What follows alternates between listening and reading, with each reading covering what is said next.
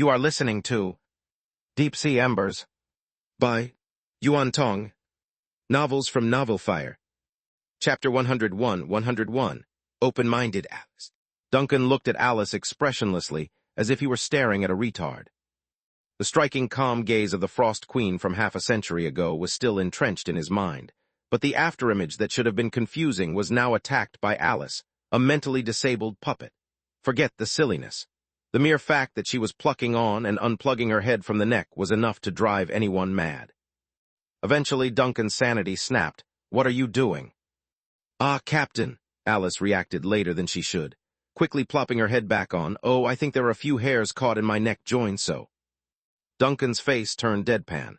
"If you keep pulling your head off like that, then you better start thinking up new names for your hair."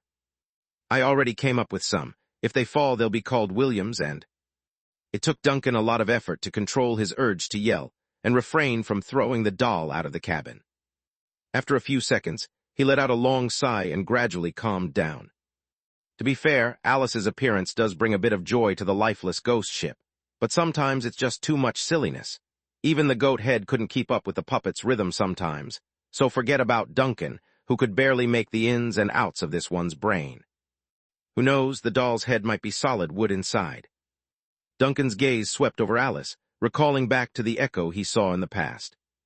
He could be sure that it was the legendary Frost Queen Ray Nora that he saw, and the source of the lapse came from the puppet coffin. But what is the essence of those pictures? Is the coffin consciously telling me something? Are they passively recorded images? Or is it the memory of Anomaly 99? Is it a real fragment of history? Or is there an illusion that's been distorted and corrected to a certain extent? He thought about the calm gaze the young queen made when facing him, then recalled the plea as well.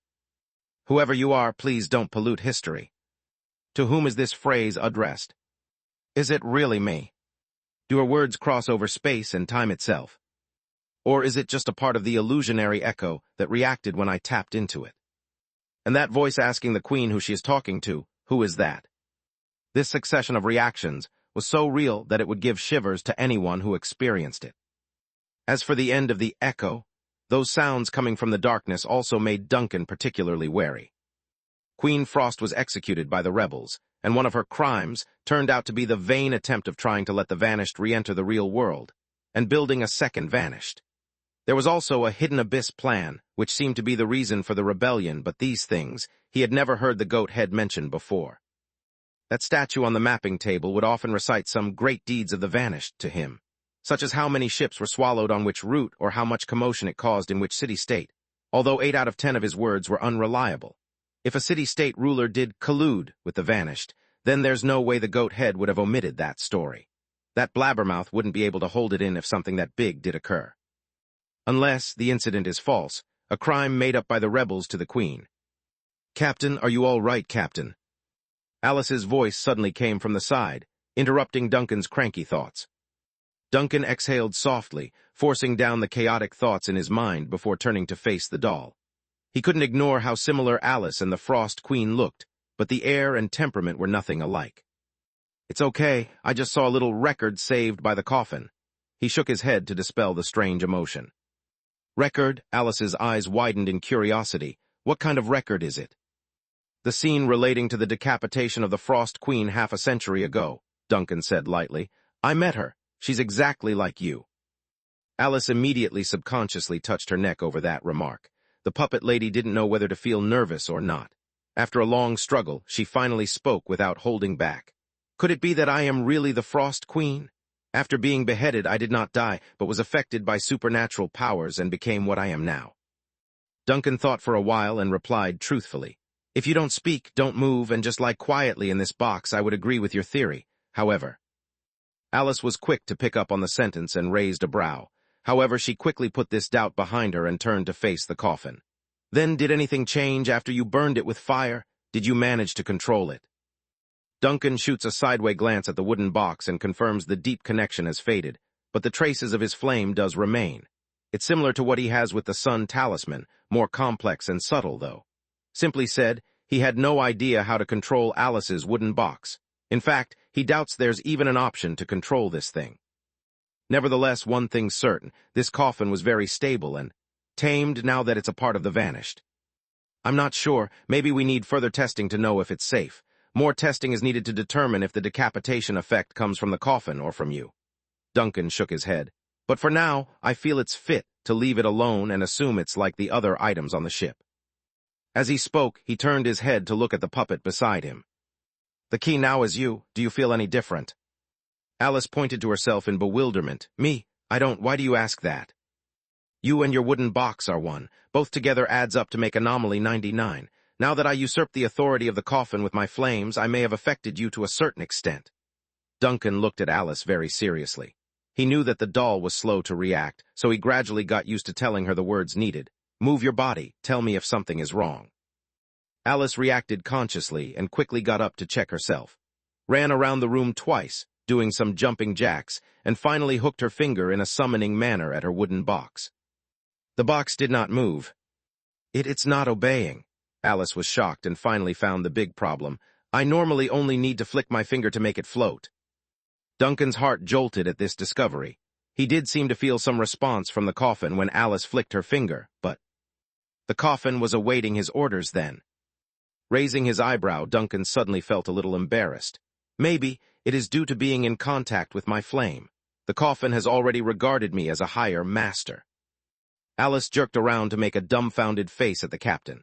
Then her expression visibly turned aggrieved like a child that had its precious toy ripped from her.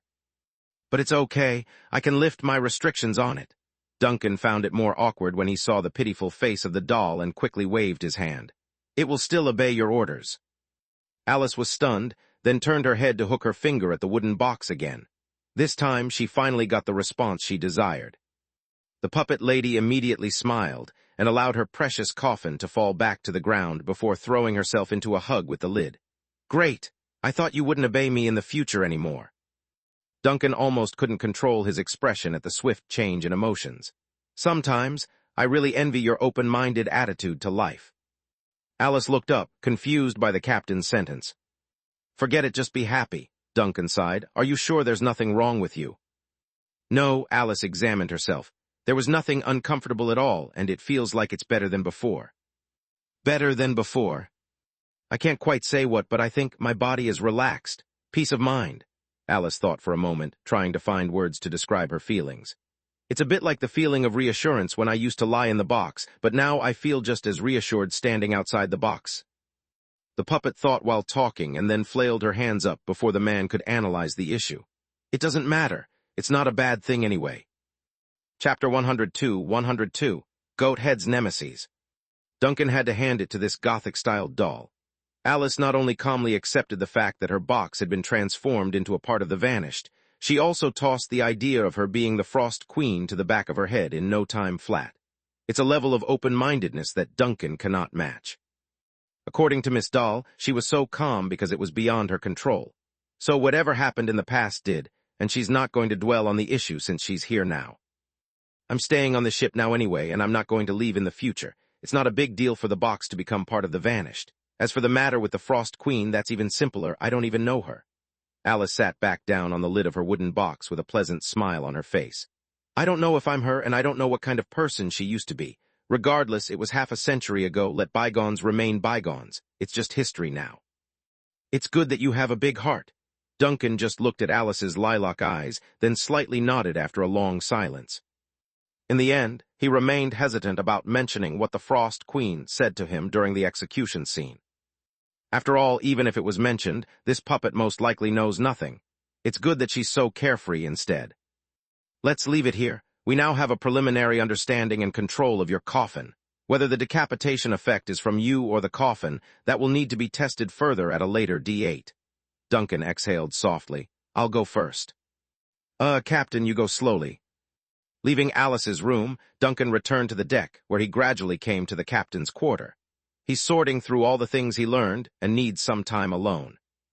He originally wanted to find out whether the decapitation power of Anomaly 99 was controllable. But in the end, he failed to solve this problem and accidentally touched upon the incident from half a century ago, the Frost Queen, executed by the rebels, accusations of collusion with the vanished, and a mysterious hidden, abyss plan. These things swirled in his mind and wouldn't disappear. And in addition to these, there was another thing that concerned him. Duncan reached out and took something out of his arms. It was a small hairpin shaped like a silvery white feather surrounded by waves. In any case, it doesn't look like something that a rough male seafarer would have. In addition, he kept getting this vague nostalgia when staring at this hairpin. It seems to have a special meaning for the once real Captain Duncan. Duncan's mind had questions, but he knew that the goat head could not answer the matter. Putting away the hairpin, he entered the mapping room where the goat head was diligently controlling the ship.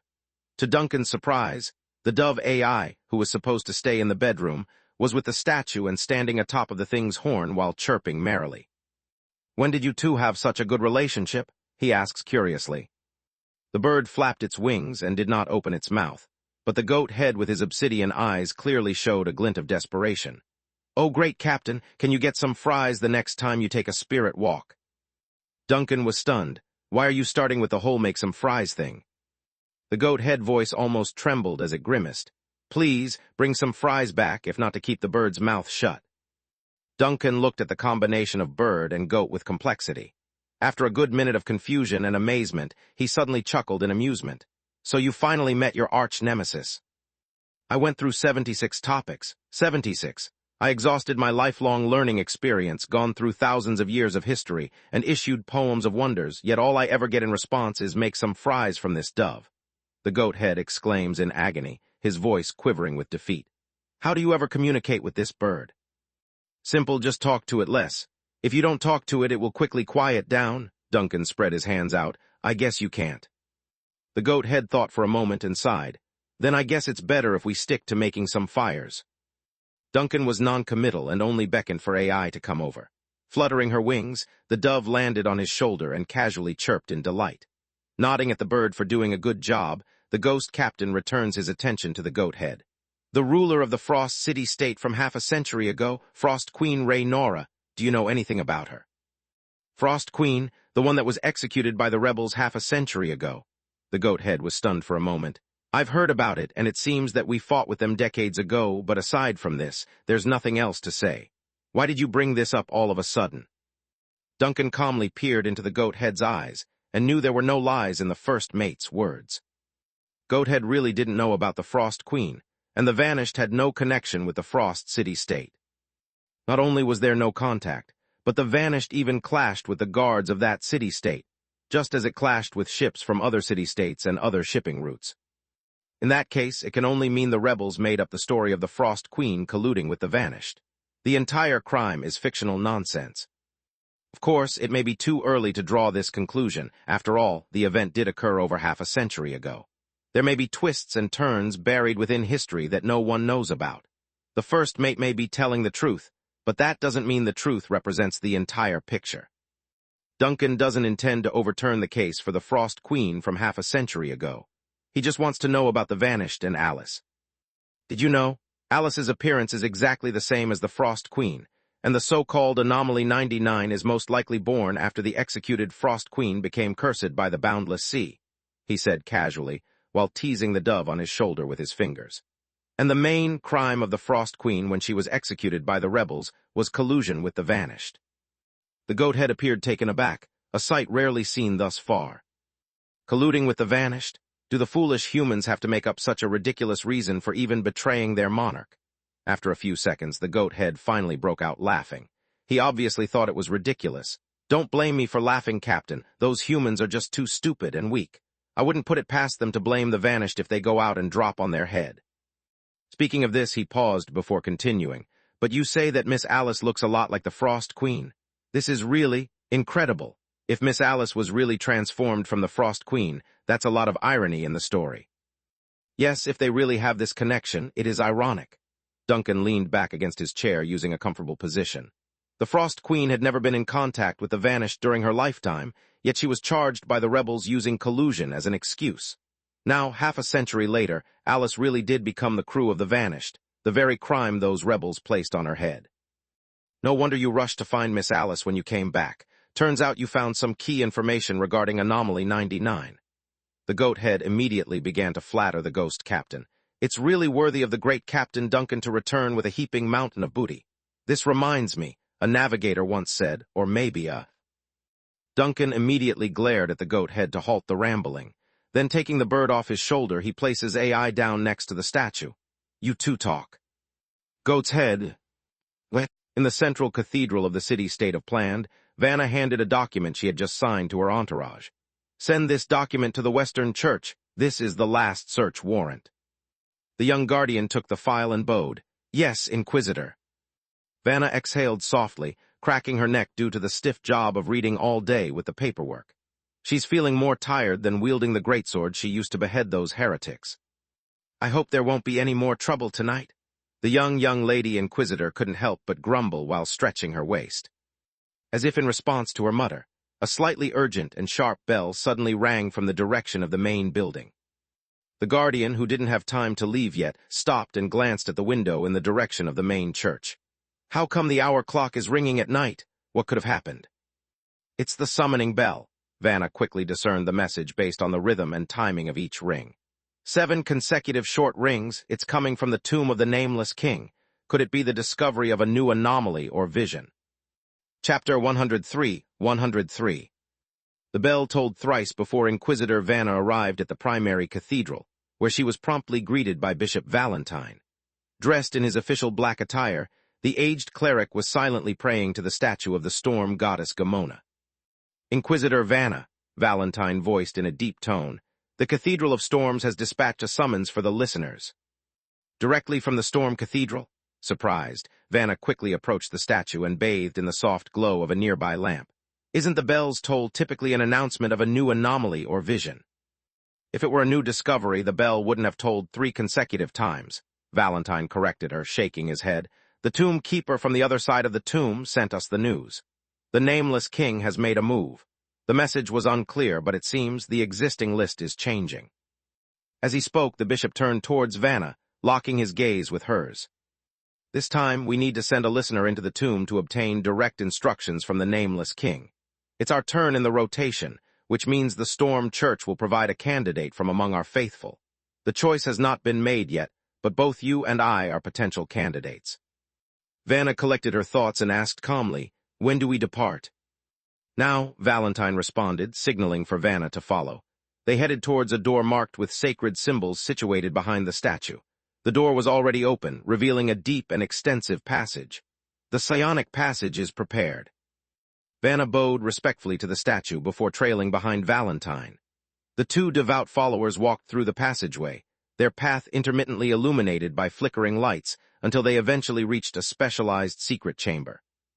Unlike the brick and cement structure of the cathedral's main body, this small chamber was constructed entirely from piled stones forming the walls and ceiling.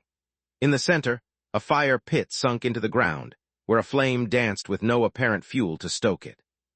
There was a conspicuous absence of furniture. Instead, the sound of running water echoed through the chamber. All around, the walls seemed to glisten with moisture, and even the floor had tiny streams flowing through the stone cracks. It gave the impression that the chamber wasn't a room in the cathedral, but rather a waterlogged cave at the bottom of the sea. This wasn't Vanna's first time in this chamber. As an inquisitor of the city-state, and with a status equivalent to that of the bishop, she also had the right to use the psionic passage located here. This seemingly insignificant chamber was a portal that connected to the psionic network. Every city-state central cathedral has similar facilities hidden during its construction. Every recognized religion in this world has a similar provision. In this case, the priests of the storm goddess referred to this chamber as the flooded caves. Though the naming and aesthetics vary, they all serve the same purpose, to transport the occupant's spirit into a vast network connecting souls. This way, no matter the distance between individuals, they could still communicate through the boundless sea. The door of the secret chamber slowly shut, with the intricate runes intermingling and meshing together to form a seal. Once sealed, no living beings could either enter or leave. Together, Vanna and Valentine stood by the central fire pit. They bowed their heads, eyes fixated on the leaping holy flame, as they invoked the name of the storm goddess. The illusionary sound of water, at first subtle, grew louder, escalating from droplets to waves and then tsunamis. Simultaneously, mist overtook the chamber in response to the growing intensity of the flame. Visibility was reduced to nearly nothing, the room filled with the plain white of churning gas and water. Knowing what came next, Vanna closed her eyes and prepared to submerge herself in the water. The cold sensation quickly faded as her consciousness receded. When she opened her eyes again, she was no longer in the watery cave, but in a vast square surrounded by crumbling stone pillars. Beyond the square was a murky, chaotic horizon speckled with sparks. What they represented was a mystery, even to Vanna. After a brief distraction, Vanna noticed several figures standing in the square. Each was a dark phantom, their features obscured, only silhouettes visible. Despite not seeing their faces, the familiar aura each figure exuded confirmed to Vanna that they were devout followers of the storm goddess. Individuals like herself, who wielded great power in the other city-states. Some were even stationed in the continuously moving main storm cathedral out on the boundless sea. "It appears we are the last to arrive," a flickering shadow approached, which Vanna recognized as Valentine without any introduction. "I was also the last during the previous meeting." "Do the saints from the other city-states reside in the secret chamber?" Vanna pondered aloud. "Every time the summon is announced, they always manage to arrive minutes before us." "Ever since St. Falson penned first in the Assembly Hall's register 20 years ago, they have all competed to arrive early," Valentine explained, shaking his head. "It is incomprehensible. The goddess won't pay special attention to an individual because of this." Our retroflex. Vanna found herself in complete agreement with Valentine's logic. Their conversation was abruptly interrupted by a sudden boom resonating from the crowd's end. Both Vanna and Valentine simultaneously looked towards the sound's source and were startled to see the square's ground rising. The broken old stone brick waved like water ripples, within which structures rapidly grew. First, pale spires, followed by sloping stone walls and quaint columns. Almost instantly, the structure was completed before Vanna's vision, a massive building constructed from pale boulder blocks. It was a drab palace, an ancient edifice from a lost era. It featured a pyramid-shaped main body surrounded by obelisks and towers. The style was unlike any other city-state in the world, and its low, oppressive atmosphere did not resemble a place for the living. It was less of a palace and more of a mausoleum. In fact, it indeed was a mausoleum belonging to some ancient, powerful civilization. Vanna, like everyone else, was irresistibly drawn to gaze at the pyramid's base. Under countless stares, the mausoleum's door finally slowly opened. The hefty pale stone gate receded to the sides, and an incredibly tall figure slowly emerged from the mausoleum. It was the tomb keeper of the tomb for the nameless king. To Vanna, it was difficult to assert that he was still a living human. The tomb keeper's body was swathed in layers of bandages, half of which were charred black, and the rest adorned with chains of runic shackles. Some of these shackles had even penetrated the tomb keeper's flesh, effectively becoming bones and nerve endings. The ancient being resembled a horrifying mummy from ancient Egypt, but seemed more distorted and cursed. Even though it wasn't her first time seeing this important tomb keeper, Vanna still took a moment to inhale deeply to relax her tense muscles. Then she noticed the tomb keeper heading directly towards her. The candidate had been chosen. The being walked past everyone in the square, halting before Vanna. Through the black bandages and runic chains, she could feel the tomb keeper observing her with that single exposed red eye.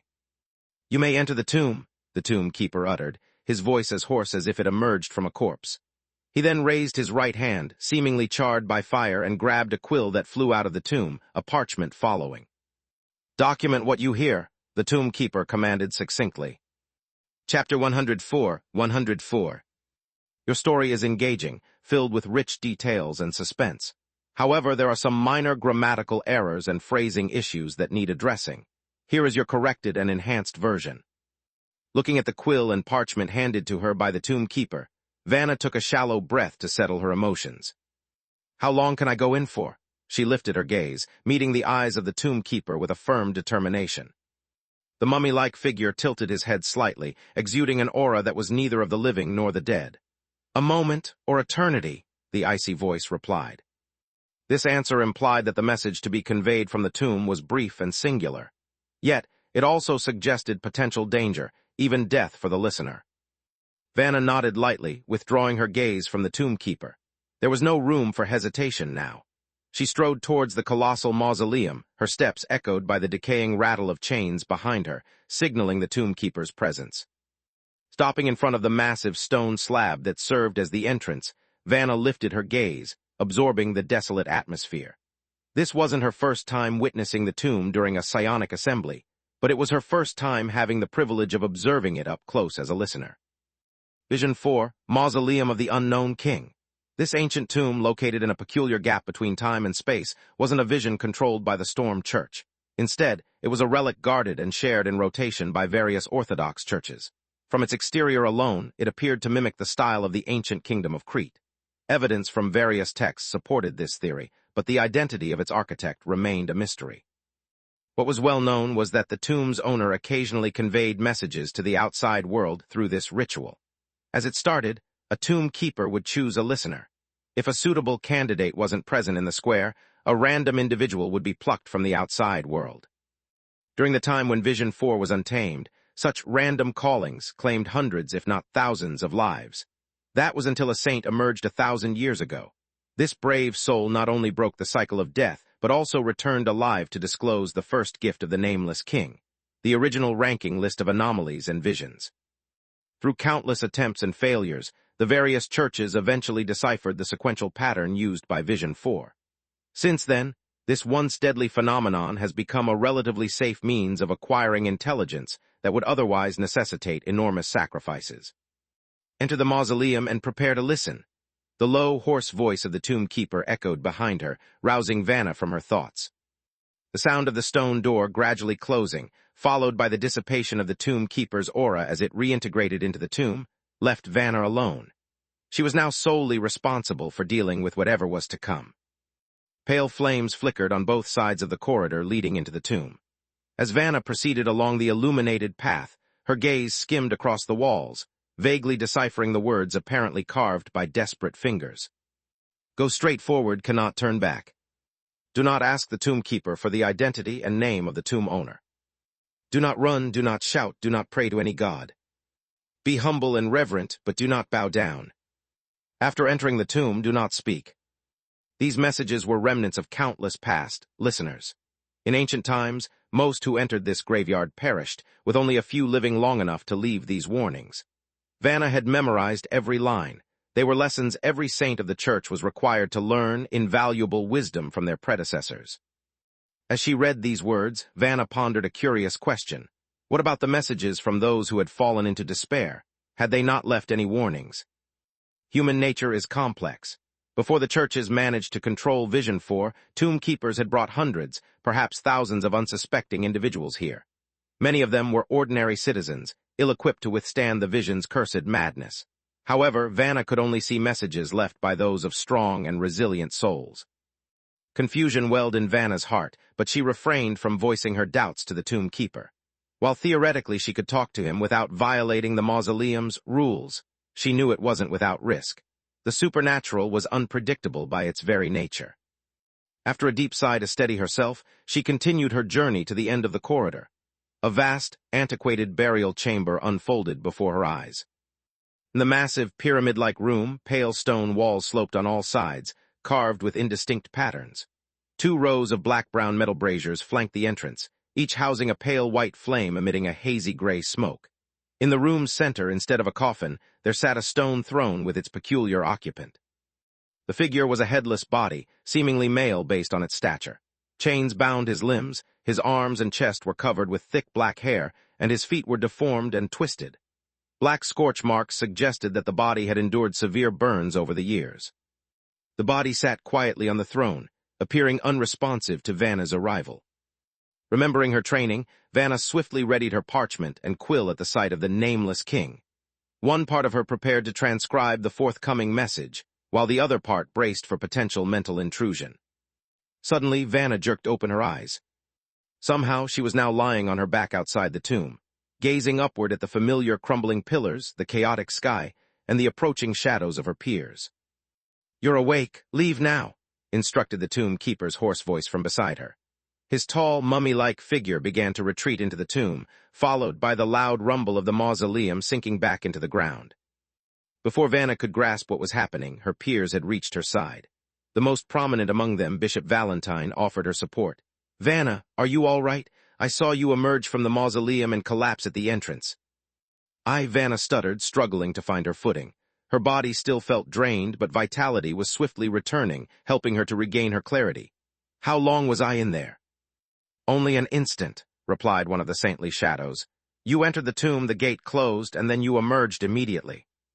Surprised, Vanna sought confirmation from Bishop Valentine, whose question reaffirmed the saint's statement. "What about the parchment? Did you manage to write down what you heard?" "Oh, the parchment?" Now fully awake, Vanna quickly realized she still held the parchment. However, as she glanced at its contents, her expression froze. Only a corner of the original parchment remained intact, a mere few centimeters long. The few scrawled words read, "Anomaly 99, Puppet Doll." Chapter 105, 105. After the dissolution of the assembly. Anomaly 99, Puppet Doll. This was the only information on the parchment, after Vanna returned from the tomb of the unknown king. The moment she saw those scrawled letters, the lady's expression visibly slowed to a crawl due to how lacking it was. On top of this, she could feel Bishop Valentine and several others beside her appear stunned as well. After a short silence, the black shadow of one of the saints suddenly spoke in a deep voice.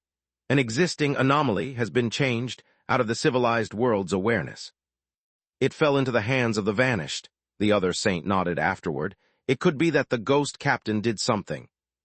But what kind of change will this produce as a result?" The saint who spoke before looked worried. "The difference between puppet coffin and puppet doll is not just a few letters. This change directly alarmed the tomb of the unknown king, and even caused the gravekeeper to summon the listeners to convey this information." Several saints solemnly discussed this in low voices, their eyes converging on Vanna, who had gradually recovered by now. She got up with the help of Bishop Valentine and eyed the only piece of paper left in her hand. "I don't remember anything about what happened in the tomb. I only remember walking through the tomb myself."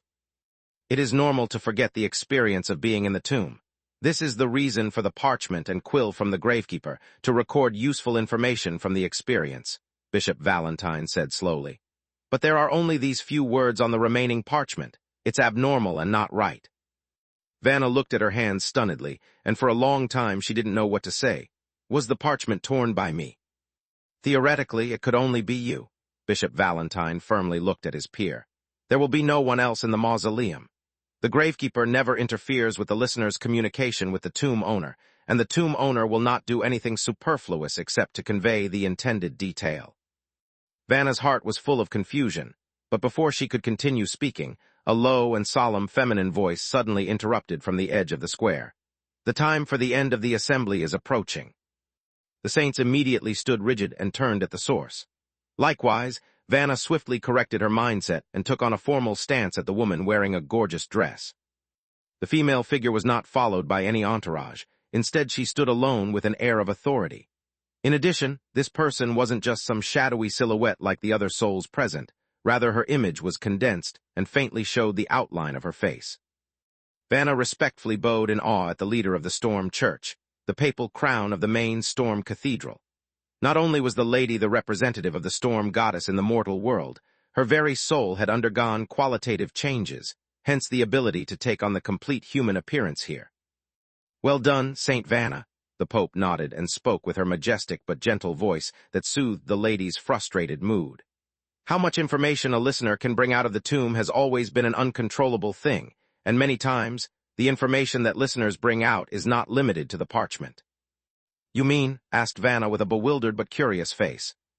"The less detail that remains on the parchment, the more dangerous the conveyed message must be from the tomb owner. It is your soul's instinctive drive to protect yourself and everyone here.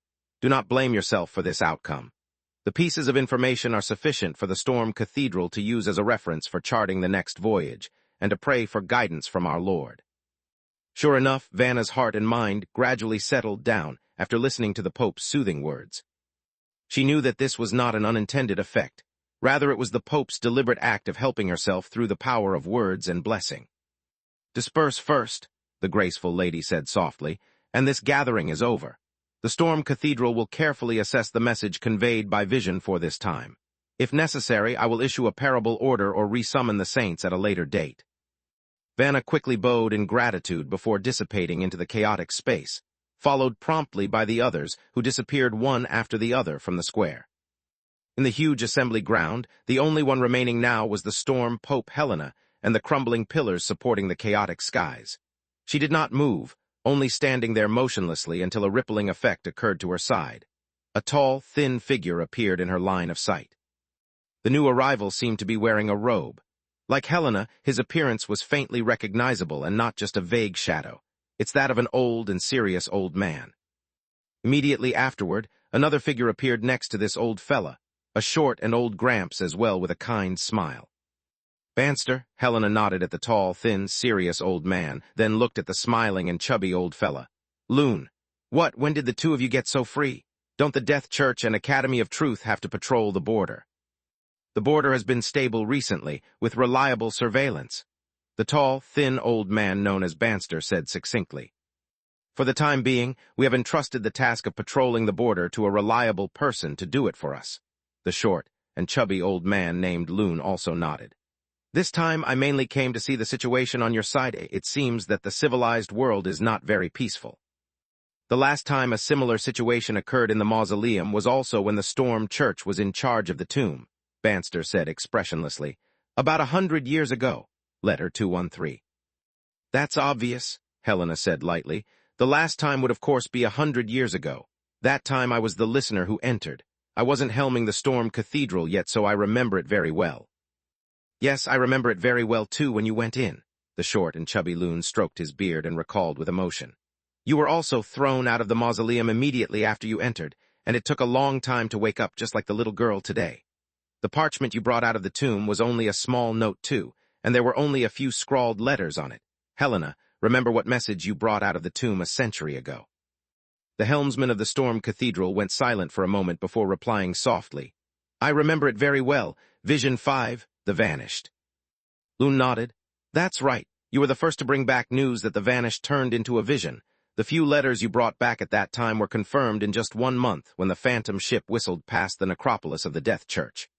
Poor Banster here had to watch his newly built ships back then be swallowed into the void without getting the chance to cut the ribbon for their maiden voyage.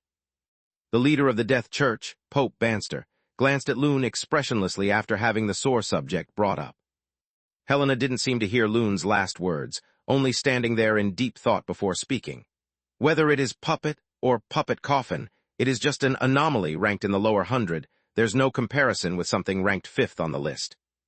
Yes, there is no comparison between the two, but you also know that the crux of the matter is not the information left on the note, but the parts that were left out. The expression on Loon's face finally became serious. The name of Anomaly 99 changed from being Puppet Coffin to Doll Puppet is nothing special in itself, but we all know it's never that simple.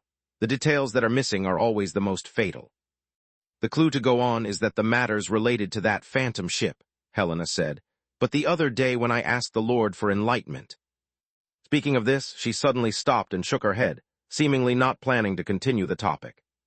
Why didn't Frem come today? She looked at the two figures in front of her. Isn't he always the nosiest of us here?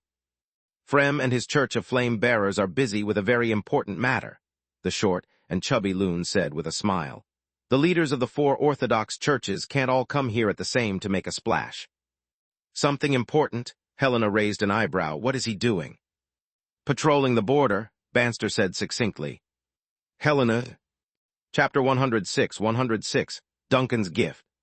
The illusory sea water quickly dissipated like a dream at dawn when Vanna's spirit returned to her physical body. After a deep breath, she opened her eyes and saw that she was still standing in the rock chamber that looked like a cave under the sea, the magical flame still burning before her eyes. Looking to her side, the lady saw that Bishop Valentine was also coming out of it, evidence that she had truly attended the psionic gathering. Subconsciously clenching her hand, she wanted to confirm if the parchment was still there. But of course, that's not possible since the item only existed in the spirit world and couldn't be brought outside. We have just issued a notice informing the captains that the puppet coffin is out of control, Bishop Valentine sighed, and now we will have to reissue a new notice to correct the mistake. Vanna rubbed her wrist and looked at the bishop thoughtfully. The question is, how will we write the announcement? We don't know anything except the name change for Anomaly 99. The old bishop did not speak for a while. Apparently he also believed this to be a difficult problem. Vanna brought back the news from Vision 4, but the news only pertained to the name change. Perhaps she had indeed heard more detailed information from the tomb owner, but that's been deliberately left out so it's never coming out. At this stage, we can only first announce the situation that Anomaly 99 has been renamed from Puppet Coffin to Puppet Doll. At the same time, modify all the characteristics of Anomaly 99 to there may be changes. Valentine said after a long silence. It is an anomaly within the 100 ranks. There will be a chain reaction once triggered. Likely, the sealing conditions are also different now. If we continue to treat it as the old version, something bad and big will surely happen. Vanna nodded silently. For a while, the watery chamber grew eerily awkward without any of the two speaking. Eventually, after an unknown amount of time, the lady finally broke the tension. All visions and anomalies are numbered from Vision 4's messages, right? Of course, Valentine nodded. Why did you suddenly ask this? I was thinking the unknown corpses in that mausoleum, the gravekeeper who always remains quiet during the venture, who the hell are they? Vanna pondered thoughtfully. They are clearly not humans, nor of the real world. I know they're not gods or foul creatures of the subspace either, so why can a vision interact with the outside world and help us this way? And the lists, how is the owner of the tomb able to determine the criteria? Valentine waited until the lady finished her questions before issuing a long sigh. Then, with an old and solemn face, this is your first time entering the tomb, and like many others, they too would have similar questions after they leave it. Unfortunately, we have no more answers than you after all these years. I remember that you also entered that mausoleum. Vanna turned her head and stared at the old bishop curiously. What information did you bring out back then? Is it also related to anomalies or visions? Not really, Valentine shook his head. Although most of the time the mausoleum announces things related to the supernatural, but in actual fact, the owner of the tomb will occasionally convey meaningless messages. No one knows for sure what the message will be, and the only way is to enter the tomb. But one thing is certain, what the tomb owner says will always be true. Vanna didn't remove her gaze because she knew there was more to this juicy story. Then what information did you bring out that time? The old bishop got all troubled and tied inside. It wasn't something useful, just a prediction. The old bishop's evasive intention was obvious, but Vanna was a persistent lady. She could smell the prize. What exactly is it, the specifics? Valentine shot a helpless look at his younger compatriot and spread his hands. On the 7th month of the 24th, plants weather will be sunny with a 6 degrees difference in the southeast. Vanna, don't look at me like that. Sometimes it's like that. Valentine facepalmed in embarrassment. Anomalies and visions are unpredictable, and this unpredictability will manifest itself in all kinds of places. I happen to catch one of those unpredictability. If you're going to laugh, then can you turn around at least? I'm getting too old. I'm sorry. Vanna's face stretched into a tense line of contorted laughing muscle. Quickly turning herself away from the old bishop, she silently giggled to her heart's content. But to be honest, I'm a little envious of you. At least your turn got enough information to know it's a sunny day. I, on the other hand, don't even know if the news is bad or good. R. What? On the edge of the upper city, in an older single-family house, Heidi, the psychologist, looked at her father with a slightly cramped expression. So, you visited the student's home 2 days ago and spent several hours chatting with the student's parents. From that meeting, you spent a total of 20 minutes talking about the student's situation. Then when you left, you paid more than 3,000 solas to buy an old dagger and a fake crystal pendant made of glass. Morris sat behind the table with the fake pendant sitting on top with the tag removed. He's sweating like a little child that's made a mistake. But the pendant didn't cost money, it's a giveaway. Isn't it more problematic for you to treat it as a birthday present for me? Heidi couldn't help but facepalm herself. You even pretended that you carefully selected this. Morris thought about the issue seriously before spreading his hand helplessly. I really can't find a second real thing in that store, so I had nothing else to pick. Heidi. After confronting each other for a few seconds, the daughter finally deflated. Forget it, it's not the first time anyway. Why do you always fall prey to scammers? I didn't suffer a loss this time. It was Mr. Duncan who suffered. Morris protested immediately. I bought that dagger for 20% cheaper than the market price. Heidi was shaking her head and sighing when she suddenly showed a stunned face after hearing the name. The owner of that antique store is called Duncan. Ah, yes, his name is Duncan, Morris said casually. It has always been rumored that he is an alcoholic plus gambler, but after actual contact, I found that it was really just a rumor. That harmful gossip is outrageous. The man is clearly a humorous and knowledgeable person. Huh, why do you have this face? Is there something wrong with the name? Heidi opened her mouth and hesitated for a moment before speaking. Egg, I have been in contact with a very tricky case recently, which happens to be related to this name. I got a little nervous when I heard it. This is a very common name, so don't fret, Morris nodded, but then he grew a little concerned. What kind of case is it? It's not your specialty, don't ask. It certainly can't be the same person anyway.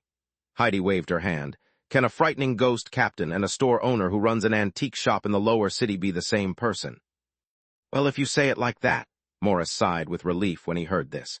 He knew his daughter often assisted City Hall and even the church in dealing with some dangerous cases as an advisor, sometimes even related to the transcendent in rare occasions where her skill was needed. Relaxing his posture, he gazes down at the crystal pendant on the table. Then do you still want this pendant? Yes, of course I want. Heidi snatched the pendant on the table. It's not easy to get a gift from you, even if it is a giveaway. Morris pondered the issue again and suggested, actually, you can pretend that I bought you a pendant for more than 3,000 solas, and that dagger is a giveaway if that helps. Heidi glanced at her father while putting the pendant around her neck. If you really did spend 3,000 solas on this scam, I will tie you to my treatment room for therapy. Chapter 107, Super Contagious. The gentle waves slowly rose and fell while the Vanished sailed across the surface of the boundless sea. After many days of this, the ancient ghost ship remains lost and can't find a beacon or island to pinpoint its location. There seems to be no end to the long, arduous journey.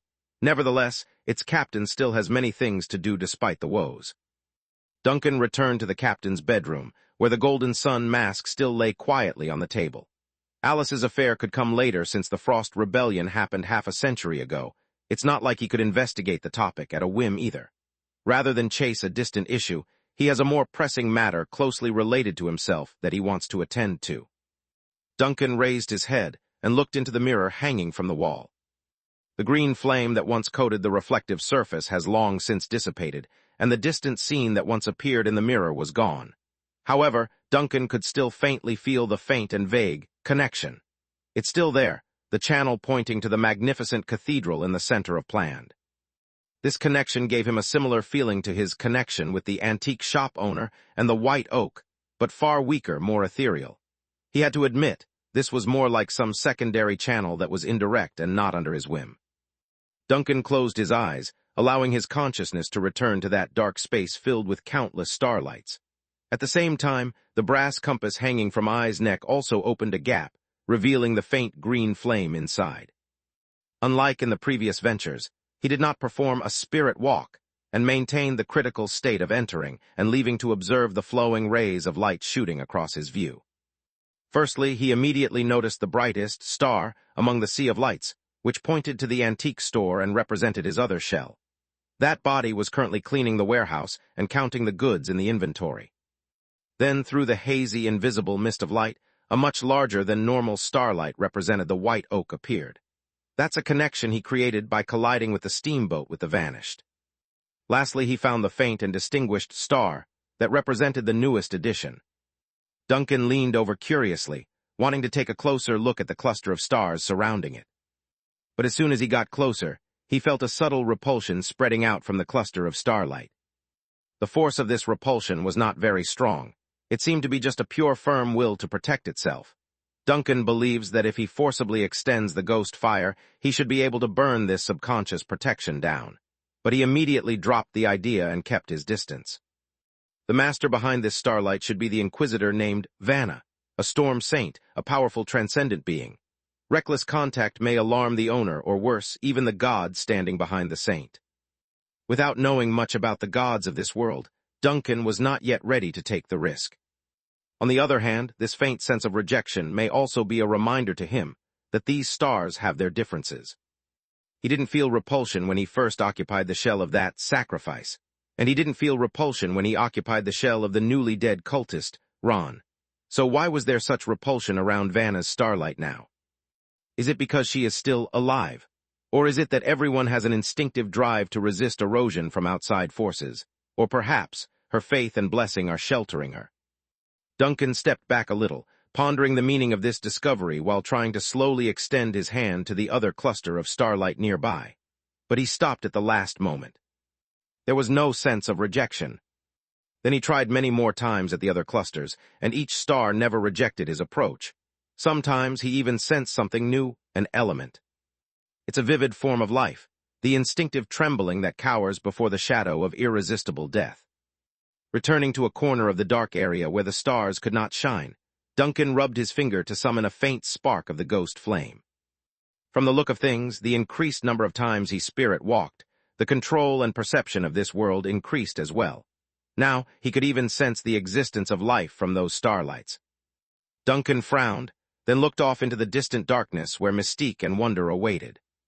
Out of caution, he had never explored beyond his means before, hence the misnomer that the starlights are all representations of corpses that had just died. But now, that's clearly not the case. There were not only the dead, but also the living in these starlights. The Inquisitor named Vanna was also among these stars, and she was certainly a living person without a doubt. That does the countless starlight here represent all the living and dead in the world.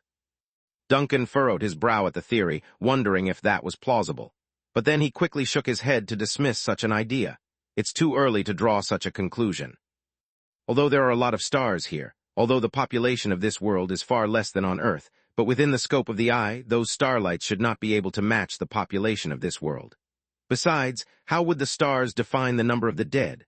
There's also the White Oak here, a ship without the essence of life. But regardless of how the starlight here connects to the real world, one thing is clear. The vast majority of starlight will not show repulsion to Duncan's approach. Only the light of Vanna, the saint, has the self-protective response to him. Perhaps this is due to the God she believes in. Duncan now got interested in the power of faith. It's a powerful force, no doubt, but it also had a loophole he could exploit. Now then, there was only one question he had left to answer. When and how was this connection established? Duncan pondered carefully in the dark, thinking about what encounter he might have had with the Inquisitor to create this channel. After some elimination and speculation, he soon arrived at one extremely bold idea. Could it be that the first sacrifice that I possessed? Duncan recalled back to the first time he set foot on the land of Planned. He made a fuss at the venue and promptly left the scene shortly afterward. The event made it to the news as well. As it so happens, the paper reported that it was Inquisitor Vanna who oversaw the captured cultists who remained at the scene. Is that how? The more Duncan thought about it, the more plausible the theory got. He couldn't help but stare at his hands in amazement, stunned by how easily he managed to penetrate into someone of such authority. I might as well call myself the master of infections at this rate. I'm worse than those apocalyptic zombie films on Earth. Chapter 108, The Illusory Scorching Sun. Duncan was now beginning to understand why the world would be so afraid of the vanished. Because, in a sense, this mobile natural disaster, that was him and the ship really was like a plague. In a dark and chaotic space, Duncan quietly stared at the dancing flames in his hands, feeling the power contained in the fire that remained extremely docile to him. Fire is the most special existence in the world. It's not only a carrier of light and warmth, but also a guarantee for the development of mortal civilization amid crises. The gods' blessing on the poor souls living in this challenging world. And like in most fields involving the supernatural, fire occupies a unique position and role. In this case, his ghost flame seemed to faintly carry something exceptionally dangerous, a characteristic even the transcendence of this world couldn't defend against. From the currently known information alone, the ghost fire has the property of polluting and distorting supernatural items, could also be used to occupy the shell of the dead, and could hide in the souls of the living. Even the power of saints cannot completely remove it. As long as the right time is right, the flame will burn in the soul and establish a secret passage to the vanished. This was equivalent to a plague that's almost imperceptible and incapable of being eradicated.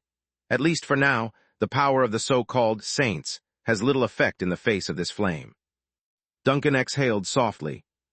Now he doesn't know when this weak connection between himself and Vanna would come in handy, but at least for now, it seems that with just the right medium and some kind of opportunity, he could directly see and hear the situation around the saint. This was something he deduced after peeping from the mirror inside the ladies' room, a scum and perverted move, but who's looking? As for what exactly would be the appropriate medium and opportunity, the former could temporarily determine that mirrors and flames are suitable carriers of projection. Or in the professional term of the transcendence, they're called ritual props. Instead, it may connect them with the vanished. Duncan recalls the words he heard when the connection suddenly became established. The word vanished. Duncan had limited knowledge of the transcendence world, but when it came to names, it always held a special place in all the stories. And as it so happens, the name Duncan of Namur and the Vanished had power in this world. There was no need for further speculation. He's got the answer he wanted. The carrier was Vanna, and the activation key was the ship's name vanished. So long as there's a mirror or flame when the criteria are met, he would instantly get strengthened feedback from the Inquisitor and one-sidedly peep at the lady. The thoughts in his heart gradually calmed down, and Duncan also withdrew his gaze from the stars in the distance. He had no friction with the Storm Church or the young lady Inquisitor. Therefore, he did not intend to use this connection to harm the other party or do nefarious acts. However, if this connection could bring him some valuable information every so often, then it's not a bad thing either. The dark and chaotic space and the sparkling light faded like flowing water, and Duncan opened his eyes again to find that he had returned to his bedroom. The golden mask, modeled after the sun, remains quietly there on the table with AI napping next to it. He did send the bird to chat with the bored goat head earlier, but it appears the latter didn't like the company and sent her back. After a slight hesitation, Duncan reached out and picked up the sun mask. Although he had some hiccups and unexpected encounters along the way, but things are now finally back on track. It's time he studied this sun relic. He first flipped the mask back and forth several times to confirm the details of the shape and the specific material used. While examining the item, he suddenly noticed that a corner of the mask seemed to be chipped. The broken part faintly reveals a dark color. Duncan frowned, and in the next second, the pigeon that was still napping on the table before suddenly jerked open its eyes. With a flap of her wings and a loud chirp, "Copper-plated, copper plating on metal." As soon as Duncan heard the words from this dove's mouth, the chipped part on the mask instantly became more of an eyesore. Quickly picking the spot with his nail to study it further, he finally came to a conclusion that left his face defeated. It really is goddamn copper plated on iron. This thing is not even gold-plated. The proof was the green spots in some areas. The mask has been rusting after spending time against the salty air. Isn't this a scam? The psychological gap between fortune to misfortune made Duncan lose his cool and mutter in disgust. He felt frustrated at the value of this mask. Whatever plan he had of reselling the sacred relic afterward just went out the window. Can they even do this? Isn't a sacred relic of a cult supposed to be precious and important, even if it is a mass-produced one, but still? AI rolled her eyes at Duncan's muttering, fluttered her wings, and shouted, "Are you daft? How can you be so shameless?" Duncan took a long moment to arrive at an understanding of what the bird meant this time. She's clearly referring to the antique shop, where it's filled with nothing but fakes. "You shut up," the ghost captain mopes and deflates. After that, he stopped paying attention to the bird next to him, and instead focused on the golden mask. Once confirmed the item was nothing but a worthless mass-produced thing of modern factories, he intended to go all out in his following tests. A cluster of faint green flames rose up at the fingertip, covering the surface of the mask like flowing water once he touched it. Then gradually, the ethereal green flame penetrated and seeped into the iron relic. Mass-produced holy relics are still holy relics. Even if the real material of this thing was iron and copper, the runes inscribed inside it aren't. Since the sun priests could use this thing to communicate with their god, it means that he too could analyze the secrets according to the properties of a supernatural item. Duncan has considerable experience in the field of transcendent objects, and his main experience was setting fire to Alice's coffin box. The most recent test proved to be most effective. Feeling the flames gradually invading the mask inside, Duncan also concentrated his mind and begun to perceive the information that this item might contain. This was a mass-produced thing, and its characteristics would certainly not be comparable to Alice's puppet coffin. Nevertheless, Duncan believes it wouldn't be long before he understood its function and secrets. Perhaps even reverse engineer the product and usurp it for his own use.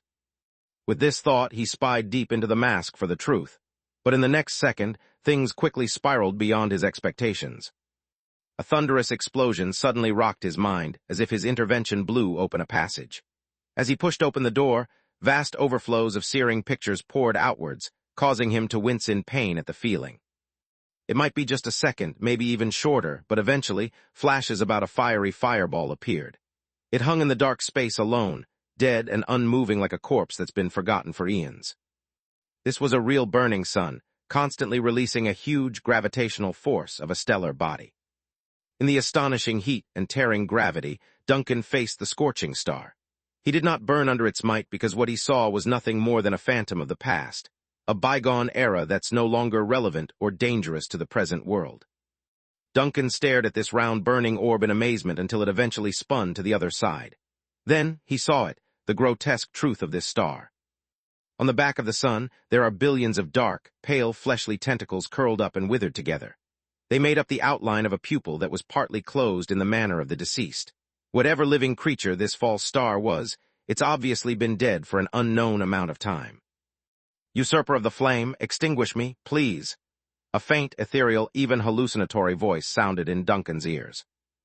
Chapter 109, The Fire Usurper. A sudden sensation of a violent fall quickly stripped Duncan's spirit from the scorching creature. He didn't get to react at all when the grotesque giant left his view, but eventually he found himself back in the chair of his captain's bedroom. The man's trembling, shaken by the sea of bloodied flame that's still fresh in his mind. After a few more seconds of silence and loss, he finally managed to calm his unsettled head to mutter the echoing words. "Usurper of the flame, extinguish me, please." Duncan frowned, sure he had not misheard the whispering words. "This is that round sun, conveying his wish to me. That thing detected my snooping and sent an SOS for help." Duncan rubbed his temple, contemplating the implications of this distress signal. Undoubtedly, that thing was what the followers of the ancient true sun worshipped, what they called the real sun. To be honest, in the brief moment when he first saw it, Duncan really felt a stir in his heart at how incredible the star appeared. However, no matter how amazing and incredible it looked from his angle, it was still not the sun he remembered from Earth. Sure, the front end appears exactly like the cosmic-powered stars he knew as an Earthling, blazing and burning, but the back side was a darn eyeball. Then Duncan recalled back to the pale, and dull tentacles withered around the pupils. The creature, wrapped in the sun's shell, does not seem to be in very good condition. In truth, Duncan had no question of the creature being dead. There's an intense breath of death oozing out of the body. Even from a distance, the sense of lifelessness was undeniable. It was simply a burning corpse of an ancient god. And the corpse of the ancient god was asking him for help, hoping that someone could come and extinguish the flame on his body. It's a truly contradicting and horrific notion, but in a world without logic, this somehow seemed fitting. Duncan sorted out his confused thoughts little by little, recalling in that brief moment of voyeurism that he performed, another interesting point had popped up. That was, the sun called Duncan the usurper of the flame. Is that indescribable mass of flesh really calling out to me? Did it really sense my approach? Or is it just randomly murmuring out? If the cry for help was really addressed to himself, though, then the intent and meaning couldn't be any more obvious. Duncan lowered his head and gently rubbed his fingers, watching a cluster of green flame burning quietly at the tip, ready to usurp the other paranormal powers out there. Letter 1E5B. In the next second, he dispersed the ghost fire in his hand. Regardless of whether the sun was really speaking to himself, this was not something he could tackle as of now. The group of cultists in the planned city-state are still hiding in the shadows, and he has no ability or position to deal with the sun god behind the gang of cultists. What's more, how could he know how to help that burning sun, rely on this little ghost fire to burn that big piece of thing? He couldn't burn it even if he exhausted himself. Besides, the other party was just asking for help from himself, which does not mean the thing was his own ally. God knows what will happen after extinguishing the fire on the sun's body. What if the flame was some kind of seal? What then? The giant creature wouldn't necessarily return the favor like a human would. In fact, based on the way the cultists acted, he's more worried the creature would destroy him after the act. It's simply not wise to casually deal with a godlike thing without knowledge. Duncan shook his head and sighed in his heart over how little he knew. Perhaps I will never see the real sunshine in this world again.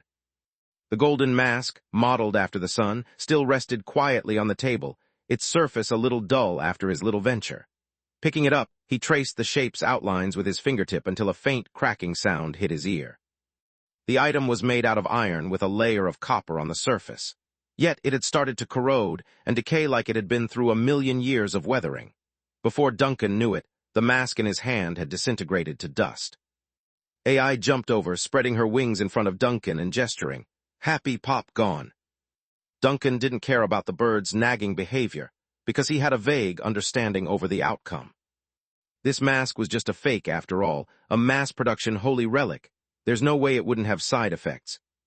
Maybe I'll have to find a way to get the real thing in the future. Looking at the ashes floating in the air, Duncan said thoughtfully.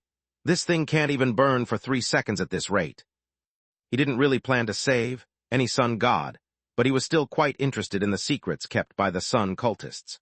Moreover, he was also curious about the history before the Great Annihilation, since he believed some extraordinary answer awaited him there.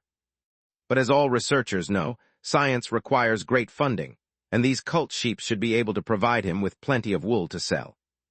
After a short break and regaining his spirit, Duncan left his bedroom. The goat head, who was in a daze at the mapping table, immediately turned his head when he heard the movement from the bedroom. He first confirmed whether the dove had come alone or not. Then when he saw Duncan, the statue noticeably heaved a relieved sigh. "Ah, great captain, your most loyal first mate is here at your service and has kept a firm grip on the helm on your behalf. May I know if your long journey has gone well? I sensed your soul going off to a faraway place again, but it doesn't seem to be a city-state of humans. If you want to go far next time, you can actually in advance. How much do you know about the true sun god that those sun followers believe in?" Duncan waved his hand and asked bluntly. After getting along with this goat head for a while, he has become more and more graspful of the other party's temperament. Not only was Duncan more confident in his captain status, but he was also no longer as cautious when speaking with the statue unless it's directly related to the vanished. Everything else could be casually asked like now. "Real sun god?" The goat head became startled for a moment and then hesitated. "Honestly, I don't know much. I only know that those followers of the sun god are crazy and stupid. As to the god's identity behind them, I don't have a clue. However, the blessing those mad fools get is indeed real. It does exist. It's the main reason their religion can spread so widely and far throughout the years." While speaking, the goat head gradually noticed the oddity. "Ah, why did you suddenly mention this? Did you just—" "I was just thinking, what would those believers do if they found out the so-called god they worshipped was in fact being roasted by them? Their effort and overtime to get the blessing is nothing more than the byproduct of the corpse oil that leaked out. Wouldn't that be ironic?" Duncan leisurely and confidently states. "Talk about one hell of a sadistic joke." A long silence swept across the mapping room, with the goat head not daring to follow up on that shocking subject. In the end, it was Duncan who broke the calm with an inquisitive look at the response. "Why aren't you talking? Normally you would be commenting on this and that by now." The goat head spoke with defeat. "The topic is too intense. I don't dare to add my opinion to it. I can only say the captain is wise." Duncan grew quite happy at one-upping the statue. He didn't know if it was an illusion on his part, but this goat head's evil and dangerous image no longer seemed so strong. In fact, everything on the ship was changing according to his perception. How to say it more lively and better. Chapter 110, Coincidence. In the antique shop of the lower city, Duncan sits behind the counter with a weekly newspaper in his hand while reading the content. Suddenly, his eye blinked. Then from the somewhat dull eyes came a focused glint, followed by the fast flipping of the newspaper to the front page. The headlines on the front were marked by the recent events in the city-state. His Excellency Valentine, Bishop of the Storm Cathedral, would soon preside over a large-scale prayer. The other branches will also partake in the prayers and ring the bells and whistles to bless the city. And as a warm-up to this event, Administrator Dante Wayne congratulated the church on behalf of the city and offered various gifts last night. There's also the man's picture printed in the newspaper.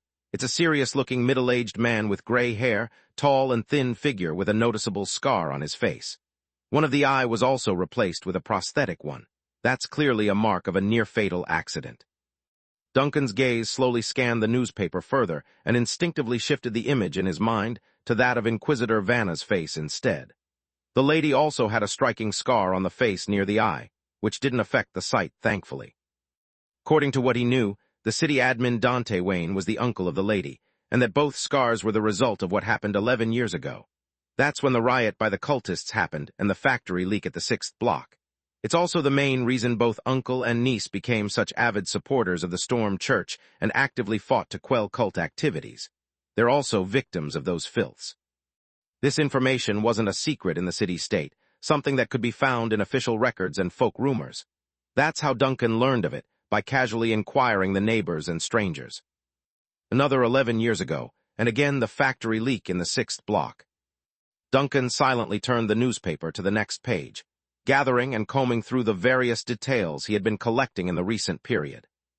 Fragments of the sun, the fire in his niece's memory, Nina's recent nightmares, the accident that happened to Inquisitor Vanna and Admin Dante, and the girl Shirley, who seems to be investigating the truth and has an unknown origin. All these things revolved around the factory leak in the 6th block 11 years ago, and now the sun cultists are in the city again. He also learned of the sun god being a godlike creature that imitates a sun, and the thing was still seeking help from the outside.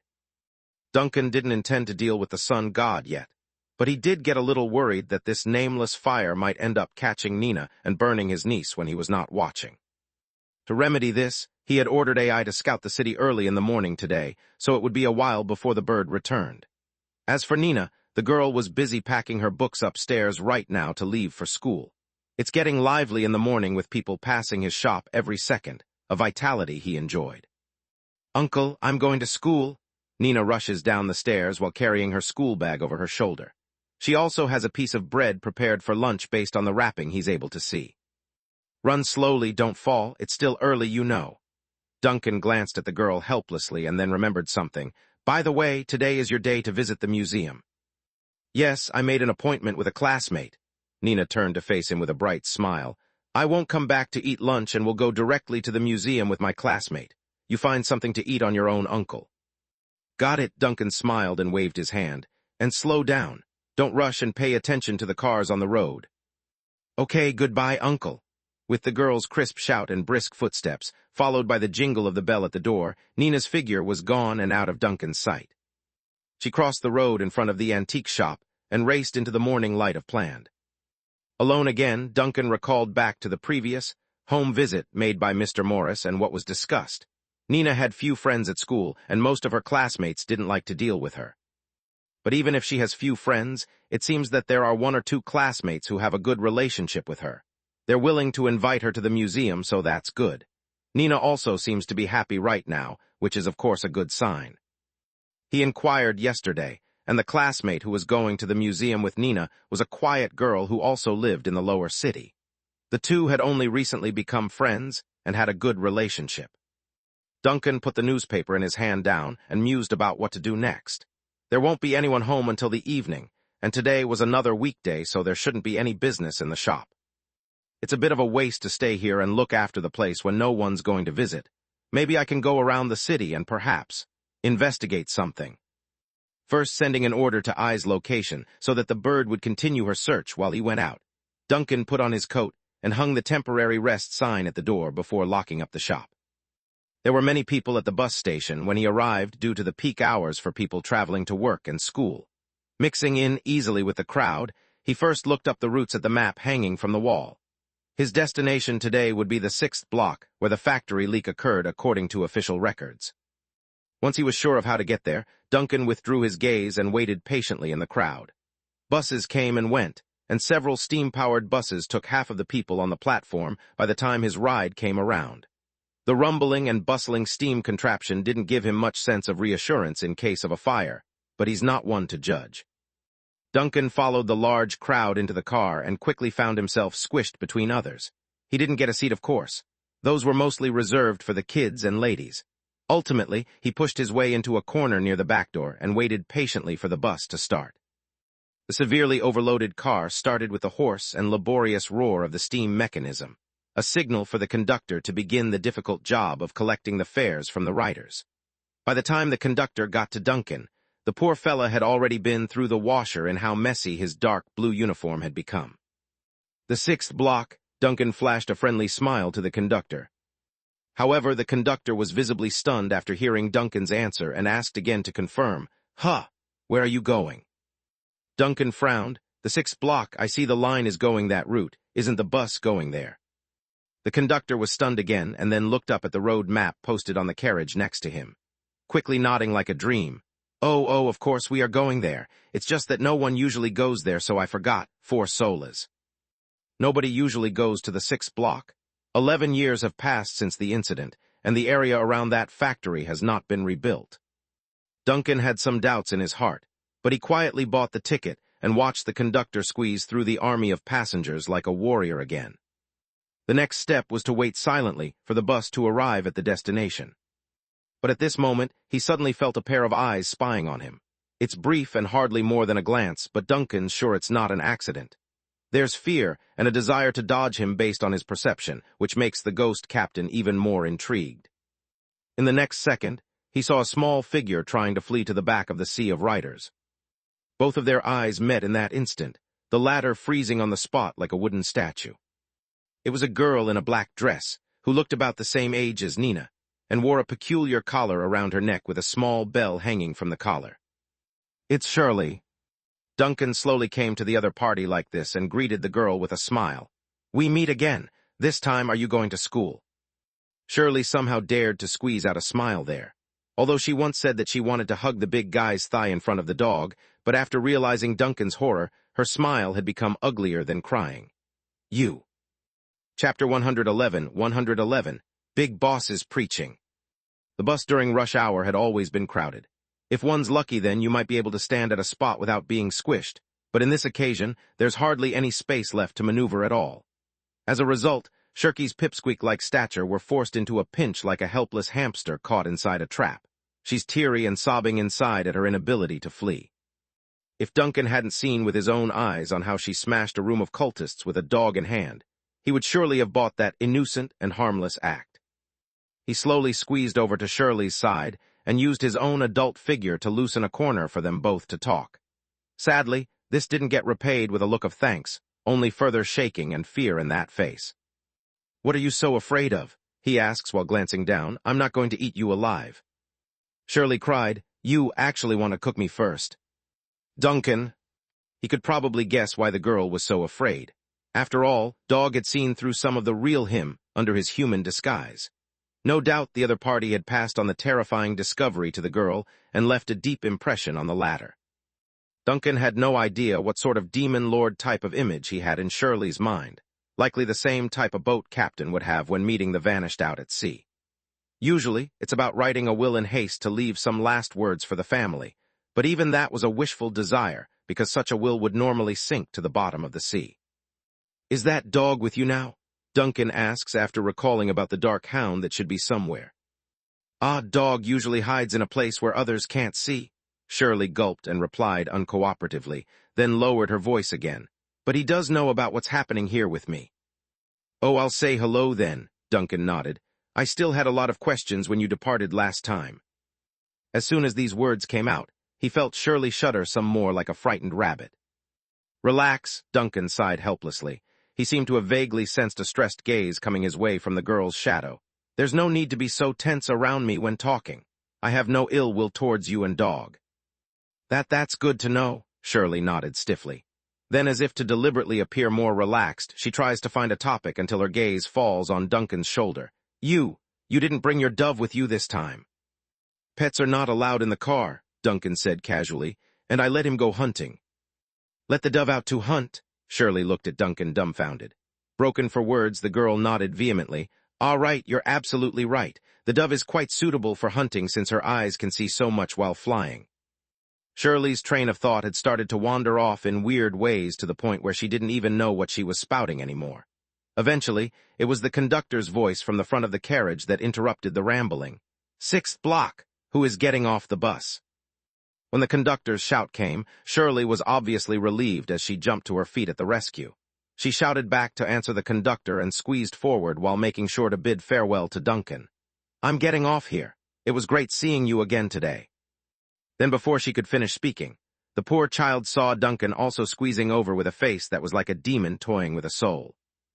"I'm stopping here too," Duncan said expressionlessly. Shirley instantly took on a twitching expression on her face. Knowing that it would be inappropriate to say that she didn't want to get out of the car now would be impossible. The big guy might be playing a prank on her, but she really didn't want to test the theory. The girl filled in the missing parts on her own and grew more fearful than ever. When the conductor started to urge them to get off after the delay, she actually shrunk her neck in and began to march towards the exit with a look of demise. "Wait a minute, kid, did you buy a ticket?" the conductor suddenly asks out of the blue. Shirley was stunned for a moment, looking at the conductor in the dark blue uniform with some disbelief. Clearly, the lass never expected someone to ask her for a fare, which didn't go unnoticed by the conductor. "You didn't buy a ticket, I remember now." "I know this child. She may have just lost the ticket." Duncan's voice suddenly came from the side. "I'll buy one for her." The conductor turned her head to look at Duncan suspiciously, then back at Shirley with a skeptical face. In the end, she just nodded and accepted this arrangement since it's none of her business to pry. Okay then. Duncan took out a few coins to make up for Shirley, before following the other party out of the carriage to an empty old station. The entire bus was packed with passengers, yet only the two of them got off in the 6th block. Duncan first scanned the surroundings, but what he saw was only the most ordinary scene of the downtown neighborhood. Although the surrounding buildings were older, and there were not many pedestrians on the pavement near the station, it was nevertheless not as completely dilapidated as he had imagined. The old fronted shops were also opening as one would expect normally, and the sparse pedestrians were also walking the streets with an infrequent vibe. Overall, it's a secluded, underdeveloped neighborhood, but nothing strange or out of the norm. The factory leak accident that happened here 11 years ago seems to have left some residual effects. Still, the extent of the impact is not as serious as I thought. After taking a general look around the surroundings, Duncan withdrew his gaze and shifted it to Shirley again. The girl didn't try anything after leaving the car, only motionlessly standing there like a small trapped animal in a cage. Truly a person that's given up on resisting and leaving it up to fate. Duncan couldn't help but want to chuckle when he saw the other party's well-behaved and harmless appearance. If he hadn't been baptized by the fighting heroism of this violent girl, he might really have been blinded by her harmless appearance. He shook his head to dismiss the humorous thoughts. So why are you visiting the 6th block? Shirley immediately straightened up. I heard it has a great view. Duncan eyed the girl up and down. I've wanted to ask since earlier. You're pretending to be well-behaved, right? I'm not pretending. Shirley stood even straighter than she had just now. I've always been very well-behaved. Duncan shook his head, not wanting to point out how poorly the child's acting was. Turning to look over at the distant street, he spoke in a seemingly casual tone. 11 years ago, there was a factory leak here. They say that cultists were behind the accident. Shirley blinked with confusion. Why did you suddenly mention this? Enough, why play the fool? You were inquiring about the event from 11 years ago during the gathering with those scientists. Duncan shot a sideway glance to check her reaction before starting forward. This is the place where the leak occurred, according to the official records anyways. Shirley was stunned for a moment, then quickly kept up with the man's pace from the rear with those short little legs. Are you also investigating the matter from 11 years ago? It seems that after confirming the big guy really doesn't eat people, at least not for the time being, and the two sides have the same purpose, she had also grown a little more bold. That's right, I'm a little interested. Duncan nods non-committally to only stop a few steps later, turning to look at Shirley with a curious light. Do you often evade bus fares? Shirley literally dropped her jaws. Duncan knew what was going on as soon as he saw the girl's expression, shaking his head. It's not good to avoid paying your fares. Shirley almost cried when she heard this. She's been lectured by Dog in the past, by the neighbor's uncle and aunties, and even by the police of the city, yet she never would have imagined one day she would be lectured by an evil godlike entity about a bus fare. When did bigwigs of the shadows become so high and mighty this year? Chapter 112, Rundown Street. The temporary calm as the two walked together did not bring any peace to Shirley's mind. Instead, it only caused more fear and depression. The girl knew the emotion wasn't entirely her own, but instead it was from Dog, who remained hidden in the shadow. Dog's scared, and as a result, his emotions are interfering with the host body in a symbiotic manner. In order to alleviate the oppressive feeling in this silence, she muttered in a low voice, Actually, I wouldn't have been caught in the past for dodging my bus fare. Dog will help me hide and get past the conductor. You mean the disguise that Dark Hound made for you? Duncan raised his eyebrows, remembering that Shirley had used some kind of disguising power during the venture into the cult den. From the looks of things, that ability has the power to confuse one's cognitive perception. It doesn't feel reliable at all. The last time you got caught too, and now this time the conductor saw through it as well. Shirley immediately wanted to protest over the opinion but knew better than to argue. Under normal circumstances, she and Dog's disguise wouldn't fail. But when near a terrifying and horrifying being like Duncan, it's only natural something goes wrong from the immense interference. Stuffing the resentment of being told her powers are unreliable, Shirley forces a dry laugh and nods. Ahaha, you're right, you're absolutely right. Duncan shook his head, not caring what thought the child had in mind.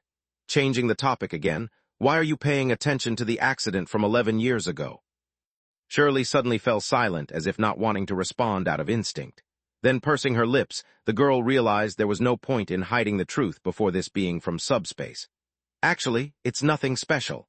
I'm only trying to understand things related to my parents. After speaking, she quickly added, an existence like you must find this topic boring. I know mortal attachment is stupid in your eyes. No, I understand, Duncan interrupted the girl before she could go further. Having ties to your family is important. Once said, he grew more serious in his face to emphasize he was not lying. So your parents were involved with the leak back then, or did they get drawn into the mess by being attacked by the cultists? Shirley looked at Duncan with some surprise, not quite understanding why such a boss like him wouldn't just eat her and show so much compassion. Giving an honest nod. They went missing 11 years ago, okay? Saying they're missing is a bit pretentious. They actually died. They died in vain. Afterward, it was only me and Dog left. The girl's voice weakened into a murmur at recalling these unpleasant memories. Thankfully, Duncan had a better sense to let the atmosphere deteriorate further. How did you and Dog meet? Those scientists say you're a follower of the Annihilation sect. Do all believers like you summon shadow demons? I'm no follower of that sect or any sect. I only believe in myself.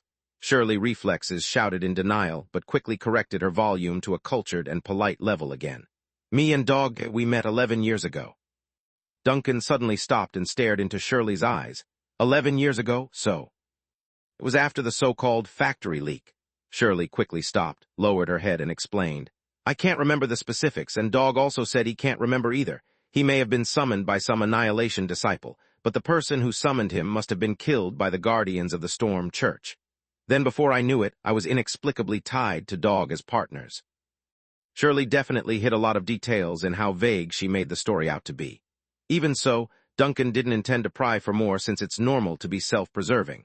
In the face of an irresistible force like himself, it's already asking a lot to have the child confide so much without torture and the like. Duncan shook his head to dismiss the unpleasant feeling inside over the sad story and turned to look around. According to what he noticed, aside from the fact that there are very few locals in the neighborhood, there's a striking detail of lacking children and young adults.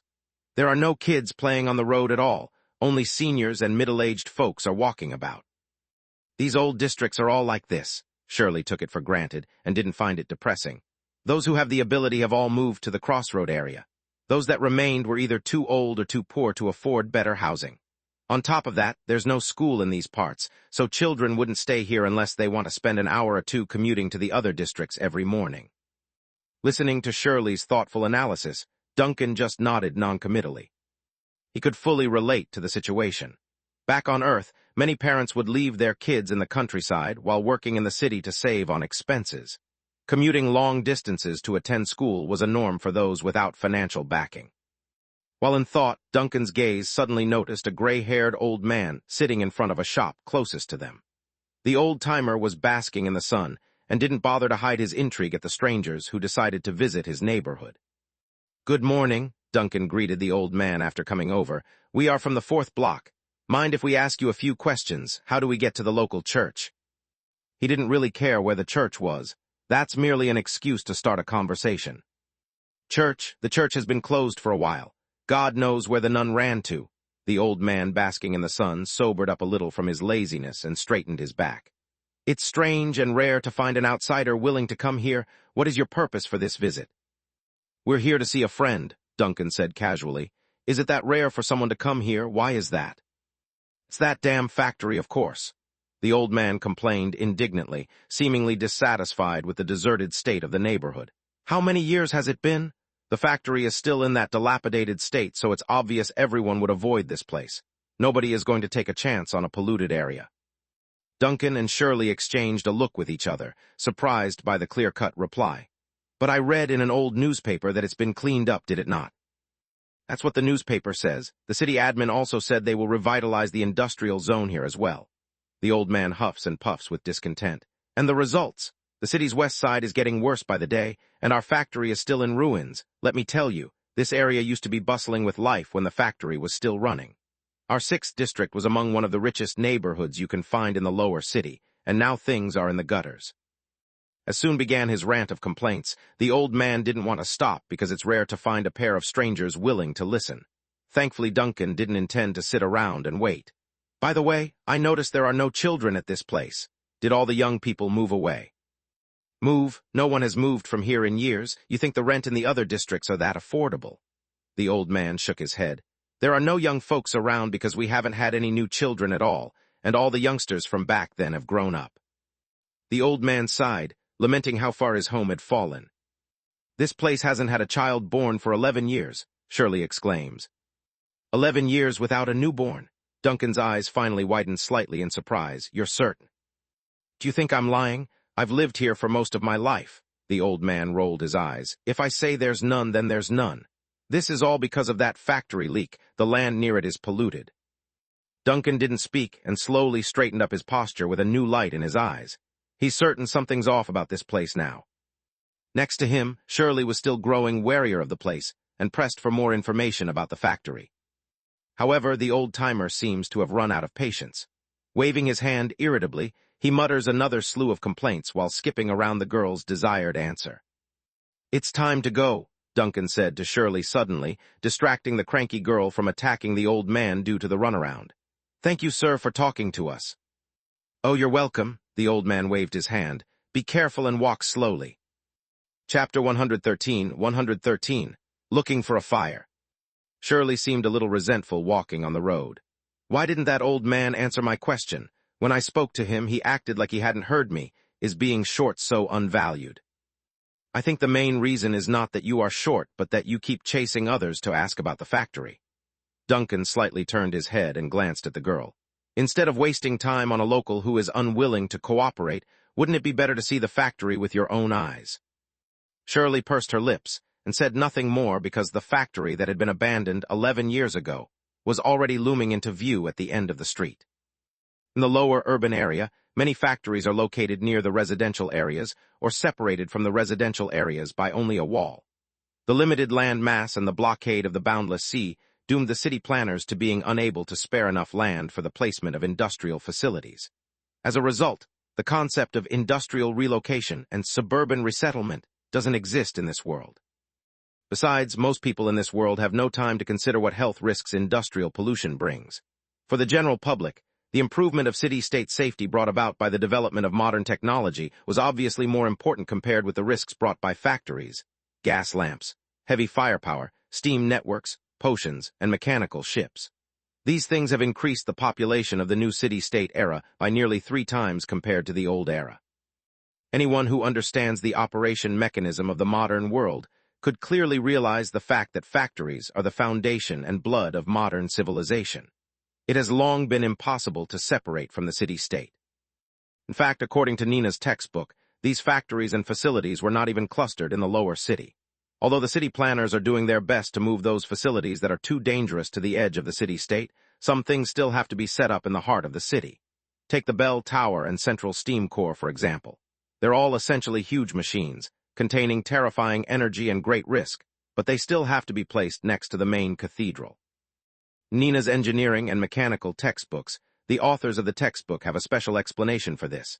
People have to endow the sacred steam with sanctity, and rely on the power of the cathedral to ensure the timing of the clock tower. Machines are not just machines. They are also the sacred and pure heart that supports the operation of modern civilization. People should place these pure steels where the gods watch to prevent the shadows of subspace from polluting their oil and bolts. As Duncan recalled what he read in Nina's textbook, the man couldn't help but sigh inside. This weird and outrageous world is constantly challenging my worldview. Eventually, he and Shirley had arrived outside the grounds of the abandoned factory. There's nothing more than a collapsed wall acting as a barrier between the residential housings, but more striking than that, the perimeter around the factory was a barren wasteland. Nothing was growing here. No grass, no plants, not even the signs of insects crawling about in the dirt. In a place where every inch of land was worth its weight in gold, it doesn't make sense to leave this plot of land uncared for. The scar from 11 years ago should have been repaired after so long. It's strange that it's been left in this decrepit state. The land in the city-state should be very precious, he said thoughtfully while standing at the edge of the barren land. It's unreasonable to leave it like this. Didn't that old man just explain why? The pollution hasn't been cleaned up yet. Shirley didn't seem to notice how wrong this was. Some pollutions can only be healed through time and patience. Maybe, Duncan shook his head, not fully agreeing with the opinion. Then he shifted his gaze between a series of pipes and tanks on the edge of the factory, trying to restore the original appearance of the accident that had erupted here in his mind. He saw several sections had ruptured, and the base of one tank had collapsed, giving the scene an impression of a beast crushing the buildings. Judging from these images alone, it seems pretty likely that there was a leak here. But Duncan still furrowed his forehead. The old man basking in the sun said the residual pollution around the factory had tainted the 6th block, causing there to be no newborns in the past 11 years. Yet, there were no warning signs around the factory, nor patrols and guards in place. That didn't make sense if the pollution posed that much danger. Although it was not a significant abnormality, these little details still puzzled him. "Are we really going in?" Shirley's voice sounded from the side, and her face seemed a little nervous. "There may be real pollution here." "Can't Dog give you some advice?" Duncan glanced at Shirley. "This place is deserted, and you can let that dark hound come out to breathe. I don't believe that you are really afraid of the so-called pollution here. The tension in your eyes is too fake." Dodging Duncan's inspecting gaze, Shirley raised her hand and agreed. Okay. The main reason is that Dog's condition is not very good." As soon as the girl finished speaking, the crackling sound of the flames rang out, followed by a pitch-black flame spreading along her arms until it covered half the body. The flames condensed into chains afterward, and the figure of a hound materialized from the smoke and flames at the end of the chains. Duncan watched the process curiously, and only after Dog showed up did he smile and nod to the hound. "Long time no see, Dog. You ran away quite fast last time." "We were in a rush, don't take it to heart." The hound clamped his tail as soon as he appeared, and when he heard Duncan's voice, his whole body became half an inch shorter. He's carefully lowering his head while trying to contract his limbs. "Do you have any orders? I'm good at many things, grabbing a plate, sweeping the floor, and coaxing a child. I can do a lot." Before the dark hound could finish speaking, Shirley had already covered half of her face next to him. It's as if she's implying that finding someone else more cowardly than herself here is embarrassing. On the other hand, Duncan couldn't help but chuckle at this amusing display. Raising his hand, he points to the factory in front. "I don't have any orders. I only want to borrow your eyes for a bit. You're able to see what others can't, right? Take a look at that factory and tell me what's wrong with it."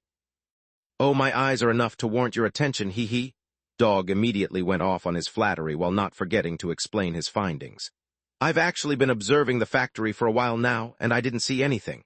The same as before and abandoned." Dog's voice abruptly stopped, and then he changed his stance into a threatening one while issuing out a low growl. But as quick as he was alarmed, Dog looked back up with a confused shake of the head, sounding all puzzled. "Huh." Seeing this situation, Shirley was a little nervous. "Dog, what did you see?" I don't know. For a moment just now, I seemed to see a fire. It seemed to be a huge fire rushing out of the factory like a huge wave, but it disappeared in the blink of an eye."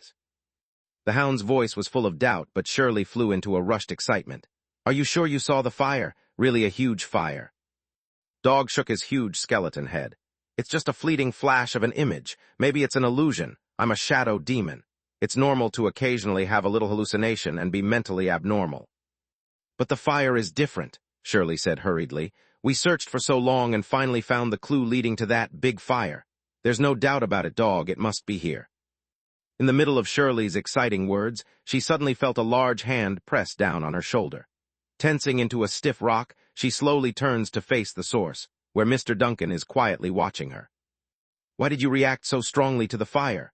Duncan looked into Shirley's eyes and asked slowly. Shirley opened her mouth. "It's nothing." "You're also looking for a fire from 11 years ago, aren't you?" Duncan didn't care about the girl's attempt to change the subject. He had already thought of something due to Shirley's abnormal reaction just now.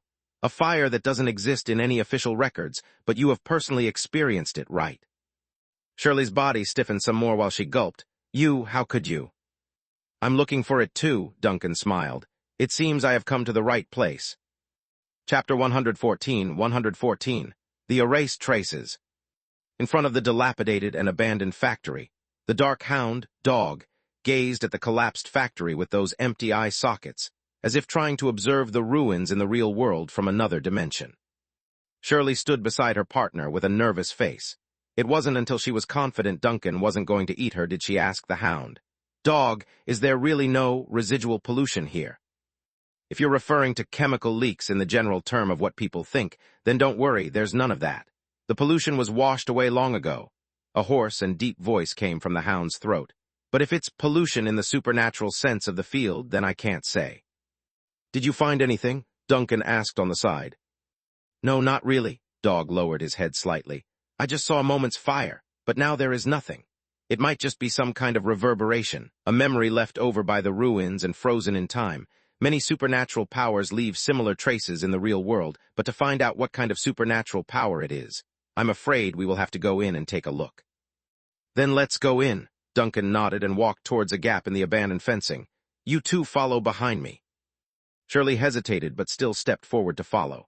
On the other hand, Dog shook his head from side to side to tell himself this was real. Then, as he followed as well with the chains rattling due to the motion, he curiously asked with caution, Why are you also interested in what happened 11 years ago? Ah, of course, I'm only asking out of curiosity. A big person like you must have his own plans in mind. Because I'm interested, Duncan interrupted the hound. Don't be so nervous in front of me. It makes me uncomfortable. Okay. We're not nervous. Hearing the obviously nervous answer from the other party, Duncan just shook his head helplessly. Then shifting his sight to Shirley with a curious look of his own. You have a big fire in your memory, but only you can remember this fire, right? Shirley nodded. She had already realized something by this time. Based on your attitude, you also know about that fire, right? So that fire really existed, didn't it? Yes, I know, so I'm even more curious now about who erased the traces of that fire's existence. Duncan lightly nodded in confirmation. At the same time, his mind was also full of thought. He never thought that things would develop so coincidentally, nor did he expect that there would be a third person in the city-state of Planned who knew about the fire besides himself and Nina. His chance encounter with Shirley, the joint investigation between the two sides, the fire that was erased, the hallucination of Dog just now, all these things seemed to be pulled together by invisible forces, just like planets revolving around the sun. This feeling of being manipulated by invisible forces has already made him vigilant. Nina's textbook has roughly described some common sense in the transcendent field and mentioned that powerful anomalies or visions often have the power to interfere with the development of reality. For example, it could even lead to certain events like weaving scripts in a play. Also, if there are too many coincidences, then it's no longer a coincidence. All these clues are omens to be wary of, which often means a person involved has been affected by an anomaly or vision without their knowledge. In the face of this invisible push and influence, my ghost fire is effectively useless. Thinking of this, he couldn't help but sneak a glance at Shirley. The girl and Dog are currently carefully watching for any movement from the ruins of the factory. She seems to have no superfluous and complicated thoughts at all, or maybe it's because of the big terror next to herself that's causing this. Regardless, Duncan had no idea why. This looks like an ordinary ruin. Dog's low voice interrupted Duncan's thinking. I don't sense any sign of supernatural power present. At this answer, Shirley raised her head and looked up at the crisscrossing pipes and distorted ceiling beams above their heads. This was the first room, after they entered the factory, which had been badly damaged in an accident from 11 years ago. Most materials had either been snapped or ripped. Now all that remained was the skeletal structure of the building. However, except for these traces of an explosion and collapsed structures, there's no trace of a fire, though. It doesn't look like a fire happened here. I can't find any scorch marks or melted metal, Shirley muttered thoughtfully. Yes, this is the biggest problem. Duncan's deep voice suddenly came from the side. He had also been watching the environment and found the destruction unfitting. These damages don't look like they've been through high temperatures, more like a sudden release of a huge force that blew everything apart. All elements of the fire have been erased somehow.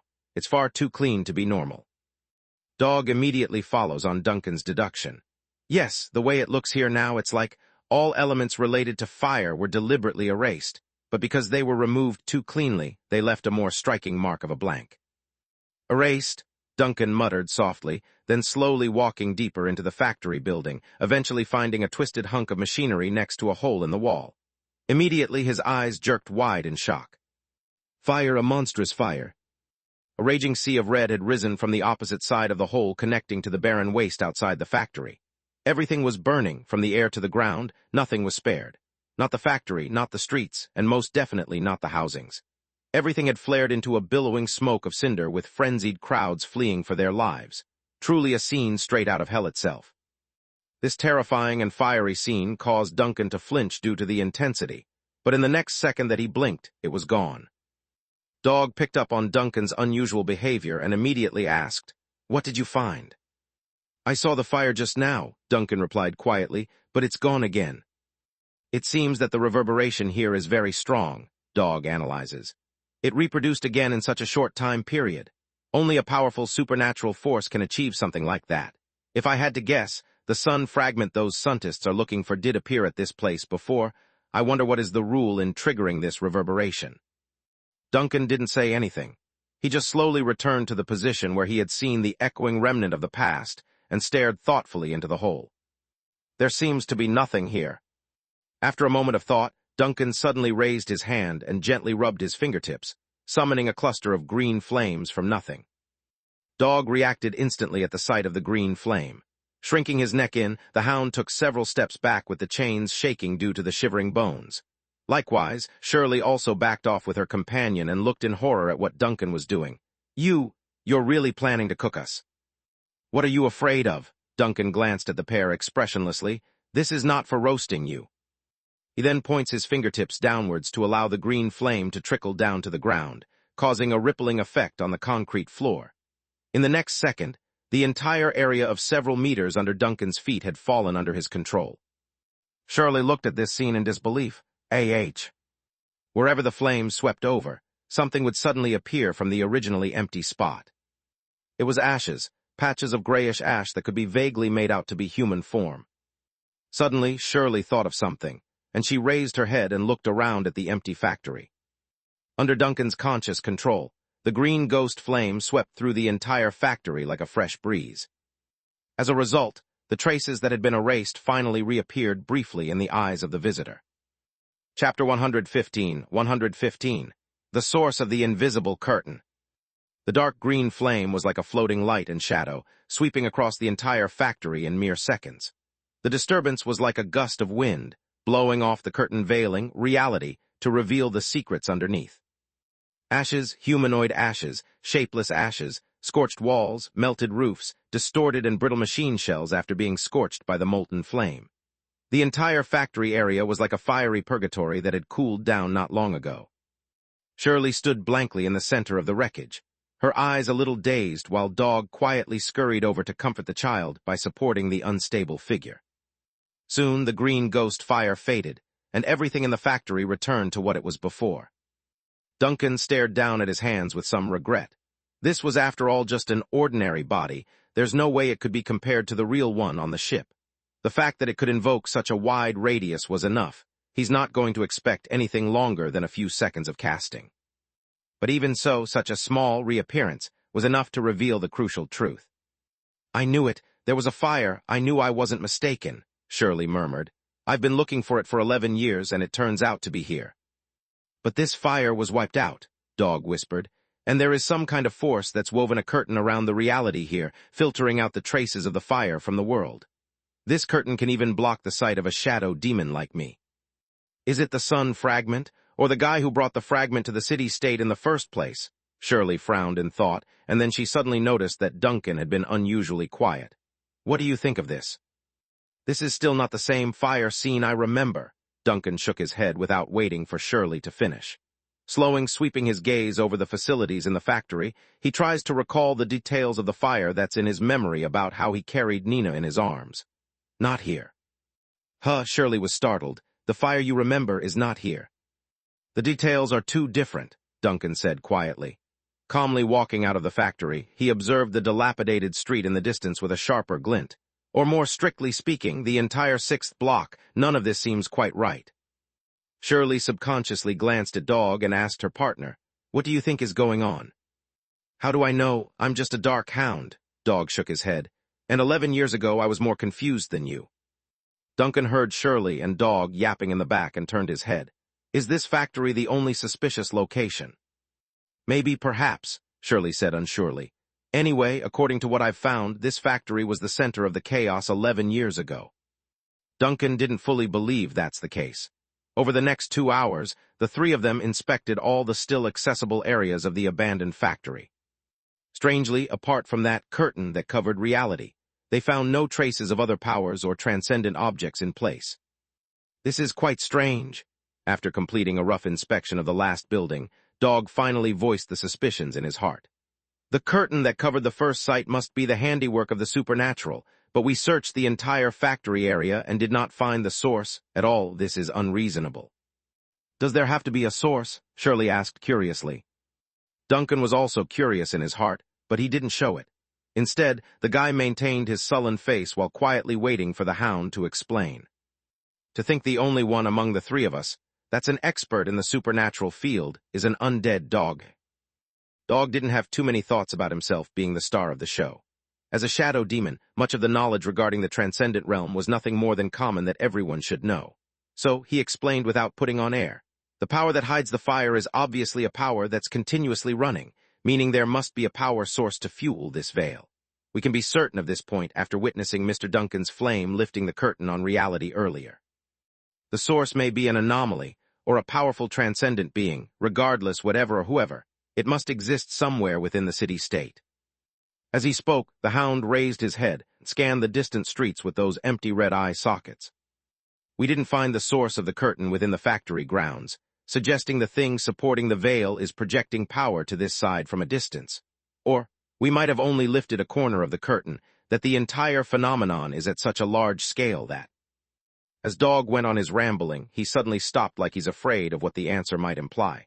Sounding nervous now, if it is the second situation, then this is not something an anomaly can cover. It might even be a vision, an unknown vision. The sun fragment is certainly not an ordinary anomaly.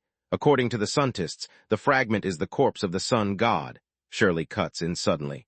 This may be a means for the sun fragment to hide itself. So an anomaly that has the ability to think for itself. In order to prevent being controlled, the fragment took the initiative to erase its own existence from the surrounding environment. Dog mused with a look of a scholar. That can happen. We can't rule out that possibility. If it really is the remains of a god, the ability might be due to it awakening. Shirley rubbed her chin in thought over the theory, seemingly in agreement with the dark hound. But then the girl suddenly exclaimed after realizing something. Wait a minute, Dog, when did you become so knowledgeable? You freaking can't even read. I'm a shadow demon, a shadow derived from flesh and blood of the Nether Lord from the shadows. This knowledge has been imprinted in my memory since birth, okay? Dog rattles the chains impatiently to emphasize to his partner that he's not useless. And speaking of not being able to read, how can you call me out when you're in the same boat as me? While Duncan watched the pair quibble like a true family, Shirley eventually remembered where they were and stopped. It's not the right place and most certainly not the right timing after noticing the angle of the sun overhead. Exclaiming out of the blue, "Oh no, it's noon." Duncan raised his eyebrows. Do you have other arrangements? I said Shirley nervously, I have to get home before noon. Duncan skeptically eyed the girl in silence. Didn't you say that your parents are no longer around? Who else will lecture you when you get home late?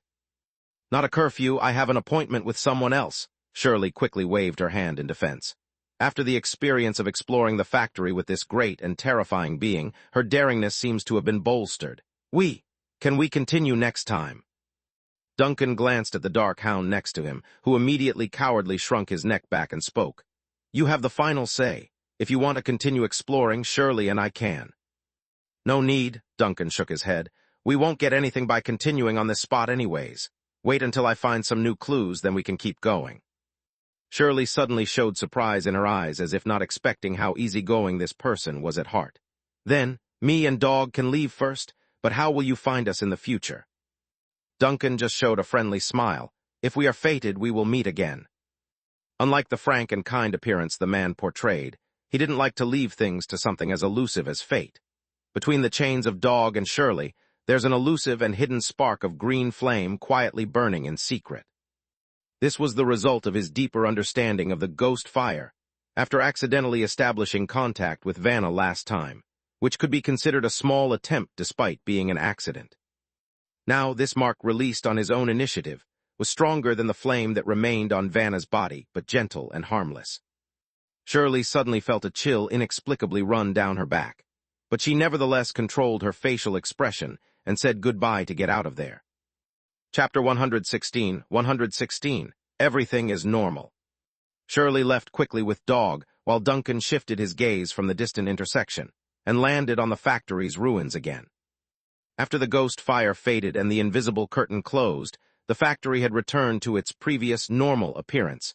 The traces of the fire were completely erased, and the ubiquitous ashes also gone, hidden into the nothingness like it had for the past 11 years. Duncan's gaze slowly shifted upwards, past the factory roof until it reached the sky. He imagined, picturing a veil like a blanket, quietly covering the surroundings and obscuring the truth under reality. Although there are not many residents remaining in the 6th block after the incident, there are still thousands left. Yet, under the eyes and noses of thousands still living here, the invisible curtain obscured the truth for 11 years. Thinking of this, Duncan suddenly furrowed his forehead. The truth in the factory is a fire, and Dog also confirmed that there is no chemical pollution residue around the factory, since there is none of the so-called pollution. Then why did the entire 6th block not have any newborns for so long? If the real problem isn't due to chemicals leaking, then it must be a different contamination. Is it some force from the transcendent realm preventing the birth of new babies? Duncan looked thoughtfully at the sky. Looks like the invisible curtain is bigger than I had imagined. We ran out, really ran out. In a leaky and dirty alley some way out from the 6th block, Shirley carefully poked her head out of the alley, cautiously observing whether there were police patrolling the roads nearby. It's not that we ran out, it's the big boss letting us go. Dog replies while hiding underneath a corner of the wall where the shadow was at its thickest. It's all the XXXX same meaning, Shirley waved her hand, then plopped her ass down on the ground without caring about her own image. That XXXX scared me to death. I was so scared that I almost couldn't breathe. I had to not swear, pretend to be good, and, Dog, can you say something? I know I see more than you can. Did you forgot? The voice in the shadow spoke faintly in a squirming manner. How does it feel? Isn't walking with a smiling shadow of subspace more tiring than dealing with a group of vicious policemen? Don't say it, I'm getting the shivers just remembering. Shirley rolled her eyes and shot a blaming look over. It's all your fault for scaring me so badly last time. If I had known nothing, then I definitely wouldn't have today. Hey, why do you think a big boss like him is walking about pretending to be a normal person? He even squeezed onto the bus like everyone else, and even bought the bus ticket. I never thought we would bump into each other again in this fashion. The hound was silent for 2 seconds. Maybe it's just a hobby, or maybe it's been staring at you. This is what I'm most afraid of. We have now dealt with that existence, so the connection will only get more deep and entangled. Shirley shuddered some more and asked cautiously, You mean we will really meet again? Please spare me. Have you forgotten what he said when you parted? The hound sighed. He'll find us. Shirley went mute there, only lowering her head in silence like she didn't know how to take it. Then after a good full minute, it was Dog who broke the silence. What? Scared now? Regret it? That's a little too late now. I reminded you there's nothing good in dealing with the transcendents and the ones they fight. Look at us now. We're stuck dealing with a force beyond human imagination. If you had listened to my advice a few months ago and didn't investigate the old stuff, you would still be living peacefully. Regret my XXXX. Shirley lowered her head some more and viciously interrupted Dog's voice. I regret nothing and I won't into the future. Don't say such annoying stuff again. Okay, I won't say it. Have you rested enough? It's almost time for us to leave. Didn't that new friend of yours make an appointment with you? I'll wait 2 more minutes. Shirley pulled her hair while muffling the next sentence. My legs are a little weak, wait a bit. Dog was left speechless. Instead of bashing her partner for being more cowardly than him now, he issued out a hoarse purr and wriggled out of the corner and into her shadow. At lunchtime, Vanna took a huge bite out of the jam-coated bread and took no time to finish off the rest of the slice. She choked due to the fast eating, but nothing a large glass of wine wouldn't solve. Vanna, eat more elegantly and don't drink wine as water. Uncle Dante's voice came from across the table, his tone helpless and pleading. Heretics don't wait. Shortening my meal time will help in sending those heretics to meet the goddess. Vanna glances up and retorts while already stuffing her mouth full of another item, which only makes it worse in the eye of her uncle. And this is not a banquet outside. You should also pay attention to etiquette at home. Sooner or later you will not be able to get married. Dante looked at his niece, who was already of marriage age, with worry and urgency. Most would have at least brought a boyfriend home at some point, yet their family had none of that. Egg, it is better to say you're already unable to get married anymore. Vanna's ferocious eating finally slowed down after that. The young female inquisitor looked all embarrassed while objecting. The duties of the inquisitor. The Storm Church does not prohibit priests and nuns from marrying, and the inquisitors also have normal families. I have also read and recited the Storm Codex. Dante shook his head. Seriously, are there really no suitable candidates? Vanna lowered her head and poked the bread on the plate with a dinner knife like a meek child. The main problem is that there's no one capable of beating me. When you go back, ask if you can take the oath back. Dante sighed deeply.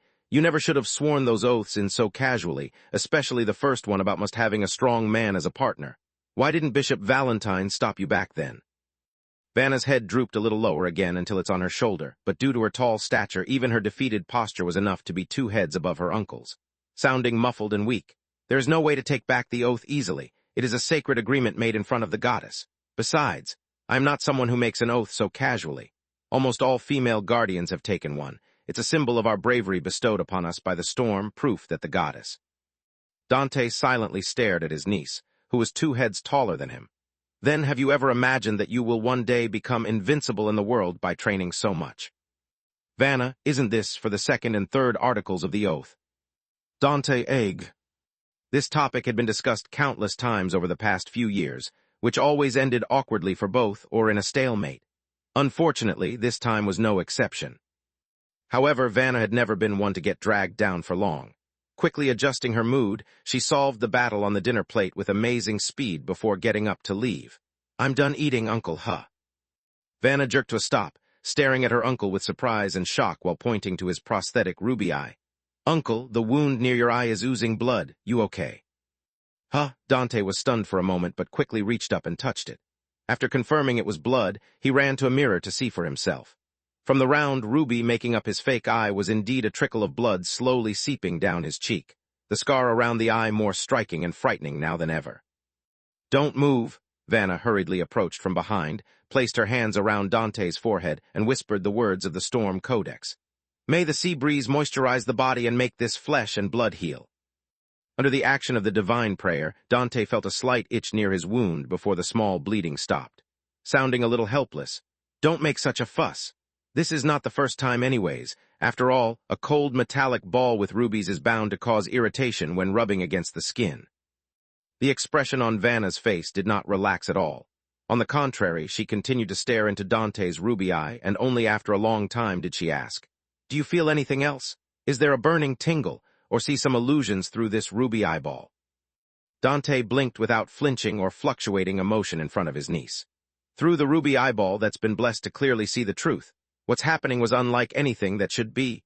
Flames burning behind Vanna, ashes and scorch marks filling up the dining hall, and the disembodied and molten deposits of the roof. Gradually, the hot sensation returns to normal after he absorbs the phantom truth. Of course not, everything is normal, Dante replies nonchalantly like nothing's wrong as he always did in the past. Chapter 117, Museum. Getting out of the car and stepping onto the stone square in front of the museum, Heidi, the psychiatrist, couldn't help but sigh deeply. It was her day off today, and the salty sea breeze blowing against her skin had washed away the fatigue accumulated through long hours of work in recent weeks. Like many of those in her profession, being affected by their patients was a common theme, especially when your patients are mad shit crazy in the occults. It's the main reason her spirit had been so low in the past few days. She's likely suffering from insomnia from listening to so many cultists. Fortunately, today she finally did not have to think about those crazy believers and their deformed hearts. Another sea breeze blew across from the end of the street then, ruffling the hem of Heidi's skirt as she grappled with the risk of flashing her panties and losing that wide-brimmed hat she wore. Looking after the struggle, her eyes beheld the grand white building with the streamlined dome and beautiful wings. This maritime museum in the Crossroad neighborhood was by far one of the largest museums in the city-state of Planned, and one of the most legendary. Huffing a puff at the naughty wind, Heidi strolled towards the museum entrance, where a tour guide was introducing a crowd of visitors to its colorful history outside. This large building, built in 1802, was originally the property of the Parr Brothers Ocean Trading Company. At its height, it had amassed a staggering fortune to become the largest storage center in Planned. It was seen as a symbol of the commercial prosperity of the city-state. However, a drastic tragedy in 1822 completely changed the fate of the building. Someone duly asked, what happened? It is said only rumors, though. At that time, an ocean-going cargo ship under the name of the Parr Brothers encountered a strange, thick fog on its way back. In the white thicket, the poor hapless cargo vessel encountered a burning ghost ship and passed by it.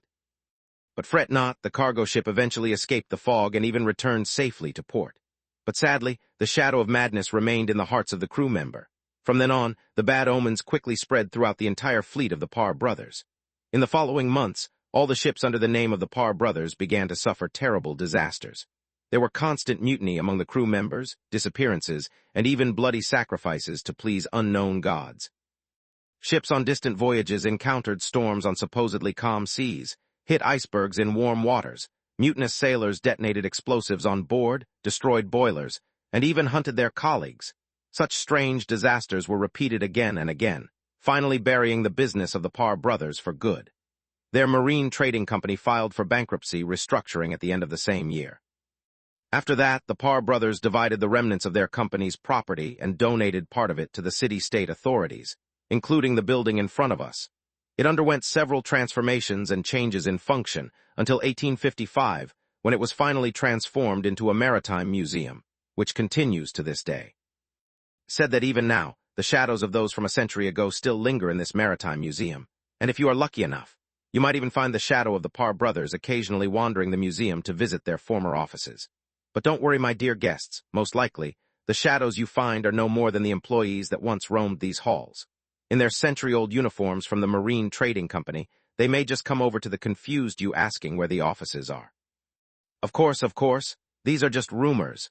The museum has taken plenty of precautions to inspect the museum. We even have a team of guardians from the church on standby. So, dear visitors, please be at ease knowing you are safe. However, suppose you do want to experience the bizarre legends and have a thrilling trip. In that case, I suggest heading over to the Adventure Room on the side wing of the museum. Remember, you will need to receive a temporary baptism from the local chapel to test your will before entering. The cost is a measly 2 solas by a cleric. The voices of the tour guide and tourists eventually faded away as Heidi strolled past the group. But then her feet suddenly felt heavy, and she didn't want to budge.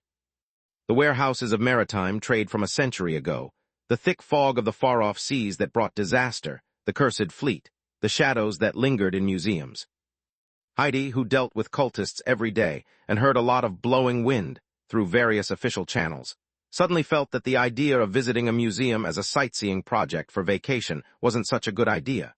She could have wandered the lower city where cheap goods are snagged or visited the antique shop her father mentioned. But after less than 2 seconds of inner struggle, the young psychiatrist made up her mind and continued. Telling the right thriller stories when introducing attractions was a common means of tour guides to get business. Actually, more than half of the world's horror stories are inseparable from sea fogs, ghost ships, and renegade sailors. If there are ghost stories in museums, then why wouldn't there be more scary things in an antique shop? She's a psychiatrist who deals with neuropathy all day. Why should she be afraid of this? No one can stop me from enjoying this hard-awaited holiday. The evil gods of subspace can stuff it. Determined, Miss Psychiatrist headed straight for the ticket booth and entered the museum like a warrior. There were fewer visitors to the museum than expected. Perhaps it was due to not being a public holiday, but the lobby on the venue's first floor seemed a little deserted. Letter 16B1. Currently, several venue guides were busy leading some of the tourists through the main exhibition area, where the walls were decorated with a huge whale skeleton and various beautiful sea ships. There's even a costumed captain introducing the story to the kids in the hall. However, the most eye-catching to Heidi wasn't the kids or tourists, but a pair of girls who looked to be about 16 to 17. They're probably still in school and were laughing and having a good time. Heidi sighed, slightly relieved that the museum wouldn't be a bore with these two around. So, she decides to walk behind the 2 ladies to brighten up the atmosphere during the visit. Then she smelled something weird. That smell, it's as if something was burning. Near the crossroad, Duncan emerged from a steam bus and bought a pastime paper at a nearby newsagent to waste his time. After Shirley and Dog left, he wandered around the 6th block some more and asked the locals about something. But it was clear that ordinary citizens could not spy the truth behind the curtain. The residents of the 6th block only remembered the information officially disclosed by the government and believed the decline of their home was due to the chemical pollution. Of course, there are a few that said it's the neglect by the authorities, but that's not much different from what he heard from the sunbathing old man. The truth was covered by a curtain. The actual record had been tampered with, and the city-state authorities had only disclosed the tampered information. Still, Duncan cannot conclude that the curtain was set up by City Hall or the church based on only this. In the world of the supernatural, a powerful anomaly or vision could blind everyone. In the face of powerful anomalies and visions, even the so-called reality was nothing more than a canvas that could be smeared and changed. Duncan sat down on a bench on the side of the road, casually reading the contents of the pastime while thinking about the future. Now it seems that the source of that curtain was not in the factory, maybe not even in the 6th block, and if this so-called source was the sun fragment, then it should be hidden somewhere deeper. Until there are more clues, the investigation cannot continue. The sun cultists are looking for the fragments of the sun, and they have stirred up the city-state for that end. Nina's memories and dreams faintly point to the fragment and are likely connected to this. Through the sun mask, he managed to glimpse through to the real sun that inexplicably resembled an evil eyeball god asking him for help. Before I knew it, I seemed to have fallen into a messy ball of thread. Duncan sighed and shook his head slightly. It's then at this moment, out of the corner of his eye, he suddenly saw a strange smoke rising upwards from a block nearby. There was also a faintish red blooming out from the bellowing smog. Duncan paused and immediately got up from the bench. Like himself, many of the pedestrians on the street had stopped their current task and looked upwards. Some were frozen and unsure of what to do, and a few had started to run through the streets in a panic while shouting, "It's on fire! The museum is on fire!" Chapter 118, The Field of Fire. As the thick smoke billowed into the sky with the faint firelight, Duncan's eyes widened slightly after hearing the exclamations of the fleeing pedestrians. Museum, the Oceanographic Museum near the crossroad, Nina. Nina was visiting the museum near Crossroad with her classmates this afternoon, precisely in the direction of the rising smoke. Duncan was about to rush to the rescue, but promptly realized that running from this block to the museum was unfeasible. Even if the smoke was visible to the naked eye, the winding roads would waste a lot of time. On top of that, it was not realistic to take a taxi, not to mention no sane taxi driver would willingly drive towards a fire. He was very urgent, not stupid. After quickly going over his options, he suddenly found himself coming up with a new idea, a bold one at that. AI, he summoned in his heart and quickened his pace to dodge into the shadowy ally of a nearby building. The green ghost fire sparked into existence, and AI, who was patrolling nearby, appeared out of thin air. First flapping her wings to show her joy at not having to search for the cultists, she promptly lands on the man's shoulder. Can she really bring me to the museum? Duncan stared at the bird a bit, seemingly wondering if he should do this. But then the indecision shifted to firm determination. He had no room to choose otherwise. He had no live cultists to test his idea, and it's already proven the bird could shuttle items without damaging them. And if worst comes to pass and he loses control of this body and planned, who's to say he couldn't repossess it a second time? I want you to do a delivery, Duncan caressed Ai's wings. Send me to the museum in the crossroad. It's near the large white building you flew over this morning. AI tilted her head in a humanistic fashion and glanced at the bellowing smoke in the sky. A shotgun trip. Just say you can or cannot. Make some deal. Without saying a word further, the dove flapped her wings vigorously and burst into a puff of green flame that shot out of the street. Near the Crossroad Maritime Museum, the firefighters who rushed from the fire station have already begun to fight this emergency.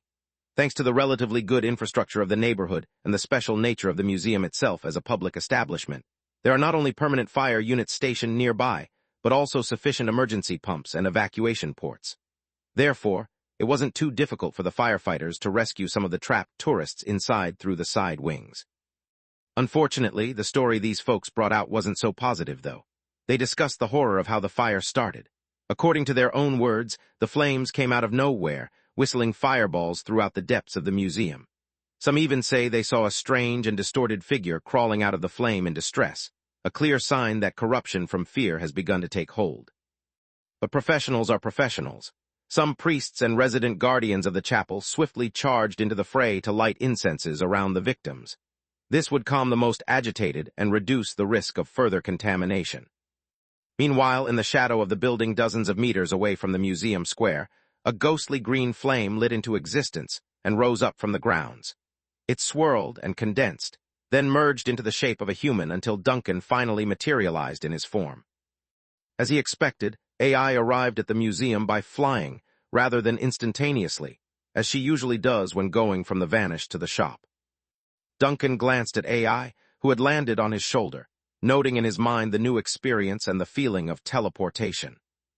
This shows that there must be an anchor point for the bird to use if she wanted to teleport.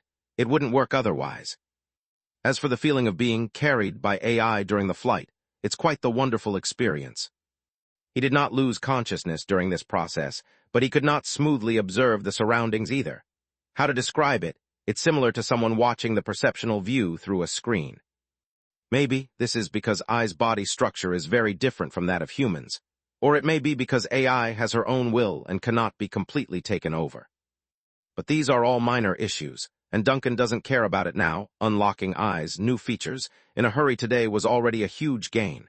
He could figure out the details at a later date. Right now, the most important thing was confirming Nina's situation and her safety.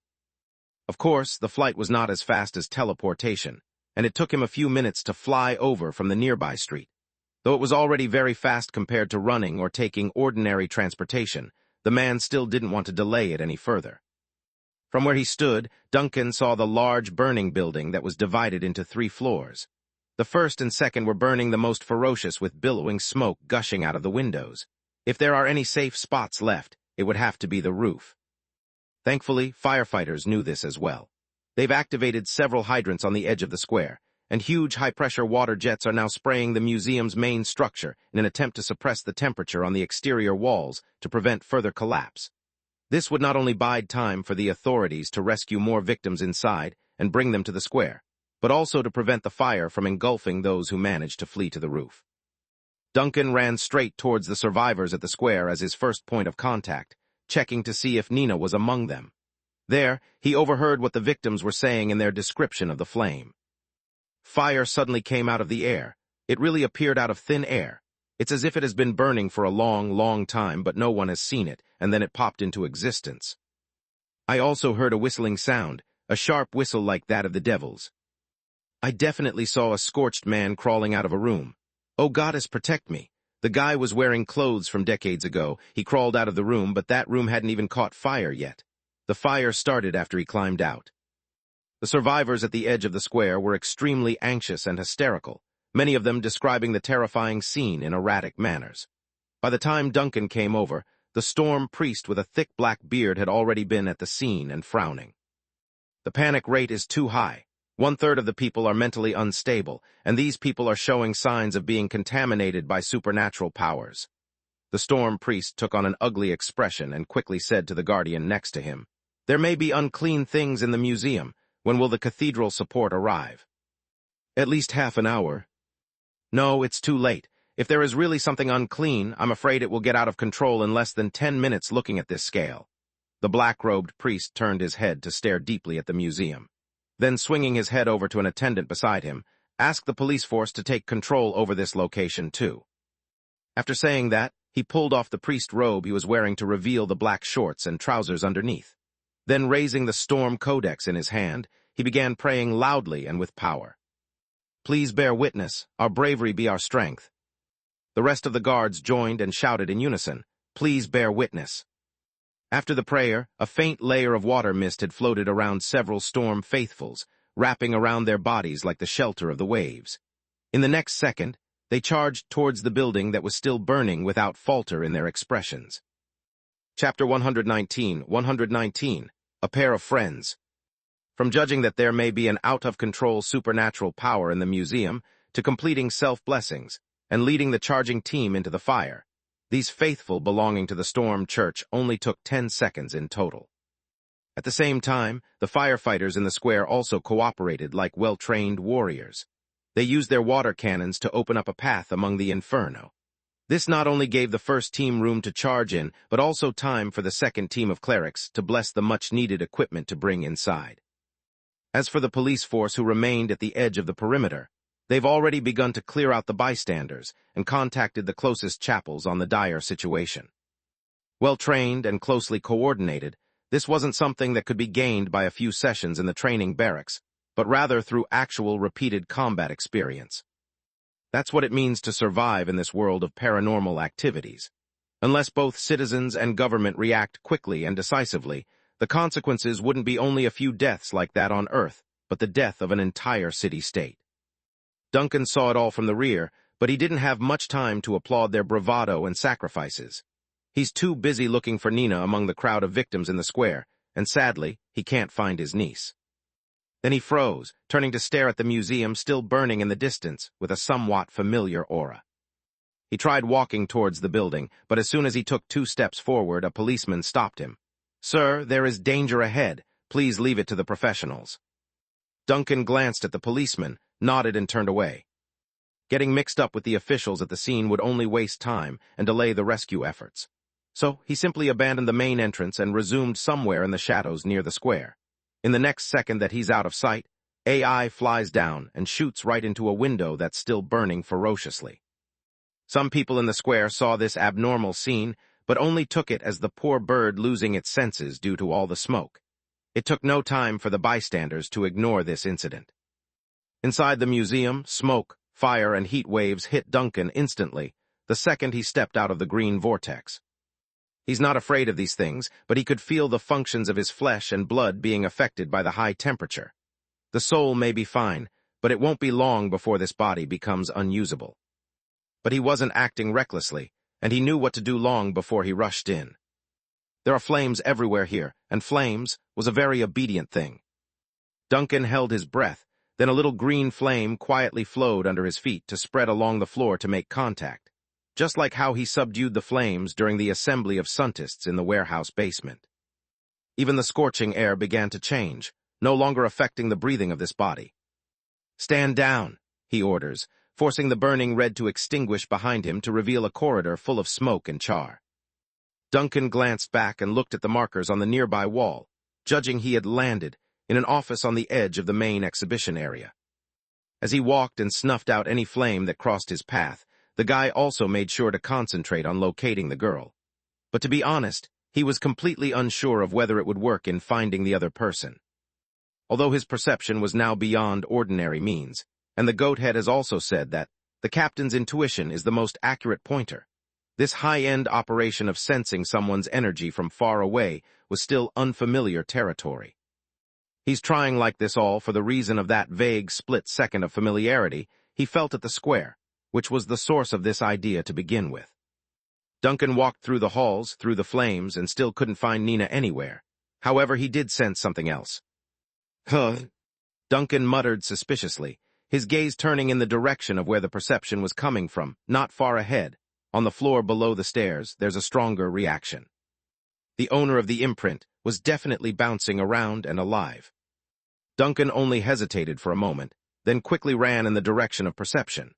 He bolted down the stairs, snuffed out any flame that crossed his paths, and finally came close enough distance to hear a faint yippity-yappity voice through the mark. These are all minor injuries on my hands. It will be fine once I rest for a few days." "No worries, my muscles have always been quite good." "Don't worry, the door is closed and the smoke can't come in for the time being. You are so clever, you actually know there's a water room here.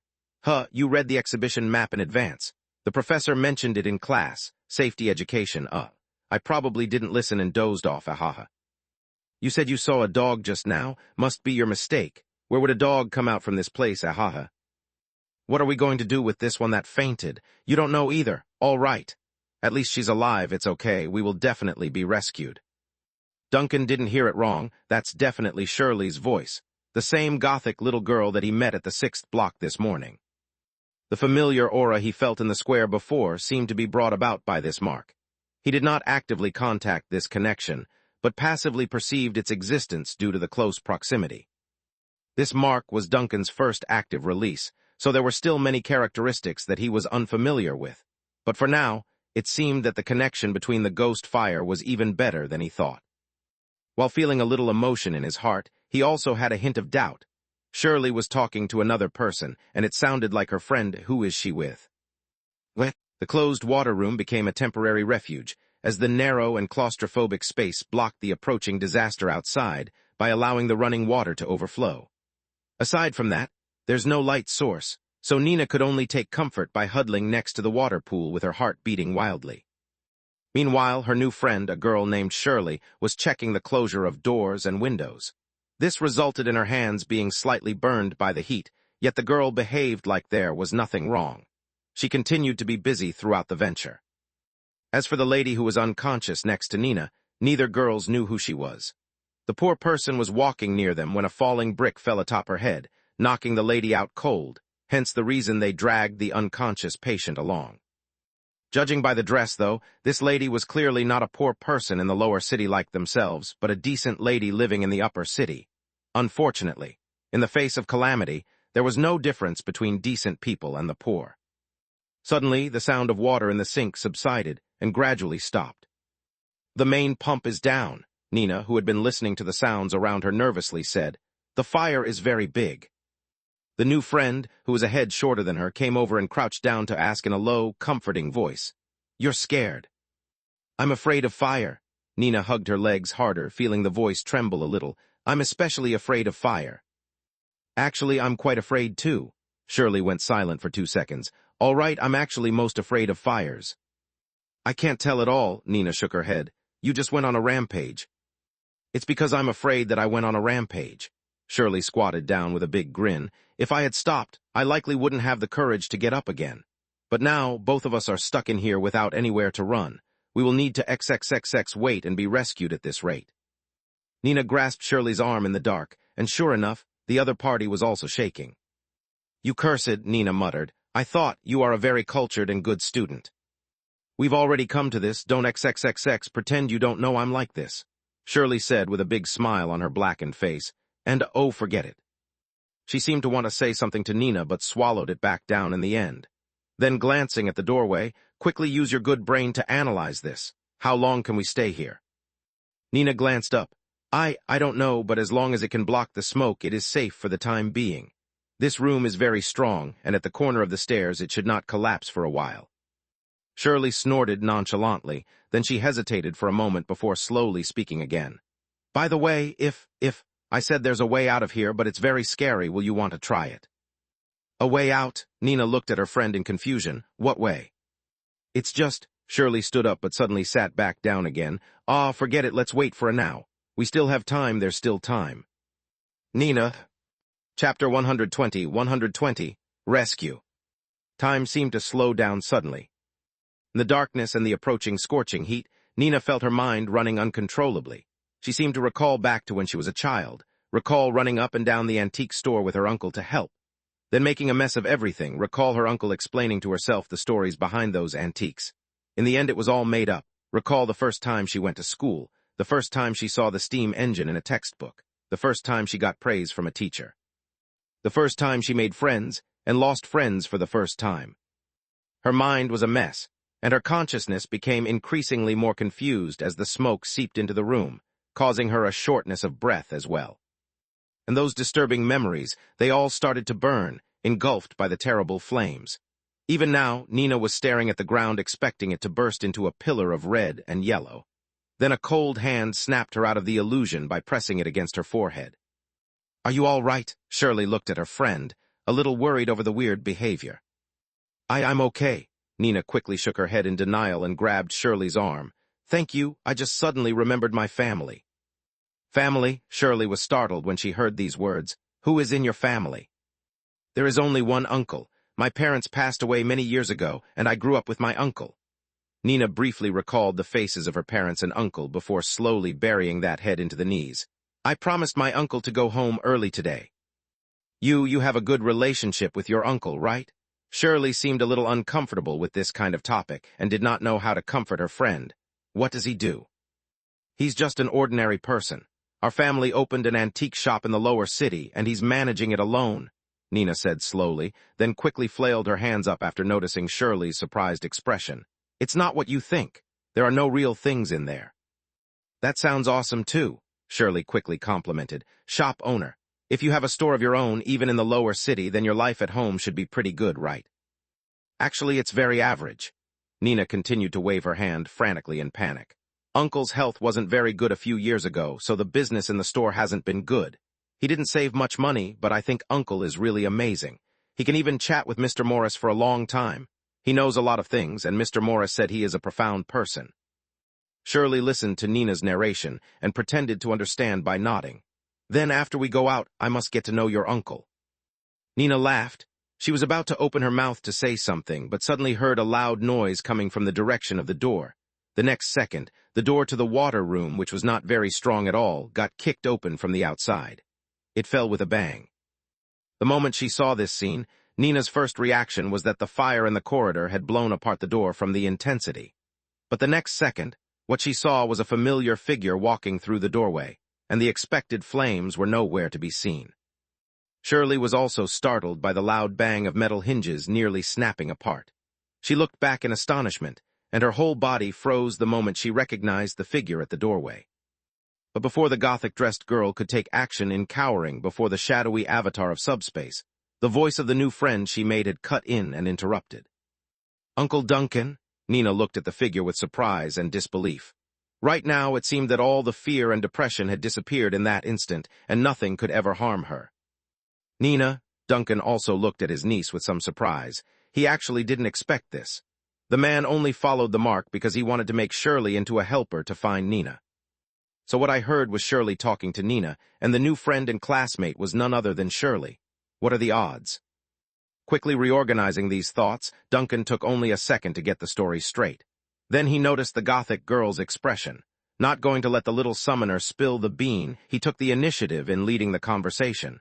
"Looks like you're all right." Then before he had time to say more, Duncan noticed a third person in the room, a young woman in a long skirt who was unconscious on the floor. She seemed to be alive at least. Shirley finally regained her ability to think by then and recalled what Nina had said about her family. By connecting 1 and 2 together, she froze into a statue and looked like she's seen a ghost. "Nina, he is your uncle." "Yes," Nina said happily and threw herself on Duncan in a few steps. "Uncle, why are you here? The fire outside has gone out." "Not yet, but the fire is under control," Duncan replied casually. He knew that this ambiguous statement must have seemed suspicious under normal circumstances, but now Nina was clearly in a state of confusion, so there's no harm. "This is awesome. I thought I was going to." "It's okay. Let's wait until we get out first." "This is not the place to talk," Duncan interrupted Nina. Then his gaze swept over to Shirley and the lady who remained on the floor. "We have to take this lady with us." "Ah, right." Nina reacted belatedly and hurried over to pick up the lady, with Shirley running over to help from behind. But due to the height difference, this was not easy for both girls, so Duncan had no choice but to step in and do it himself. But then, right when he was about to reach down, Duncan saw a slight flickering movement that caused his gesture to stop. It was an amethyst pendant that looked somewhat familiar. Duncan was stunned, slowly recalling the previous home visit of Mr. Morris, and some of the things revealed in the other party's words. "Uncle," Nina's voice came from the side, interrupting Duncan's thoughts. Quickly shaking his head to lose the unnecessary thoughts, he glanced at Nina, then casually at Shirley before smiling humorously. "The world is really small." With that, Duncan and the girls left the room with him acting as the main carrier, while the two served as support. There was no flame in the corridor once they got out, and even the thick smoke had dissipated for unexplained reasons. Shirley observed the dark passage ahead and hesitated before speaking. "Which direction are we going?" Duncan raised his head and was about to point out the direction when he suddenly sensed something through the power of flames that permeated the museum. Getting an idea, he changed his finger to another exit from the original. "This way." Shortly after their retreat, another group suddenly circled the corner of the corridor ahead and appeared near the water room. It was the guardian squad of the Storm Church that had charged into the flames earlier. The squad was a mess, but the blessings of the sea had not yet dissipated on all of them. They had charged in with the determination to die, but the unexpected receding of the fire caught them by surprise and made the rescue effort safer than planned. "The fire here is also extinguished." The priest who led the team slightly frowned, muttering as he observed the surroundings. "Even the smoke has dissipated." "It's good that the fire is extinguished, isn't it?" a guardian murmurs. "It's indeed a good thing, but under normal circumstances, a fire of this scale would not be extinguished so easily," the priest said in a deep and concerned voice. Suddenly, he noticed the violently damaged door of the nearby water room. "Someone has been here." A guard immediately stepped forward to check. After confirming the traces near the doorway, he skillfully took out the incense burner and prayer book before putting on a special set of lenses on his head. The set looked like a half-sided helmet made of copper tubes, cranks, and a series of lenses, some of which had intricate runes etched on the edges. The guardian placed an incense burner on the ground, then adjusted the lens set on his head and began observing the remaining clues. There is no supernatural power remaining, just a few ordinary people that pass through. The exact number can't be determined, and the aura is very chaotic, the guard quickly reported. It should be the tourists who were trapped before the door was vandalized inward. Likely someone from the outside smashed it in to save those trapped. Are you sure there is no supernatural power? No. Continue searching upwards. Yes, SIR. Chapter 121, 121, Miss Psychiatrist. When the fresh air and bright sky finally hit Duncan and his party after they exited the museum's west wing, it was Shirley who cheered first. Awesome, we've run out. Duncan originally wanted to comment on her quick change of attitude when the lady on his suddenly stirred. The woman finally woke up under the stimulation of the fresh air and the bumps along the way. Without delay, he rapidly placed the person down. As Heidi slowly came to, the first sensation that came to her was the severe pain on her forehead, followed closely by the incessant coughing caused by the small amount of smoke she inhaled. Eventually, the lady did clear up and realized she's been rescued. There's the bright sunlight and fresh air, a cue that she's not trapped inside the museum. You're awake. Nina knelt down next to the lady and looked on with concern. How are you feeling? Does it hurt? Headache, it was you who saved me. Heidi's eyes finally managed to focus and adjust to the bright outdoor light. Ah, it's the two girls. You know us? Shirley was taken aback and subconsciously said. We don't know each other, but I remember seeing you in the museum. Heidi shook her head, sitting up and looking around. This is. You were knocked out. Me and Shirley dragged you to safety, and then my uncle rushed into the fire to save us, so we brought you out too. You're safe now, Nina said quickly. Uncle, is this the gentleman? Thank you. Heidi's eyes quickly fell on Duncan, and then she stood up vigorously while speaking as if wanting to give her gratitude. However, that didn't work because she nearly fell over again. You're welcome. Duncan swiftly caught her by the waist and helped her up. Thank you. Heidi stood weakly, bowing her head in thanks. If it weren't for you, I would have been burnt to death inside. This fire is too terrible. Thank you so much. I really don't know what I should do. You don't have to say anything. Duncan smiled back at the polite woman. We actually have some connection, Mr. Morris. Do you know him? Heidi froze for a moment, then looked at Duncan with some doubt. That's my father. You know him. Your pendant, Duncan gestured to the amethyst pendant on Heidi's chest. He got it from my shop. Heidi dully glanced down at her jewelry. The world is so small, right? Duncan laughed and stretched out his hand for a shake. Let me formally introduce myself. My name is Duncan, and I am the owner and manager of an antique shop in the lower city. Next to me is my niece Nina, and this one over here. My name is Shirley. Shirley immediately took the initiative to speak. In her mind, being late would somehow cause the terrifying existence that was Duncan to say her name, which might curse her or something. You, just call me Shirley. Heidi, a pleasure to meet you all. Heidi grabbed Duncan's hand, her head still a little dizzy but adjusting quickly. I'm a psychiatrist. Psychiatrist? Duncan subconsciously raised his eyebrows. You are a psychiatrist. Yes, maybe I look a little young, but I'm a full-fledged psychiatrist with a senior license, Heidi said proudly, then fumbled with her body until she found a crumpled business card. She hands it to Duncan with both hands. This is my business card. If it can come in handy, I am ready to provide you with a free consultation. A senior licensed psychiatrist from the upper city. This one might come in handy with her connections. Duncan took the business card and scanned it. There's the address of the clinic, the doctor's full name, license number, and a 5-digit code consisting of numbers and alphabets. There's also a note before that line of code, Express Courier Code. Duncan's gaze lingered on the line of Express Courier Code. He remembered it to be part of the planned postal system based on his inherited memory. However, this was no ordinary code. It was the special service tier that costs 10 times as much as the ordinary one. And since Duncan's host body didn't have other relatives around aside from Nina, he never did find a need to spend that much money to contact someone. Duncan only roughly knew that this special mail relied on high-pressure steam pipes and standard capsule silos to achieve rapid delivery. Not only for sending letters, but also for delivering small packages. Even if you take into account the manual processing at the end and the possible delivery time, it only takes a few hours at most to deliver from one corner of the city to the other. How should he put it? Duncan could only sigh at the upper city's frank expenditures. Putting away the business card fittingly, he then heard Heidi speak again. By the way, do you need to conduct a post-disaster mental assessment? The young psychiatrist quickly explained after noticing the peculiar look she was getting. Of course it's free. I don't mean anything else. The main reason is that people's spirits are prone to problems after encountering an accident, especially in places like museums where there are many historical objections. Severe mental pressure plus the influence of certain relics can easily leave a shadow on the spiritual level. Heidi seems to be trying hard to pick the proper vocabulary so that it's easy to understand such high-level knowledge. Unlike her, who's been trained in the field, those living everyday normal lives would have trouble understanding her concerns. In most cases, such questions may even appear offensive.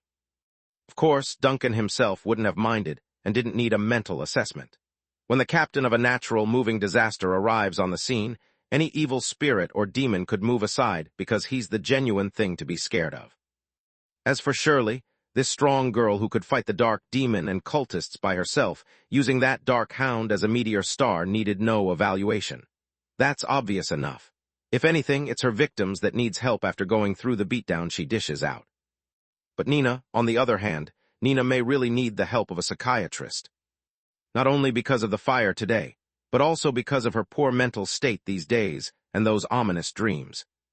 This needs professionals to deal with it, and his own strength was useless in this field. As for the deal of making a trip to the church for therapy, that's no longer needed since we have a perfectly good doctor that's willing to service for free. Nina may need help. Duncan glanced at his niece and reached out to ruffle the girl's hair. But not just because of today's fire. She's been having weird dreams lately, and she's in a bad mental state. Nina immediately muttered in protest, "Actually, I'm fine." "It's free," Heidi smiled, pointing to herself. "My usual consultation fee is, oh, it hurts." She accidentally poked at the place where she had been hit by a brick. The swelling made it easy to touch if not careful. "It's free anyways, no need to hold back." Shirley, who had been quiet for a long time next to her, also joined in. "She still owes us a favor." "Then okay." Nina hesitated and finally nodded in agreement. "Is there anything I need for a mental assessment? Is it okay here? Need to answer some questions or fill out the form?" "We need at least a quiet environment, and I need to be in a better state, at least not with this big bump on my head," Heidi explains with a smile. "I'm a professional, unlike the crappy doctors who only ask you a few questions and write you a diagnosis. Let's do this. Tomorrow is a school day, and if this Miss Nina has time, I will visit your home in the afternoon. I will ask my father for your address." Speaking of this, she paused and touched the wound on her forehead again. "As for now, I have to find a place to treat the wound first." Hiss. "There are policemen on the other side of the square and medical personnel," Duncan suggests after a moment of thought. "Do you need us to accompany you? Your current state is." "No, I've completely sobered up." Heidi waved her hand to show she's fine. Then glancing back at the museum that was still smoking, she showed a look of fear and pity. "Egg, my long-awaited vacation, it's all up in smoke now." "Vacation going up in smoke is indeed a sad thing," Duncan said casually. "But the good thing is that we just survived a disaster, didn't we?" "Well, you're right," Heidi said with a smile. Then sighing and muttering, "Egg, I only hope that some heretics and mobile natural disasters will stay quiet for a bit longer. At least this way my days off will come sooner. Sorry, I shouldn't have complained to strangers about this. That was inappropriate." Duncan. Chapter 122, 122. The figure on the edge of the square. After asking where the rescue point near the square was, Heidi covered her head and left on her own since Duncan didn't want to deal with the officials at the scene. To him, having a girl and dark hound around clergies was a terrible idea no matter how he thought about it. Watching Heidi's figure gradually drift away, Duncan exhaled softly and turned to Nina. "You're not hurt anywhere, are you?" No, Nina was still a little shocked. She had been subconsciously grabbing Duncan's sleeve, and only now did she realize this fact and let go. "You haven't said it yet. Why did you appear in the museum?" "I happened to be running an errand nearby," Duncan said with a smile, "and then I suddenly heard the news of the fire in the museum. That's why I came." Then before the other party could question further, he reached out and ruffled the girl's hair to comfort Nina. "Okay, it's all over now. I'm happy that you're not hurt." "I'm not a kid anymore?" Nina shook her head, and then her eyes caught sight of Shirley standing next to her. She had wanted to say something when her mind abruptly noticed some inconsistencies in their friendship. "Shirley, how come I suddenly feel like you're—" The Gothic girl's attention was still focused on Duncan when this came out of the blue. Realizing things were turning bad, the panic she tried so hard to suppress was now visibly showing on her face. Duncan didn't miss this change, of course. The reason? The panic-looking appearance from Shirley was exactly the same way from the bus fare incident earlier today. Then, as he thought about the two girls' behavior and personality, it told the ghost captain that something was definitely amiss in the story of them being classmates. There are too many loopholes. Duncan rubbed his chin, then tapped Nina's shoulder and pointed to the other. Do you really know her? Yes, her name is Shirley, and she is my new friend, but... Nina frowned. But for some reason, I can't remember when she appeared at school.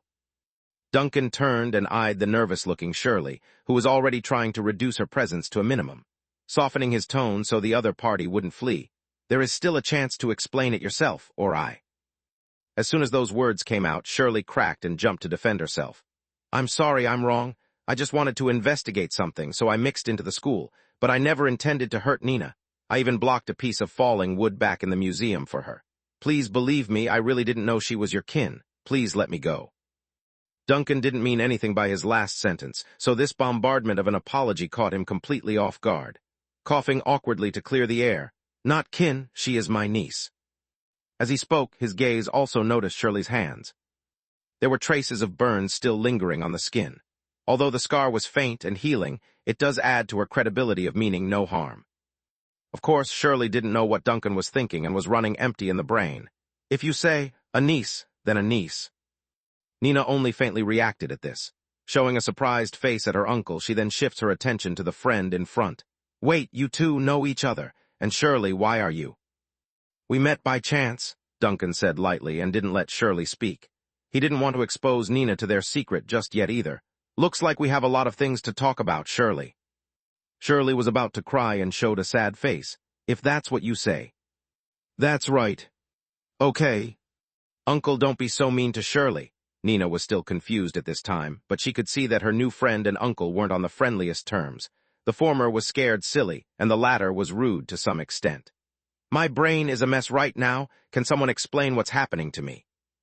Let's go home and talk about it slowly. Duncan exhaled softly as he watched the smoking museum in the distance. It's too chaotic here, and you two must go back to shower and change your clothes. Shirley stammered, I'm going too. Then she nodded vigorously without waiting for Duncan to speak. You're right. Duncan sighed like he didn't know whether to laugh or cry. He doesn't recall ever torturing the girl or threatening her. Yet, she's treating him like the evilest demon god in existence. But then, the corner of his eyes caught a glimpse of something on the edge of the square. It was an individual drenched in a black trench coat facing away from this sight. Judging from the rear view, the person should be quite tall and thin. However, the most notable feature would have to be the large black umbrella the person used on this sunny day. In this weather, where there's no wind or rain, a tall and thin man in a long trench coat with an umbrella would seem off no matter what. But since so many people were gathered on the square's edge, no one bothered to notice this strange oddity. Uncle, Nina noticed how Duncan suddenly stopped and looked curiously in the other direction. Is there anything over there?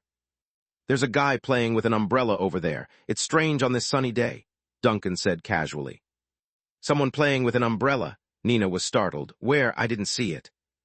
I didn't see it either. Shirley also rubbed her eyes, curiously following Duncan's line of sight. Are you sure you didn't see it wrong? Didn't you see it? Duncan frowned instantly. He glanced at Shirley and Nina, but after he turned his gaze back to the direction of the square in the next second, the figure with the umbrella somehow disappeared. Uncle, Nina looked at Duncan with concern. Did you inhale too much smoke and not feel well? I'm fine. Maybe I've mistaken. In order not to worry Nina, Duncan just shook his head and said indifferently. But nevertheless, his gaze remained on the other side of the square with deep concern. If it's just an umbrella weirdo, it's not a big deal. But if it's a figure that only I can see, it's a different story. Vanna brought a team of elite guardians with her after getting news of the fire in the museum. However, when she arrived, the flames had already been snuffed out.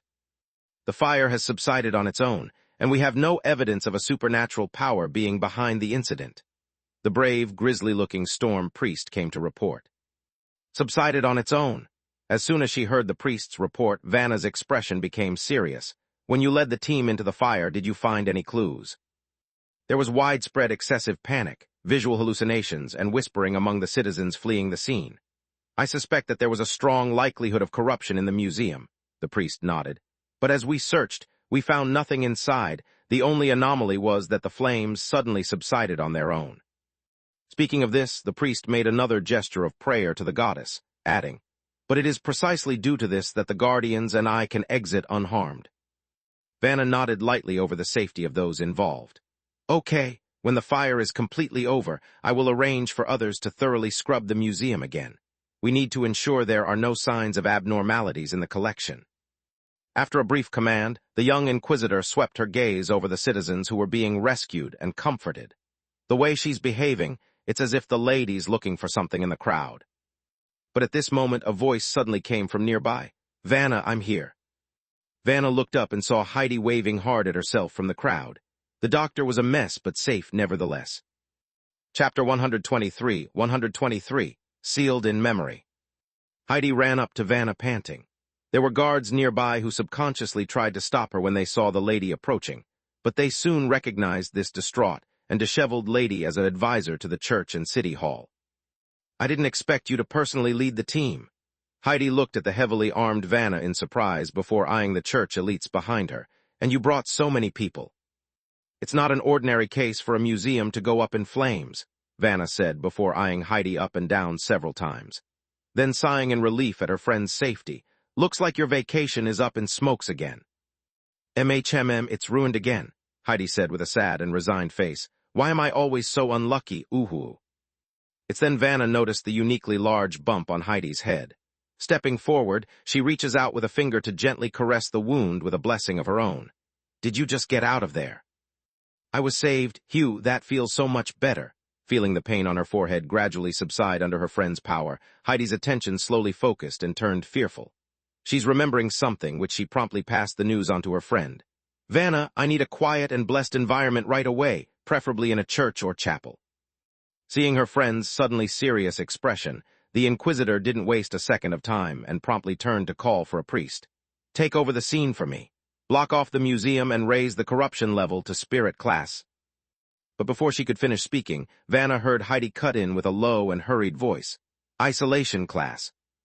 Adjust to the isolation level and expel all uninvolved citizens to 200 meters around the square." Vanna was inwardly shocked, but swiftly issued the order regardless. Then turning to the regional priest with the grizzly beard, "Take us to the nearest chapel. We need a separate prayer room with 16 incense candles lit." The priest, who had just escaped from the fire, immediately bowed his head. "Yes, please come with me. It's near the square." Vanna quickly left with Heidi and drove to the community church a street over. Before arriving at the church, Vanna noticed that Heidi's face had started to flush abnormally. "What's going on?" Vanna's brows furrowed and touched Heidi's forehead. The high temperature of the fingers instantly changed her tone. "Why is it so hot?" "I may have been exposed to something in the museum," Heidi said quickly. "I use self-hypnosis to block some information in the depths of my memory.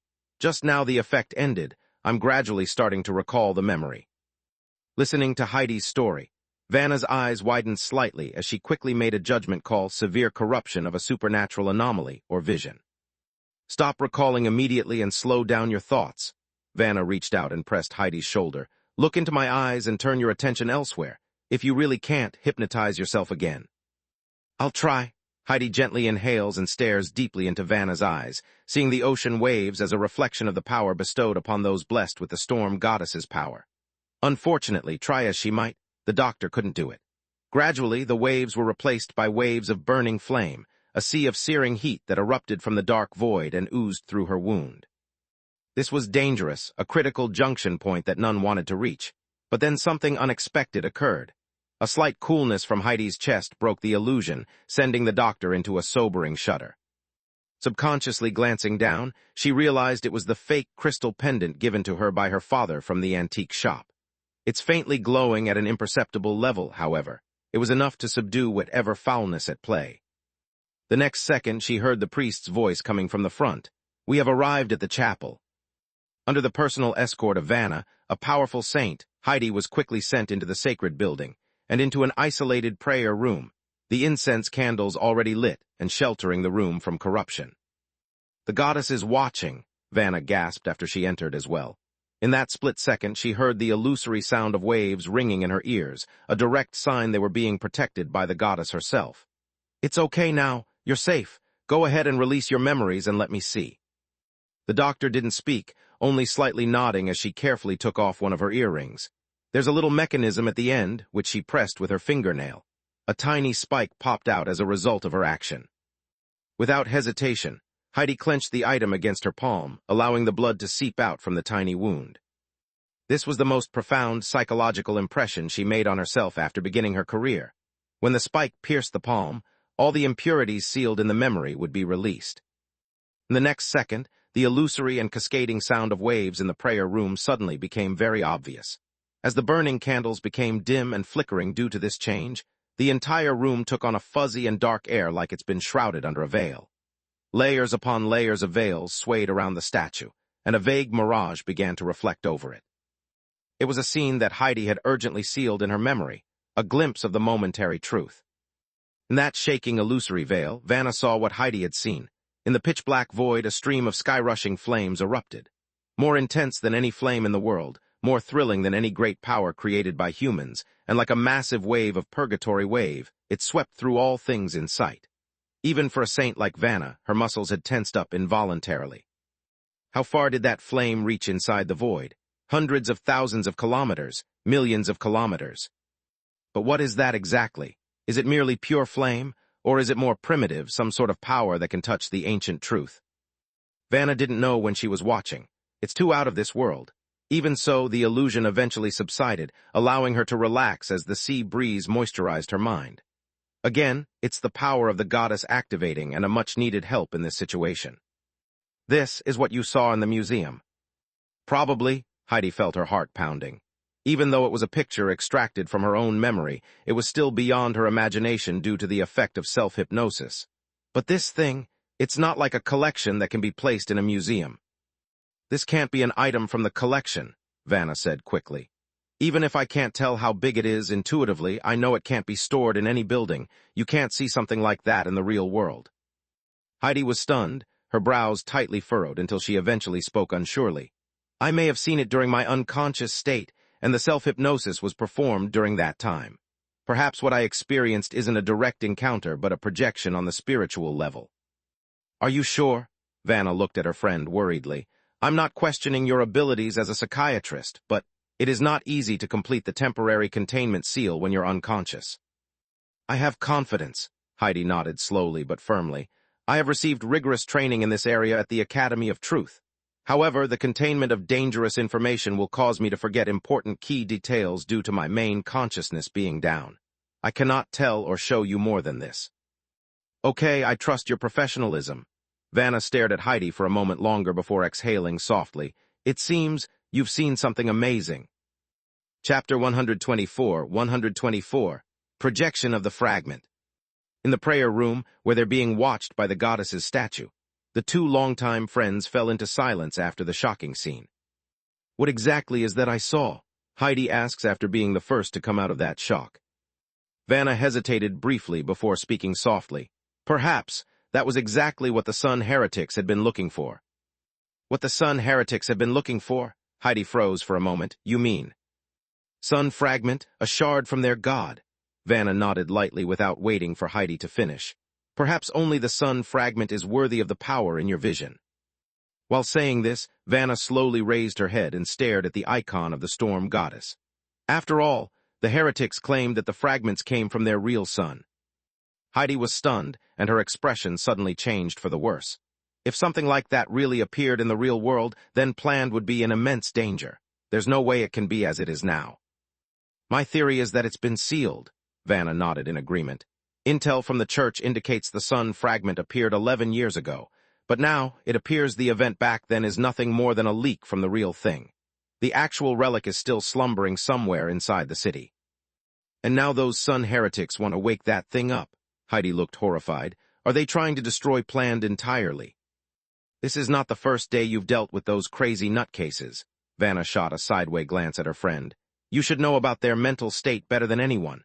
For those Suntists, anything is worth it to resurrect their black sun. What are a few city-states in their eye?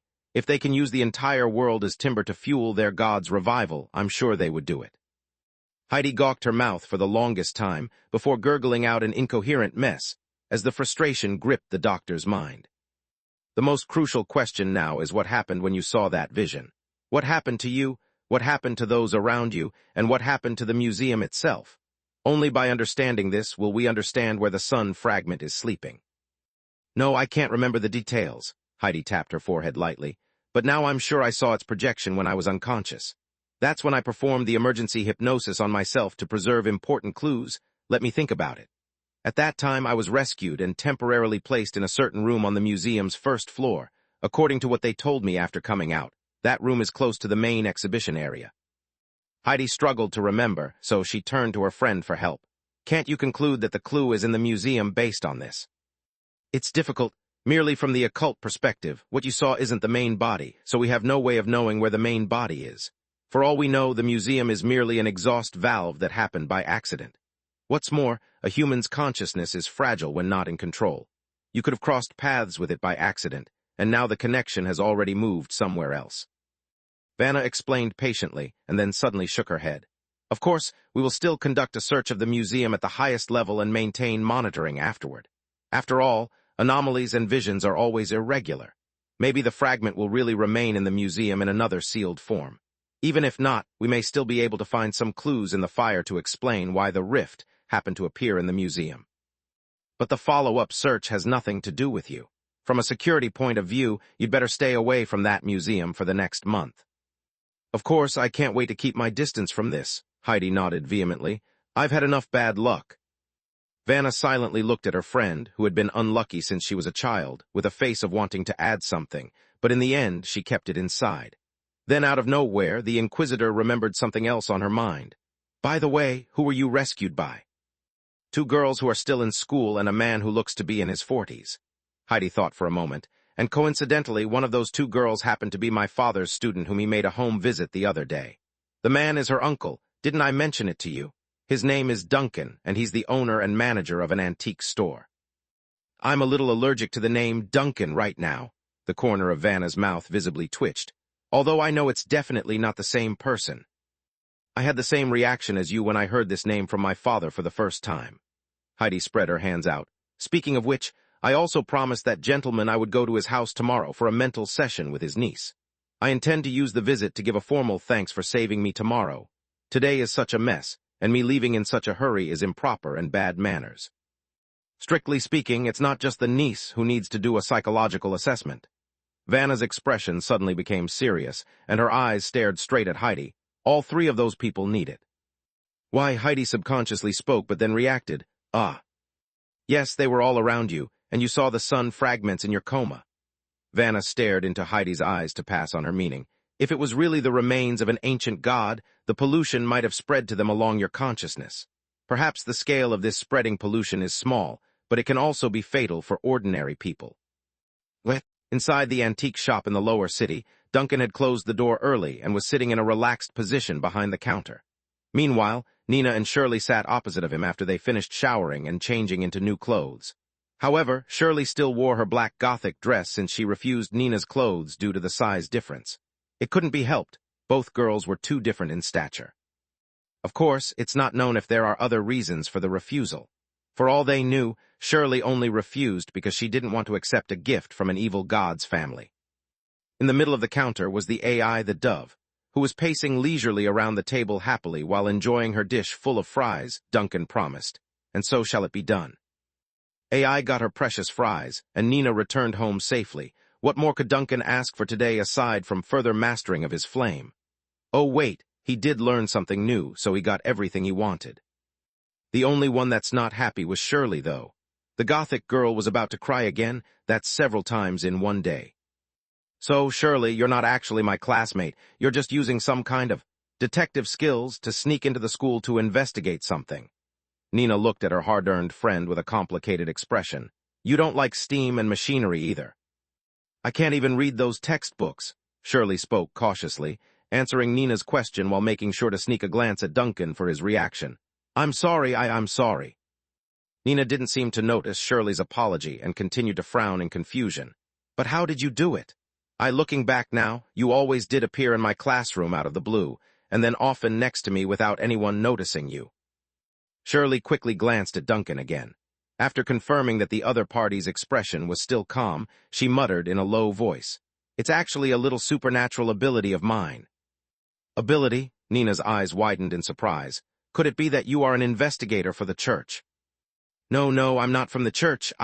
Shirley glanced at Duncan again for the third time already, recalling what those priests like to call people like herself. I'm what you would call a wild transcendent. Nina looked surprised. Transcendence in the wild. If we're not registered. Shirley spoke as if she's given up on something and lashed out when the topic was brought up. Those dogs from the church are always acting so high and mighty. Just because people like me don't want to be monitored, they give us these derogatory titles. Nina listened to Shirley's explanation with an astonished face and eyed the Gothic girl repeatedly. Finally, the gesture left the more petite girl uncomfortable. Why are you looking at me like that? You're amazing, Nina suddenly exclaims. Shirley was immediately overwhelmed by that remark. That's all you have to say. Yes. Chapter 125. Get to know each other. For Shirley, the fact that Nina was so focused on subtleties was a good thing. From the bottom of her heart, she has regarded this innocent and ordinary girl in front of her as kin of the subspace god, and not just any kind, but a relative at the daughter level. Therefore, her chance of surviving could only go up if she pleases Nina's antics. On the other hand, Nina didn't know how much was hidden under Shirley's awkward and stiff smile. To her, this merely represented an excellent opportunity to learn more besides the textbook's regular stuff. Sure, she's met Transcendent from the church, but those trips didn't count. Where do you usually live? Do you have your own secret base or something, or is there a very mysterious organization? Do you usually hide in caves, or somewhere like a sewer? Is there a warehouse-like place to store all kinds of ceremonial items? Were you born with special abilities, or is there some sort of supernatural item you use? Are you one of those legendary mages? I've heard that this ancient profession is where they can unleash spells without relying on any gods, and their power is said to come from the bloodline. What do you usually eat? Do you ever want to drink herbs or strange animal blood? Yes, no, do you normally eat too? Is it all true? Nina's questions came one after another, crackling endlessly like a tape recording on rewind. About halfway through, Shirley had already broken out into cold sweat on her forehead. Not because she couldn't answer the other party's questions, but because there was a Duncan next to her. Meanwhile, Duncan had been silently watching Shirley from his seat with a cordial smile. From the surface, he looked no more than a parent supervising his children during a play date with a classmate. You seem to be afraid of my uncle. Even if Nina was denser in this regard, she could still notice Shirley's strange behavior towards her uncle. Between you two, did something happen? Noth, it's nothing, it's truly nothing. Shirley almost jerked up from her seat and started waving defensively. What can your uncle and I have between us? I'm still just a kid. As soon as Duncan heard this, he felt as if something was wrong with that comment. Nevertheless, he knew better than to stop the fun between the girls. Making a cough to clear his throat, he interrupts to keep Shirley from going on a tangent. Actually, it's nothing. We merely bumped into each other on the bus when she tried to dodge the fare. Just because of that? Nina looked at Shirley in surprise. That shouldn't have left such a big trauma, but my uncle is right. Dodging your bus fare is bad. Shirley's tears were about to fall. I really won't skip the ticket in the future. Nina nodded, then seemed to remember something else and stared at the petite girl. Then, can you tell me what exactly are you investigating? You befriended me because of your investigation. Shirley's body jerked straight, her gaze wandering to the side where it met Duncan's ominous stare that left her soul half departing for the afterworld. I was investigating the fire 11 years ago. Shirley lowered her head and murmured in resignation. The official records mentioned the factory leak happened in the 6th block. The fire 11 years ago. Nina's eyes widened suddenly, her tone filled with astonishment. Wait, you also know about the fire 11 years ago. You know it too. Shirley was also surprised and shot up from her chair. You also experienced that fire. Of course I know my parents died in that fire. I was 6 years old when Uncle Duncan rescued me from that incident, Nina said in a hurry, gesticulating with her hands subconsciously. But everyone always said I was confused by the toxic fumes on the street. They all claim there was no fire at all, and even later the newspapers printed that it's a factory mishap. That year I was also 6 years old and my parents died in the fire. I remember it clearly. Shirley looked straight into Nina's eyes. But the people around me also told me there was no fire at all. No wonder Dog said that he smelled something familiar on you. As soon as her words fell out, Duncan's voice suddenly cuts in from the side. So, it was Dog who guided you to approach Nina by sneaking into the school? You don't know why either, and that's why you're so surprised by Nina's words just now. Shirley quickly nodded while meeting Duncan's eye. Dog, who is dog? Nina gave a somewhat puzzled look. Dog, he. Shirley grew hesitant and didn't know how to go about this. Shifting her gaze to Duncan for help, she then turns back to Nina after getting no signs of rejection. Dog is my friend. He's currently next to me, but his appearance may be a little scary. As soon as Shirley said this, her heart instantly flew into turmoil. Despite there being an obvious shadow of subspace sitting here with them, she still has to go with this weird, humorous act of pretending dog is the scariest existence in the room. That's just ridiculous no matter how she thought about it. Nina looked around curiously for signs of this dog. However, after not finding the individual that was supposed to be beside Shirley, the girl figured it was better to just ask. Then can you let me meet Dog since he's your friend? What is so scary about him if you're both friends? Shirley was still a little hesitant, so Duncan stepped in by tapping his finger on the table to get their attention. Then you have to be mentally prepared. I have seen Dog's appearance. It is quite scary looking. Then I'm even more curious. Nina became even more excited after getting confirmation from her uncle. Oh, please, let me meet him. I'm so curious about why her friend has such a strange name. Well, since you want to see it, Duncan shrugged and gave Shirley a helpless look. Let Dog come out and say hello. After all, he is also today's. Under normal circumstances, Shirley would never expose the secrets of herself and Dog to strangers. Walking with a shadow demon in the city's state of order was a highly taboo thing. The priests of the Storm Church would storm her with a 6-barreled machine gun if they ever caught wind of this fact. All right, she nodded, then slowly raised her arm. In the next second, in Nina's astonished and slightly nervous gaze, pitch-black flames and smoke suddenly rose beside Shirley. Chains extended from the flames, and at the end of the smoking blackness, the figure of a ghostly demon condensed and materialized. To the dismay of his mistress and Nina, the dark hound appeared as quickly as he shrunk into a ball. Talk about embarrassing. For a skeletal demon dog, he was posturing with his paws cusped over his hollow red sockets like a baby pup. Duncan shot a WTF look at Shirley right away. To be fair, seeing Dog like this isn't as shocking as knowing a skeletal dog can move and talk. He's actually quite cute if you ask me. On the other side, Nina was flabbergasted and didn't speak for the longest time until she gawked a word out. A.H. Shirley quickly spoke. I did say you would be scared. But before they could go further, Nina suddenly exclaimed gleefully, This is so incredible. Shirley? Hello. While Shirley was lost in confusion, Nina had already begun to tentatively greet the hound. Mr. Dog? Are you a sir? Dark hounds have no gender, but you can call me that if you like, Dog replied sullenly while glancing around at the room. You're not afraid of me? No, not really. Although you do look a little scary, Nina thought for a moment, but then formed a big smile on her face. But I'm quite bold, too. Chapter 126. What did you see? Seeing Nina's expression of excitement and curiosity after a moment of astonishment and nervousness, Shirley couldn't help but mutter a complaint. You can't be described as bold anymore. Nina didn't hear what Shirley was muttering at all. Instead, her attention was entirely attracted by the black bone hound in front of her. After she jumped off the chair, the girl strolled around Dog for 2 full circles while eyeing the creature up and down. Then when she finally saw Dog's reddish eye sockets, the girl finally showed a startled look, but that's it, only a little shock and nothing more. So amazing, she repeated again. Nina even looked like she wanted to reach out and touch Dog's bony skull like she was petting an animal. But at the last second, the girl withdrew her hand and looked up at Shirley. This is the first time I've seen such a supernatural existence with my own eyes. What is Dog? Is he a creature summoned by a magical spell? Or? He's a demon, Shirley replied frankly as if to scare Nina and make the other party slightly aware of the dangers. He's the most dangerous kind of demon. Nina was really taken aback. She probably didn't expect this polite-looking skeletal dog to be a demon. Then, showing an incredulous face, is he really a demon? Strictly speaking, I'm a shadow demon. Dog partly raised his head and snuck a peek at Nina by lifting one of his paws from his face. Miss, this may be the first time you've seen a shadow demon, but do not get the false impression about my kind. My compatriots are very diverse, but they are usually all fierce and ruthless. Shadow? Nina was stunned by the explanation. She finally woke up from the novel tension of seeing a supernatural being for the first time and recalled what the textbooks had said. Shirley, you. As you can see, I'm tied to a shadow demon. Shirley raised her arm and showed Nina the chain that's fused with her body. So I don't want people to know my secret, do you understand?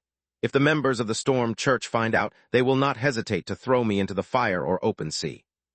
Shirley's expression was particularly grim, which was passed on to Nina on how severe the consequences are if true. I've read from the books that the deep sea is full of crazy and evil creations, that they are the residual discharge of dark and unholy gods. But from Mr. Dog's appearance, Nina stopped and hesitated to continue since it's rude to be so presumptuous. Dog is special, Shirley replied lightly. Unlike a normal shadow demon with no heart and emotions, Dog does. Even though I can't explain why he does and how this came to be, this allows him to survive outside the deep sea. Nina was stunned and nodded half-understandingly. Oh. While speaking, she fell into a short silence while scratching her head. Then turning to her uncle for help due to the distress, Uncle, I feel like my mind is getting dizzy again. Going through the chaotic encounter today, then the knowledge of Shirley's secret, any normal schoolgirl would get dizzy by the absurdity of it all. It's already a blessing she's not crashing down and raising the white flag. You've been through a lot today, came Duncan's gentle and calming words. Some confusion is normal. Nina blinked, finally realizing that she had ignored something crucial since the start of all things. Uncle, do you know Shirley from before? How about her secret? Do you also know about Dog? I did, Duncan smiled, but I didn't know she was the friend you mentioned the other day. Then Nina hesitated. Are you also investigating what happened 11 years ago? Are you investigating together? Sort of, we've worked together once or twice by chance, Duncan nodded. Why do I feel like I'm the only one in the dark? Nina muttered belatedly. And you are investigating what happened 11 years ago. Is there any secret about what happened 11 years ago? We don't know yet, but we all agree that there was a fire that had been erased back then, Duncan said quietly, his gaze falling on Nina. I'm sorry, I'm not hiding it from you because I mean to keep you in the dark, but this is a field out of your knowledge. It's too dangerous. Uncle, what about you? Nina grew slightly angry. Uncle, aren't you in danger too? While the man himself didn't comment, Shirley on the side had begun to mutter in complaint. Of course your uncle is in danger. Your uncle is the most dangerous. Duncan instantly shot a warning look at Shirley, silencing any chance of the truth from coming out. I am an adult, and as your uncle I have a duty to keep you safe. Besides, I'm more powerful than you think. Nina's gaze kept wandering between Duncan and Shirley, her expression repeatedly changing due to the mess inside her head. However, of all the fuss and stubbornness of an adolescent teen, it all ended with a sigh. It's getting dark. She glanced out the window and saw the dimming light. I'll go get dinner ready. Shirley, you can stay here too. It's not safe when it's dark. Yes. Shirley was stunned and didn't react at once. But soon she understood what Nina meant and frantically waved her hand. No need. Dog and I can make it back. Sadly, Duncan's voice had cut in from the side before the Gothic girl could reject the goodwill. Stay. The sun will go down in a few minutes, and the streets will be full of guardians. Are you sure you want to tangle with the curfew set by the city? Shirley froze with a visible shudder, her eyes glancing out the window as well. Eventually, her expression deflated into a whimpering frown at knowing she could no longer escape the antique store tonight. That all right, the girl sat down dejectedly, barely holding up a smile to face Nina. Is there anything I can do to help? No, I always cook at home. Nina giggled with delight as she strolled towards the staircase. Then suddenly she swung around and eyed Shirley sternly. Shirley, are we friends? Shirley didn't expect this, so her first reaction was to look at Duncan, but the latter only looked away like it was none of his business. Finally, after a short and uncomfortable silence, she shook her head. No. But then she nodded again. But I can try. Nina squealed over the second part. Although she didn't get the answer she so dearly desired, Nina was nevertheless pleased and jogged up the stairs with brisk fluidity. Shirley stood motionlessly on the first floor, only coming back to reality when she heard Duncan's voice again. Thank you. Popping her eyes from surprise, Shirley quickly sat back into her chair nervously. Why are you thanking me? Nina has no friends at school. Duncan has become accustomed to the overly antsy reaction of the other girl, so he doesn't mind it. The fact that you're willing to try is a wonderful thing for her. She's been so happy in the past 2 days when she told me about a new friend at school. Shirley blinked in confusion, somewhat not understanding. I still don't quite understand. Shirley appears troubled by the gratitude from the man. Your role here is to play an ordinary person, right? Nina, she doesn't seem to know about how special you are. It's the same at school. Her existence was so small that if it weren't for Dog guiding me, I wouldn't have found her at all. but as a kin favored by you she. Not kin, she's my niece, Duncan repeated, and then looked at the other with an extremely serious expression. Now that Nina is gone, I have a question for you. Go ahead, I'm ready. Dog guided you to get closer to Nina, right? Because Dog smelled a specific aura on Nina, right? Based on this, he judged that Nina had something to do with the fire 11 years ago. Yes. What kind of aura is it? Is it the same energy signature as that factory, or is it something else? This time Shirley didn't answer. Instead, she shifted her sight to Dog in the corner of the shop. Under Duncan's gaze, Dog hesitated for a few seconds before finally crawling over to the table. There are countless ashes floating around her, Mr. Duncan. Chapter 127, 127, Dinner Together. Duncan's heart literally skipped a beat after hearing Dog's description.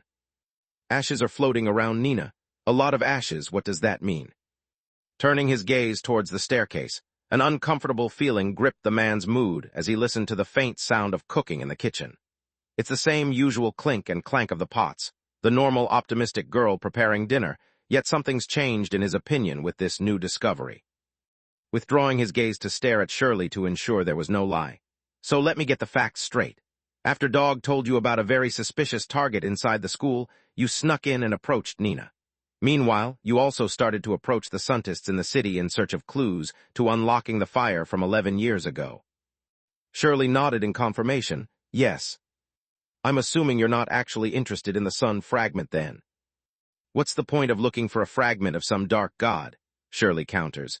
So a flame can tell me why it burned the city back then. What I'm looking for is the one responsible for setting things into motion back then. But it's no ordinary fire. Duncan met the Gothic girl's gaze. If it was really a fragment of the dark sun, it would be more powerful than what burned the factory. Surely you're doing something very, very dangerous. I'll speak bluntly, so don't be angry. Shirley thought for a moment before heaving heavily. I think sitting here with you is already dangerous enough. Ha, probably. Duncan was slightly startled by the frankness and couldn't help but chuckle. Getting up from behind the counter to slowly walk towards the stairs, I'm just making a kind reminder. Of course, how to go about it is your business. Wait a minute. Shirley bolted from her chair as if wanting to say something. From the way you're speaking, you didn't know that Nina was special. Duncan halted, and after a slight hesitation, he raised his finger and pointed to his eyes. It seems that this body's eyes are not very good. That's why I haven't noticed it. This body... Shirley keenly picked up on those words and came to a conclusion. She didn't dare to point out her discovery, of course, but she did watch the other party walk up the stairs with her jaws wide open. What are you going to do now? What am I going to do? Go upstairs and have dinner, of course, Duncan said rightfully as he glanced down at the girl. And you two, aren't both of you coming too? It's dinner time. It's dinner time. Eating food at the home of a shadow of subspace. Shirley didn't know how to describe the many strange thoughts that flashed into her head, nor did she know how her legs managed to follow the boss's trail. Regardless, she did end up going upstairs to the second floor, where she saw for the first time the cramped kitchen. There's nothing special here, merely a table, a few plates of heated hard bread, and a huge pot of soup in the middle. This arrangement was typical of every household in the lower city. However, there was something special here that caught Shirley's eye. Unlike most families in Planned, this pot had a few pieces of fish floating in the white broth. I made the soup with the remaining half of the salted fish, Nina said to Duncan with a smile and then looked at Shirley. Uncle bought the fish the other day. You need to taste it. It's so good. Shirley rigidly sat down at the dining table as instructed, her eyes still slightly confused as she scanned the assortments. You're thinking, why is the food so ordinary, right? Ah, no. This is much better than what I usually eat, Shirley replied subconsciously, then added, but I really didn't expect it to be such an ordinary assortment. This fish looks a little strange. Dog poked his skeletal head up from the side and glanced at the food on the table. Then, with a perplexed voice, why am I getting a familiar feeling from this? What do you know? Shirley glanced at her friend. You who usually gnaw at stones as cookies shouldn't comment. Doesn't Mr. Dog eat? Nina looked up in surprise when she heard this. Shadow demons don't eat human food. In fact, they don't eat at all, Shirley nodded ahumphley. Aside from occasionally nibbling on some stones to grind their teeth, they don't consume anything. When Dog heard this, the dark hound promptly swung his head to the side in a huff. That hurts. Do you know how hard it was for me to find ways to feed you? I foraged and stole food to raise you. What's wrong with me occasionally eating some stone? As he spoke, though, Dog didn't forget to take another look at the soup pot by leaning over the table. Then, after a good half-minute, the dark hound suddenly shuddered and retracted his gaze. Dog, what's wrong with you? Shirley was stunned by her partner's reaction. Dog shot a look at Duncan first, then back at Shirley. Finally, he just sat there like a statue with an idiotic smile. What, you don't like fish? The indescribable swirl of light and shadow, Duncan asked with a smile. Dog immediately shook his head like a rocking drum, acting all innocent and clueless. What fish? That's a bloody offspring heir of the deep sea. You chopped it up and stewed the guy into a soup. How can you even ask if I want to eat it? Sure, you changed it somehow, and now it's a fish, but that's not the point. I don't like to eat fish, Dog answers robotically. Duncan didn't know why Dog would behave so weirdly before the soup. To him, this must be some sort of habit of a shadow demon. Instead, the man had shifted his attention to Nina. Nina looked no different from normal. Although she may have a little more on her mind, the sensible child gave no impression that something was wrong. However, Duncan understood the veiled curtain that shrouded the factory in the 6th district had already taken his niece. The issue was how deep the infection was. Uncle, Nina finally noticed Duncan's gaze and asked with a look of confusion, "What's wrong?" Duncan didn't answer, only reaching out to gently stroke the girl's hair like a good elder. I'm not a child anymore, Nina exclaims in defense, surprised by the sudden gesture. I know you're not a kid anymore, Duncan laughed, a tiny green flame lingering on a strand of Nina's hair, but you're still a child to me. Nina puffed out her cheeks grumpily. Uncle, are you going to investigate things with Shirley again in the future? She finally couldn't help but ask. Within the limits of safety, Duncan replied casually. Can you not go? Duncan shook his head, can't. Nina grew silent for a moment, then what can I do? Eat well, Duncan smiled and pointed to the table. Then sleep well, study hard, and finally protect yourself while your uncle I work. Nina stuffed a piece of bread into her mouth. Okay. Chapter 128, Changing Course. The second floor of the antique shop was not big by any means. Except for the kitchen and the bathroom, there were only 2 other rooms. One for Duncan and the other for Nina. Shirley, who was temporarily staying overnight, could obviously only sleep with Nina. Actually, I can sleep in the hallway. Shirley seemed a little embarrassed watching Nina busy preparing for herself. Or I can sleep on the ground on the 1st floor. That's not okay, Nina said, glancing toward the door. Uncle Duncan had gone back to his room, so it was just her and Shirley plus Dog who was napping nearby. How can we let a guest sleep in the corridor? And on the 1st floor, they're all my uncle's babies. He wouldn't agree anyways. His baby? Shirley was stunned for a moment, recalling what she had seen on the 1st floor. Due to how nervous she had been, the Gothic girl only assumed those things were piles of rags and garbage used to trick the folks in the neighborhood. But she quickly realized something again. Here, the Mr. Duncan was just an ordinary person, and Nina in front of her did not know about her uncle's other face. Thinking of this, Shirley's expression became a little strange under the bright light brought by the electric lamp. Are you really not angry? Nina stopped making the bed and raised her eyebrows. Angry? Why? I actually lied to you for a long time, Shirley whispered. She had rarely been so embarrassed and quiet in her life. I only approached you at first because of Dog's reminder, but I didn't expect you to believe me so easily and become my friend. I assumed you would be a little angry with me if you ever found out. No one had spoken to me at school for a long time, and I thought, Nina muttered but quickly shook her head. But I'm really not angry. No matter what the reason, at least you actually talked to me, went shopping with me, and went to the museum together. Shirley wasn't accustomed to Nina's calm reaction, or rather, she had long been accustomed to a colder interpersonal environment, hence the awkwardness. You are such a strange person. Am I? Nina tilted her head after making the bed. I think someone said that to me as well a long time ago. I think their words were, how can this kid be so frank inside? While speaking, she beckoned to Shirley. Come sit. Why do you keep standing there? Shirley froze for a moment, hesitating if she should do as told. But then a strange and bizarre feeling flowed out of the Gothic girl's heart, and that was a sense of warmth. The light is so bright. As if to break the tension, or maybe just to find things to talk about, Shirley whispered after crawling into bed. Don't you have electric lights where you live? Nina was a little surprised. I live in an older neighborhood where there are no electric lights, Shirley blushed. I still need to use candles when the night falls. Ah, Nina opened her mouth, feeling a little awkward at not being more aware of the other party's situation. Stiffly changing the subject, do you want to change into pajamas? I still have one from 2 years ago, so the size should fit. Okay. Sleep early tonight. Tomorrow we can go around the neighborhood and get you some new clothes. Your skirt is already burned. I have no money. Then it's my gift to you. Okay. What? Unlike what others would have expected, Duncan hasn't fallen asleep in his bed yet.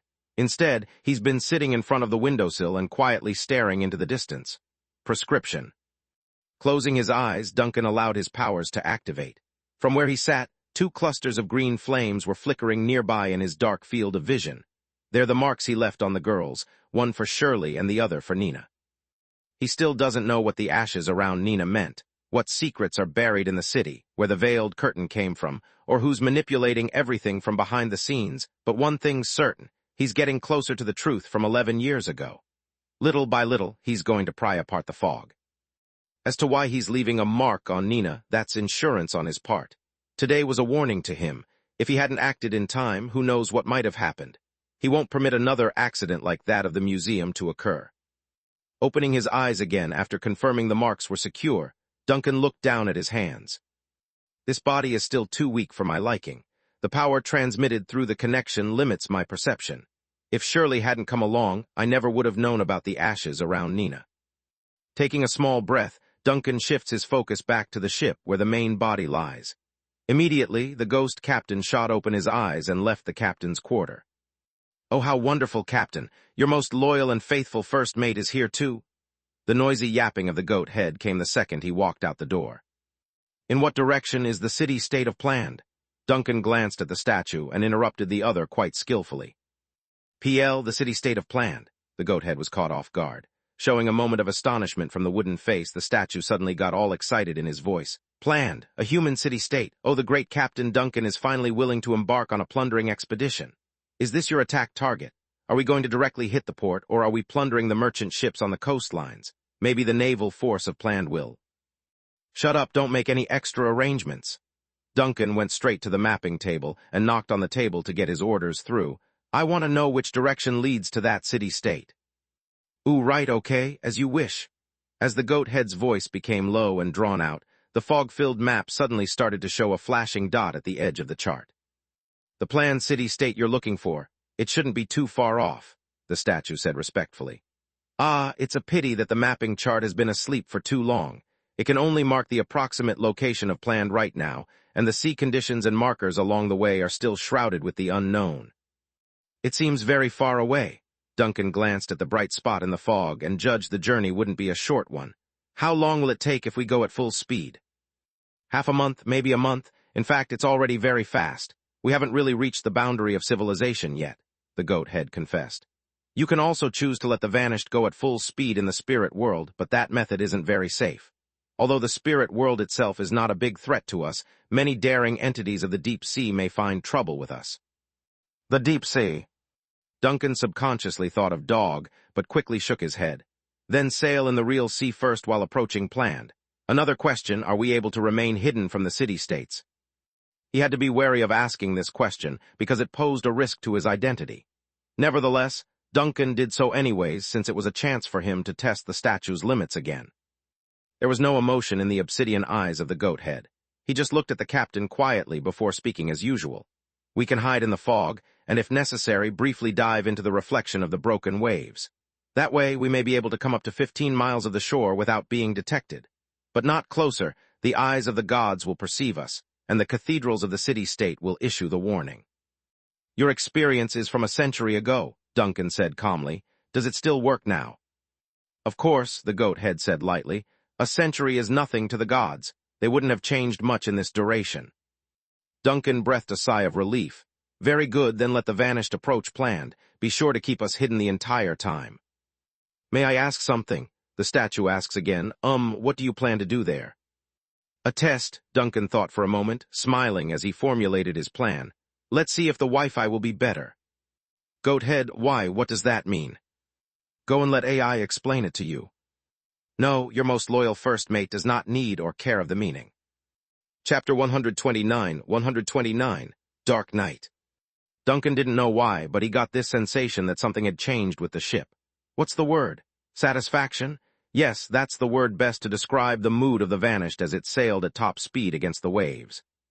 Strolling the deck as he watched the ghostly sails drumming against the non-existent wind, he raised his head and looked up at the towering mast. Then he knocked on the railing and said thoughtfully, "You are also bored with the aimless drifting, right?"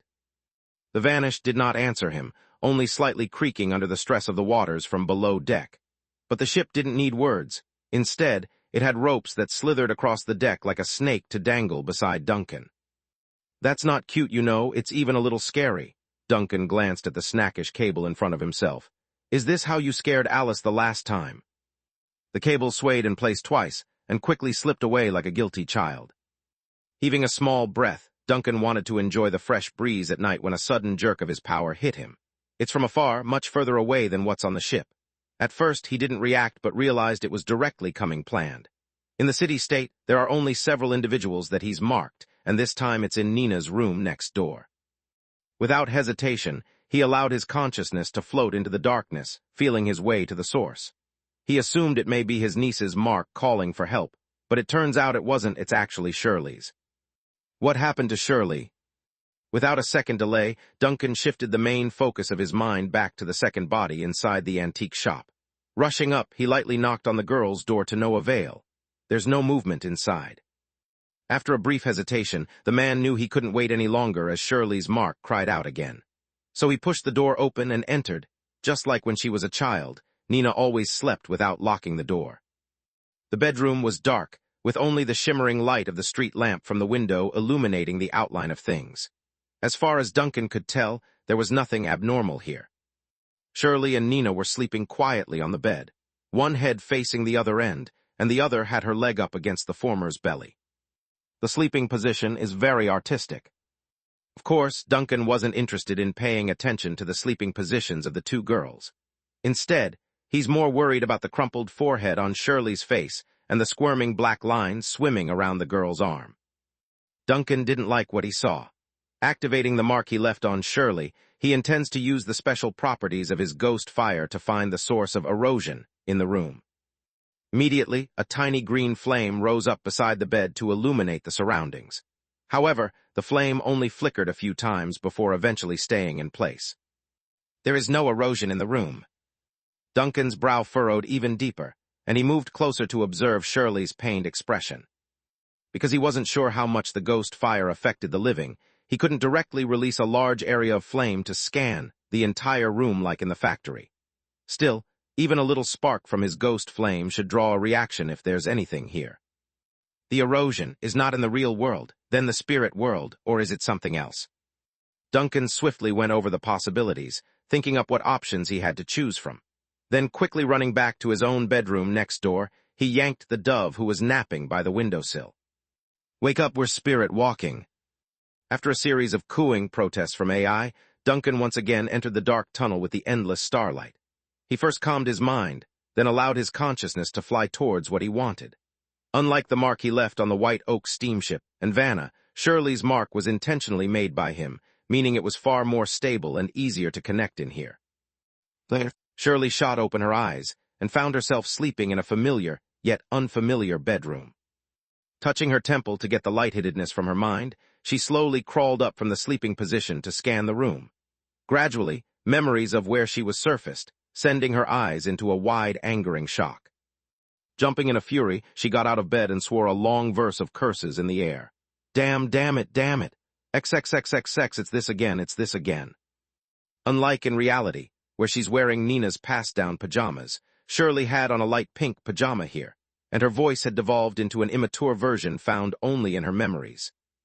Don't XXX torture me anymore. Don't XXX torture me anymore. Shirley roared the phrase over and over again in the darkness, her limbs punching and kicking at the mottled planks of the wall.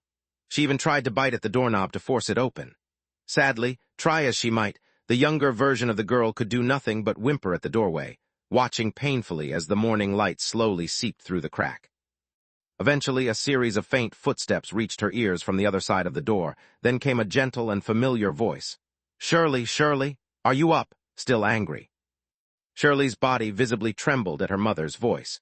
those eyes drawing beads of tears as she greedily clung to the door like it would allow her to see the other person. "Shirley, your dad and I are going to buy you a cake. It's our baby's birthday after all. When we come back, you won't be angry anymore, okay?"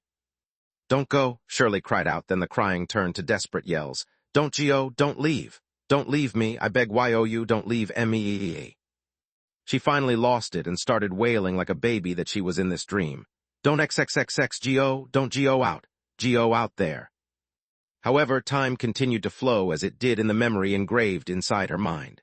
Eventually, the folks outside left, followed by the rustling sound of the woman grabbing a purse, then the gearing turning sound of a key turning inside the front door. Shirley crumbled to the floorboard after hearing the final click of her parents' departure, signaling the start of the countdown. When her heartbeat reached 1,200 times, the exclamation of fire came from afar. When her heartbeat reached 1,600, the pungent smell of smoke penetrated through the cracks in the door.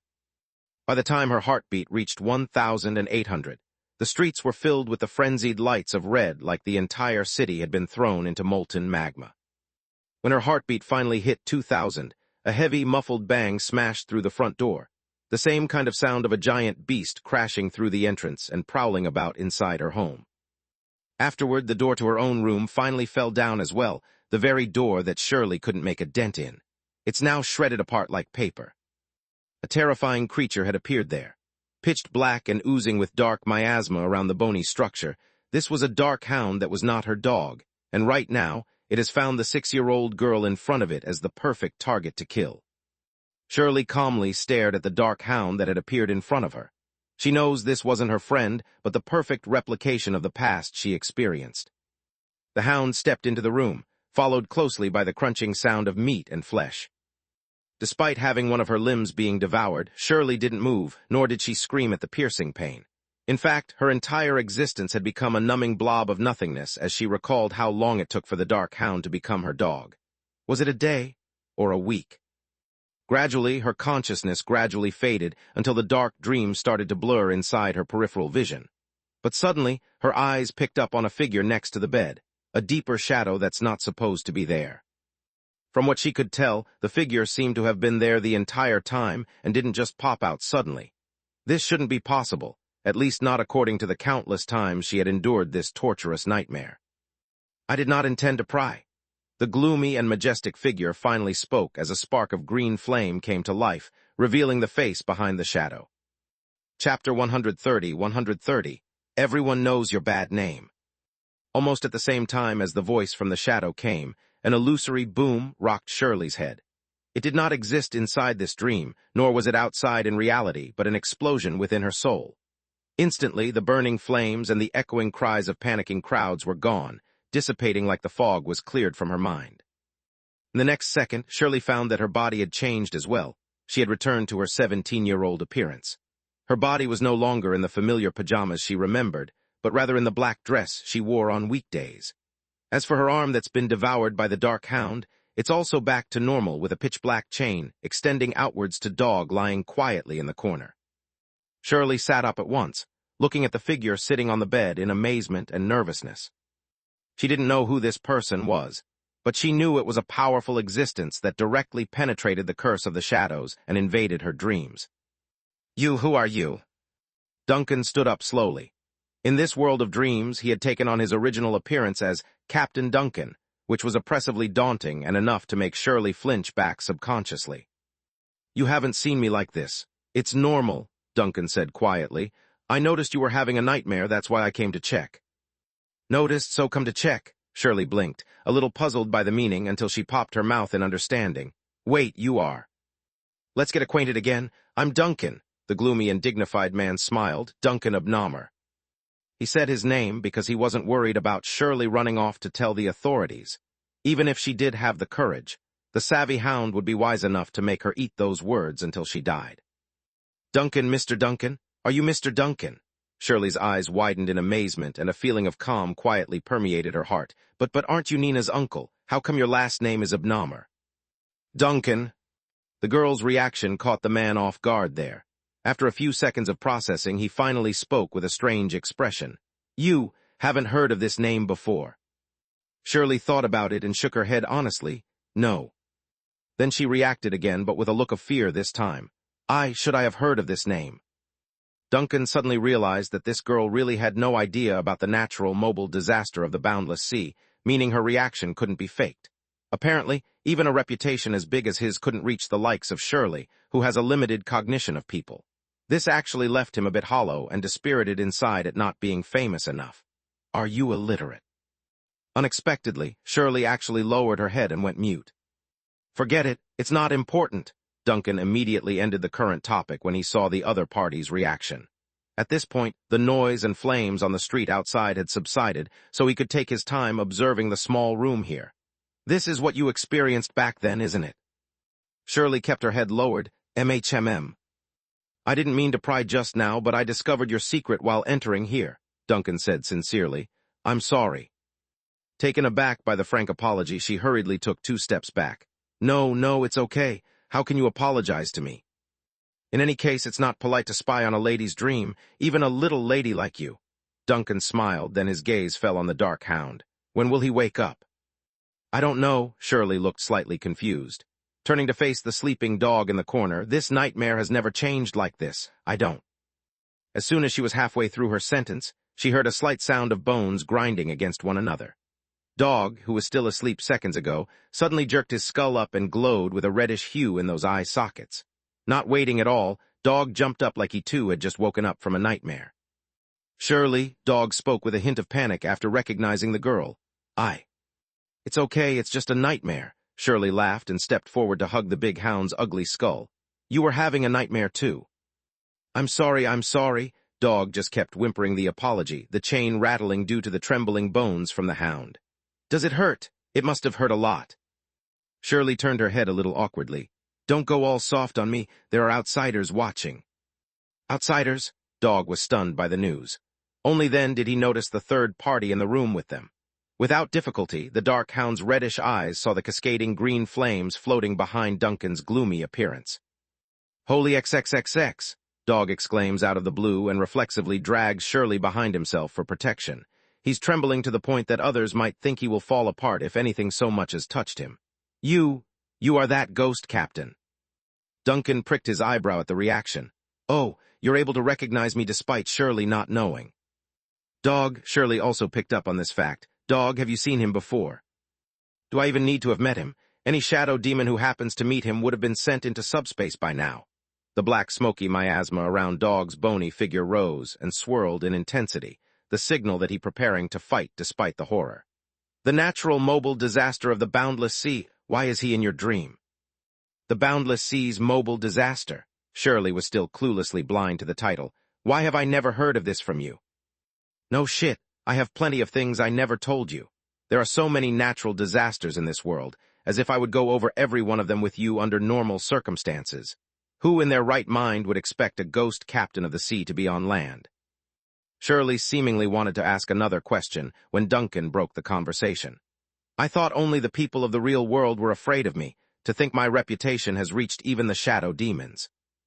Dog cowered back another step over the comment while maintaining an unfocused defensive posture. You may have underestimated yourself. Your infamy is known to everyone.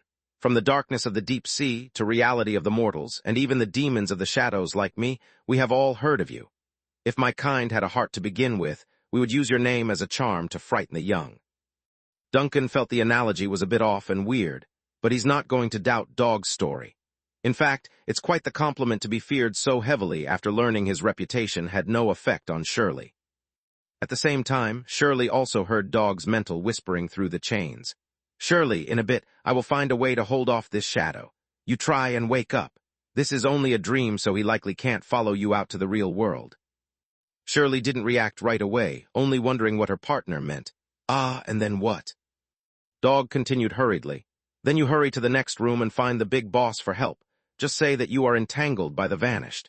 Make your words sound earnest, and even take the initiative to ask to be the other party's kin if you can. This is too dangerous to consider the consequences. Rather than being dragged into subspace, it's better to be barely alive by following an evil god. Shirley didn't respond at all now. Shirley, Dog became increasingly more anxious. Shirley, don't daze out now. Hurry and find a way to wake up while I distract this shadow. The only way to fight a big boss is with another big boss. Halfway through Dog's desperate plea, Shirley finally replied through their spirit link. Dog, the big bosses you are mentioning are likely the same person. Dog. Chapter 131. Breaking Free from the Dream. Duncan watched the nervous hound with a friendly smile. He could tell there was a misunderstanding between himself and the other party. In that case, it was better to resolve this issue as soon as possible. But just before he was about to speak, he suddenly saw the flickering blood light in Dog's eyes. Although he could not see any emotional changes from the bone skull, he seemed to be able to feel the fierce and turbulent mood of this dark hound. In the next second, he heard Dog's stammering voice come out. You're the Mr. Duncan we've been dealing with these past 2 days. Duncan was taken aback by the comment since he didn't introduce himself to the hound. Glancing down at Shirley and the chain connecting the pair, he's sure they didn't speak just now. So that leaves only one answer. They're able to communicate through some sort of information-sharing ability. It's me, Duncan said gently. Do you need me to explain anything, or do you have something you want to know? No, Dog almost screamed, and his whole body was squirming. We don't need to know any knowledge or truth. We have no intention of prying into your secrets. I always feel that there is still some misunderstanding between us, but it appears to be getting more difficult to clear things up. Duncan sighed, shaking his head in a helpless manner. Forget it. Let's use time to build up some mutual trust between us. As for now, I have something I want to know. Dog hung his head down. You please speak. Duncan frowned. He was actually very curious as to why his main body, who was famous in the real world, had such a great influence among demons. In his impression, the deep sea was a place that's very close to the subspace. If going by that logic, a shadow demon shouldn't hold such intense fear towards him, the mobile natural disaster of the sea. However, it now seems that the demons, who are themselves dangerous existences to humans, are just as afraid of losing their homeland as humans do, which puzzled him. However, before he figures out this problem, he must first resolve this nightmare inside Shirley's dream world. I want to know about this dream, Duncan said, his gaze falling on Shirley. I know it's a painful memory for you, and if you don't want to say it, you can refuse. There's nothing I don't want to say, Shirley just shook her head slightly. I should thank you. If you hadn't interrupted this nightmare, I would have kept suffering. As you can see, that's what I went through 11 years ago. Fire A, Duncan nodded, then shifted his attention back to Dog. What I saw was your first encounter with Shirley, right? Dog flinched sideways to avoid contact. I was just a common shadow demon at the time. Then how did you suddenly gain a heart? Duncan asked curiously. As far as I can tell, you almost killed Shirley back there. I don't know. Dog fell silent for a few seconds, shaking his ugly skull in a loss. When I first became self-aware, Shirley was already dying on the ground. Duncan took in a deep breath and deepened his gaze at the hound, then eyed the chain linking the guy with half of Shirley's body. After that, both of you became fused together. Sort of, Shirley murmured, hanging her head and hiding the expression under her hair. Actually, I don't remember exactly what happened during this period. I was only 6 years old at the time, and then I spent a long while afterward just surviving through each day. If you're really curious about how I got into this relationship with a shadow demon who almost killed me, you can grab a psychiatrist and hypnotize me. Maybe. You don't have to. Shirley's words were suddenly interrupted, and then she felt a large palm resting on top of her head. It felt so warm to the touch. Sorry, I'm not trying to reveal your scars. I just want to know the details from 11 years ago. Duncan gently soothed the girl's head, understanding the question may be unpleasant for the child. You should know that it wasn't just the sun fragment that appeared 11 years ago, but also countless cultists that ravaged the city. Theoretically, it should have been a member of the Annihilation sect who summoned the Dark Hounds. Shirley raised her head in a daze, only to be brought back to attention by Duncan's continuing deduction.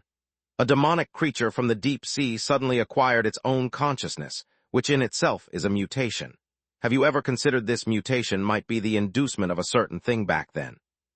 Shirley blinked, a little slow in grasping the meaning, the sun fragment. I'm not sure, no one knows what form or power the sun fragments have, but in the teachings propagated by the Suntists are that it doesn't give humanity to other items or things. Duncan shook his head. So what caused Dog to gain a sense of awareness may be something other than the sun fragment, something else entirely. You mean that there may be more than just the sun fragments that appeared and planned 11 years ago? Shirley finally woke up from her confused daze, her eyes widening in shock. Just a little theory. Duncan patted Shirley lightly on the shoulder before withdrawing his hand. I always felt that something was wrong with the whole story. A big contradiction in the matter. If the sun fragment is a holy relic pointing to the Suntists, its power should be straightforward according to the descriptions of those lunatics. But the chaos 11 years ago didn't fit into that box. According to the documents leaked by the officials, the cultists they captured included annihilators and enders. Why would members of the other cults get involved if the incident was caused by the Suntists? Of course, it can also be explained that the power of the sun fragments is so great that even people who do not believe in the sun god are affected, making them go crazy on the same day. But this can't explain the strange phenomenon like dog here. Now let's go further than that. Looking at it from the above angle, there are too many suspicious points that we've overlooked. This includes the veiled curtain hanging over the fire, and the fact that the memory remained inside you and Nina's mind. How can only a select few remember the weird phenomena in the 6th block? We've always attributed the cause of all things to the sun fragment, but is that really true? Can you honestly believe the sun fragment is that omnipotent? Duncan expressed the doubts in his heart, and some of the doubts actually arose before today's event. However, it was only after seeing the change in Dog from 11 years ago that he's become firmer in his theory. The fire 11 years ago may have been caused by the sun fragment, but there was definitely something else at play in the whole event. Shirley still didn't fully catch on to the whole theory. She was actually not very good at thinking about these complex things. In her stunned state, Dog's voice rang rapidly. "Shirley, are you okay? Did he just touch your head to release a curse? Are you still sane, you?" "I'm okay," Shirley replied with a whine. "Dog, you're too nervous." "Nonsense, how can I not be nervous? You had direct contact with a source of corruption that can turn any sane person mad." Dog's mental voice flew into dread. "How are you feeling?" Shirley thought about it and touched the top of her head unsurely. From as far as she could remember, the last time someone stroked her hair like this was when she was still a child. Back then, her mom used to do this a lot before putting her to bed. "It's warm," she spoke softly in a trance. Dog was dumbfounded. "Shirley, something is really wrong with your brain now." "You shut up." Duncan didn't know what Dog and Shirley were talking about in their internal link, but he had something else he wanted to check out. Glancing up at the dim window with the reddish hue, he asked, "What's out there?" Shirley didn't react in time and blurted this out. Duncan raised his hand and pointed to the window. "Outside the room, what's out there?" I don't know," Shirley blinked, suddenly realizing that she's never once stepped outside this room where the nightmare haunted her. "I never thought about it. Every time I dream, I am stuck in this room." "But now you're free." Duncan walked to the door and swung around. To the girl, his words were no different from a temptation. "Don't you want to try, see what's at the edge of your dream?" Chapter 132. The Edge of Dreamland. "Do you want to take a look at what the edge of your dream looks like?" Duncan's words undoubtedly tempted Shirley, yet she couldn't resist. From the deepest part of her heart, she does want to know, which manifested in the form of an irrepressible urge. In this nightmare that has tormented her for 11 years, outside this locked room, on the streets she had not seen for 11 years ago, what exactly awaited her? She subconsciously took a small breath, then turned her sight to the window that was nearby. In the past, all she knew was the hazy darkness shrouding the outside world, but now she could finally peer into what that chaotic light stood for. "Can people really walk around in their dreams?" Shirley couldn't help but mutter. "I don't know what's out there. Could it be nothingness outside?" Dreams are a reflection of the human subconscious, and the human subconscious tends to remember some details that even one cannot perceive. Duncan's voice came from the direction of the doorway that had already been pushed open. "Maybe you were stuck in this room 11 years ago, but the light, shadow, and sound outside the window were all part of the things you memorized. These details are clues that will allow us to glimpse into what happened. Of course, the decision is up to you. If you refuse, I will not continue to spy on your dreams. I will stay here, and don't worry, as long as I'm around, this nightmare will not continue. You can sleep in peace, and tomorrow there will still be a clear morning." Shirley bit her lips lightly and then seemed to expend tremendous strength to make up her mind. "I want to go out and have a look." "Okay," Duncan nodded, leaning sideways to make way for the girl. "I'm with you." A subspace shadow, a mobile natural disaster, took the initiative to say that he wanted to walk with her. This should have been a terrible invitation, but for some reason, Shirley only felt relief from the words.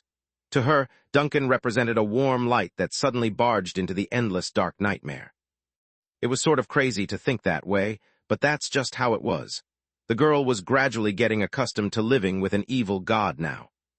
Duncan followed behind Shirley as the two stepped into the living room in Shirley's memory. Dog also followed them from the rear with a rather nervous appearance. He kept watching his surroundings, and he would prick his skull up from time to time like he was searching for any abnormal movement from the streets. "Dog, what are you doing?" Shirley asks after getting a little confused. "Scouting," Dog said in a deep voice. "We are entering the unknown zone in the dream. Further on is the area that doesn't exist in your memory. In theory, the things in front will become more and more twisted to fit your subconscious imagination and emotions.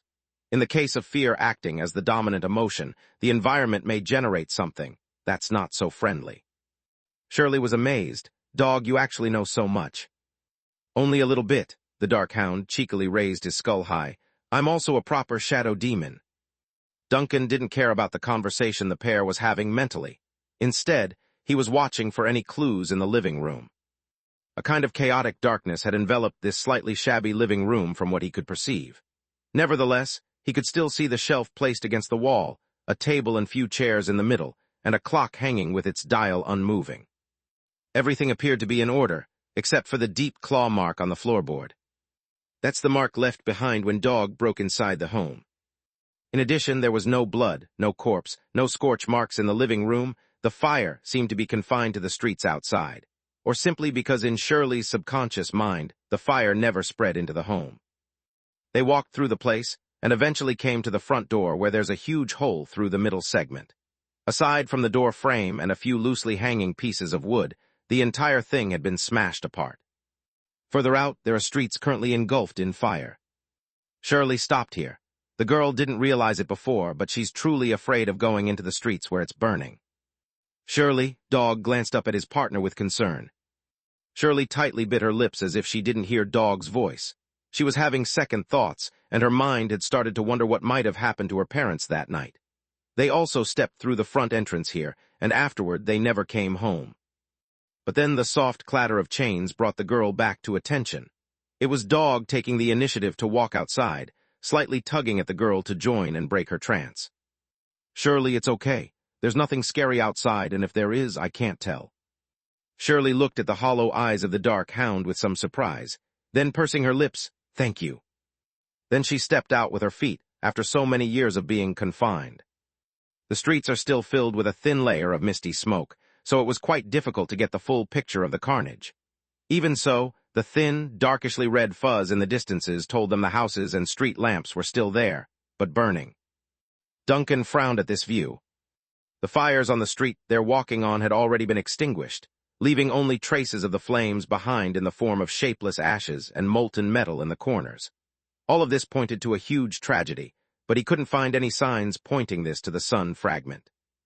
But on second thought, this seems normal.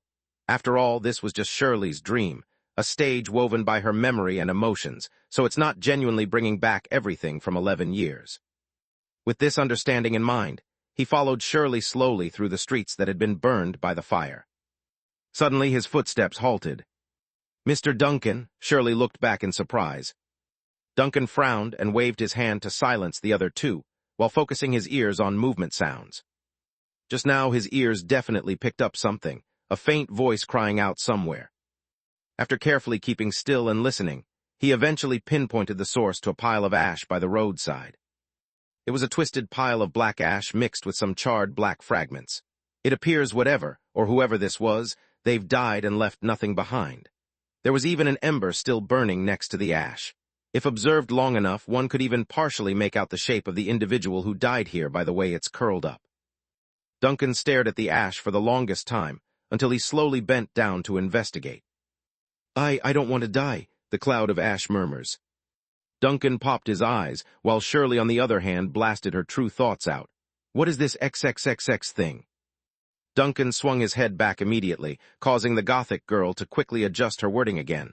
I mean this is terrible." "I prefer the straightforwardness you showed just now." The corners of Duncan's mouth twitched as he said this. In fact, he was also frightened silly by the murmuring from the ashes here, but that got entirely overshadowed by Shirley's outcry.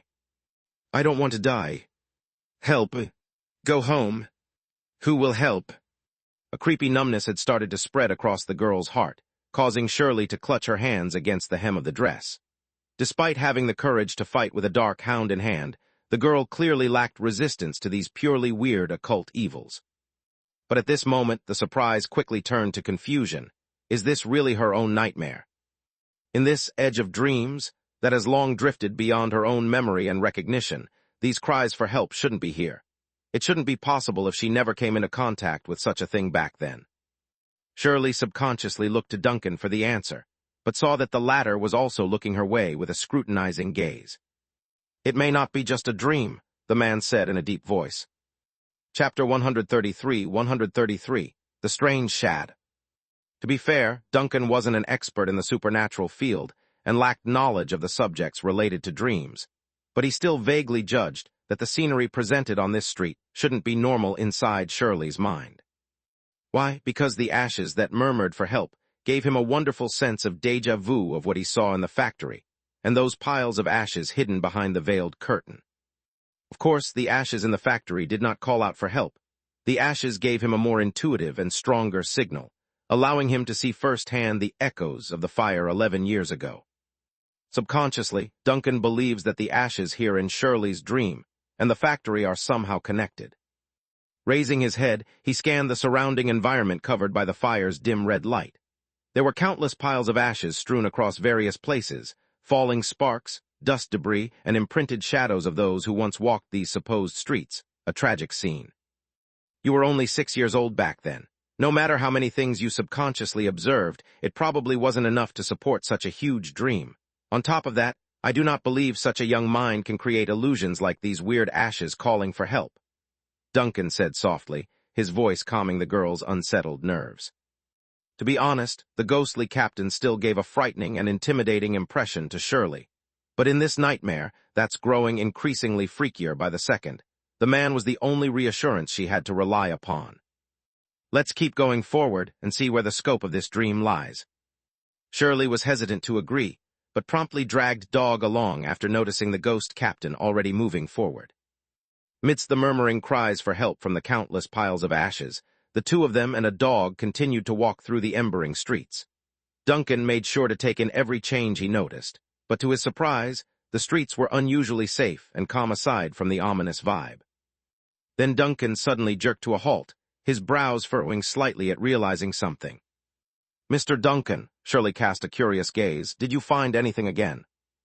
"How far have we been walking from the point of origin?" Duncan looked up and down the embering street. To him, the houses and buildings all looked no different from a hazy blur of red due to the buildings still smoldering in the distance. "Point of origin," Shirley showed a confused face. "Oh, you mean the room where we started, should be.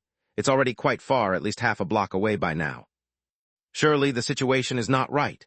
At this point, even Dog had realized the weirdness and nervously eyed the reddish haze around them with wariness. "Let's stop for a moment." Still not picking up on the freakiness of the situation, Shirley shot the man and hounded a strange look. "What's wrong? Can you two tell me first?" Dreams are centered around the cognitive perception of the dreamer. Your basis is that bedroom from your childhood memory. Dog explained swiftly and to the point. Going by that logic, the area outside of the room is no more than supporting supplement for your dream. The farther we get away from the center, the more absurd and twisted everything should become.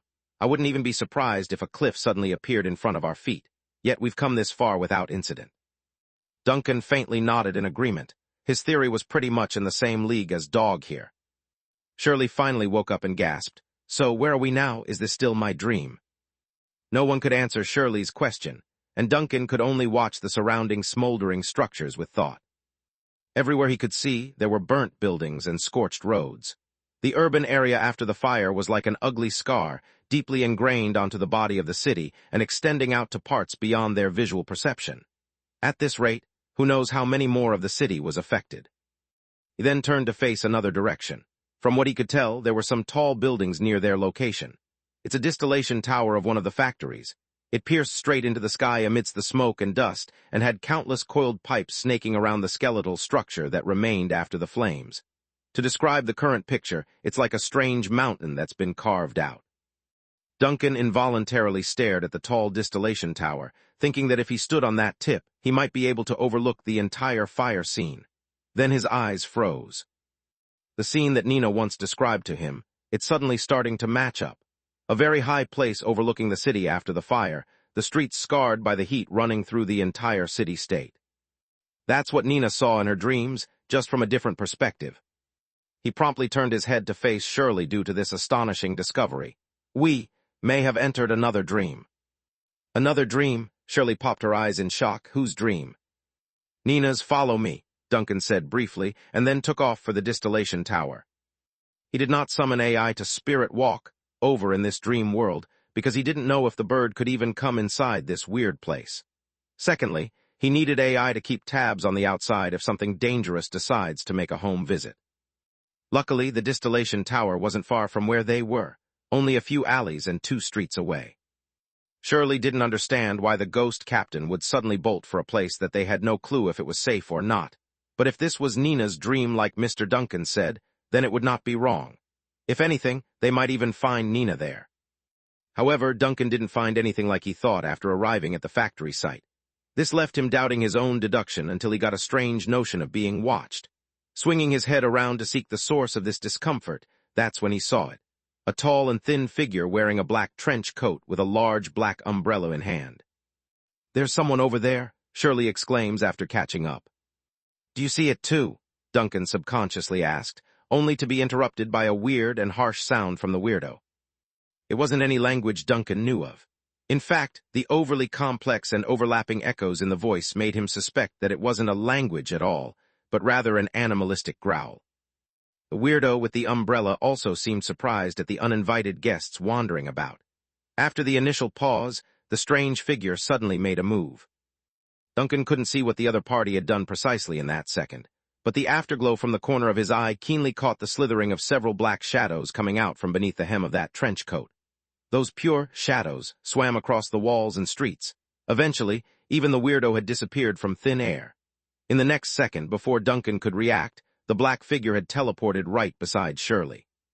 Thankfully, Shirley had never once relaxed her muscles since entering this dream world. As fast as the umbrella weirdo moved back there, the gothic girl and her partner had already reunited and ready to strike down with the meteor hammer of doggy death. "Screw this," she yelled with a hint of excitement at finally being able to vent the nerves, which showed in the way she swung that doggy chain around like a barbaric weapon. Chapter 134, Feast in Fire. Shirley's fighting style was the same as always, simple, crude, and effective with a sense of freedom. She's truly wielding dog like no equal. The strange figure who jumped through the shadow didn't seem to have expected the summoner girl, with a shadow demon was essentially a melee combatant. According to normal logic, it's safe to assume a spell-casting profession disliked close-quarter fighting and would do everything to keep their distance. However, the result was the opposite, with the caster taking out a meteor hammer for the brawl. The chain creaked as Shirley smashed down with dog, and the black shadow was hit solidly on the spot. With a loud bang, as it whistled out in a somersault, the shadow eventually crashed into a nearby burning building and caused a large plume of smoke and ember to rise from the impact. That's it. The smooth progress of the battle was unexpected to the point that even Shirley herself didn't know how to take it. Nevertheless, she kept dog close in one hand with a constant guard up. "Why do I feel like?" But before her sentence could finish, dog's exclaiming warning had come from the other end of the chain. "Watch out." Shirley's muscles strained with stress, and in the next second, she finally noticed that the shadow under her feet had become a little viscous looking. But before she could take evasive maneuver, a blurry whip had ejected from the shadow beneath her leg. The attack came straight for the girl's neck with a lethal slicing sound. Fortunately, the latter was barely able to keep herself from being beheaded. Even so, she still got nacked on the arm, causing a huge splatter of blood to spray from the gaping wound. Shirley huffed a grunt and retreated without caring for the pain. Only then did she notice that part of her own shadow didn't move, remaining in the same spot where she once stood. This shocked the girl, of course, but then it soon dawned on her why as the umbrella man creepily emerged from the ground. To say she's disgusted was an understatement. Not only did she suffer an injury at the hand of the other party, but the very black whip that sliced her arm was in fact a grotesque tentacle squirming out from the hem of the other party's coat. To think something from a monster like that actually touched her was enough to make Shirley puke. Without giving any time for questioning, the umbrella man issues out a low and vague howl before launching himself at the target again. This time, there were multiple black tentacles firing out in multiple angles like an octopus. Subconsciously, Shirley lifted the chain in her hand to defend herself, only to be distracted by a beam of green flame that shot over from the side of her peripheral vision. At the same time, the umbrella man suddenly froze in that split second, remaining in place using that pouncing posture of a predator as if gripped by fear itself. Then, without delay, the shadowy figure suddenly leaped backward. It retreated under a surge of black miasma coming out of the umbrella. The creature roared and howled in anger, but the green flame didn't relent and continued to pursue. It had a homing feature, and whatever the ghostly flame touched, it burned with a ferocity that not even the dark miasma could contend with. This caused Shirley to glance in the direction of the source, which she saw Duncan standing there quietly like an actual ghost. However, she couldn't say the same lack of emotions was happening in the surrounding environments. Everything in sight, with the man as the epicenter, the buildings and streets were giving off a ghostly green glow like they were being overtaken. What's the word? Infected. Yes, the dream world was being infected. This is the power of this big boss, or is it just the tip of the iceberg of his power? Shirley exclaimed inside, shocked by how incredible Duncan's powers were. However, she didn't have time to dwell on the matter because the attacker who quickly retreated had obviously been suppressed and deterred. Knowing this was her chance, she lopped Dog out with the greatest strength she could muster in those petite arms. She landed a hit on the first try. The umbrella man had clearly grown sluggish at whatever powers hindering its movement, yet the girl didn't feel any cheeriness from making an impact. The reason? It felt like hitting a mass of rotten flesh. At least that's what Dog's mental feedback was telling her. Then in the next moment, perhaps it had finally lost its temper from Shirley's interference. The umbrella man suddenly tore its own limbs apart like a glob of slime. It was an absolutely terrifying and bizarre scene. The scorched and twisted alien limbs were squirming about, splitting and fleeing in every direction of the streets where the embers had not burned. The shouts that seemed to pierce mortal sanity rose and fell one after the other until the splitting and dissemination melded the creature into the very dream world. Shirley got creeped out to the core for sure. She gripped the chain in her hand with even more strength, not knowing what tactic this creature might use by melding into the environment. However, she soon noticed something odd. The pieces of flesh didn't continue the fight. They were swarming away to evade Duncan's ever-spreading flame. It's like watching a colony of roaches fleeing across a dumpster pile on the street. The flames were the pesticide, and the lumps of bloodied flesh were the pests being killed. Of course, some of the lumps did get ahead of Duncan's attack, allowing them to flee into the neighboring streets and buildings. Nevertheless, the lumps that were captured by the green pyre were promptly enveloped by the ghost fire and consumed. Everything happened so quickly that Shirley barely managed to catch the initial carnage.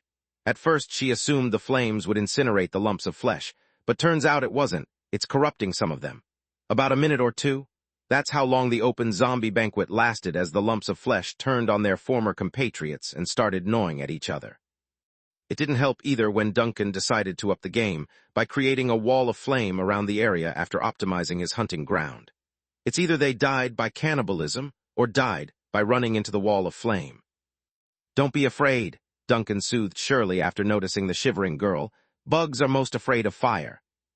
Shirley's shoulders shook some more, yet there was a strange feeling of peace and calm in her heart after hearing that remark.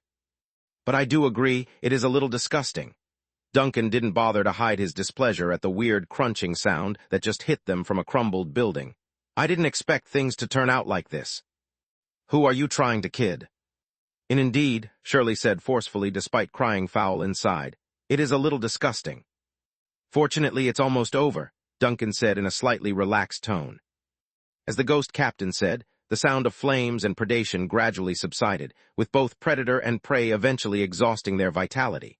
What remained were piles of ashes scattered about in the breeze, the substance the result of certain creatures being burned alive. Letterwinda Fowena. Gulping at realizing this fact, Shirley took a step back to avoid getting some of the dust on herself. Is it over?" Duncan shook his head, "Not necessarily." Shirley looked at Duncan in surprise and confusion, but then saw the other party walking forward towards the last blob of the attacker in a nearby corner. The abomination squirmed shakily, seemingly wanting to escape to only stop after Duncan blocked its path with a spark of ethereal green.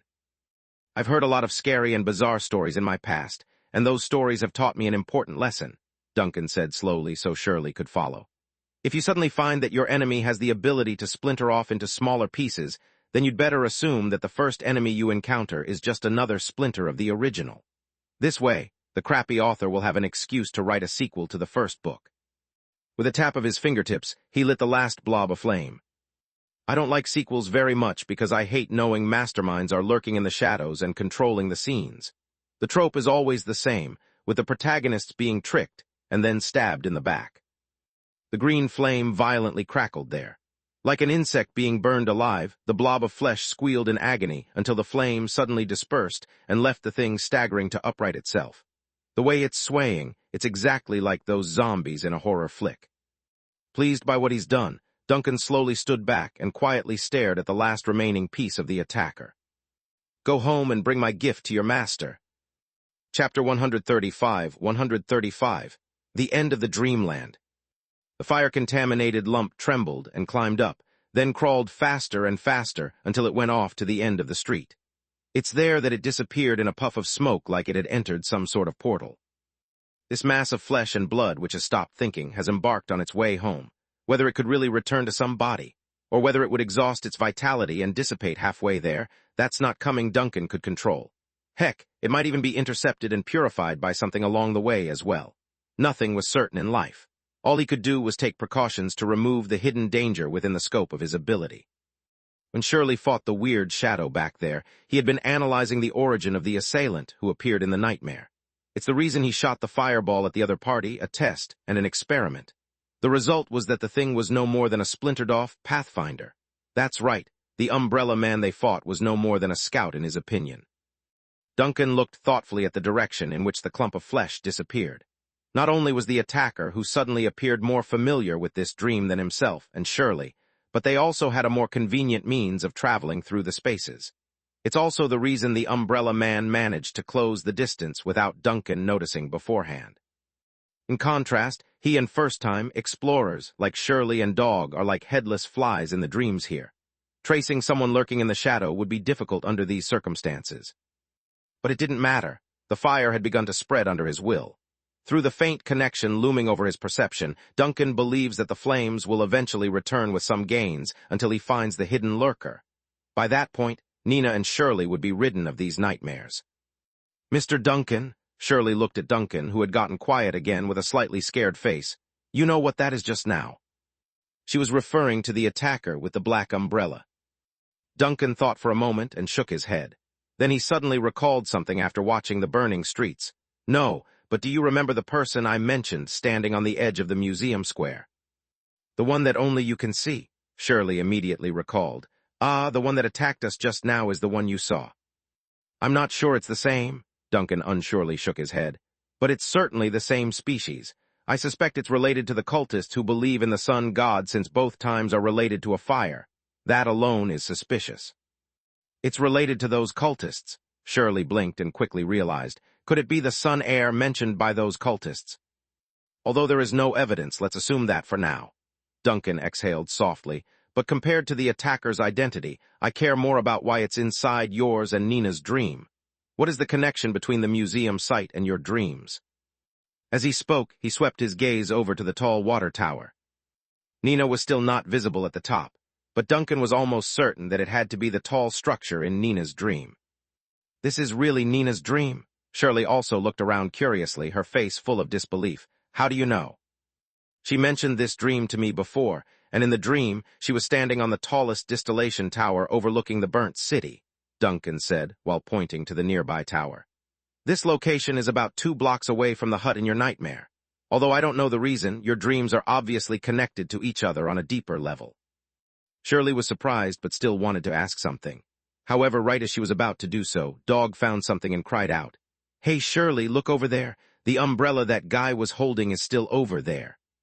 Shirley and Duncan snapped their heads over to the pointed location, and sure enough, a large black umbrella was quietly lying on the side of the street. Their attention was so focused on the attacker that they ignored this fact. Duncan quickly walked over and examined the item up close. After seeing the inner makings of the umbrella, he couldn't help but make a gawking sound of a huh with his mouth. He had imagined what the umbrella might look like after being wielded by the attacker. It could be a supernatural item with grotesque makeup as well, or it could be a cursed object with terrifying abilities, but under no circumstances did he expect something in this direction. The layout was an extremely complex arrangement of hexagonal lattices. Like a solar panel, it's a device of extremely fine calibration. Then looking at the center skeletal handle, it's something he only ever sees in a sci-fi movie. It's far more complex and high-tech than anything a steam engine could ever compete against. To say it's space-level technology was no understatement. Duncan stared at the thing dumbfoundedly. This came from a civilization that is incomprehensible to modern society. What is this? Shirley looked at the inner structure of the umbrella in astonishment and confusion. She couldn't understand what it was at all, and she lacked Duncan's cognition from another world. She only felt that this thing was 100 times more complicated than she imagined and became a little dazzled. She stretched out her hand subconsciously. It looks like. Don't touch, Dog yelped with urgency and interrupted Shirley. This looks like some kind of blasphemous prototype. Shirley looked stunned. Blasphemy prototype, what the heck is that? Some kind of forbidden historical creation that shouldn't appear but was forcibly stranded in the real world, Dog solemnly whispered. I don't know how to explain it to you, because I don't know what the principle behind this is either. Anyway, you only need to remember that some parts of the history in this world are locked, and the things behind it are all taboos. This item is one of those taboos. Its very existence is harmful to those living in the real world, so don't touch it. Shirley shrunk her hands back with the rigidity of a robot. Is this also the inherent knowledge of a shadow demon? Duncan asks thoughtfully. Sort of, Dog shook his head. Not all shadow demons know this, but I was born closer to the head of the Ether Lord, hence the reason why I have more knowledge in my head.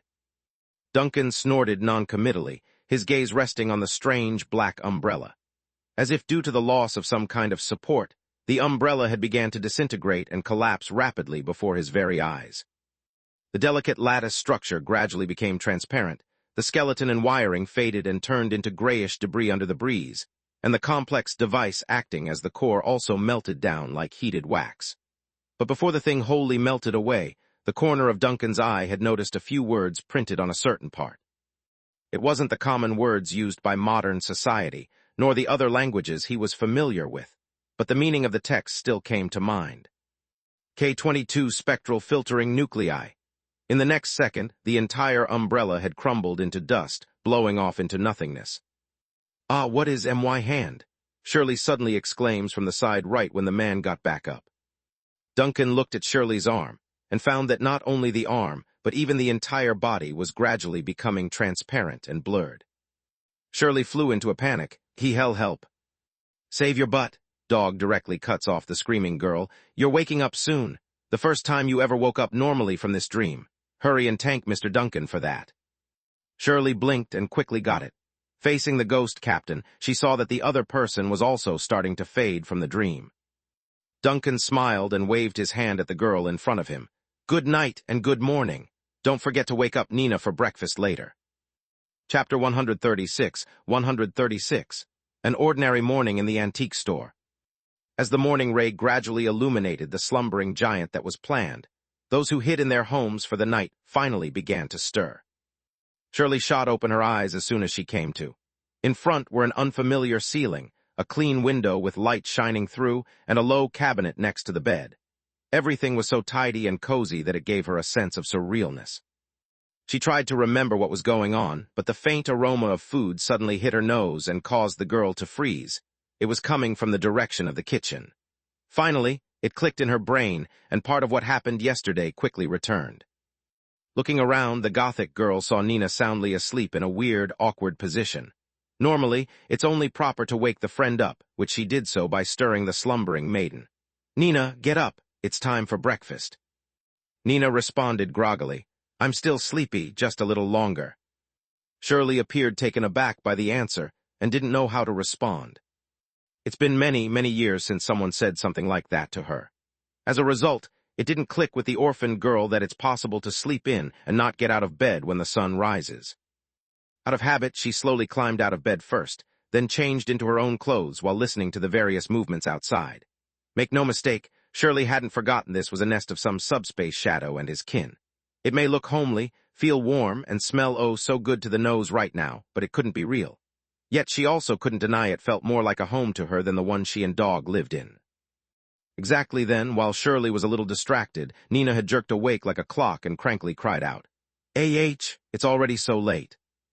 Swinging her head around after being caught off guard, Shirley watched in awe at how robotic Nina moved. First, the latter glanced at the bright window to confirm the hour, then turned back to ask the standing girl in confusion. "Shirley, how did you?" "Oh right, you stayed overnight? Ah, I need to make breakfast." But just as quickly as she awoke, Nina suddenly stopped partway through in removing the blanket when she smelled the aroma of food from the kitchen. "Oh, Uncle is making breakfast today? Oh right, Uncle has been in good health recently? Ah no, school, I'm going to be late for school." Then before she could finish her antics, Nina rushed to her desk and packed her things up for the trip.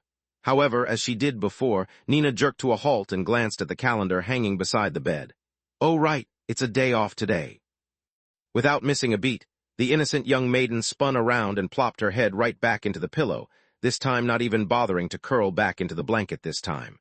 Just 2 more minutes, 2 more. Shirley watched the whole scene in silence, overwhelmed by the dazzling comedic operation of someone so innocent. From her view, only a sheltered individual could possibly produce such a habit. Otherwise, they wouldn't survive out in the wild. But then, as quickly as she assumed Nina wouldn't pounce up again, the slumbering maiden did it again. I'm awake." "Shirley? Shirley, what's the matter?" Nina turned her head and looked at Shirley energetically. "Why are you making that face?" "Shirley, do you do this every morning when you're waking up?" Nina got all confused. What you mean?" "It's just," Shirley gestured around frantically as if the act would help her get the idea through. "You jumped up first, then this, then that, then back again." "Oh, that's because I'm still in a daze when I first wake up in the morning." Nina somehow magically read through the exaggerated body language and nodded vehemently. "But I'm fully awake now." "Oh right, did you sleep well last night? I'm usually a rowdy sleeper, did I disturb you?" As soon as Shirley was about to speak, a series of memories suddenly came to her. It's about the sealed cabin from her childhood, the sound of a dark hound breaking in, and of the incredible adventure she had while exploring the dream world. A little weird, a little scary, but also pretty awesome. "I slept well," Shirley laughed a little. "Actually, I'm a rowdy sleeper too. Dog always said that I will one day tear my bed upside down." "Uncle used to say that about me too." Nina swiftly changed into her day clothes and led her friend out of the room with a yawn. "Let's go eat first, I'm a little hungry." Letter 1E5D. As hesitant as she was, Shirley got dragged out the door in confusion and finally met with Duncan inside the small kitchen. The man was wiping down the table in an apron, which gave quite a refreshing look to the ghost captain. "Mr. Duncan," Shirley once again grew a little nervous. Although she saw it with her own eyes of how the man saved her in that dream world, it was still difficult to remain calm, hanging her head while trying to suppress the tension in her muscles. "Good morning." Just like the big boss ordered, treat this place as an ordinary home and behave like a normal guest. "What are we eating, Uncle?" Nina was already walking towards the kitchen table with a drooling face. "It smells so good." "I fried some sausages that I bought yesterday," Duncan said casually, then pressed Nina's head to turn her around for the bathroom. "First wash your face and hands." Immediately after that, he turned to face Shirley and stabbed his waist like a nanny. "You too, Shirley. Don't stand there in a daze. Hurry and wash up for breakfast." Shirley froze like a clueless doll, but quickly followed Nina's footsteps for the morning ritual. After returning by herself first, the Gothic girl even made sure to spread her hands out as evidence. "I washed them." After saying that, the girl instantly flushed up with embarrassment due to how silly the gesture was. As a person that's about to become a full-fledged adult, her behavior was no different than that of a little child being lectured by a parent. Something must have broken inside that brain of hers last night, otherwise she wouldn't have done this. Shirley was sure of that. But Duncan didn't care and just nodded. Then walking back to the stovetop, he casually asked, "How did you sleep?" Shirley lowered her head again. It's okay, better than before." "Did the injuries in the dream affect reality?" Duncan asked again. Shirley was stunned, but then quickly understood the meaning behind it. The whiplash from the umbrella monster left quite the impression, which she checked by raising her left arm with a faint scar. Due to the strong self-healing ability, the scar had almost healed by this time. It didn't hurt or tingle in the slightest, but there's no doubt the injury from the dream world had crossed over. Duncan didn't miss this, of course. Once he confirmed there was indeed a mark on Shirley's arm, his gaze deepened with a glint of severity. An abnormal phenomenon, but not beyond expectations. That weird dream is not just any dream. It seems my speculation is right. If you're injured in that dream, it will also affect your real body outside. Duncan deepened his voice to get the point through. In the future, do not explore that world on your own without me. Your combat power is strong but ineffective against that splintering monster. Shirley quickly nodded. I got it. Duncan then added after a brief thought. Also, if you're stuck in that nightmare again, you can call me directly. Shirley froze for a moment as if unable to process the message. Call you. Call my name, Duncan said lightly, or call the vanished, preferably next to a medium with reflecting properties like glass or mirror. I can hear you better that way. Are you intending to make me your kin? She raised her eyes and asked nervously after getting an alarming cry from Dog through the connection they shared.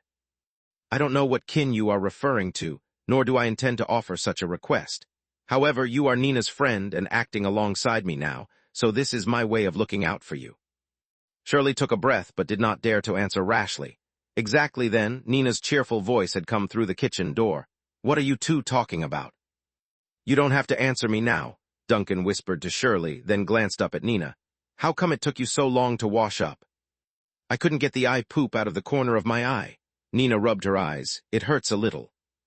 Drink more water in the following days. Duncan spread his hands helplessly at the girl's antics. By the way, did you happen to dream again last night? The one where you're overlooking the fire at night? No, Nina thought for a moment and shook her head, but I did dream about my tummy getting pressed by a horse, then a cow. How come you're asking me this, uncle? Nothing much. I'm only asking because the psychiatrist is coming to visit today. Duncan shook his head, putting away his thoughts for now. Let's eat. Chapter 137, Two Descendants. From the city-states of Pland and Lanza to the north, crossing the busy, Great Cross route of trading merchants, the frosted weather was eternally entrenched over this mass of water known as the Cold Sea. As a result, these parts presented a different set of challenges compared to the warmer climates in the south. Here, fine ice constantly drifted between the current lines, and large icebergs often rose from beneath the depths without warning. This not only created a danger for unsuspecting ships, but also created a barrier for the seafaring ships that's trying to cross the islands. Compared to the large iceberg that's controlled by the laws of nature and the visions that only exist in legends, the captains who make a living in the cold sea had something far more dangerous whom they feared. Who was it? The name was Tyrion of Namur, the infamous son of Duncan of Namur and pirate captain of the undead fleet roaming these waters. They've been raiding the trading routes here for the past half-century, and would continue to do so in the eyes of those sailors. On the edge of an island blocked by special currents and fogs, a steel warship with iron-gray paint, rigid lines, and a towering bow was quietly moored in the dock. Right now, suppliers and sailors are busy adding fuel and replenishing the supplies on board. If anyone standing here had even the slightest knowledge of the history regarding the Frost City state, they would surely notice the naval uniforms worn by the sailors are not right. The designs are from half a century ago. In addition, they're also wearing white emblems on the chest, a tradition that's only used when there's mourning. In the captain's room on the upper floor of the metal battleship, a man in black naval overcoat was currently flipping through a document in his hand. The guy was tall and thin, with a towering nose and deep eye sockets. Yet, despite the unhealthy appearance, he's well kept aside from the eye patch on the left eye, his signature piece of piratehood. At the same time, a large parrot with colorful tail feathers rested on a nearby wooden frame, staring intently at the brass device beside the emaciated man. A complex set of lenses surrounded by a circle of rocker arms and small lenses. The center was a large crystal ball, which looked luxurious and mysterious. Pearly, if you touch it, I will send you to the Bright Star next month to accompany those puppets and ghosts next month, the emaciated man said without lifting his head. Ah, cruelty, the large parrot immediately cawed, shaking the wooden frame like a child. Ah, cruel, what a cruel Captain Tyrion is. I should have asked which bastard taught you this, Tyrion of Namur frowned. Can't you say something else? The large parrot flapped its wings triumphantly. Pearly learned it himself. Pearly learned it himself. Tyrion rubbed his vexed temple. Damn it, and that sentence too. Exactly then, a knock on the door interrupted the antics of the pair. Come in, Tyrion turned his head and spoke. The door to the captain's compartment opened, and a tall, bald man rigidly strolled in. His skin was pale, like a long-dead corpse, and his eyes were encircled with an eternal cloudy haze. Even from the side, a faint smell of the sea permeated his body like it's been soaking in a watery grave for years. A moving corpse, a dead body stranded in the living world. Tyrion looked at the living dead who walked into the room. Aiden, how much fuel did we get so far? We're about full, Captain. The tall, bald man known as Aiden lowered his head slightly, his voice hoarse and rough like a zombie. The boiler is already warming up. Very good, Tyrion nodded in satisfaction. And is there any movement at Cold Port? Quiet as a stone, Aiden said with a hint of contempt in his tone. They dare not offend our territory. Even if only half of the Sea Mist fleet remained in the cold sea, those cowards would not have the courage to trespass our route. They're smart and good at calculating the trade-offs between interests. They've been like that since we started raiding their ships. Tyrion laughed with disdain. Go and prepare, we're departing at the arranged time. Yes, Captain. The first mate, who exuded the aura of the dead, pushed open the door and left the captain's sight. Tyrion's first mate was a living dead. In fact, all members of the Sea Mist fleet are aside from himself.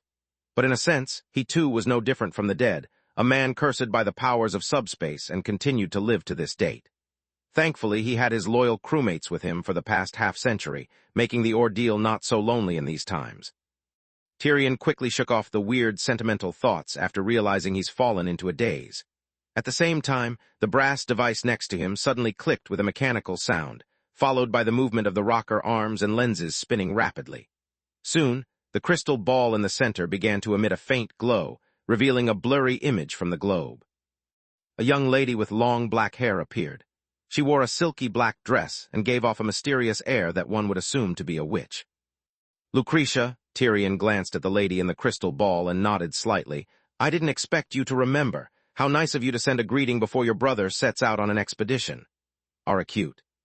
The young lady in the crystal ball was about to speak, but after hearing Tyrion's words, she immediately showed a surprised face. You're leaving today. Tyrion frowned. Aren't you here to send me off today? No, the mage-like mysterious lady shook her head calmly. My deep-sea detection device exploded.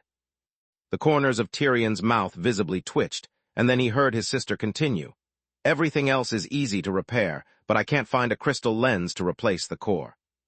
Tyrion continued to be deadpan at her sister's rambling. Do you have a new one over on your side? I'll trade you one with a mineral sample from the border. Only 2 city-states can produce spirit lenses that meet your accuracy requirements, and the main trading channels are controlled by the Truth Academy. You know full well how little and limited those are in circulation. Tyrion finally couldn't help but sigh. It's only been 2 months since you last broke your detection device. I found a very interesting sample, probably floated up from the deep sea, Lucretia said. Samples from the deep sea aren't good enough, although those things can be sold to the Truth Academy for a high price. I also collected some phantoms left behind after a border collapse. This is not, Tyrion covered his head due to the headache. The main thing is I really don't know where to get you a new set of lenses now. Lucretia thought for a moment. How about robbery? I can't always rely on robbery, Tyrion sighed, and the Sea Mist fleet is preparing its transition to normalized operations. Our main income now is based on protection fees. Oh, forget it. Lucretia finally shrugged like she didn't care anymore. However, her latter half of the sentence instantly sent the infamous pirate up the walls. Then I'll ask again tomorrow. You forget it, I know I can't stop your exploration plans. Tyrion finally deflated and sighed helplessly. He really didn't know how much he had already sighed in these few short minutes. Tell me about you, my respectable, great explorer sister. Have you been wandering the frontiers of the civilized world again? How goes the search for signs of our world coming to an end? I can hear your teasing, brother, Lucretia said expressionlessly. You've always been dismissive of my sense of urgency and never even really cared for the things I find at the border. However, I can understand that you like to focus on more practical things, so I'm even more grateful for the help you've given me.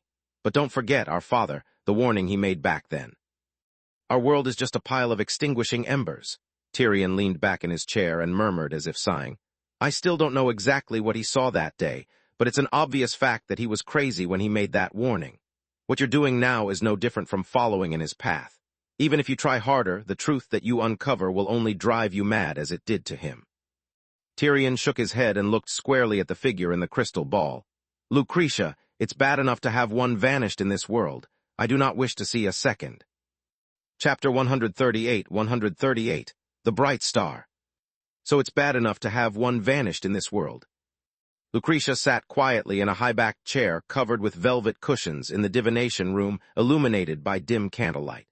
She couldn't focus while gazing at the crystal ball because the image of that afternoon from a century ago kept coming to mind. Our world is just a pile of extinguishing residual embers. The figure from the past had already blurred from her memory, but she could never forget what she heard from that depressed voice. Now, of course, she knew that her father had already been infected with madness at that time, that he would completely abandon his humanity shortly afterward and choose to actively embrace the blessing of subspace. Nevertheless, Lucretia still believed that if she had taken some time back in the day to speak to her father, then perhaps he might have chosen a different path instead of crossing the world's border. Maybe it's just a whimsical desire on her part, and perhaps the vanished being lost forever was a fact engraved in the annals of time. However, she still wants to know the truth of what happened back then. "Lucretia, are you still listening?" Tyrion's voice suddenly came from the crystal ball, which brought the lady back from the daze. "Brother," she looked squarely at Tyrion in the crystal ball, her tone becoming a little serious. "Do you remember what our father said before he last sailed to the border? That time he didn't let us follow." "Of course I remember," Tyrion nodded. "He said that he had found a clue to Anomaly Zero, the cure for this world. He refused our request to follow and even ordered the other escorts at the time to turn back. That's the last time we saw the Vanished in its normal form. Afterward, everything started to change." "That's right, brother. All the crew members on the Vanished stopped talking from that point forward as if cursed with the spell of silence. Father could still communicate with us, though, saying he did not find Anomaly Zero, and that even if it did exist, the origin of the world's distortion isn't with it. The so-called cure that he sought never existed. This continued until the evening on the upper deck, where he revealed that the world was nothing more than a series of dying embers." Tyrion did not speak for a while. Then, after an undetermined amount of silence, it was Lucretia who broke the awkwardness. "After that, I specifically contacted the fleet of the churches patrolling near the border, including the Flame Bearers, the Storm Priests, the Scholars of the Truth Academy, and even the Gloomy Death Church. I asked them about Anomaly Zero, but they all said that there couldn't be an anomaly or vision numbered 0. "I also inquired about the matter too," Tyrion said in a deep voice, "and got the same reply as you. There are no anomalies and visions numbered 0 in the world. Not that there are none, but that there are no corresponding vacancies at all in the list." Yes, the list that flowed out of the nameless king's tomb, the very list that held all the visions and anomalies of the world. If it says there are no vacancies for that spot, then there never will. That's why I said that father was probably already infected with madness before he left for the border. He couldn't have known about this information. Speaking of this, Tyrion suddenly stopped and eyed his sister through the crystal ball with a wary look. "Why did you suddenly bring up this topic? We haven't talked about this for half a century. What are you planning to do?" "Don't worry, I won't plunge headlong into that magnificent wall of fog like our father did." Lucretia rarely showed emotions on her face, so the fact that she was smiling was something strange. "I'm looking for clues left by our father, but I don't want to follow his old path." Tyrion fell silent for a moment and nodded slowly. "That's good to hear." Now it was Lucretia who did not know how to continue the conversation, leaving the siblings staring off into the air for a relatively long and uncomfortable minute. This continued until a whistle from the sea mist suddenly blew from the outside, thus breaking the awkward atmosphere. "Are you really going to plan? Because of the invitation from the administrator?" Lucretia asks. "The invitation is not important. I don't care about the safety of the city-state. However, the admin said in his letter that the Vanished has reappeared in the real world. If true, I must go and investigate the matter in person," Tyrion said with a serious face. "That ship has not been in the world for almost half a century. It worries me why it would reappear so suddenly." Lucretia thought for a moment and asked, "You had an encounter with the Vanished half a century ago, and I remember that you were still with the former Frost, city-state. Was it really the Vanished that you saw back then?" "It's true. Although it's difficult to believe, it's indeed the Vanished," Tyrion said in a deep voice. "I can still remember the exact location of each mast and the distribution of cables." "Then was it really our father who stood on the deck at that time?" Tyrion lowered his head slightly, his face hidden by the shadows. "It's him all right, even though I'd rather that thing not be him." Lucretia watched her brother through the crystal ball with hesitance and worry. "Be careful. If it is really him, it will be very dangerous." "I know," Tyrion sighed softly. "That's not him anymore, but a crazy ghost corrupted by subspace. I won't take things lightly." Lucretia shook her head expressionlessly. "No, I meant, if that's really our father, he will definitely get more ruthless in the beating after learning what you turned the sea mist into." Tyrion visibly widened his eyes in shock but quickly picked up on the meaning. Hey, what do you mean by that just now? This is the fruit of modernization. What's so bad about steam boilers and rapid-fire guns? Besides, how can you even mock me, compared to the sea mist, which part of the bright star is still the same? The crystal ball blanked out at that part, leaving Lucretia the room to finally issue a soft sigh of relief as she got up from her chair. Big Brother is still so high-spirited. A little stimulation, and he's back to normal. It's good that he's keeping a strong interest in modern things that will help maintain his soul and keep it from decaying. A series of light footsteps then came from a darker part of the room, accompanied by the friction of mechanical parts and the clockwork of something walking over. Lucretia followed the sound with her eyes until she eventually came face to face with a doll that was the same height as her own, the moving metal and ceramic joints slightly scary under the dim lighting. "Mistress, please have some tea." The doll maid offered a teacup from the tray she was holding. "Thank you." Lucretia took the teacup and asked casually, "Looney, where are we now?" The clockwork puppet, known as Looney, replied like a true maid with a curtsy bow. "The bright star has just crossed the Cape Island and is currently sailing on the edge of the eternal curtain. Do you want to enjoy the view from the window?" "Open the dome, then." Lucretia took a sip of black tea and placed the cup back on the tray in Looney's hand. "It's dawn. I should bask in the sun to help with my skin." "Yes, mistress." Looney hung her head slightly and stepped backward. At the same time, the words of this magical doll puppet spoke. A slight vibration started to take hold in the divination room. The creaking of mechanical devices sounded continuously, and the humming and crunching of the gears formed a sort of weird concerto in the air while things moved. First, the walls began to recede, followed by the blooming of the roof like a flower on stage. This was the upper deck of the Bright Star, where Lucretia the Sea Witch lives. From her post at the top, her view overlooked not only the sea but also the entire structure of her vessel that's been visibly split into two parts. The first half of the ship has been completely transformed with countless runes and magical creations making up its hull. Instead of calling this segment a ship, it's more suited to assume it's a beast reconstructed with magical materials and runes as its core. It's both grotesque and beautiful like an object from the legends. In the second half of the ship, though, this was not so friendly looking. Its hull had been transformed into a ghostly translucent form, constantly shrouded in a veil of light. If perceived hard enough, one might even be able to make out its original appearance that's similar to another, a certain warship built a century ago by the name of the Vanished. Chapter 139. The Frontier Keeper. A century ago, the Bright Star, like the sea mist, was an escort vessel of the Vanished. However, few people knew what happened to these two legendary warships after breaking away from the main flagship, nor the process of how they became what they are today. The Sea Mist, helmed by Steel Vice Admiral Tyrion, was once part of the naval fleet of the Frostbite city-state after many twists and turns. Back then, the people called it the Unsinkable Ship, or Breathing Wreckage. A well-deserved nickname, of course. Not once, but many times did the ship suffer severe damage to its hull, yet it survived the ordeals like a cockroach after repeated overhauls that violated shipbuilding principles. Nowadays, it's better to call the Sea Mist a steel behemoth than a ship. In fact, the legends say the metal ship could even feed on its victims, absorbing the metal composites to grow its plated body and weaponry while no one was watching. As for the Bright Star, inherited by the younger sister Lucretia, also known as the Sea Witch, had a much more mysterious past. She doesn't interact with the civilized world at all.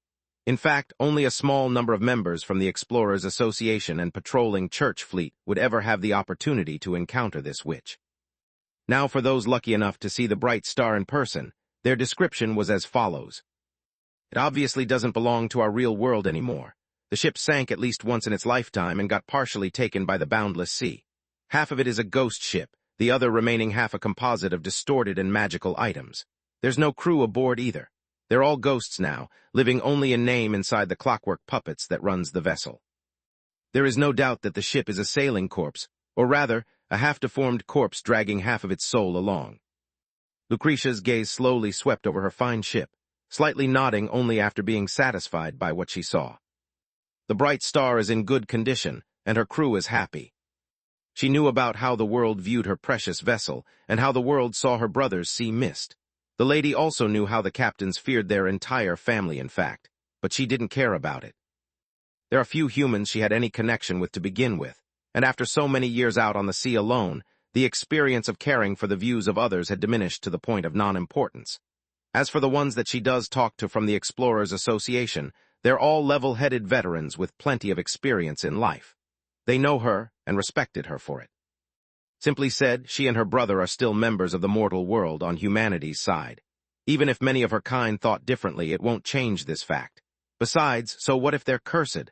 There are too many things in this world that's cursed. What was an extra strange vessel or two going to matter?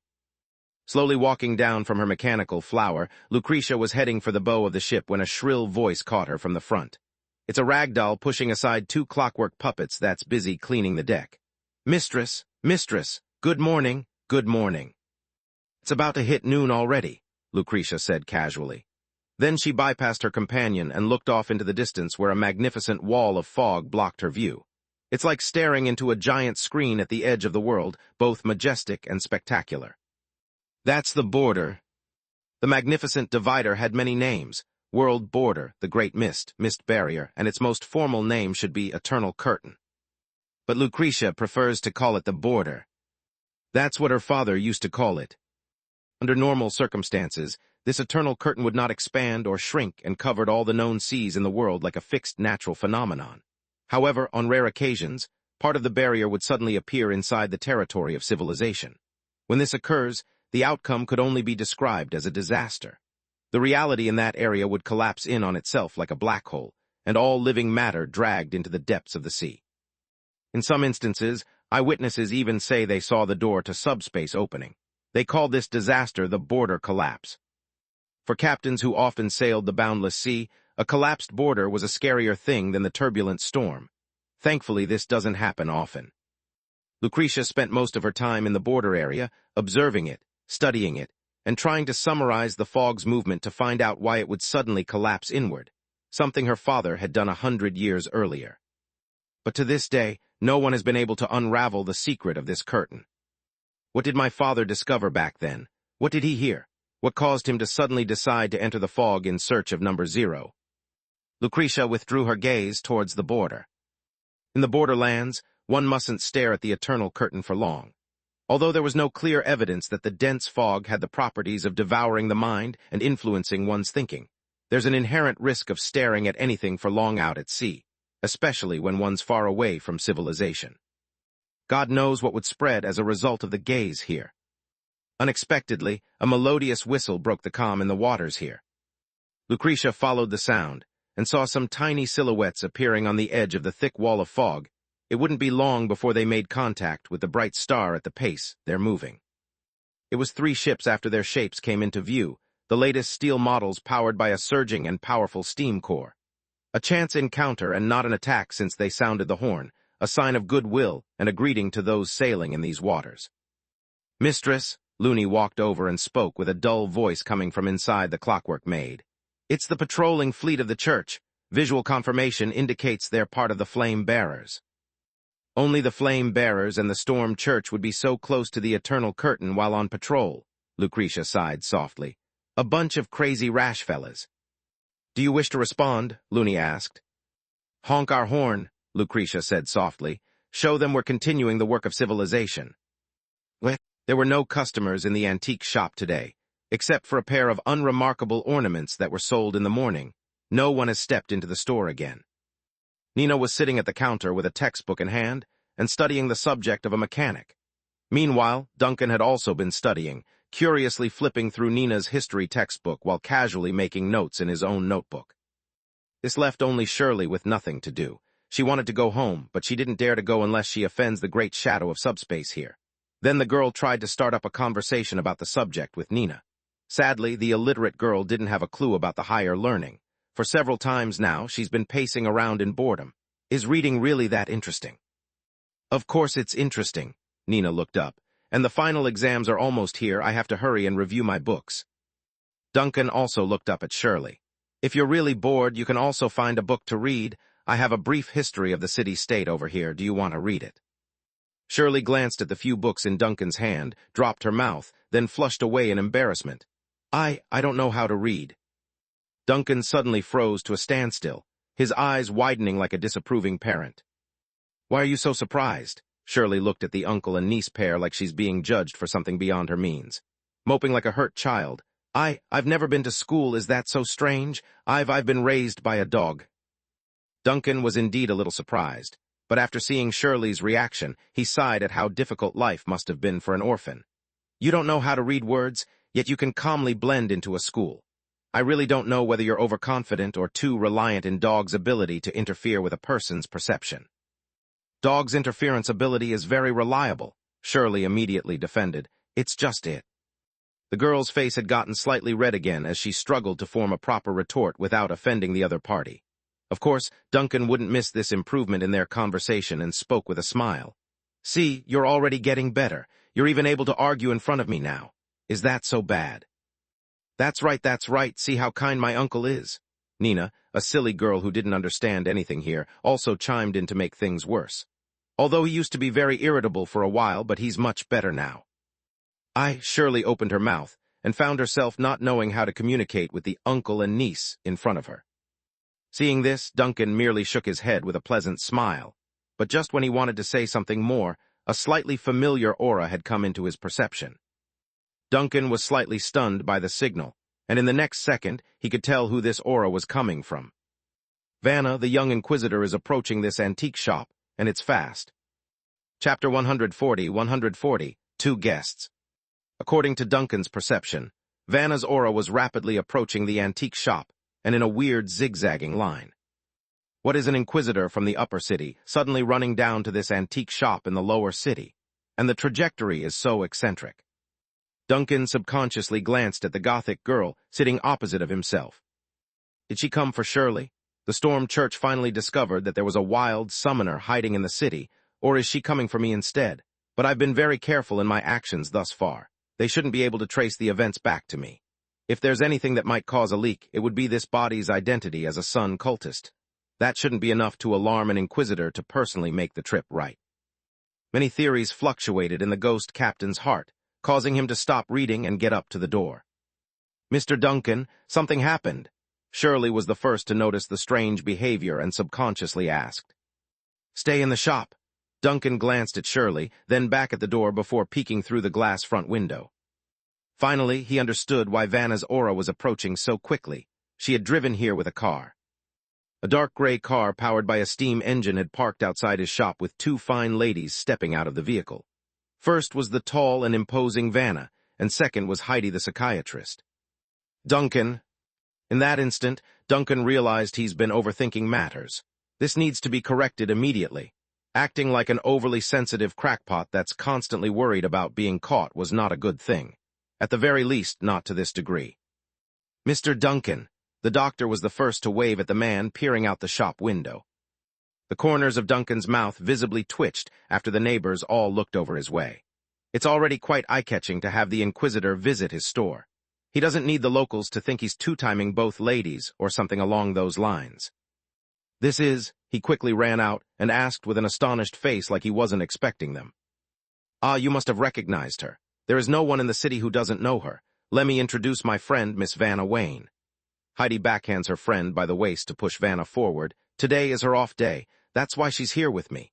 After hearing about the event at the museum, she wanted to come in person and meet you as well. Friends, Duncan's surprise this time had a bit of realism, which he didn't expect to have. I really didn't expect that you would bring such a big person along. Calling me a big person is a bit of a stretch, Mr. Duncan. Vanna seemed to have been silently assessing the store owner when she finally spoke up. But for Duncan, this was not the first time he's heard her voice. Just treat me as a normal guest. As Heidi said, today is my off day, and I am here mainly to thank you for saving Heidi from the fire and to inquire about something. Don't worry, this is not a formal inquiry. No something. The expression on Duncan's face didn't give off any change as he turned to one side and beckoned the two special guests inside. Then don't just stand there. Please come on in. Today the store is deserted, so it's great to have guests. Keep your cool, do not fret, Duncan whispers to Shirley, who was probing her head up from the table. Shirley blinked in confusion. Calm down. In the next second, she knew why she had to calm down. The young inquisitor, the apex of power in the Church of Planned, had stepped into her view. She's a petite dwarf compared to Vanna, so the visual oppression wasn't just noticeable, it's enormous. Oh, wow, so tall. Shirley subconsciously blurted out these words. Vanna jerked to a halt, her eyes glancing at the petite girl with a strange expression as well. Hello. Her name is Shirley, Duncan said casually. She's helping out in my shop.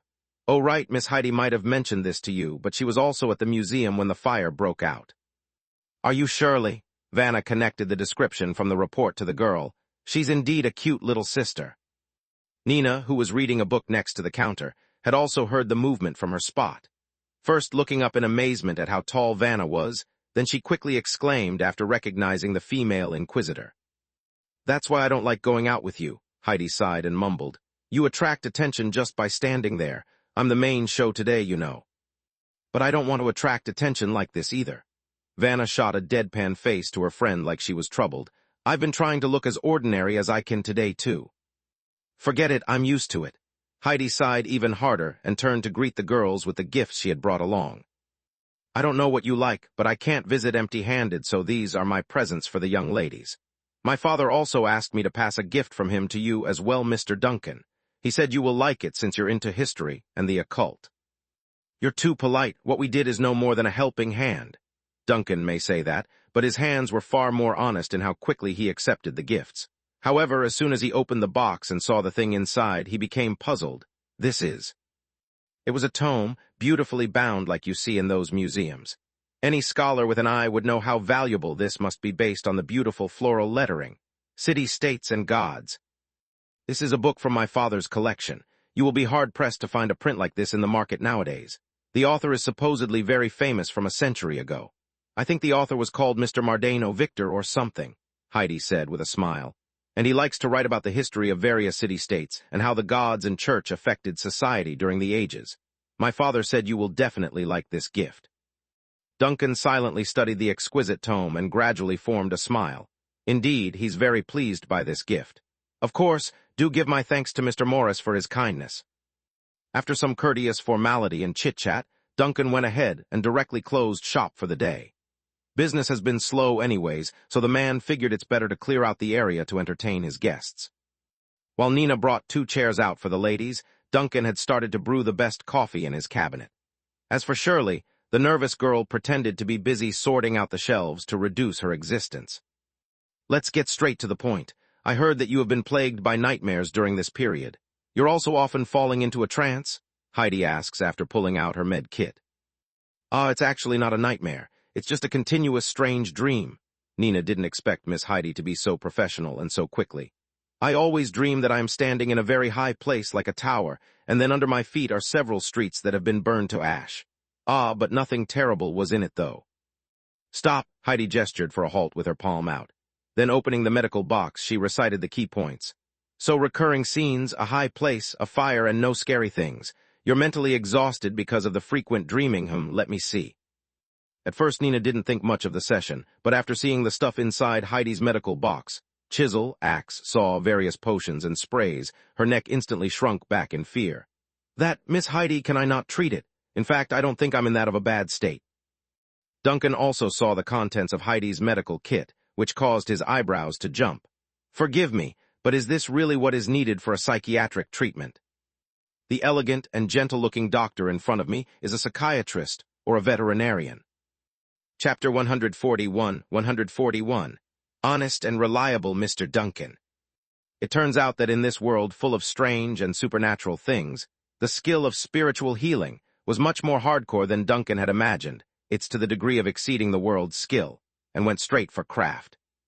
Fortunately, Heidi's box of things wasn't prepared for Nina. The psychiatrist could see the horror on this uncle and niece's faces, which brought a smile to her own since this was one of the perks she had when doing her job. Fill this out first. She hands a printed form over to Nina. Breaking a sigh of relief, Nina visibly eases up. I thought these tools were for me. This is what I use for my job while working for the authorities and the church, Heidi grinned. I often have to deal with extremely bigoted and dangerous people whose brains are filled with heretical ideas.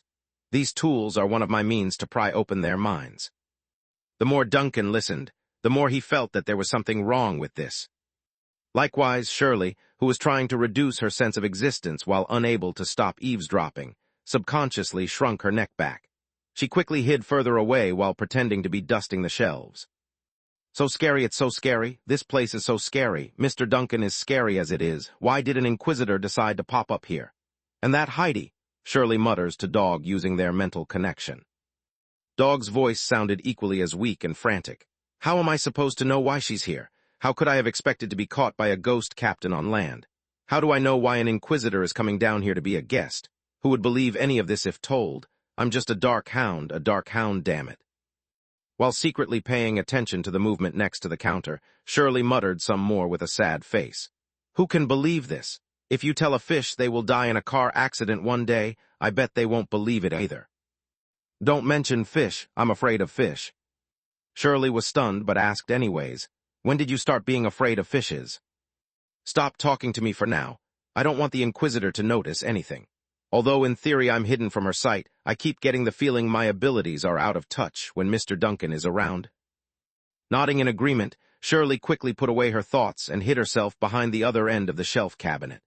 There's nobody around this area, so it's the perfect spot to be inconspicuous. At the same time, Nina had taken a look at the form placed into her hand. It's the typical routine of a psychological evaluation, which was no different from the forms that she usually filled out before taking occult classes at school or visiting museums. The difference here was that there were a few extra questions that were not often asked. While filling it out, she curiously asked, I heard you say your treatments are more professional, so I thought you wouldn't use this kind of form that ordinary doctors use. Filling out forms is just the basic part of psychometrics. What differentiates me from those half-buckets is that their diagnosis often ends after filling out the form. Heidi smiled as she removed the amethyst pendant from her neck and fiddled with it. Mine, on the other hand, has only just begun when you fill out the form. Vanna's gaze unconsciously fell on Heidi's crystal pendant there, eyes growing curious as well. I always see you wearing this new trinket recently. Do you like it a lot? Apparently, Heidi got taken by surprise over the comment. Looking down at the pendant in her hand, she shook her head as if seemingly remembering something. Not really, it's just that it's rare for my father to bring me a gift. Guess what, Vanna, this pendant was bought by my father from this very store. She specifically emphasized the word buy, as if to forcibly deny that this was just a free giveaway. It is indeed a store product here. I hope this pendant brings you good luck. Duncan nods from the side to confirm the story. This got Vanna even more intrigued. From her view, this item was clearly an imitation, so it baffled her. How can someone as well learned in history as Morris fall for this? Thankfully, the Inquisitor had more brains than to blurt that out before Duncan. Exactly then, Nina had finished checking the form and handed it back to Heidi. I finished filling it out. Can you see what the problem is? I've done reading it while you were filling the page out, including the small, subtle changes in your expression during the act. Heidi stored the paper and said bluntly, You have a psychological trauma for many years. Has a lot of recent stress in your life caused it to resurface?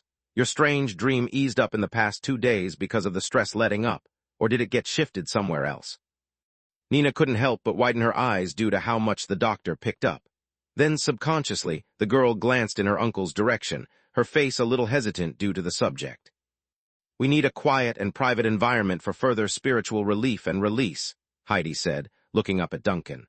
Of course, this will first require the consent of your guardian and Miss Nina's own cooperation. Go upstairs, Duncan nodded and looked at Nina. Is that okay with you? I'm fine with that. Nina nodded very obediently and without objection. However, the tension in her eyes remained, which didn't go unnoticed by the doctor's keen observation. Don't worry, Nina, it's just a simple mental relaxation technique. You have nothing to worry about because there's nothing wrong with you, only a little stress and anxiety that everyone has. Heidi gave off an aura of reassurance and confidence that easily elevated the tension. I don't think we will need any of my tools today. I'll start by asking you a few questions. Nina was completely relieved now. She nodded to Duncan before being led up to the second floor by Heidi. Finally, only Duncan and the Miss Inquisitor remained sitting across from each other at the counter, while Shirley remained hidden behind the shelves. Today was the first time the ghost captain had met this lady in person after he left a mark on her by chance. He could perceive his mark growing stronger and stronger due to the close proximity, a sign that the flame inside Vanna's soul was being replenished. After realizing this, Duncan consciously controlled the growth of that imprint. He did not want this mark to be detected by the mysterious goddess behind her, which would cause him to lose this special node. While the ghost captain was curious about the status of a nun in this city, Vanna was actually also curious about this, Mr. Duncan sitting across from herself. Without question, she was indeed here to accompany Heidi today. However, there's also another reason. There are too many suspicious points about the museum fire. Theoretically, it would be impossible to extinguish a fire that quickly. Heidi also saw a projection of a suspected sun fragment. Then there's Duncan, an ordinary person who rushed into a fire to save others without getting hurt in the slightest. Vanna didn't have tangible evidence to connect the clues together, but her intuition pointed toward this antique store. Mr. Duncan, Vanna broke the silence first with a calm expression. I have something I want to know about the fire in the museum, can I? Of course, Duncan nodded calmly. I was on the scene at the time and should be able to provide some information. Thank you for your cooperation, Vanna nodded slightly. When you rushed in to save everyone, the fire in the museum was still burning, right? That's right, Duncan nodded without hesitation because he didn't know how much information the Inquisitor in front of him had. A little bit of truth linked to some omitted details. There was a lot of fire, especially in the direction of the corridor leading to the main exhibition hall. Almost all of it was burning. But you ended up coming out unscathed, Vanna asked. Can you tell me what happened after you entered the museum? Duncan showed a contemplating face, and after 2 or 3 seconds of silence, he said unsurely, I also think it's incredible that I can come out alive, but the fire in the museum suddenly died down. Can you imagine that? It was not extinguished by the water gun outside, nor was it extinguished after the combustible material was burned. Rather, the fire itself just disappeared all of a sudden. Even the smoke was gone. He appeared amazed as he recited the lie in his voice, stretching out his hand to gesture here and there. This must be the blessing of the goddess, right? As soon as he finished that sentence, he heard a commotion from Shirley's side. It was the girl accidentally knocking down a wooden carving in the corner. Be careful. Duncan immediately turned his head and shouted like a real store owner reminding his employees. The base of that thing has been dropped by me more than once, so it's just glue holding it together. Don't let it shatter. The goddess watches over everyone in the city-state. Vanna's expression subtly changed for the worse, her eyes meeting Duncan's. I can see that you really are an honest person. Duncan's expression was serious and calm. That is, of course, we can't be in this business unless we are honest. Chapter 142, Inquiry and Treatment. The expression on Duncan's face was very sincere, the kind that's filled with confidence and resoluteness that if I open the door to sell imitation fakes, then I will have you die clearly with this truth in mind. Vanna was obviously shocked by this level of calmness and remained stunned for the longest time before reacting. Your honesty is impressive indeed. Is there anything else you'd like to ask about that fire? Duncan didn't care about the strangeness in the other party's tone and bluntly asked with a relaxed expression. I heard afterward that the entire museum was blocked off that same day. Actually, we highly suspect that there are supernatural factors related to the museum fire. Vanna did not hide this from the man. In fact, she didn't need to because the news had already been spread publicly by City Hall, appealing to the citizens not to approach the museum square in the near future. For those living in Planned, the existence of supernatural things wasn't a secret at all, only that some truths and details are omitted when deemed necessary by the authorities. The fire subsided very quickly, far beyond common means. Mr. Duncan, can you please recall what you experienced that day? Did you really not see or hear anything unusual after entering the museum? No, Duncan frowned. In fact, I didn't have the energy to pay attention to what was happening in the fire at all. I was just a normal person, not a trained guardian after all. Speaking of this, he paused and raised his eyebrows. Does the church suspect that a few of us who escaped from the fire may be related to the supernatural factor behind the fire? It's my personal suspicion. Vanna got all serious in her face. I beg your pardon, but it is my duty as an inquisitor to be wary of all uncontrolled transcendent dangers hidden in the city-state. I'm not implying you are the main culprit behind the fire, but whether the common individual like it or not, supernatural powers can contaminate a soul regardless of their will or awareness. My main concern today in coming is your safety. I understand. That made Duncan more at ease and frank now. To be honest, he couldn't be angry, for the young inquisitor was only doing her duty. Then have you noticed anything unusual from your observation? Any clues? I didn't find anything. Vanna shook her head. There is no remnant of unwanted powers here, and the distribution of auras flowing inside and outside the building is quite normal. I think you should be just some ordinary people who got mixed up with that event. Duncan thought about it and couldn't help but add, if not, Why don't you check carefully again? What if there's a shadow hiding in some obscure spot and you didn't notice? This is for our safety after all. I have confidence in my judgment, Vanna said without waiting for Duncan to finish. Then, straightening her chest with extra confidence, she firmly spoke. I have received the grace of the goddess, and my eyes are the most effective means of detection, especially during the day when no heretical power or shadow can escape my sight. Even the most adept evil gods and demons are unable to escape my eyes during these hours. As soon as Vanna's words came out of her mouth, she heard another loud bang, the signal that Shirley had finally dropped the carving at the cabinet and shattered it. I wanted to see if I could put it in a safer spot, Shirley meekly cried out from an out-of-sight place. Just spare those things for now. It's okay if you just wipe the windows, Duncan said helplessly, his hands spreading out like some pained boss lecturing a worker. Then turning back to Vanna, you're right, I guess there isn't anything more to investigate. This kid looks like a hairy one, Vanna said casually as she glanced up at Shirley's skirt that was sticking out of a corner. And she seems a little nervous. This is her first day at work today, Duncan said truthfully. Not a formal clerk yet, but a friend of my niece coming here to learn and to subsidize her family's income. Children of the lower city must earn their keeps at a much younger age.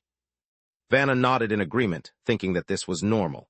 Then she seems to have remembered something else and landed her gaze on Duncan again. In addition, I want to confirm another thing. After you all left the museum, did you feel any discomfort or have a nightmare? Duncan didn't answer immediately because someone did have a nightmare. In fact, it wasn't just Shirley, but he too because he had dived into that dream world to explore with the girl. Sure, Vanna was an upright lady with a positive image, but there was no way he could reveal this fact. In the eyes of the church and authorities, they're all heretics that must be burned at the stake. No, everything is fine, Duncan shook his head. But may I ask, what kind of nightmare will it be? If something similar happens to us in the past 2 days, I would like to confirm it as soon as possible and ask for help from the nearest church. Should have something to do with the flames, replied Vanna, and the scale is immense, with huge arcs erupting violently from a dark void. Considering the fact that you narrowly escaped from a near-death experience, it's likely you have suffered a short-term trauma in some way or form. The shadow may manifest itself in the form of your dreams. Ordinary folks cannot judge the difference, but as a transcendent, I advise you to seek help as soon as you dream of something similar. Duncan frowned. Erupting violently from the dark void, spectacular arcs of flame. It didn't sound like Nina's dream, nor was it Shirley's dream they experienced. If I had to connect it to something, her description is more like something I know of. The sun fragment. Duncan pondered for a moment, carefully adjusting the wording within the framework of an enthusiastic citizen. Let me get this down. So this thing, is it related to the sun cultists that's been plaguing the newspapers recently? Those cultists seem to be engaged with something related to the sun and such. I wouldn't put it past them to set the museum ablaze in their crazy rituals. Vanna didn't think much about the question since it's common knowledge the church was tracking down the suntists after the recent sewer rituals. Then nodding, we can't rule out this possibility, but knowing is your limit. Do not inquire too much about the matter. It's dangerous for ordinary folks to dive deep into this topic. As a high-ranking member of the church, Vanna knew all too well the dangers that came with forbidden knowledge. Merely knowing was enough to open a channel for those evil gods to seep into their world. By then, the host would become nothing more than a walking bag of flesh to infect others regardless of one's will. Naturally, Duncan did not take the initiative to mention his original reporting behavior if the suntists to the church either. Merely through their conversation here, he was already able to discern the truth and confirm his guess about that being the sun fragment. Is that how a sun fragment is supposed to look? A huge arcing flame erupting violently in the dark nothingness. This was completely different from what Duncan had in mind. In his original draft of imagination, something like a sun fragment, which was chased by the suntists, should be something similar to an anomaly, a tangible and physical object or item that could be wielded. Duncan tried hard to match the description to anything he knew from Earth. Eventually, he came to the conclusion it mostly resembled what he knew as a solar flare. The expression on his face did not change much there, but his thoughts were riding high in waves. Holy shit, a sun fragment is literally a slice of the sun. At the same time, in Nina's bedroom on the second floor, Heidi had completed her regular questioning and guidance of the patient. She has roughly confirmed that Nina's dream was not an ordinary nightmare or a continuous dream caused by pure mental stress, but whether this dream could be harmful requires further determination. We may need a short and moderate hypnotherapy. Heidi picked up the amethyst pendant in her hand and said to the girl in front of her with a gentle voice, "Don't be nervous, just follow my guidance and answer some questions." Chapter 143, Hypnosis. Nina faintly gulped as she watched the crystal pendant swaying in Heidi's hand. Although the other party said to relax, this was her first time receiving hypnotherapy. Therefore, it was always difficult to control her reaction. While her eyes were attracted by the swaying crystal, she also noticed that Heidi was wearing a seemingly simple stone bracelet on her wrist, which was woven together with tough silk rope and strung with many colorful stones. She also noticed many rune-like marks on the stones, something strange for a female trinket. Noticing Nina's gaze, Heidi jiggled her wrist with a smile. "I am a student of the Truth Academy, following and serving the God of Wisdom, Laham. Although I don't seem like it from the outside, but from a technical standpoint, I am a registered clergy." A clergy, not just a psychiatrist, but also a member of the Truth Academy. Nina has certainly heard of the Truth Academy since she's a student at one of their schools. Although its name sounds like an academy, but in fact, the real body of this academy was one of the 4 Orthodox churches in this world. Together with the Storm Church, the Death Church, and the Flame Bearers, these 4 organizations maintained the civilized order of the Deep Sea Age. But unlike the other 3 major churches, the Truth Academy did not have a strict faith system and was more inclined towards pure knowledge.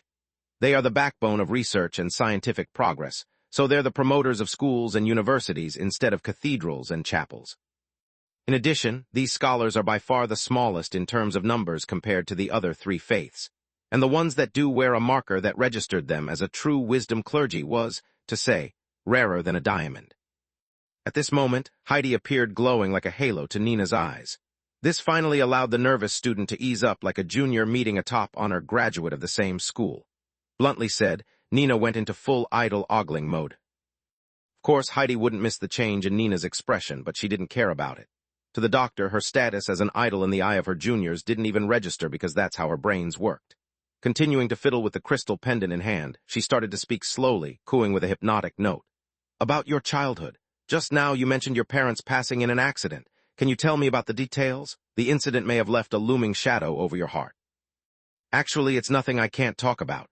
Nina thought and figured it was not worth hiding. "I've told many people about this before, but everyone assumed I was hallucinating and mistaken as a child.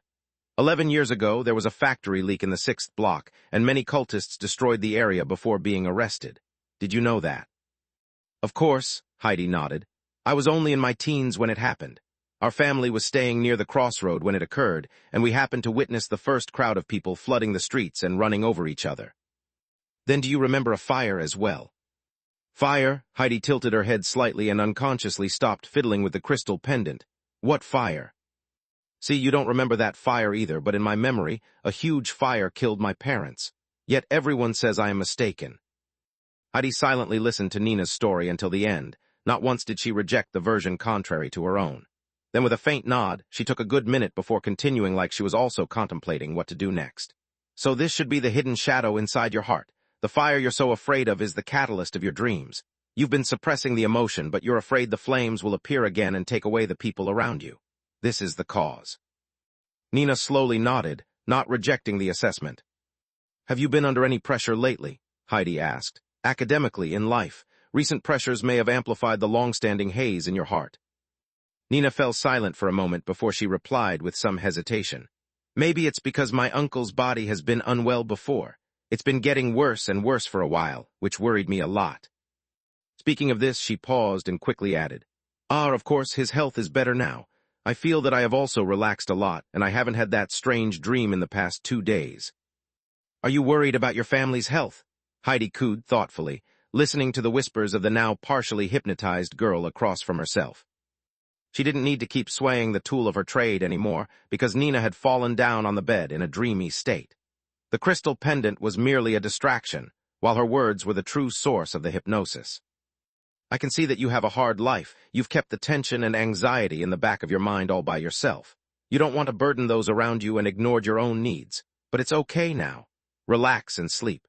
When you awake again, you will leave behind the stress in that dream and be refreshed." In a half-dreamy state, Nina's voice sounded softly, "Thank you." Heidi grinned at getting some result.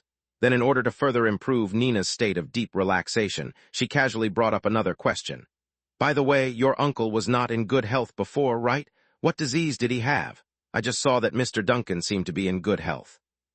Nina was silent for a much longer time this round before she spoke softly. It's just that his body is weak. He is now totally fine. However, Heidi could no longer hear Nina's response.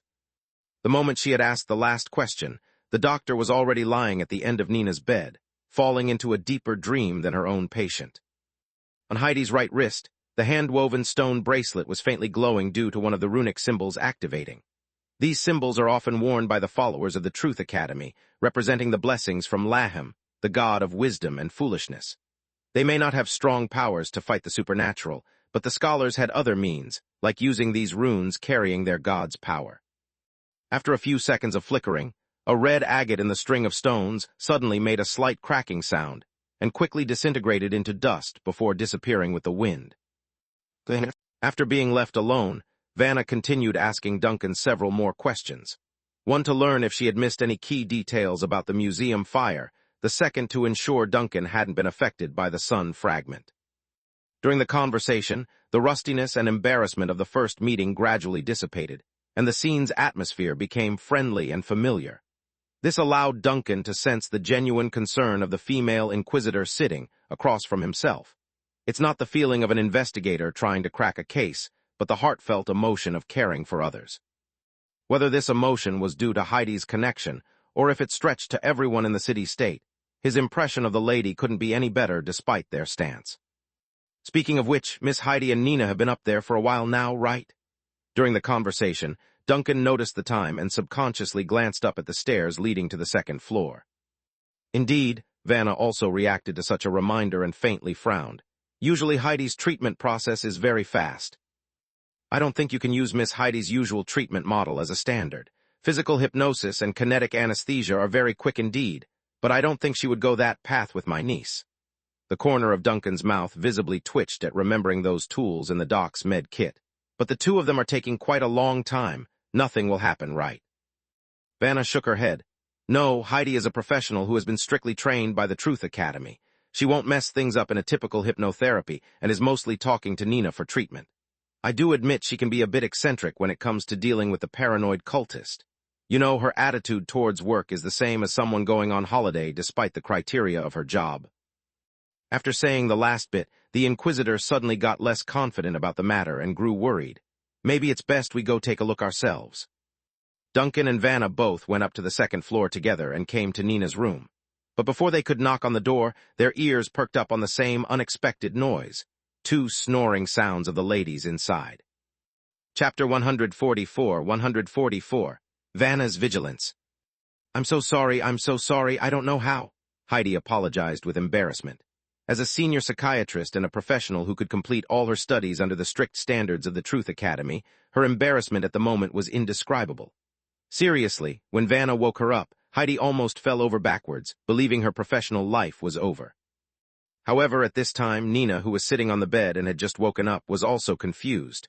She didn't know what happened at all, only looking at the doc in confusion due to all the apologizing. Uncle, what happened? Why is Miss Heidi? The psychiatrist hypnotized not just you but herself as well and fell asleep. Duncan sighed with a helpless note and pointed to the bed corner that was still imprinted with the shape of a certain lady in the room. Her drool ran down to the floorboard. Despite saying it with a straight face, the comment literally sent Heidi into a spiral of shame. Poor her, she couldn't even lift her head anymore. Under this awkward and chaotic atmosphere, only Vanna managed to maintain a serious face.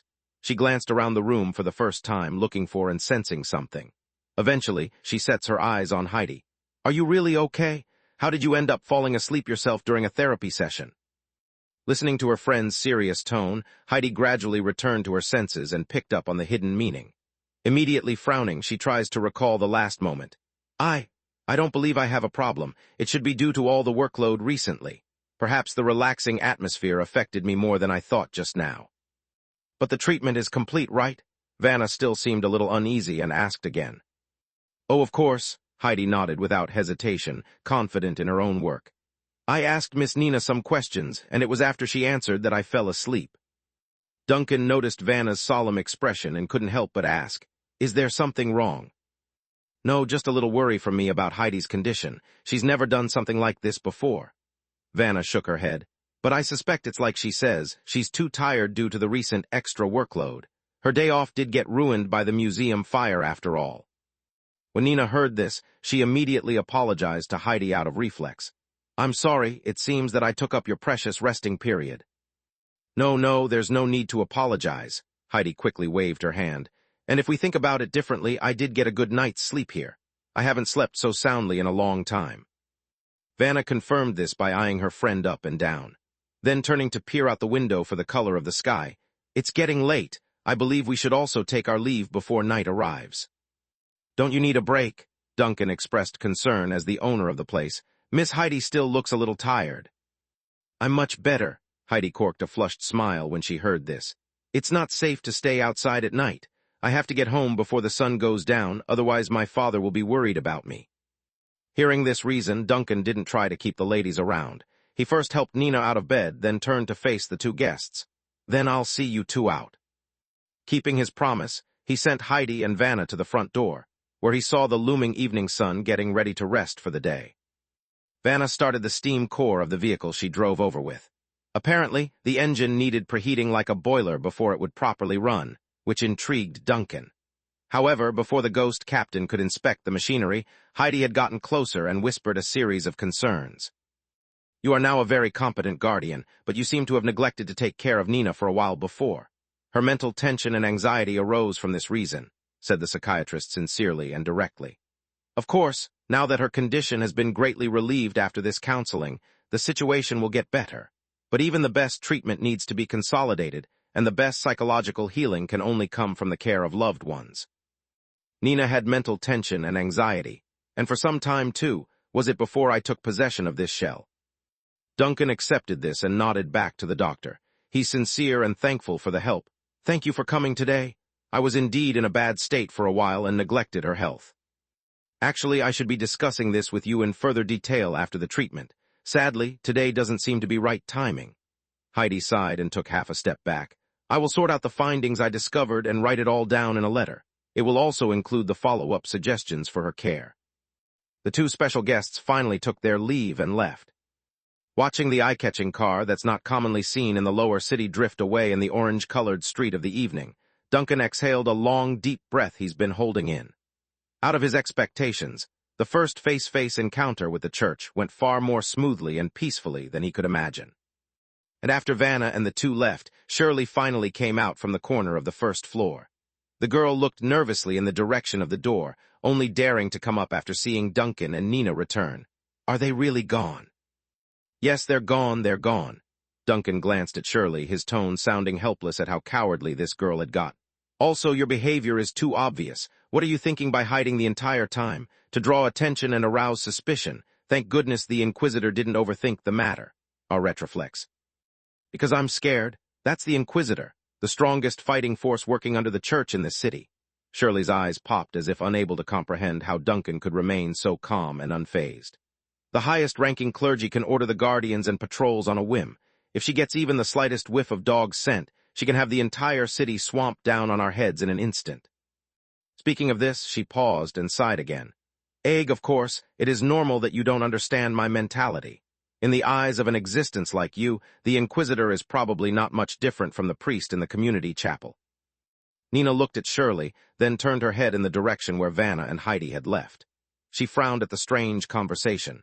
Shirley, will you really be arrested by the church? You obviously didn't do anything bad, and Lady Heidi and Vanna are also very good people. It doesn't matter if I do bad things or not, Shirley sighed. The church won't arrest all of the wild transcendents because there are always going to be those exposed to the supernatural for various strange reasons.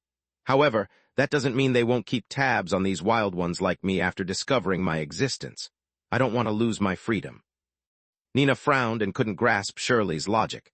To her, reporting to the authorities was normal, even though she hadn't done it herself. Nina, how are you now? Duncan asks from the side, interrupting the thoughtful girl. Me, I'm fine, Nina answered immediately. I think Miss Heidi's treatment is quite effective. After chatting with her for a while and taking a little nap, I feel much more relaxed. Is that so? Then I'm relieved. Duncan nodded slightly and did not say anything else.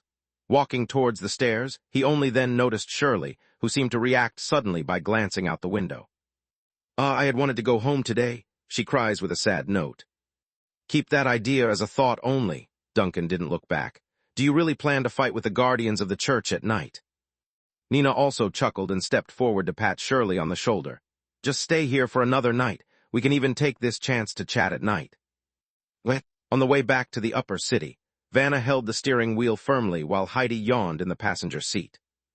"Yumph, that nap was so good." Heidi yawned again and said casually, "So how did things go on your end? Did the store owner show anything wrong with him?" "There is nothing out of the ordinary," Vanna replied while keeping an eye on the road ahead. "The store owner is just an ordinary person. The same goes for that little girl named Shirley. I couldn't sense anything from the shop or the presence of supernatural power or will. They should be fine, and it's you I'm worried about. Did you discover anything while talking to Nina?" "Everything is normal on my end, too," Heidi nodded as well. She then raised her hand to stroke the crystal pendant that was hanging around her neck and noticed that one of the beads around her bracelet had gone missing. "But Nina mentioned something when she was under my hypnosis. It's a little weird." "Weird, what do you mean?"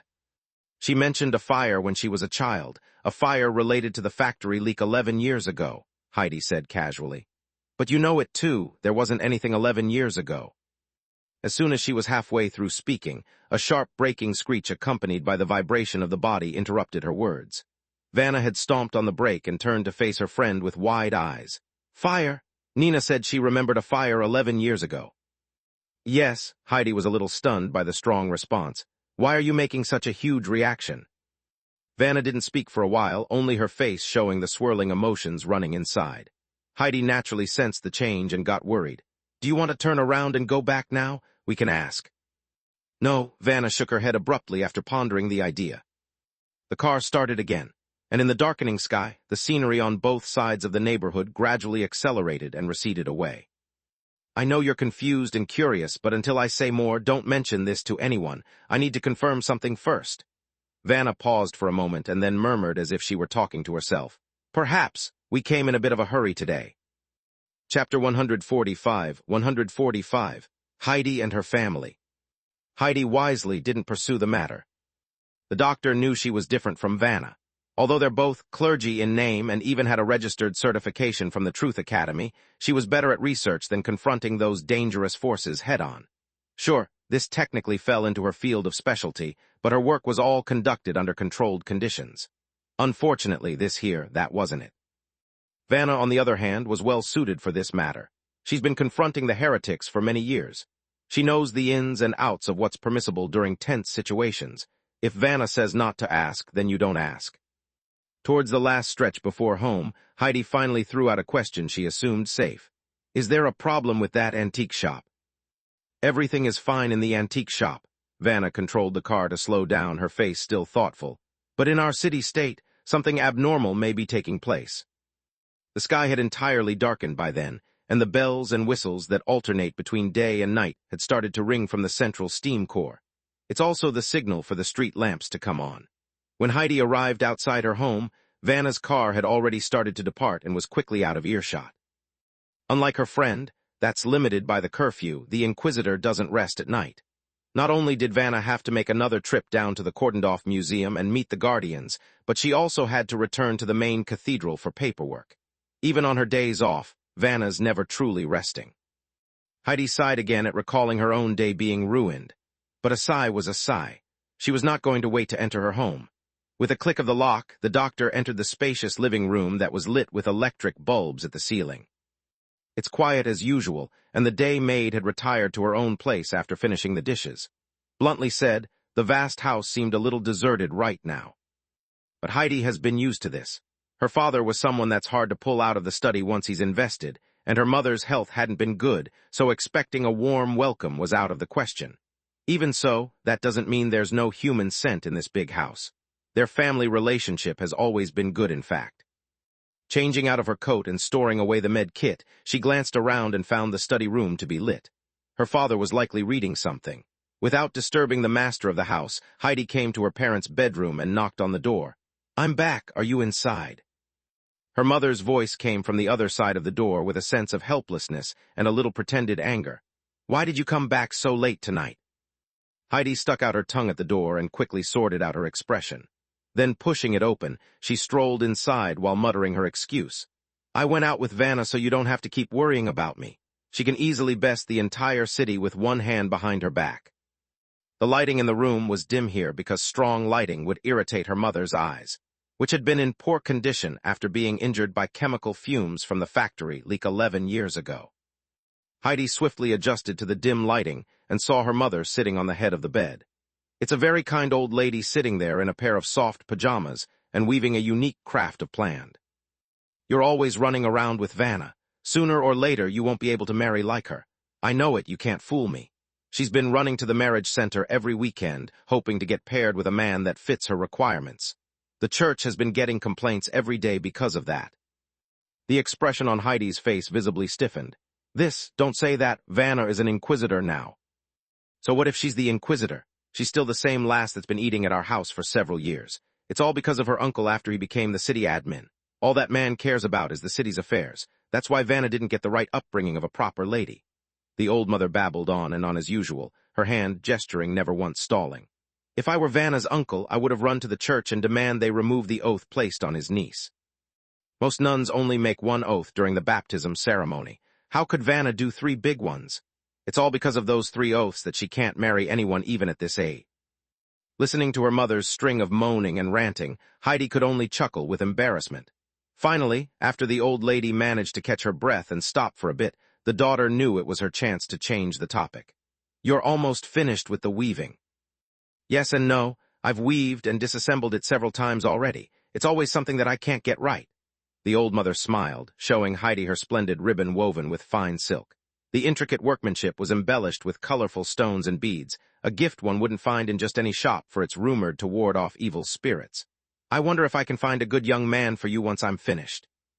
Heidi glanced at the nearly completed knotted ribbon and cautiously suggested, if not, why don't you dismantle it again? Maybe it'll be time by then. You're upsetting me on purpose. Heidi quickly changed stance and skedaddled out of there, all the while her mother's nagging chant continued to echo out from the rear. She's used to having her mother press for marriage, so it's nothing new. Nimbly closing the door before leaving, the doctor was ready to grab something from the kitchen when she bumped into her father in the hallway. I heard the sound of you coming home earlier. Did you upset your mother again? Morris asks, his elegant demeanor of a gentleman showing again. Heidi quickly waved her hand. No, just some small talk. And about my gift, did you hand it to Mr. Duncan? I delivered it. Mr. Duncan is very happy. Heidi nodded, and then couldn't help but cast a peek at her father across the hallway. But I really didn't expect that you would be willing to give away your beloved collection. It's just a collection. He did save your life after all, Morris lightly states. In fact, I don't even think it's enough. I'll have to go back in 2 days to thank him. The reference promptly caused Heidi to flush with embarrassment due to the reminder of giving Nina hypnotherapy today. Is there really a need to be so formal? It's not a matter of being formal or not. Mr. Duncan saved your life, and I am not only your father but also Nina's teacher. What's more, Mr. Duncan is also an antique dealer who is eager to learn. From a social point of view, this relationship is worth nurturing, Morris casually explained. I like the word that Mr. Duncan often says, it's a kind of. Okay, your idea makes sense, it makes perfect sense. Heidi suddenly had a headache coming after hearing her father's reasoning. To her, socializing has never been a skill of hers, and now she's being stuffed with a bunch of social etiquettes that were of no use in the therapy room. Then at least keep your visit to just a visit, don't buy random things again, okay? It depends on whether there are any items that appeal to me, Morris said casually. Then he thought for a moment and asked as if the question only came to him now, so, did you go with Vanna today? Yes, she happened to be off today. We took her car. Morris mused for a second like he's hesitating on his next words. I get the feeling you're getting very close to Vanna. Am I? I've been close to her for many years, haven't I? Heidi felt that the question was a little inexplicable and random. We've known each other since childhood. No, I'm just... The old gentleman gulped and recalled the quote from Mr. Duncan during his last visit. It's also possible for an all-girls school. Father? Heidi made a weird look, unable to comprehend the bizarre behavior of her father. Forget what I said. Morris jolted back to attention, realizing how outrageous his inner fantasy was behaving. Quickly changing the topic to avoid any misunderstanding, the corner of his gaze suddenly fell upon Heidi's wrist. On the bracelet, which represents the protection of Laham, the god of wisdom, a red agate was missing. The old man's expression instantly got paler. However, as a well-learned scholar, he knows better than to panic in this situation. Forcibly controlling his mood, he calmly asks again like it's a casual question. Heidi, did you accidentally drop a bead from your bracelet? I noticed there's an open spot on the string. My bracelet, Heidi blinked, then raised her wrist and took a look for herself. Isn't it supposed to be like this? I thought it was always missing one. Always missing one. Morris pressed his heavy panting down. Right now, there's a surge of hard emotions overwhelming his mind, for the worst possible outcome had just come true. By the way, you only went to that antique shop today, right? He asks again with his usual tone, trying hard to get any information he could without alarming anyone, friend or foe. Chapter 146. Ashes. Heidi didn't notice anything unusual in her father's tone. Yes, she nodded calmly. Me and Vanna went to Mr. Duncan's antique shop today.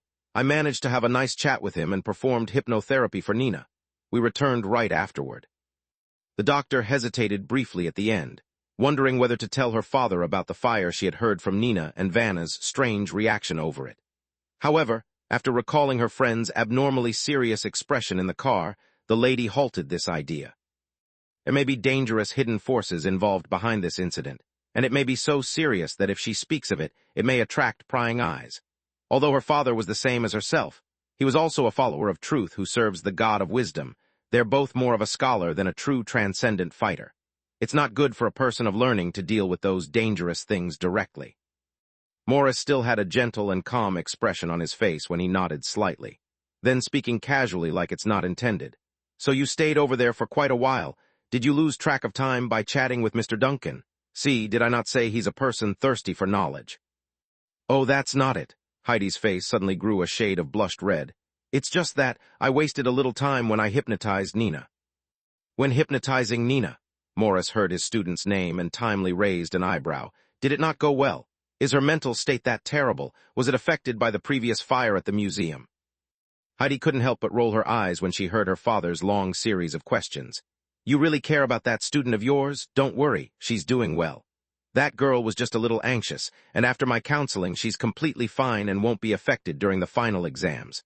The delay I'm referring to is about something else. Morris now sounded curious. Oh. Aha, maybe I'm a little too tired lately. Heidi dryly laughed with more embarrassment. I fell asleep as well when hypnotizing her and slept until the evening. You fell into a deep sleep yourself while hypnotizing Nina? Morris's expression finally changed slightly, but he quickly regained control as per his protocol. It's not like you. Everyone can be negligent at times, not to mention I have been deprived of a proper vacation in a long while. Heidi waved her hand impatiently. You don't ask, I'm already an adult. You and Mother are always like this when I come back late. I'm not a kid anymore, you know. There's no need to always act so worried. Morris kept staring at his daughter for several seconds more before breaking out his usual polite laugh of a scholar. Of course, I won't keep asking like this the next time. Come, dinner is already waiting for you in the kitchen. Hurry and go warm it up. I still have to go see your mother. Okay, Heidi nodded and scurried for the kitchen, only to swing her head around before the hall corner. By the way, are you planning to visit the antique shop later? Yes, Morris was already standing in the doorway of the bedroom, the dim light from the wall of the corridor casting a mottled shadow on his old face. Is there something wrong? I left in a hurry today, so I didn't get to discuss things properly with Mr. Duncan. If you're going to visit, help me pass on a letter of assessment to him about Nina, okay? No problem, Morris nodded, and then as if speaking to himself, he muttered softly, I definitely need to visit again. Heidi had left, but the gray-haired old historian remained standing quietly at the doorway. He seemed to be deep in thought, and after nearly a dozen seconds, he finally exhaled a long, soft sigh and pushed open the dull wooden door. The bedroom was still dimly lit, with only a small wall lamp to act as the light source. Morris carefully turned the lock behind himself, ensuring no one could come inside during this moment. Beloved, are you okay? He slowly paced over to the bedside and softly asked the pile of wriggling ashes with a human-shaped outline. As if to respond, a subtle static buzz came from the blurred ashen human outline, constantly floating and wriggling as it did so. Yes, how beautiful. Your craft has always been very good. Morris replied in a small murmur and praised his wife's weaving skills as he watched the nearly completed ornamental ribbon. "The one you made for me is still hanging in my study room." For the next while, no words were exchanged, only a silence that would drive any occupant into a discomfort daze. Eventually, after a few minutes of this awkwardness, Morris broke it and spoke his woes. "Heidi went out today. When she returned, I saw that one of the red agates on the bracelet was gone." The ash on the bed suddenly came to a frozen standstill, followed by a low static buzzing of a troubled squirming. It's not certain what happened exactly. If it was a protection from Lord Laham, then it could only mean Heidi encountered a danger that could penetrate her inner sanity. Morris slowly explained his reasoning. But from the way things look, I suspect she only passed by something without being aware of it. The bracelet likely activated without intention. Morris abruptly stopped and listened to the static buzzing that cut in. Yes, I reminded Heidi about her bracelet, but when she saw the problem, she assumed the agate was always missing in the first place. Morris nodded in agreement with the ash as it wriggled around. It's a self-protective measure, perhaps from her mind or the blessing of Laham himself. In any case, this protection prevented her from learning about something. Another burst of static buzzing came from his wife's ashen form, this time more agitated and frantic. I want to investigate, of course. I must find out for myself what's going on." The last sentence brought an uncomfortable silence to the ash on the bed. Morris shook his head. "I understand, my love. There may be a little risk involved with my decision, but this is our daughter. I have to go. Don't worry, I will pray for divination in advance. In fact, I had already visited that antique shop before and met the owner. The man is diligent, and his niece is a studious child and one of my students at school. There was no malicious evil hovering in there. So if the risk factor was in the shop today when Heidi visited, then the owner of that shop could also be threatened. My students live there. As a teacher and servant to the God of wisdom, I must." Morris stated in a wistful voice that was so full of emotions that it hurt. Then the pair listened to each other's suggestions and various ideas on what to do. "No, we can't alarm the cathedral about this matter. While they may be more effective, their overly aggressive style could also hurt my student. The priority of suppressing heresy and eradicating evil is too high for the guardians of the church, and—" Speaking of this, Morriston let out a soft sigh before continuing. "And I really don't want to attract the attention of the cathedral. After all, I am a heretical accomplice who has been shaken in my belief." His voice fell into a depressing low, those eyes never leaving the mass of ash that was his wife, who died 11 years ago in the fire. In response, the human-shaped ash slowly rose upward and reached out, forming a tentacle-like form that's supposed to be an arm to gently brush the old gent's face. I know, Morris lowered his head and spoke in a confessing manner. "I am a man whose faith has wavered. I'm a coward who refuses to fully fall into degeneration. Laham gave me the eyes to see through delusions, but I closed them on my own will to make an unrealistic wish come true. I wanted to keep you in this world, but couldn't fully deceive myself. Instead, I forced you and I into this shameful situation." He raised his head and gently gripped the fluttering wisp of ash, only to have his fingers bypass the dust. "I wish I knew nothing like Heidi. This way I could at least see you again, touch you again. I haven't been able to see how you look for 11 years now." This time only a soft rubbing of particles came from the ash, the version of the woman weeping. I understand. All this will eventually end. After all, every show has an ending at some point. No matter what it is that responded to my wish, it will eventually come collect its price. I am ready for that. When it comes, I will ensure my clean disappearance from this world. Even if it's a shadow of subspace, I won't allow it to invade reality through this wish. Morris raised his head and stared at the silhouette of ash in the dim light. "But until that day comes, just stay with me for a while longer." Chapter 147 appeared in the real world. "Uncle Duncan, I'm going to school." Midst the cheerful greeting, Nina sprinted down the stairs, turned around and waved in the direction of the second floor before going towards the main doorway. The off days are over, and today was another day to go to school again. But before she reached the door, Nina suddenly stopped, noticing a shaking, shivering figure hiding behind a shelf not far away. It's Shirley who came out of hiding. "Ah, Shirley," Nina stood there happily and beckoned to the girl. "I was wondering where you were. Do you want to go together?" "Together?" Shirley blinked in confusion. "Where together?"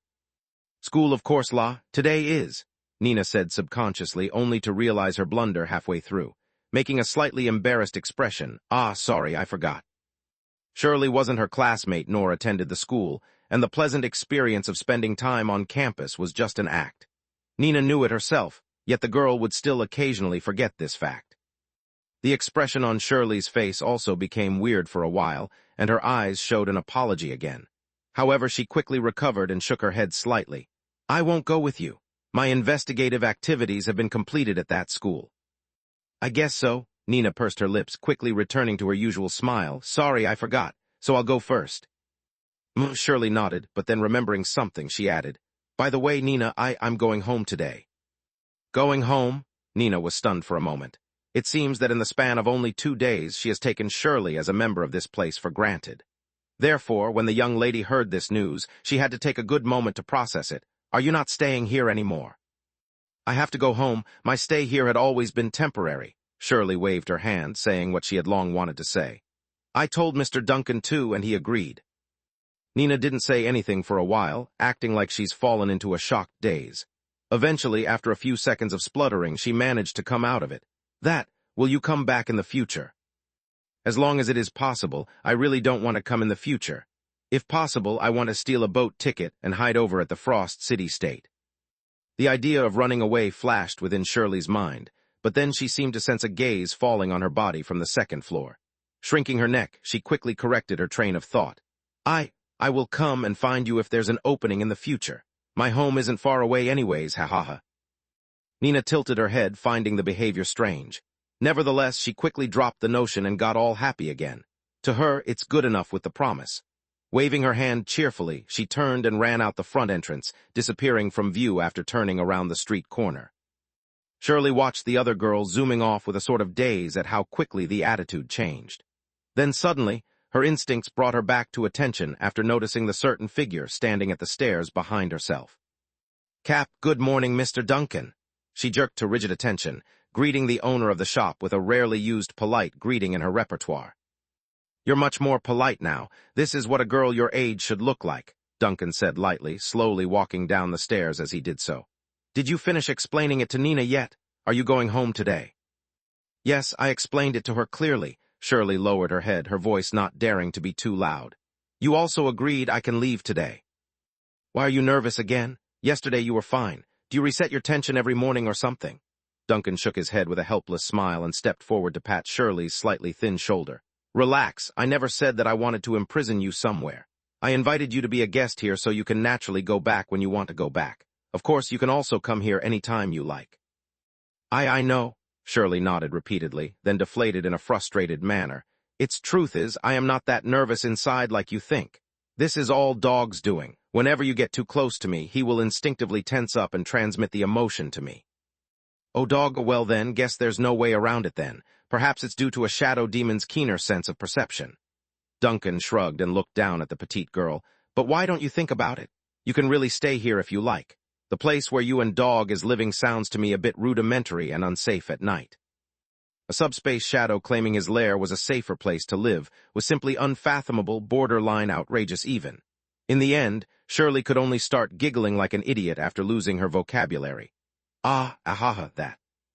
"Forget what I said then, I'm just mentioning it to you. Don't get riled up over it." Duncan knew his words alone wouldn't be able to change the girl's mind, especially with Dog's emotions being so negative. "If you want to leave, then go ahead. You already know how to contact me anyways. Be sure to call me whenever you find new clues about these scientists." Shirley nodded silently.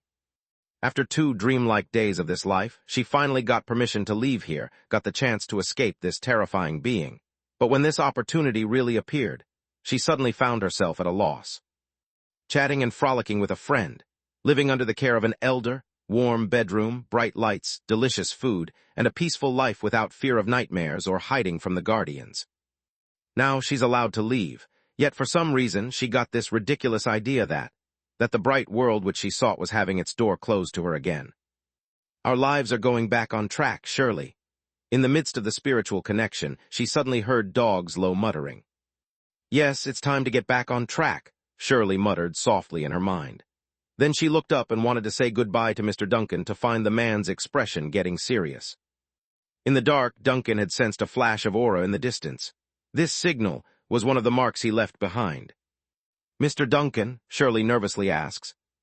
"I sensed an aura," Duncan spoke softly without waiting for Shirley to finish. He stared off into the direction. It seems to be coming from that direction. Shirley didn't react at once. An aura. It's the small fire I left for that little bug. Duncan lowered his head slightly and looked into Shirley's eyes.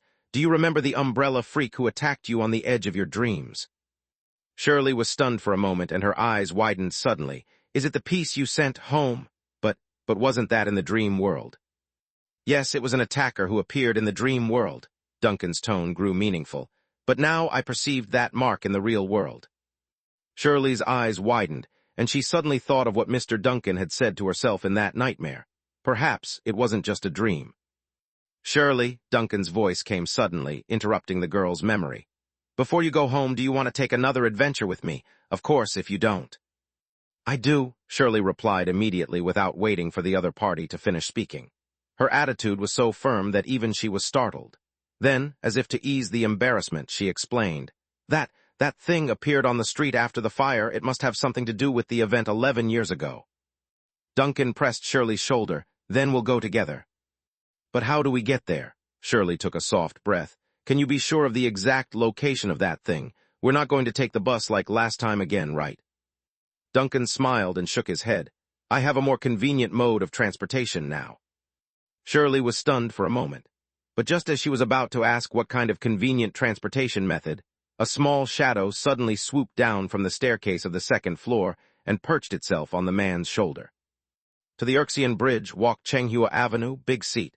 There's a big seat in the back, melon seed snack and mineral water. Keep your feet on your side. Shirley nearly fell over backward after hearing that sharp, chirpy rambling. Then, after a quick stumble, she finally recognized who it was. The strange dove that could eat French fries the size of herself in one meal.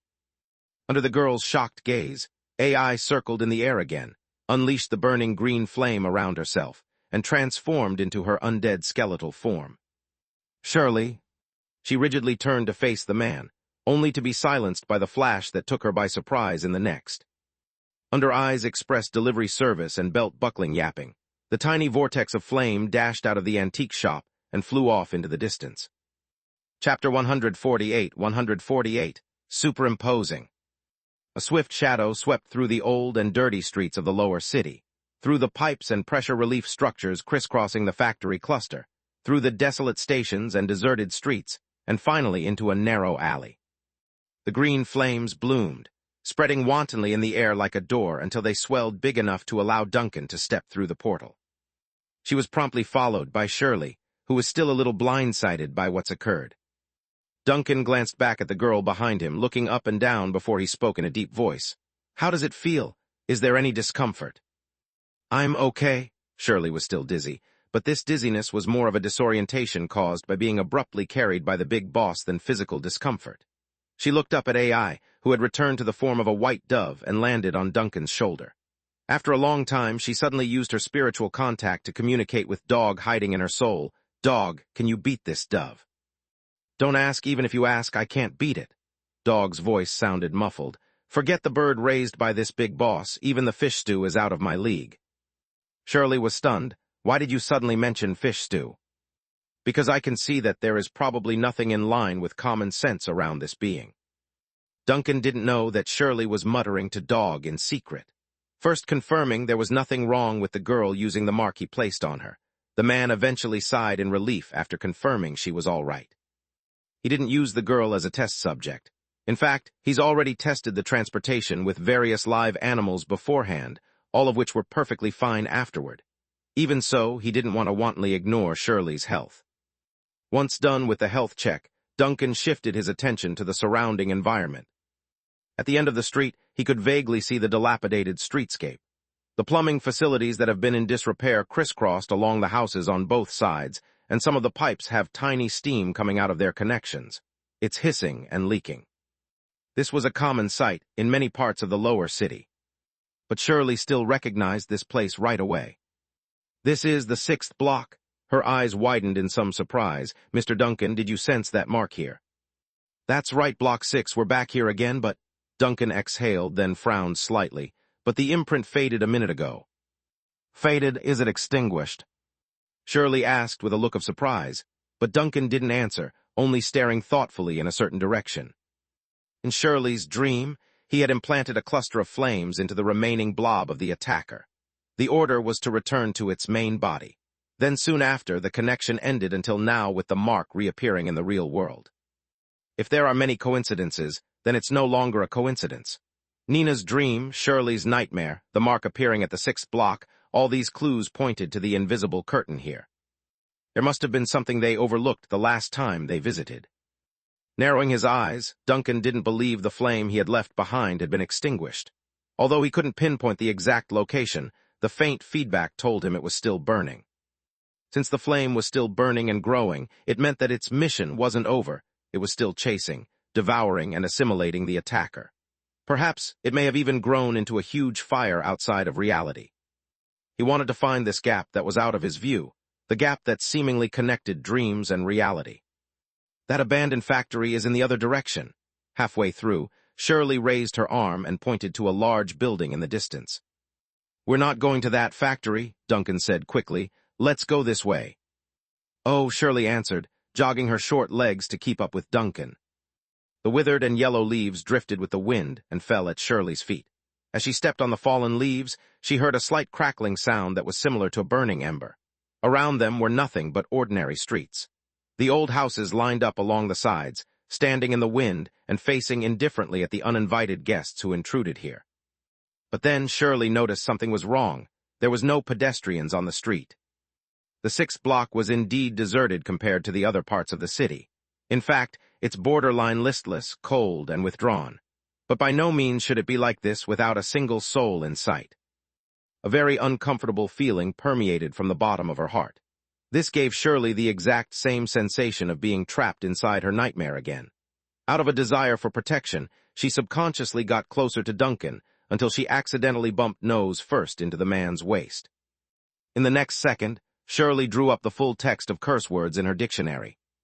"It seems that we have arrived." Duncan's calm voice interrupted the girl's momentary crankiness. "I'm very, very sorry. I really didn't mean to, please. Wah." Shirley subconsciously popped up a string of begging mercy when she came back to attention, only to realize they had stopped before an abandoned building. It was a chapel. A community church, which could be found everywhere in the city-state of Planned, stood at the end of the path. It has all the hallmarks of the Storm Church, an elongated spiraling structure with black roof tiles and white stone bricks. However, the hanging vines and decaying dirty attachments told a story of abandonment. It was once a sacred building, but now the smell of decay and forgottenness filled every crack in its brickwork. "This is the church mentioned by the old man near the intersection last time." Shirley recalled the last time she visited this place. "I remember he said there was a nun living here, but that nun was often not in the church." "It's not a frequent absence that can be explained by the level of ruin like this," Duncan said casually, striding toward the church gates. "It's not so much that the nun goes out often, but that this place seems to have been forgotten for 11 years. Shirley watched as the other party walked towards the church, instinctively resisting the building and not wanting to follow. However, she eventually followed suit after overcoming the momentary hesitation. The next moment, Duncan pushed open the half-covered church door to reveal the scene inside. Warm and bright candlelight fell into Shirley's eyes, and the clean chapel was brightly lit, unlike the forsaken appearance outside. At the end of the neatly arranged benches, the statue of the goddess of storms, Gamona, stood quietly in the light. A nun kneeling in prayer had stood up after hearing the noise. "It has been a long time since anyone visited this church." The nun smiles warmly with arms spread open. "Oh, it looks like this is indeed the spot," Duncan said softly with a calm expression as he observed the smiling nun in front. "The gap in the curtain." He blinked. In his eyes, the smiling nun maintained a living appearance at one moment, but turned into a bunch of humanoid wriggling ashes at the next. Meanwhile, the church behind her showed a strange superposition state.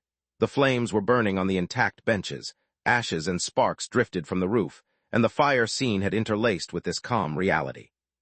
It was as if two very different realities had been forcibly merged in this church. Chapter 149, Behind the Curtain. This gave Duncan a feeling that two diametrically different histories had once existed here at the church. The inside remained frozen in the past, while the outside continued to move forward with time. It was neither destroyed nor survived that fire. So, does the nun here know anything? It's been a long time since anyone visited this church, the nun in a black priest's robe repeated softly. She raised her head with a smile, but her gaze seemed to pass through Shirley and Duncan. Where do you come from? Unfamiliar faces, you are not residents here. In front of the bright and warm scene, Shirley shrank her neck back the nun's smiling gaze. She felt a chill for some reason and whispered nervously to Duncan. Why do I think this place is weird? It looks so dilapidated from the outside, but the inside. Duncan didn't answer, just casually patting Shirley's shoulder. Based on the girl's reaction, he had guessed that the other party could only see one side of the picture and didn't see the other. In this case, it's difficult to explain his findings. Of course, there was Dog, who had a better perception of reality, but until he figured out the nun's identity and threat meter, it was best to keep Shirley from summoning the Dark Hound. We're passing through only, Duncan said calmly to the nun with an unchanging expression, just like a normal visitor to the church. Have you been here all this time? I have been living in this church, the nun nodded lightly. I have been praying here, praying to the great existence. But the people on the block said that the nun in the church hadn't returned for a long time, Duncan added, observing the nun's reaction in front of him. They said that the church was neglected and seemed abandoned. The nun listened quietly to Duncan's words, but there was no violent reaction, as if her heart had eternally fallen to rest. Oh yes, but I've always been here. Probably they forgot the day of prayer and thought that the church was not open. Duncan did not comment, but he's got enough to confirm the problem stretched far beyond the church, but to the entire 6th block. This deserted church was deep in the neighborhood. Just from the appearance alone, it has been abandoned for more than 10 years. For ordinary people in this world, churches are not only a place of spiritual solace, but also a functional facility for maintaining regional security, defending against evil forces after nightfall, and healing for many civilians after suffering from mental problems or nightmares. Such a critical facility has been abandoned for 11 years. Yet the residents of the 6th block did not feel the need to report this. Imagine if a community has been cut off from water and electricity for 11 years, but the locals do not find anything wrong with it. Then when outsiders speak about the matter, they would only comment about it being strange. Now, how freaky does that sound? As for the nun in this church, Duncan still had no idea what sort of intention this humanoid Ash had in mind. Was she dangerous? At least from the conversation thus far, it's not hostile. In fact, it's so far off that it's strange. It's like the nun had fallen into a state of derision. He confirmed this by asking several questions back-to-back and got the same answer repeatedly. She's sane, but not much. Do you want to pray, or do you need help with calming your mind and driving away evil spirits? The nun asked with a smile and a soft voice. Thank you, but there's no need. Duncan shook his head, then looked around and asked casually, By the way, where are the guards of this church? Every church should have guards. Even the smallest community church in the ghetto does to deal with general threats. The guardians, they are resting in the church, and they won't show up until after nightfall. The nun's smile remained unchanged. Are you looking for the guardians for something? Duncan didn't answer, but his gaze slowly swept over the benches beside the nun. In his field of vision, the phantoms of the fire burned everything, and the ashes and ruins were superimposed on the brightly lit church like overlapping films. In the other dimension of that sewer position, there was no shortage of scorched bodies. Are the guards resting there? Duncan raised his hand and pointed not far away, but in Shirley's eyes there were only 2 rows of empty benches. The nun froze for a moment, looked in the direction of Duncan's finger, and only spoke after a moment of delay. SHH, they're sleeping. Duncan hummed and continued asking, Can we look around? Of course, the church is open for visits. The nun nodded lightly. Please take care of yourself then. I will continue to pray here. If you need anything, do call me. Letter 213. After saying this, the strange nun actually turned around and walked towards the statue of the sacred goddess not far away, completely leaving Duncan and Shirley to their own bidding. It wasn't until the nun left that Shirley, who had been nervous the entire time, suddenly breathed a sigh of relief. She couldn't care less about being afraid of Duncan at this time, because the ubiquitous, weird atmosphere in the church had already made Dog restless and agitated. A strange sense of tension was directly passing into her mind through the spiritual connection, making her subconsciously move closer to Duncan. What the hell is going on with this place? Why does this nun feel so creepy? She obviously looks normal, but nothing seems to be normal. There seem to be 2 churches here, Duncan explained simply. One has burned down and the other is still intact. They are superimposed on this time and space together, and the nun in the church, she's neither dead nor alive. Shirley was stunned, and after half a minute she whispered in confusion and astonishment, "What do you mean?" Duncan glanced at her. "When we get back, you better read some books, if you don't know how I can teach you." Without waiting for Shirley's answer, he marched straight for the depths of the chapel. As the nun said, the church was open for visits, so of course he will visit at will. Shirley blinked in shock but quickly hurried after seeing the man leaving her behind. They bypassed the benches and swung around the goddess statue, during of which the praying nun never one raised her head like a devoted servant of God. It's as if she's completely forgotten the visitors here, maintaining the same posture of 11 years. This caused Duncan to pay closer attention, though. He watched the humanoid ash wriggling around as the tiny embers fell from the domed roof, just like fallen leaves from a tree. Then, a spark jolted in his heart out of the blue, causing him to flick his head up at the statue and blink. The icon of the storm goddess, there's a rift at the head. In this brief moment, Duncan finally caught a glimpse of the truth behind this superimposed, fractured world. Through the rift in the head of this sacred statue, there's a faint light coming through. It's chaotic, mad even, just like a terrifying slit of a mad god's pupil peering through from the void. Whatever holy aura that lingered in the statue had long disappeared, replaced by the dark, vile powers of whatever evil that lurked here. In the next second, the terrifying scene disappeared without a trace, and the icon of Gamona continued to stand quietly on the pedestal, her majestic image exuding the reassuring glow of a goddess. "Are you going to pray to the goddess?" The nun, who was kneeling and praying, suddenly opened her eyes and asked the man. Chapter 150, The Secret in the Underground Sanctuary. "Are you going to pray to the goddess?" Truth be told, in this instant, Duncan's instinctive reaction was that there was something wrong with the storm goddess Gamona. The cause must be because of the sinister side of the god, which led to this terrifying shadow taking hold inside the city-state. This distortion was the evidence. But the next second, he had another suspicion. If there was really something wrong with the storm goddess Gamona, then why were the other churches in the city normal? It wasn't that he had seen other storm churches. There were community churches near the antique shop and churches next to the original Maritime Museum. Even if he hadn't gone in to check it out, he had wandered around the neighborhood, and the aura released by those churches. It was obviously different from this eerie church in front of him. He also had contact with other clergies, including the most low-level priests and guardians, as well as the inquisitor like Vanna, who was at the apex of the city-state. From what he could tell, these people who served the goddess of the storm were all normal, even more determined and clear-thinking than most. He ignored the nun and looked up at the statue. After the glimpse just now, the strange rift in the head of the statue did not appear again. Even in the other picture of the church, the spot was nothing more than a charred mess. He couldn't find any evidence of that rift anywhere again. Duncan frowned. The weirdness of this church was obviously a special case. Assuming the fault didn't lie with the storm goddess herself, then what he saw could only be interpreted as an evil force trying to use this chapel as a node to invade reality. But what exactly is that? The shape of that rift seems to have nothing to do with the evil sun god, and it is completely unrelated to the sun fragment, if I had to say it. The swirling chaotic light reminds me of the bottom levels of the vanished. "Are you going to pray to the goddess?" The nun's voice came again. She was neither impatient nor urging, but as if some keyword was triggered, she began to repeat this question over and over again when Duncan and Shirley stood beside the statue. Shirley seemed a little overwhelmed and instinctively looked to Duncan, who finally responded at this moment. "Are you praying to your goddess?" This should be an unquestionable question, and any normal believer would give a clear and affirmative answer at this point. Yet, the nun's reaction made Shirley's eyes widen in shock. I don't know." The nun shook her head calmly as if she didn't feel anything wrong with her response. "I'm just praying, and he told me to pray here."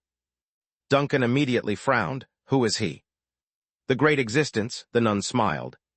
Shirley felt a chill running down her back due to the nun's gentle smile. "I don't pray to any gods," Duncan said lightly, quietly pulling Shirley back half a step from the range of the prayer table, "including the goddess from your mouth." "Oh, that's a shame." The nun sighed softly, then bowed her head again, ignoring Duncan and Shirley. Duncan stared at the wriggling mass of humanoid ash for a few seconds, confirmed that the ash had stopped paying them heed before turning elsewhere. The chapel was limited in size and had few areas to hide, except for the main hall dedicated to prayers and service. There were only a few rooms connected to the main hall aside from the underground crypt. Duncan first took Shirley to check the surrounding rooms, but found nothing worth caring about. Finally, they came before a staircase to the basement at the end of a corridor outside the main hall. Are we really going down there? Looking at the dark stairs in front of her, Shirley was obviously a little uneasy and glanced backward at the brightly lit hall. Will that strange nun suddenly charge over? That nun is obviously trapped in the main hall and can't get too far from the statue. Duncan shook his head. But if she does charge over, then we can only fight back. That thing can hardly be called a living being anymore. Shirley gulped. She was usually very bold and courageous, but no matter how bold she was, this was the first time she had ran to a chapel of the Storm Church and did something so exciting. It's more than what her heart could accommodate. But she knew better than to refuse. She still had no idea which was more dangerous, a nun who had mutated from a mortal or a shadow from subspace. At this time, Duncan suddenly said something again, which made Shirley's hard-earned determination to sway again. By the way, summon dog out. Shirley's eyes widened instantly. Summon dog in the Church of the Storm Goddess. I'm afraid this is no longer the Storm Goddess's territory. Duncan shook his head. It's hard to say what exactly is in charge of this place now, but don't worry about summoning dog. You see, even though I am standing here, nothing is happening to me. In fact, I suspect this church is more suited for dog than anywhere else in the city right now. When Shirley thought about it, she felt that this was quite a reasonable theory. Of course, the main reason was that she did not dare to disagree, so she obediently raised her right arm and summoned her partner out into the real world.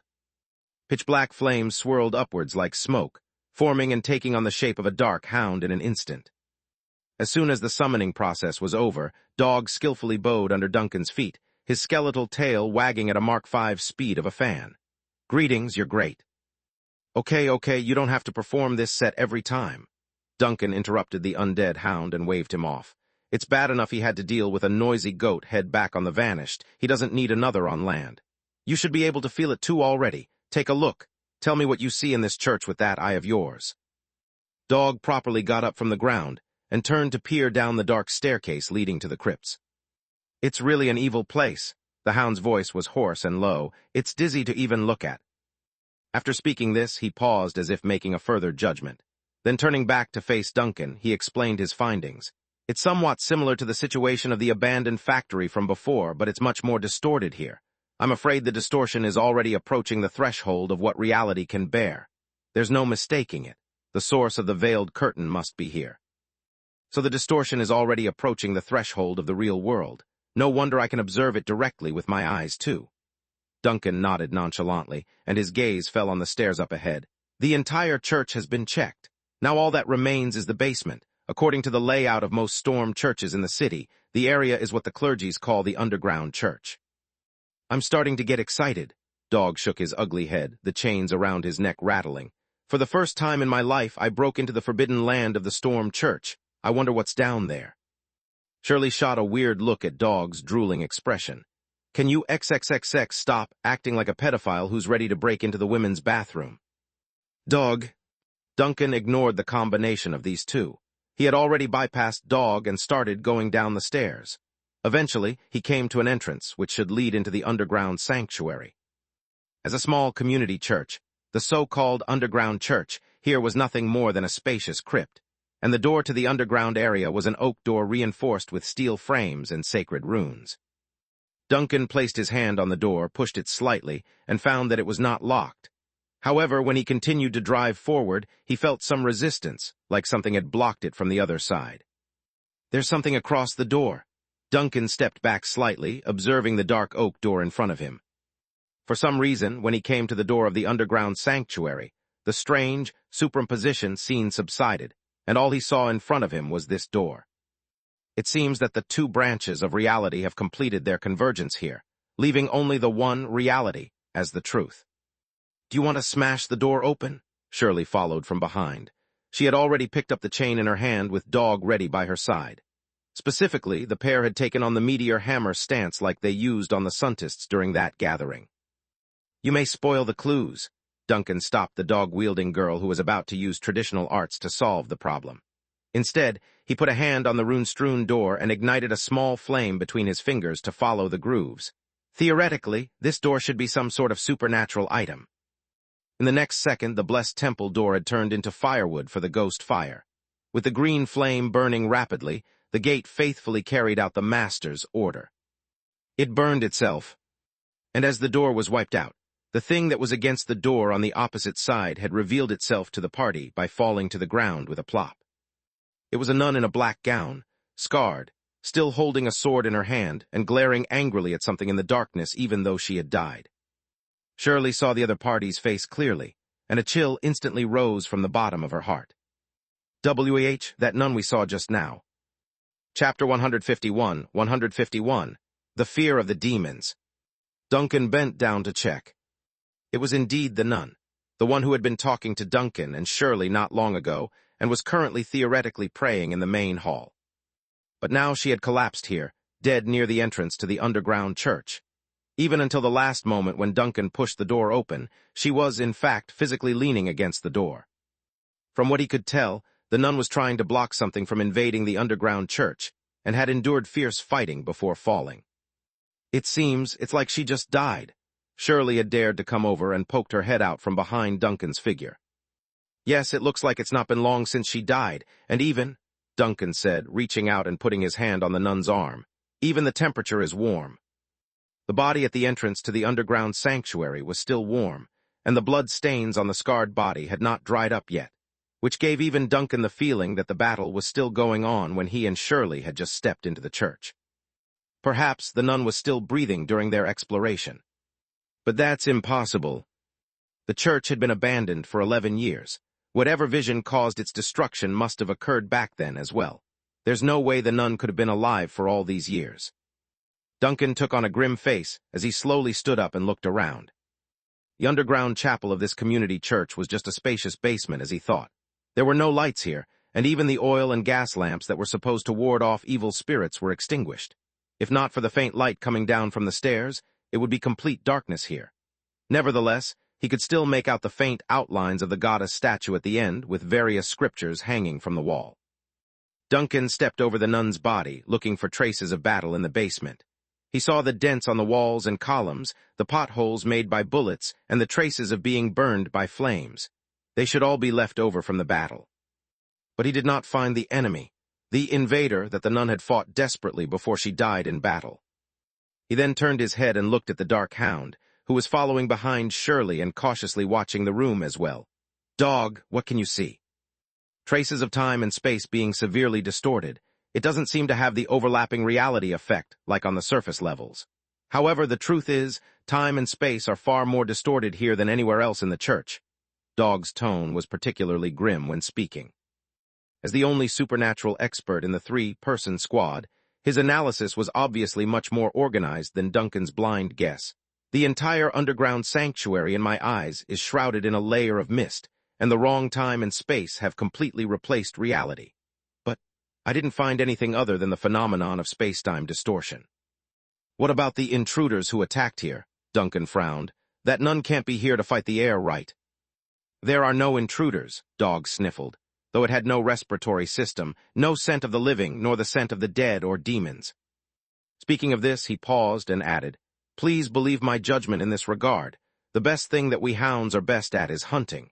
Distinguishing the scent of prey in the environment is the basic ability of a predator, unless... Duncan raised his eyebrows, unless... Dog quickly looked around as if suddenly becoming very cautious and alarmed. Unless something from subspace came out from here, I can't track such a thing.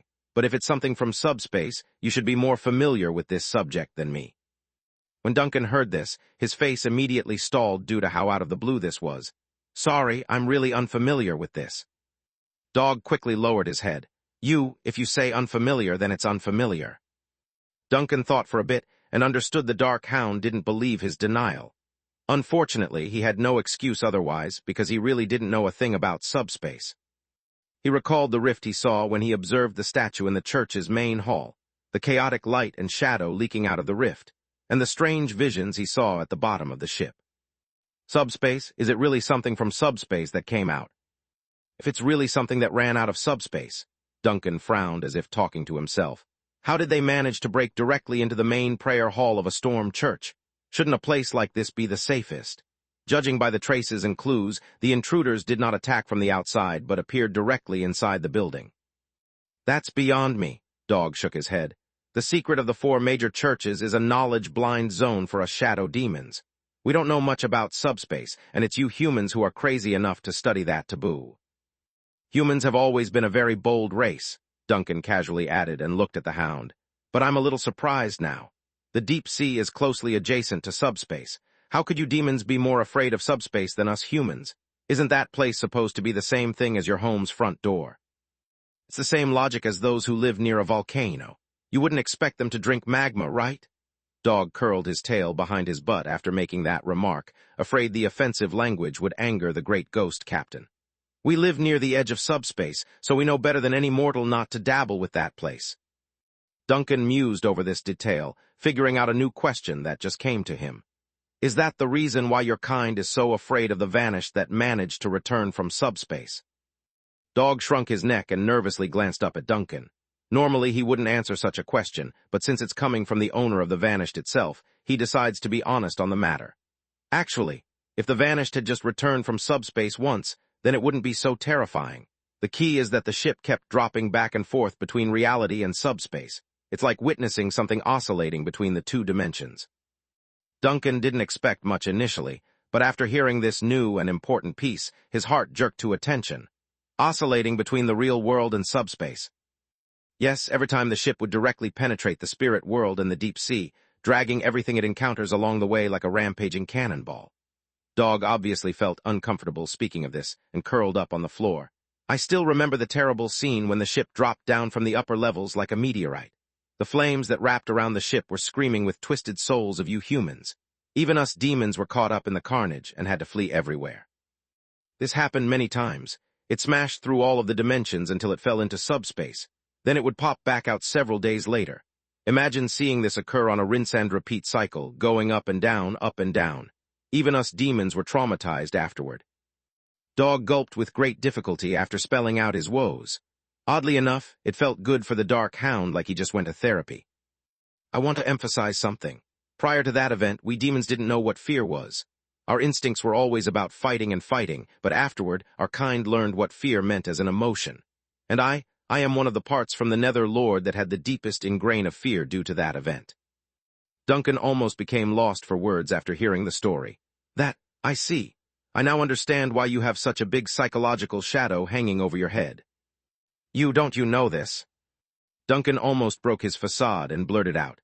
How the XXXX am I supposed to know what the original captain did? Why am I always the scapegoat for all the blame? But no matter how big the complaint was, he could only stuff it in his heart. I probably didn't pay attention at the time. Dog. Seeing the devastated appearance of this dark hound, Duncan sighed and added, I'll pay attention next time. His tone was very sincere, which left Dog to the point of being touched and unable to move. On the other hand, Duncan himself was briefly stuck in deep thought. If what Dog said is true, that's to say the vanished had at one point completely fell out of control. It kept returning and going from subspace. Chapter 152, Undecided. Duncan did not expect his casual question to reveal so much about the vanished from a hound's mouth. Although he had heard this description before, but who would have thought that this infamy was smashed into existence using such crude and simple methods? A ghost ship that constantly oscillated between subspace and reality was like a cannonball shuttling between the roof and foundation. Every vibration damaged the spirit world and deep sea, leaving a trail of carnage by dragging everything along with it into subspace. As a cherry on top, the incident occurred over a long period as well. It's no wonder a shadow demon like Dog would have its fear ingrained into his bones. Who wouldn't be traumatized if they had to witness something that crazy? But compared to the shocking mess that the vanished once made, Duncan was more concerned about the ship itself and the real Captain Duncan. Was that shock intentionally done by the real ghost captain, or some kind of uncontrolled trek caused by madness? Did the goat head know what was going on back then? If all this was intentional, then what purpose fueled this crazy venture? The vanished, will it get out of control again? For a long time, the vanished has been Duncan's biggest backbone, his safest hiding harbor. The safety of that vessel was equal to his own safety. It's the reason he explored the ghost ship and took control. It's to ensure his own safety in this weird and dangerous world. But now he learns the greatest threat was in fact that very ship.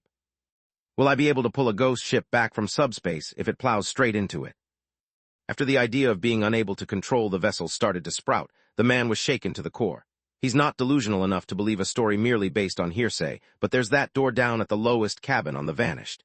And the way the goat head reacted after learning there was an open crack. There's no question about it. The subspace had never stopped calling out to the Vanished.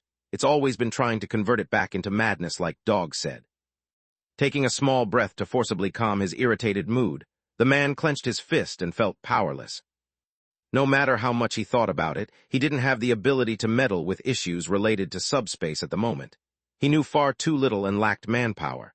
Perhaps the 4 main churches could help, but that's for another date. Let's focus on what's here first.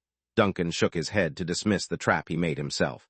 If something from subspace really invaded this underground church, then things from 11 years ago are far more complicated than everyone had assumed. He raised his head and looked at the door that's no longer there. The nun here barricaded herself here before dying in battle, probably to prevent the thing from running outside. But can a simple door prevent an invader from subspace from leaving?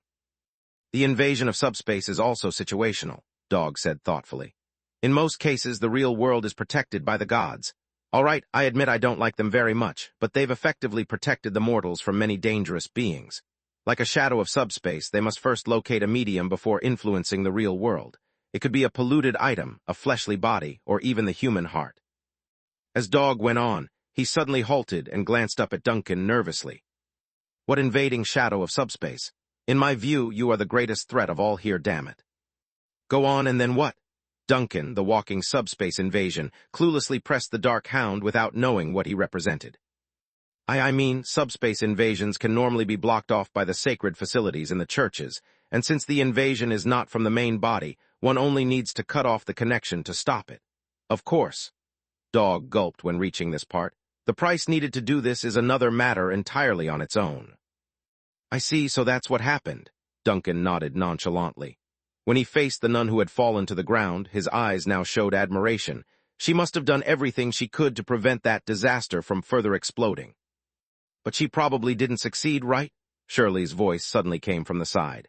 Due to the discussed subjects being too high-end or too scary, the girl hadn't found a chance to interject herself until now. 11 years ago, the fire still happened. The fire 11 years ago was caused by the sun fragment, yet we found traces of a suspected subspace shadow in this church. It is not clear how these two things are related. Duncan shook his head. Then he seemed to have thought of something, and slowly came to the goddess statue at the center of the underground sanctuary. But I am suddenly quite curious about something. He raised his head and peered at the slightly different stone face to the one on the main floor. What are you curious about? Shirley followed, glancing cautiously at the weird statue as well. This storm goddess, what was she doing during all this? Duncan raised his hand and pointed at the statue. The church was invaded, the priest died in battle, and only a phantom soul remnant was left outside. Why did the gods here not react at all? At the very least, she should have warned her believers of the dangers and threats here. Why not send help? I don't know much about the gods, but this matter is indeed a little suspicious, Dog grumbled when he heard this. Although the connection between the gods and the earthly world is not close, they are indeed always concerned about their respective sanctuaries. These buildings where the followers gather are like the anchors of the gods and the earthly world. Now that one of the anchors has been silently unplugged for 11 years, it's weird that nothing has been done. Duncan mused again before raising his right hand. Rubbing his finger, he summoned a small flame from the tip to illuminate the statue. What are you going to do? Dog started to shiver and rattle his chain while cowering backward. If one can't make a decision, just make a little fire. Duncan forms a mischievous grin. Maybe the burn will drag out something that's hiding here. Dog was shocked by what he heard. Wanting to remind the boss that it's the church of a god, the Dark Hound stopped at the last second after recalling the situation. He had no right to stop a shadow of subspace. Besides, the church had already fallen. What's there to protest about? Nevertheless, that doesn't mean Dog wouldn't take protective measures. He had quietly distanced himself from Duncan and dragged Shirley along. If there's really divine punishment coming down from overheard, he and Shirley wouldn't be able to bear it. Duncan noticed Dog's movement, but he didn't care. Of course, he didn't want to attract the attention of the storm goddess either, but in the church's main hall just now, he had already confirmed that this sanctuary had already eroded to the point of no return. So if something was watching the church, it could only be some evil force. The ghost fire silently burned as it fell to the ground like a droplet of water. It's hazy and illusory, quickly rippling along the sanctuary floor to instantly fill the entire room. However, just as quickly as it spread, the flame silently extinguished itself once it hit the end. Shirley and Dog exchanged a weird look with each other, and after a long while of this eeriness, Shirley finally broke the silence.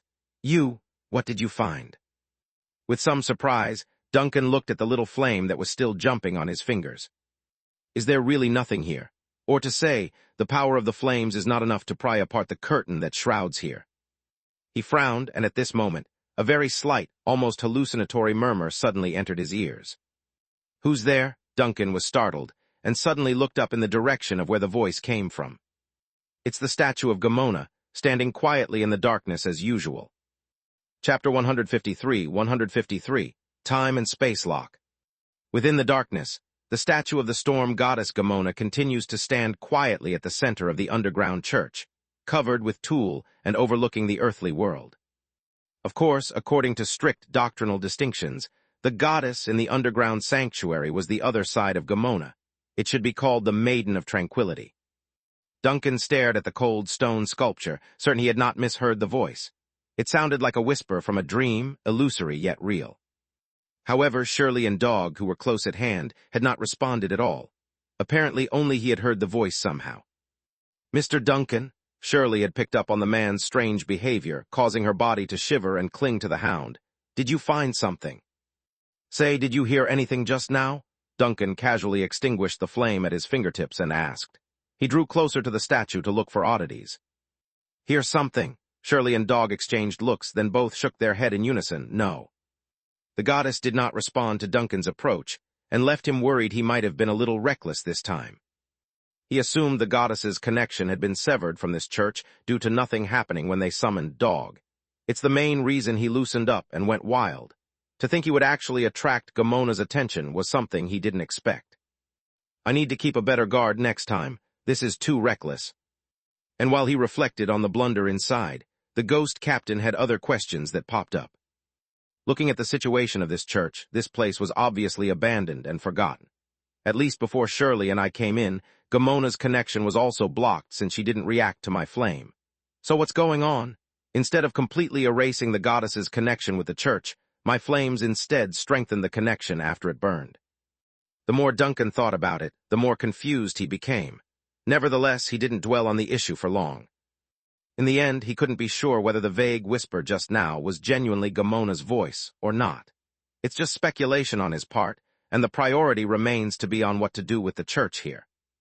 After so many findings, Duncan has gotten enough information to conclude this to be an important node for the veil shrouding over the 6th block. He would love to pry apart the curtain, but neither he nor Shirley had the power to do so. Well, he technically could, but the power transfer was limited due to the distance from the vanished. After weighing his options, Duncan got a faint idea of what to do. It's time to be the enthusiastic Mr. Duncan again. This church has been hidden to this day, and some inexplicable force blocked prying eyes from looking inside. But what if he forcibly lifted the lid off? He's curious about how the Storm Church would react, and even more curious about what the Storm Goddess would do. Since he couldn't open the curtain here, why not blow it up in the news and let someone else do it? Of course, it may not be enough to merely find a few patrolling night guardians to make the report. The shadow here may simply kill off the first batch of investigators who come in. Now, what's the most reliable and effective method to slap this onto the news? That's something worth deliberating. After thinking over his options, Duncan unconsciously formed a grin. This was the smile of a happy person planning something fun. Unfortunately for Shirley and Dog, this smile didn't escape their eyes, especially the latter, who had clamped his tail behind the butt. Mr. Duncan, you have something in mind? Dog stutters this out. It's nothing much. I'm only planning to make a contribution to the order of the city. Duncan waves his hand like it's nothing special. Dog gurgled like he just ate a lemon, thinking not a single demon in the deep sea would believe this saying. Just now, the big boss was obviously planning sinister. He's sure of it based on that creepy grin. Okay, there's nothing else to see here now. Duncan didn't care about the reactions of Shirley and Dog and turned around to give one final glance at Gamona's face. After leaving a meaningful look, he ushered the two to begin going, This place is not suitable for staying any longer. The group quickly moved, but just before leaving the underground room, Shirley couldn't help but stop and ask, "Mr. Duncan, what about this dead nun?" Duncan also stopped and quietly eyed the lady that died in battle. She was still very young, so young that it's a pity to have such an ill-gotten fate befall her. But then Duncan suddenly realized a problem. Nun, why is it a nun who guards the church? Under normal circumstances, shouldn't there be a team of specially trained guardians stationed here? He recalled what he had seen in the main hall. The group of guardians seemed to have died in the main hall of the church. They weren't killed in battle, at least not in a struggle. Instead, they just suddenly died while praying on the bench. Then none here. Instead of overseeing the prayers, she's down here alone and fighting a battle on her own with a huge sword. None of this made sense. "I'm sorry I can't put you to rest. You will have to stay here for a little longer. Maybe someone will come to investigate and figure out the truth later," Duncan said softly to the nun's body. In his view, a professional's hand was necessary in this matter. With his mind made up, Duncan didn't give any more room to stall. Placing his hand on the girl, he began to push Shirley out with the girl protesting. Are we really going to leave her here?" "It's called preserving the crime scene." Duncan didn't look back. "Let's go. The investigation here is not over yet, but we don't need to do it ourselves either." Shirley merely nodded and followed the ghost captain's direction. The party of three quickly made their way up the stairs, but just before they exited, a slight creaking sound suddenly came from behind them. Duncan abruptly stopped and returned his head to the source. It's a dark wooden door with reinforced steel and rivets. Sacred rune patterns were also faintly etched on the door handle. Shirley also glanced back after they stopped, which caused her eyes to widen in horror. The door. Shirley raised her finger and pointed at the door, her mouth ajar at not knowing what to say. "I can see it." Duncan interrupted the girl, then walked back to the dark wooden door that should have burned away due to his ghost fire. He tried gently pushing like in the first round. It's locked, and there's clearly something holding the door on the other side, too. Duncan didn't know exactly what's happening, but after a few seconds of contemplation, he resisted the urge to light another fire. They already got the general idea of what happened inside, and the strangeness here made him give up any desire to keep trying. The warped space here is really strong. At the same time, in the main storm cathedral of the upper city, Vanna had just finished her daily routine of praying to the goddess with her subordinates. Following this would be to do some paperwork inside the church's archive. In a sense, the library not only contained the administrative works of the church, but also the history of planned. Chapter 154, Archives. The church's archive was managed by an elderly priest in his later years. Due to the nature of his profession, the senior had somewhat of a hunchback due to past injuries and a constant smell of oil and gears. Right now, the old priest was sitting behind a dull circular table and concentrating on a mechanical creation in his hand. It was an item that looked like a Rubik's Cube, and with the help of some ingenious tools, he disassembled it into a pile of parts for further examination. When Vanna approached, her tall body had blocked the lamp light next to the old priest, causing the latter to look up at the person coming over. "Oh, it's your excellency. What help can I offer from these old bones today? I like to know where the records for the various disasters and accidents of 1889 is." Vanna nods to the old senior as her way of saying hello. "Disaster records from 1889? The old priest hummed as he knocked on the wide circular table. In the next instant, a slight mechanical friction sound came from beneath, followed by the retreat of the table board to reveal a machine with many round digital dials and paddles. Accompanied by the creaking sound of the machine running, the old priest began to operate this delicate machine with the help of those paddles and digital dials. After inputting the necessary information, Vanna heard the low characteristic noise of larger machines running beneath her feet. Through the vibrating floorboard, where countless gears and rods were happily running with steam, she then heard the expected crisp ding from the mechanical device from the front. With this sound, printed tape was then spat out of an opening next to the operator. From this path, turn left in the third aisle of bookshelves, then take a right at the end. One of the lit aisles is the one you seek. The records aren't organized, though, so it's a mess. Everything from big events to small steam accidents was recorded there. Ring the bell if you need more help," the old priest said as he handed over the note with his prosthetic hand. It's a brass construct with delicate working parts that reached up to the shoulder. Vanna, of course, didn't miss the guardian's missing hand that had been hidden away from view until now due to the long sleeves. Such veterans weren't uncommon in the civilian department of the Storm Church. Those who fought at the front line against the shadows of this world are all like this. More often than not, they have to sacrifice their flesh and blood in battle. When they could no longer serve the church as a combatant, the best home for these old servants was the backlines in the civilian departments. In this case, the old priest had clearly lost a limb and now uses a steam-powered magical prosthetic on his job. In a certain sense, this would of course be considered preferential treatment for old soldiers who could use a relatively relaxed and high-paying job. However, in another sense, it's also an excellent use of allocating talents.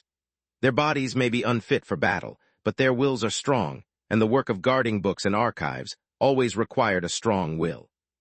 A trace of respect appeared in Vanna's heart as she took the paper with both hands. "Thank you. Remember to pack up the books after reading them and don't touch those books that are not on the list." The old priest waved his hand. "There are many books here that haven't been touched in a long time. Best not to them." After that, he returned to his work and subtly ignored Vanna. The female inquisitor didn't care and just took the paper tape with the long list of books printed on it. She walked towards the depths of the archives, where she quickly found herself confronting a series of bookshelves that were tall enough to be described as majestic on both sides. For a moment, Vanna even imagined herself running through an initiation gauntlet of guardians here, the shelves being the guardians and her being the new recruit. Before long, the lady had found the bookshelves mentioned by the old priest. A row of small light bulbs lit the shelves to indicate the files that she could flip through. The files were not low either, but fortunately, Vanna was a very tall woman herself, so she didn't need a ladder. This brought great relief, because running around with a ladder in such a huge library was no easy feat. She took a light breath, found the beginning of the file on the shelf, pulled out the numbered book, and quickly flipped through it. What she's looking for was simple: the fire from 11 years ago or the fire packaged as a factory leak. In fact, this was not the first time she had investigated this matter. As an inquisitor, she was already sensitive to all unusual phenomena, including what happened to herself. After finding out that only she remembers the fire in her childhood, she has privately investigated some more on her own, but those superficial investigations have not yielded anything. Before long, she had quickly put the matter behind her and thought nothing more. Because no matter what, she was only 12 years old when she encountered the accident. She was neither a believer in the goddess nor a person of outstanding brains. It was not impossible to have some false memories in the mind of a child who panicked and inhaled poisonous smoke. Therefore, it didn't take long for her to put the matter down after consulting some public files. But now she suddenly discovered that there were still people in the city-state of Planned who had experienced the fire like herself. The doubts and countless speculations that had been put in the back of her mind instantly surged up, and her professional vigilance as an inquisitor was frantically blaring in her mind. It was precisely because of this professional vigilance that she rejected Heidi's suggestion to return to the antique shop and quietly waited until today. Here, she could investigate the original documents that are sheltered by the goddess and not made public. The reason was simple: there's a dangerous atmosphere in this matter. Erasing a fire sounds easy, but in fact, it involves the cognition and memory of thousands of people at an enormous scale. What's more, there are cultists involved as well back then with the sabotages that year. If all this was really done by a hand hidden behind the shadows, then this hand would never sit idly by and watch someone detect the truth. The memories that remain in her own mind, the memories that remain in the mind of the girl named Nina, these residues, are most likely the omissions of the masterminds behind the scenes. The person hidden behind the scenes may not have discovered these omissions yet, but if he did, she herself wasn't afraid, but Nina and her uncle and the girl named Shirley, they're only ordinary people. So she rejected Heidi's suggestion at the time and asked her friend not to mention the matter again. On the one hand, she did not want to startle the snake while investigating in secret. On the other hand, she wanted to avoid involving the innocent. Until I have more information, I mustn't show any more attention to that antique shop than necessary. Slowly flipping through the file in her hand, Vanna's mood kept fluctuating. For some reason, there's this inkling sensation that something was spying on her while she's here, a ubiquitous eye of unknown origin. Naturally, this left her irritated and uncomfortable since this was the goddess's realm. No shadow could invade this place, at least according to her own perception. Under this atmosphere, she placed the file down and picked up another one next to her, while going over the recent happenings in the city. Currently, many active Suntists in the city have been captured. It seems that the resolute action of the city-state has effectively deterred those heretics, or it may be that the channels they infiltrated have really been completely destroyed. In any case, the numbers have been significantly reduced, and the prisons under the cathedrals are filled to the brim. Better yet, the purpose of those Sun heretics operating in the city-states has long been ascertained. Look for the Sun fragment that appeared briefly 11 years ago and may still be hiding somewhere. Sun fragment, the fire of 11 years ago. The vision that Heidi had glimpsed into at the museum before. Vanna stopped flipping through the pages, and some clues that hadn't caught her attention suddenly joined together, becoming more and more prominent as she began to examine the fire in her memory again. There is a connection behind these events. The fire of 11 years ago is definitely real. The young inquisitor lightly gasped, and at the same time her gaze inadvertently swept over some words on the file. On X day of X month, Block XX, a vicious heretical worship incident occurred. 3 residents built an altar in their home, sacrificed blood, and prayed to some evil thing that's not on record.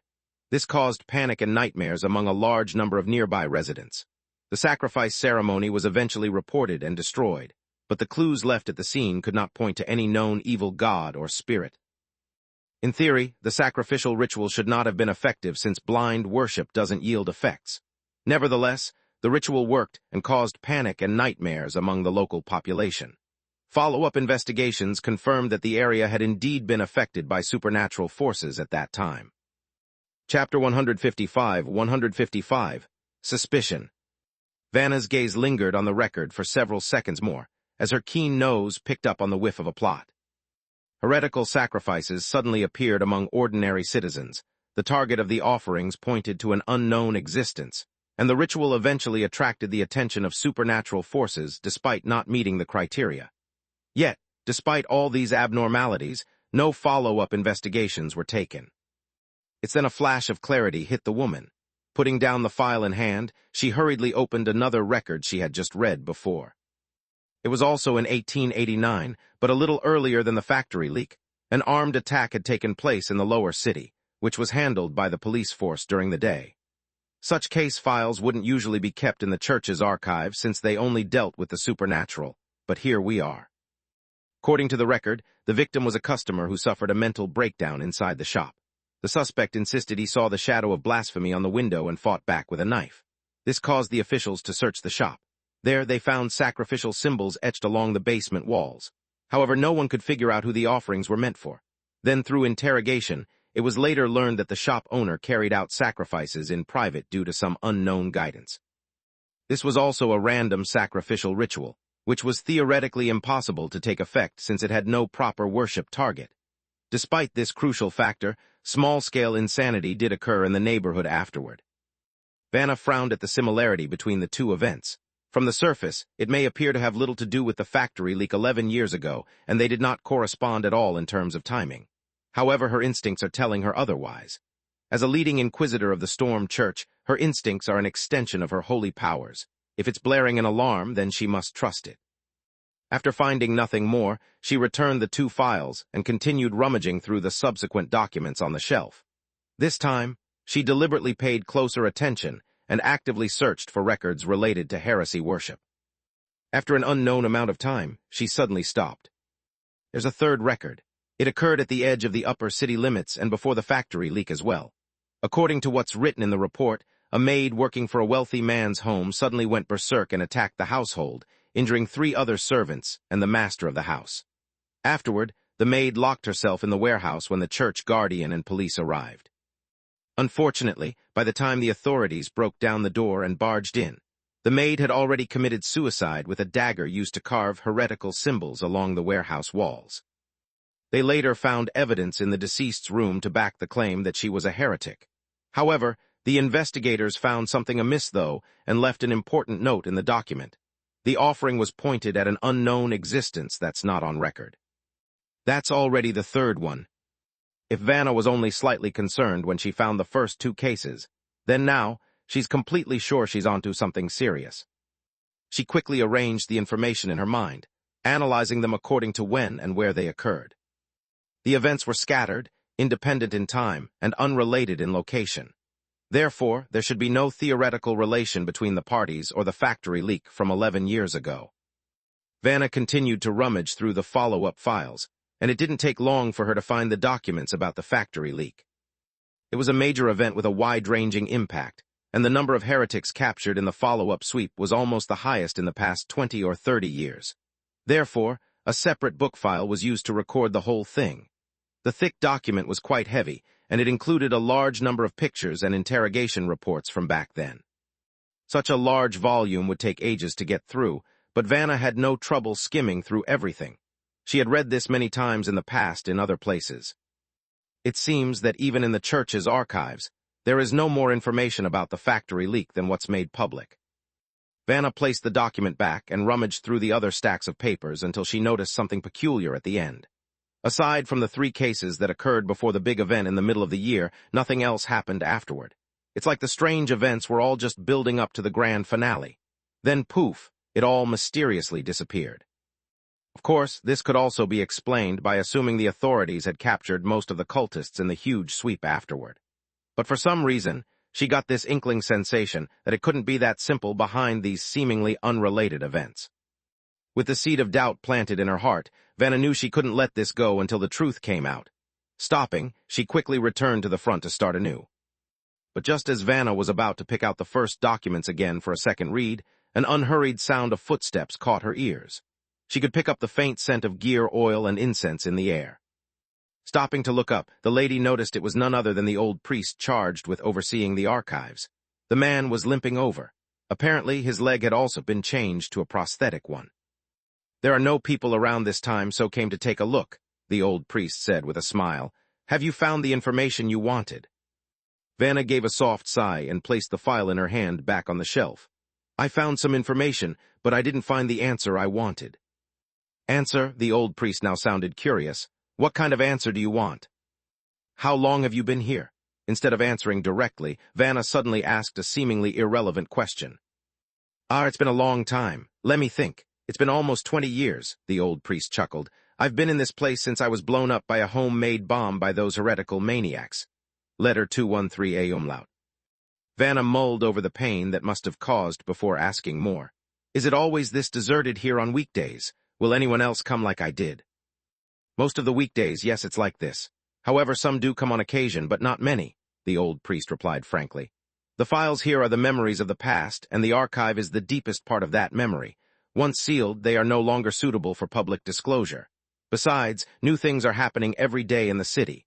Nobody is going to have the free time to flip through old documents and sealed files."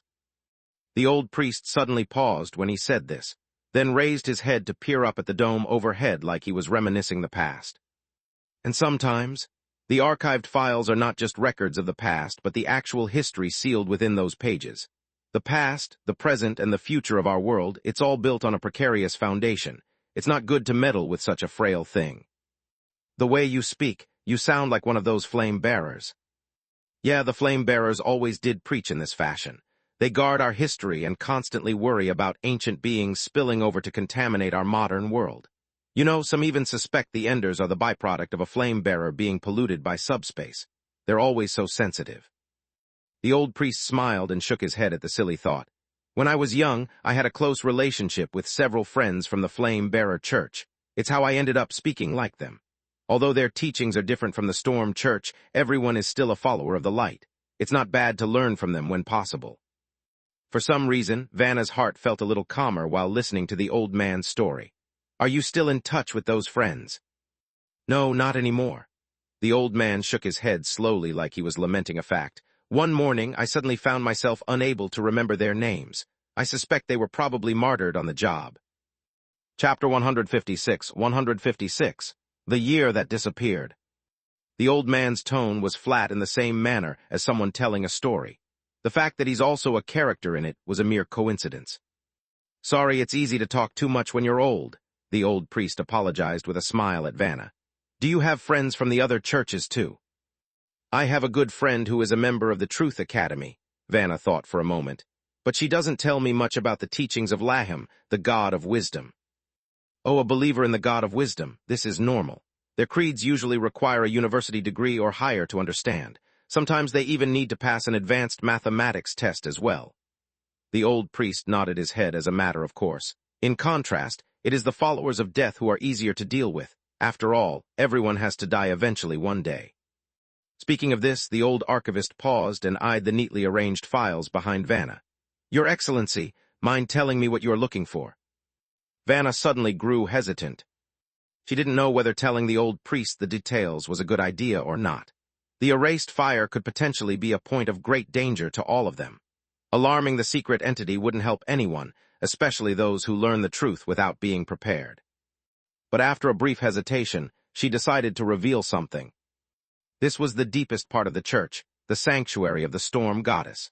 This priest may be old and unfit for battle, but she has no doubt that his determination as a warrior of the light remains true.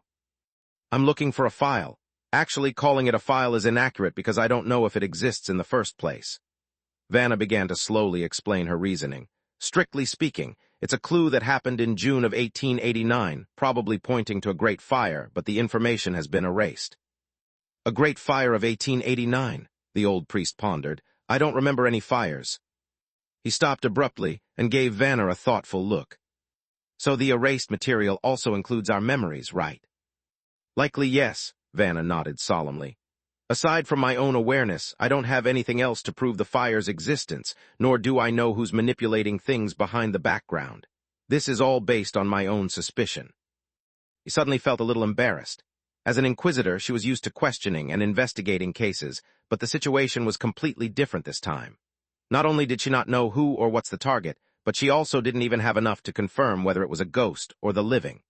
Furthermore, she launched this entire investigation based solely on her own whim, which was very different from her usual rational style. However, the other party in front only nodded calmly in acknowledgement. Your faith and character are evident in itself, Your Excellency. After saying that, the old priest quickly limped over to a column between the nearby bookshelves. Then, tapping several specific bulges on the pillar with his mechanical prosthetic hand, a low rumble of pistons and cogs came from beneath the floor.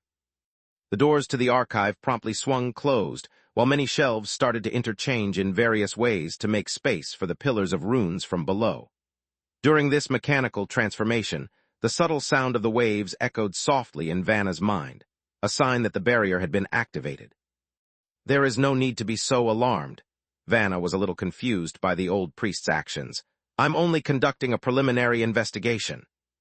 Past experience tells me that there is no preliminary investigation of a great threat, the old priest said as he limped towards Vanna, then raising his mechanical brass hand to point at the records.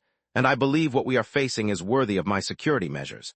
Something that can interfere with the cognition of an entire city isn't just some small variable. But your hasty blockade of the archive may cause concern to many. No, it won't. The archives are randomly rearranged several times a month. This is to keep the sacred blessings from being corrupted. The old priest guffawed like a hearty old man with those jagged teeth of his. Don't let these old texts stay quiet for too long. That's the rule, remember. Then I have no more objection. You have checked many reports just now, and judging by your expression, you must have discovered something, right? The old priest nodded. I can help. I found some records about heretic worship. Although it is not directly related to the incident I want to investigate, and the records themselves are scattered, I believe it's not so simple, Vanna said frankly. Those heretics had a common characteristic. They all happened in the first half of 1889. Then when the factory leak occurred in the 6th block, they all came to an abrupt halt.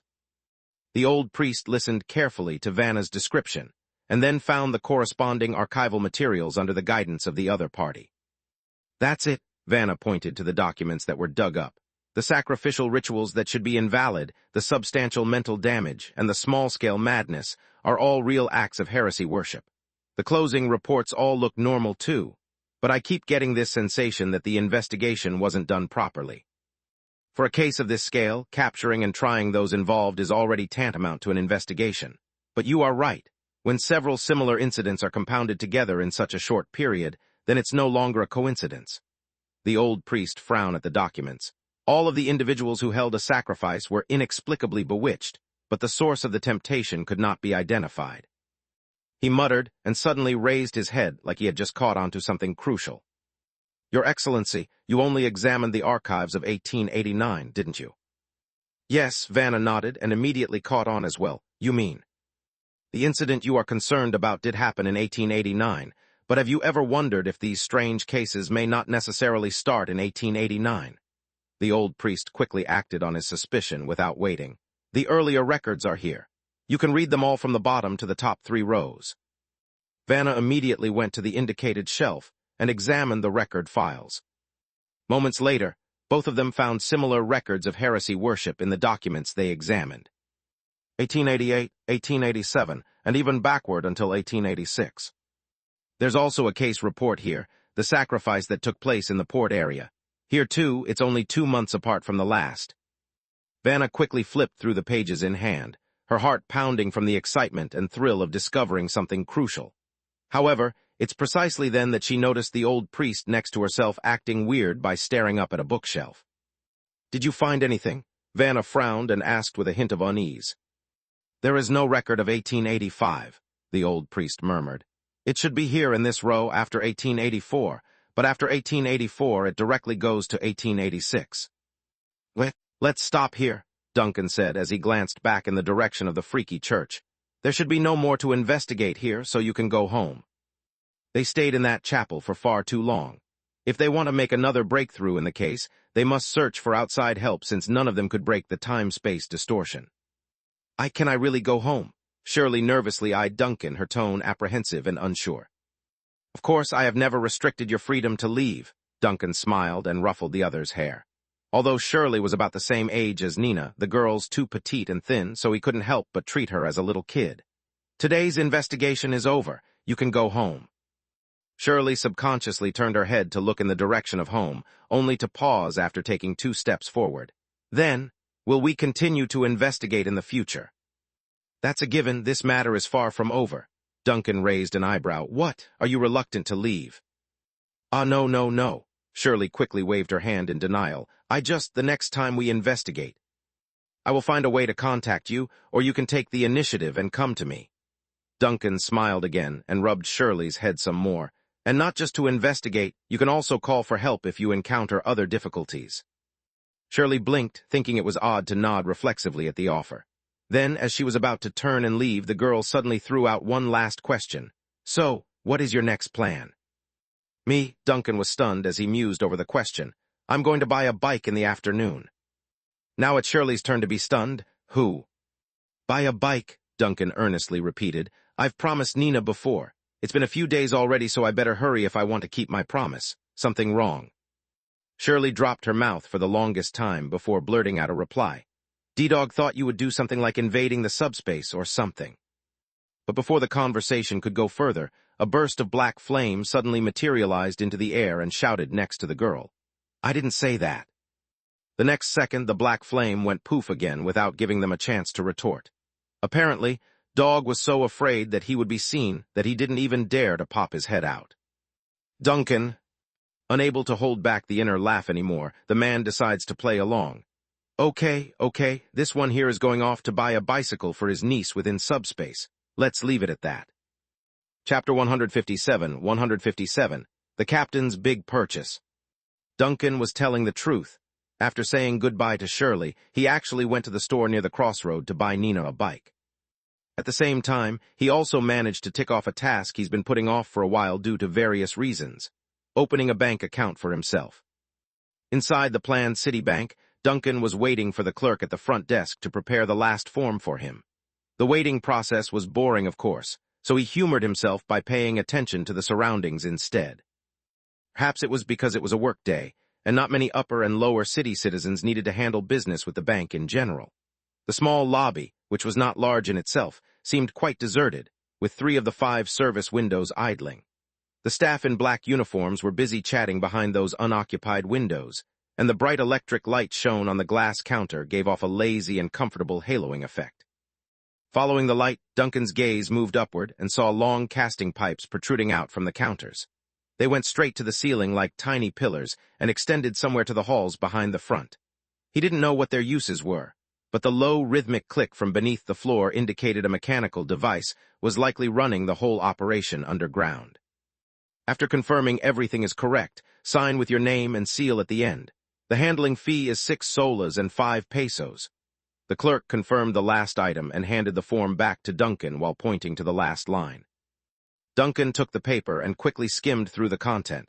He's no expert in the banking world, so it didn't take long for the muddled lawyer talk to confuse him. After a short and painful read, he signed his name and handed the form back with the fee attached. The clerk took the form and glanced at it casually. Then, putting it into a large punching machine next to herself, she stuffed the document into a metal cylinder she had prepared before throwing it into the pipes. The sound of metal colliding, the closing of the pipe connections, the hiss of steam pressurization, and the sound of objects sliding rapidly through the tubes promptly reached Duncan's ears. One of the bent pipes even shook slightly at a bending corner when it slid off to some far-off place. "Wait a bit," said the clerk behind the counter casually. "If the steam pipe doesn't break down today and the machine on the other side happens to be in good condition, you'll get the receipt in half an hour. But if the blinker next to the pipe lights up, you'll have to come back tomorrow." The man inwardly thought the process was incredible. It may not be very efficient in his eye, but for this world, this could already be called advanced technology due to the limitations they had to work with in the deep-sea age. Besides, what's so bad about waiting? He could eavesdrop on the conversation of the employees, who were chit-chatting about various topics not discussed on the streets. "I heard the Truth Academy is in contact with the head office. Word's going around that they're going to install a new machine to increase the processing efficiency of the head office several times over," a younger female clerk says. "That's called a large sorting machine. The City State Bank in Moko has long been using it. There are a few smaller ones on the side of the tax office and the Institute of Mathematics, but I heard there's an even bigger one in the main Storm Cathedral. It's supposedly very good at sorting the documents inside the archive," the older clerk sitting across from Duncan mentions to her peers after the topic was brought up. "If you ask me, the sorting machine in the head office should have been replaced ages ago. It's always breaking down and slow." "Well, that's not up to us to decide," another clerk from an idle service window joined in. "That thing is expensive and bulky. Just counting the steam cores used to support the punching boxes is enough to fill the entire hall here." "But didn't they say the Truth Academy is developing a newer generation of sorting machines? They say the size is half as big, and the performance is on par with the big ones. Oh, it's also rumored to be powered by electricity instead of steam." "Electricity? Are they not using a steam core? What are they supposed to do if the machine is corrupted by evil spirits? That thing goes through so much information at once. Without the divine blessing of steam, it's going to attract dark things to its gears and bearings, right?" "How am I supposed to know? Maybe they intend to put a priest next to it and constantly purify the gears every day." "If that's the case, it doesn't feel all that useful. Aside from making it smaller, it also occupies the work of a clergy." "Ha, what do you know? How much space can a single priest take up compared to a single steam core? Do you have any idea how expensive the current housing marking is at the city center?" It seems that no matter which world one is in, the gossiping nature of office workers never ceases to amaze. From the bank's aging machinery to the city's housing price, these bank clerks were all over the place to the point that Duncan had lost track of time due to how fascinated he was by their conversation. But the small talk didn't last long. With the banging sound coming from a nearby transmission pipe, everyone's topic of which one was more expensive, the housing price or the priest, was finally interrupted. The clerk opposite of Duncan popped open the pipe and took out a small cylinder. This small metal tube was obviously not the same model as the one sent away before. Instead, it looked thicker, and the seal had a complicated locking feature. It took a little fiddling with a special tool, but the clerk eventually popped the lid and took out the contents. It was a rectangular metal plate half the size of a palm, with letters and symbols stamped on it like a regular bank card. However, one side of the card had holes punched into it like those old punch cards used by ancient computers on Earth. "This is your ID card." The clerk lady handed the metal plate over to Duncan. "It can be used within any bank of Planned and the branches belonging to the Chamber of Commerce. However, if you use it outside of Planned, it will take 3 to 7 days to process the transaction." "Thank you." Duncan took the metal plate and examined the creation that seemed to represent the current technological level of the city. There's no picture and such, only a few punch holes with his name mainly at the center. A simplistic form of identification, but effective nonetheless. At the very least, it represented a different type of advancement from that of Earth. "Is there anything else we can do for you?" An inquiry came from behind the counter. "Ah, no, nothing else, thank you." Duncan woke up from the little stupor and got up from his seat. But before leaving, he seemed to recall something and asked the clerk, "By the way, can machines really be possessed by evil spirits?" Of course it will. What's so strange about that? The clerk behind the counter immediately replied, as if the question was something she didn't need to think about at all. Isn't it common sense that everything in this world can be polluted except for subspace? Duncan was startled by the quick response, but at the same time it triggered something inside his heart. A new idea. After a moment he nodded lightly. Indeed, everything in this world can be polluted except for subspace. He then left the bank. According to the plan, he still has a big purchase to make today. In addition to buying Nina a bicycle, he also has a lot of things on his purchase list that could scare Nina into a mess. The income from the dagger sold to Mr. Morris, plus the bonus for reporting cultists, added up to a number that's capable of supporting a family of 3 in the lower city for 2 to 3 years. Since most of the money had not been touched yet, Duncan felt it was time to put them to work. So for the next half day, Duncan almost swept through every market and shop near the crossroad. At about 4 o'clock in the afternoon, in the shadow of an alley near the crossroad, Duncan dropped the luggage with a dunce sound before issuing a long, heaving breath. He's very satisfied with the mountain of things he bought. Flour, vegetables, seeds, spices, fresh meats, pickled ingredients, various dried mushrooms, drinks, and cheese. Edible normal, cheese that's younger than him. In addition, there were even a whole bunch of pots and pans, and a lot of things that Duncan thought might be useful. After transporting these things to the ship, the living environment of the Vanished would surely take a drastic change for the better. At the very least, the kitchen could produce edible food. Duncan nodded gleefully and called out, "AI." The sound of fluttering swiftly came from a nearby building, followed by AI landing firmly on his shoulder. In the next second, this dove glanced at the things on the ground and exclaimed, "Are you messing with me?" Before her words could stop ringing in the air, the bird had tilted her head and dropped dead towards the ground. Although Duncan hadn't said what he intended to do, it's clear as day to the witty creature. Duncan just smiled and grabbed the free-falling dove in midair. It's okay. If once is not enough, you can go for several trips back and forth. Chapter 158. Rose's Dollhouse. Truthfully speaking, there are not that many things piled up in the alley. After all, Duncan was only one person. Even if he bought a bicycle in advance to carry the goods over, there's a limit to the things he could bring at once. As for Ai's reaction, it's even easier to understand. She wanted to bargain for more fries. From a certain point of view, this bird was so easy to read. "Do you know what this is?" Duncan grabbed the dove and brought her to a basket of potatoes. "This is called potatoes." AI blinked her green beanie eyes, staring down at the basket of things until she finally connected the dots. Then stretching her neck up and chirping vigorously, "It's so fragrant! It's so fragrant!" "If you know, then work hard. This basket is for you. The fries we can make from this batch are enough to fill you dozens of times." Duncan tossed the dove down so she could get a good whiff of paradise. "Send these things back to the ship and leave them on the deck. I will pick them up over on that side." AI flapped her wings in glee and promptly wrapped herself in the green flame, turning into the undead form in the process. She needed no more persuasion now, and was about to transport the goods when she suddenly stopped the act. "Do I need to memorize more web addresses?"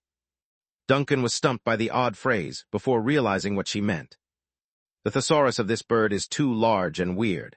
How did the internet ever come up with these verses back on Earth? I'm probably guilty of it too, but trying to guess the meaning is such a brain tumor. Can't she learn some proper language for once? But the bemoaning quickly died down as he gave a confirming nod that there's more to transport. "Send these away first. I still have more things to buy." This time AI was really frightened and took off into the air, sweeping the grocery away along with her powers. Terrifying? How terrifying. Shrugging at the bird's antics, Duncan turned and rode the bike back to the main street. It was an ordinary bike with a black frame, shiny silver wheels, a bell, and a sturdy basket in the rear. Nothing special or good-looking, but not ugly either. If Duncan had to point out its good points, it would be that it's built well. Duncan originally wanted to handpick a beautiful and feministic bike for Nina, but after taking a look around the shops in the lower city, he abandoned the idea because there weren't any. In the lower city, bicycles are bicycles, a tool for assisting production. There's not going to be any design in mind for different sexes or road use if they're meant for work. Aside from the adjustable seating and handles, Duncan couldn't find anything else he could change. In this deep-sea age, where life was hard, there are bound to be limiting factors in the pleasure of its people. It's also a constant reminder for Duncan that he's not on Earth anymore and that this world has its only way of doing things. He pedaled harder after accepting this truth. There are still many things to buy in the commercial district, and there's not enough time if he dallied around. Leaving the crossroad district to head up, he cycled past several streets until he was in the upper city where it's considered to have a higher standard of living. Unlike Duncan's initial imagination, there were no physical barriers between the lower and upper segments despite the clear administrative division. Well, there were police posts at the intersections, but that's obviously not meant to prohibit the citizens from passing through. Of course, this was only the setup during the day. According to Duncan's inquiry, there will be a strict ban on passage after nightfall. Even with a permit, there are extra administrative procedures if one wishes to pass. Duncan went straight in for his first visit to the high society of Planned, and he had to admit it was very different from the poorer sectors of the lower city. It's reflected in almost every aspect of life here: cleaner and wider streets, taller buildings, more advanced urban facilities, and a clear outnumbering of street lamps and night shelters. Letter 10342. Eventually, Duncan stopped the bike in front of a small kiosk near the first intersection he came across. This was a nighttime shelter to help citizens unable to return home in time for various reasons after nightfall. The description sign at the entrance read as follows: "Night shelter with gas lamps, sacred oil, and the storm codex inside. Please lock the door after entering, wait for rescue, and the night guardian has a safety key." In the lower city, Duncan had seen similar facilities near his home, but there were only one or two in almost an entire block that looked mottled and old to the point it was questionable if it was still usable. Duncan withdrew his gaze, got on his bike, and continued slowly up the street that's filled with shops and display windows. It gives him a good idea of their goods without the need to enter.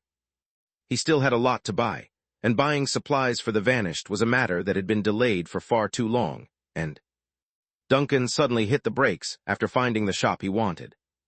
Some things cannot be bought in the lower city. Only the decent people of the upper city have the energy and wealth to spend on luxury goods. Locking his bicycle, he stepped forward and went inside following a crisp chime from the bell as his entrance. "Welcome to Rose's doll house. Oh, a gentleman. Are you here to choose a present for your lover or junior?" The chubby older woman who was actively reading the newspaper welcomes him with a kind and friendly smile. "Just taking a look for now," Duncan replied and examined the goods on display inside. Everywhere the eye could see, there were dolls littering the shelves, exquisite ones, elegant ones, mysterious ones, cute ones, and playful naughty ones. When he was outside on the street, he apparently only got a glimpse of what the shop had to offer.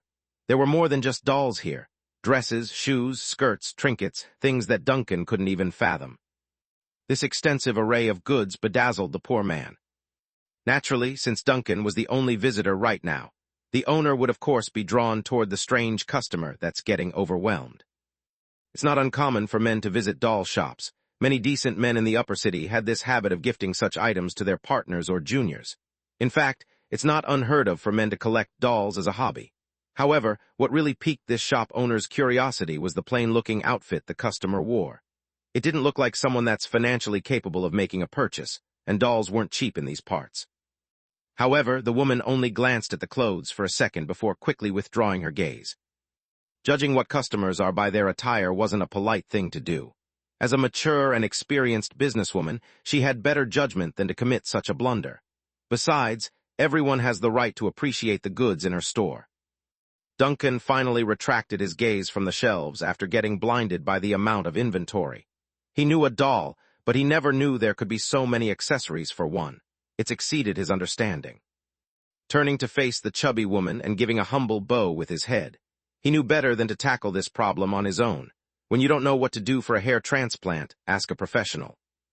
But before he could speak, Duncan was suddenly startled by what he saw.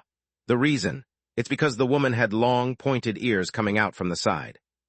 Not missing a beat at the astonished look from the customer, the elvish woman merrily advanced the conversation. "I understand. Elves are indeed a rare sight in Planned." Duncan. He admits that elves in the city-state of Planned may indeed be rare. And yes, it's his first time meeting one, but the bigger reason for his shock was that he didn't expect a blessed elf to be an old lady. What happened to the super-hot model stereotype of elves? Chapter 159. Who's forcing who? Humans are not the only intelligent races that survived from the old world when the deep sea age arrived. Take elves, beastkin, and orcs to name just a few. This was the knowledge written in Nina's textbook that Duncan had read a while back. Of all the races, though, he's most interested in the elves since they are described as a species with a high visual standard and an exceptionally long lifespan. However, he apparently didn't factor in the part of them aging just like humans do on the surface. Talk about a soul-crushing reality check. The owner of Rose's doll house was an elf, a chubby, smiling, elvish, oldish lady.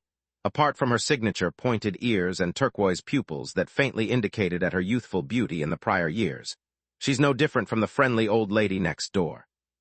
Duncan quickly realized he's been staring and swiftly withdrew his overly curious gaze, scratching his cheek with some embarrassment.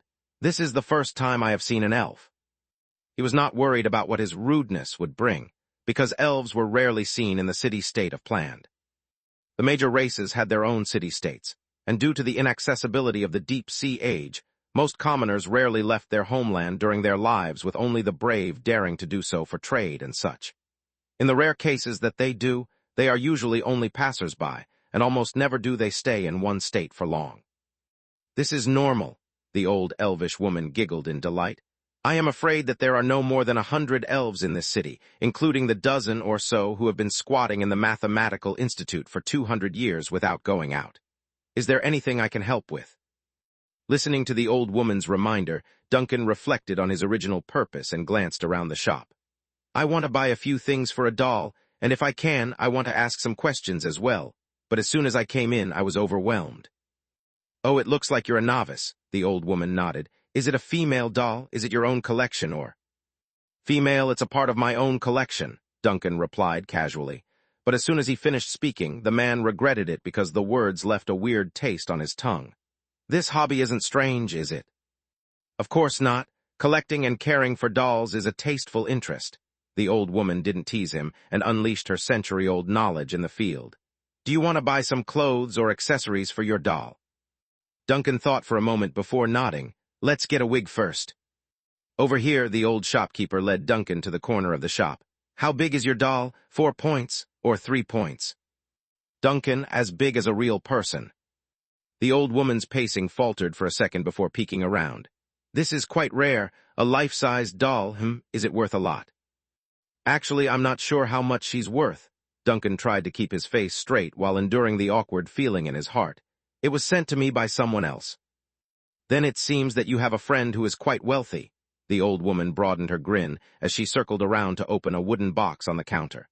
Large-sized dolls are rare, and there are even fewer accessories out there for them. Thankfully, I kept a few in storage just for these occasions. Duncan coughed dryly, muttering as he leaned over to see. I don't know if they're rich or not, but they're a captain. It's complicated. The items shown were beautifully crafted and well-maintained, evident that the owner has gone through great effort to keep them pristine. However, as soon as Duncan imagined Alice wearing some of these fine trinkets and realistic wigs, he would inadvertently imagine her also going bald in the future. No matter how calm and experienced he was, Duncan still gave a shudder at the picture. Oh, screw it. If I'm going to buy something, then let's make it nice. Watching a bald, headless doll walking around me is too creepy no matter the circumstances.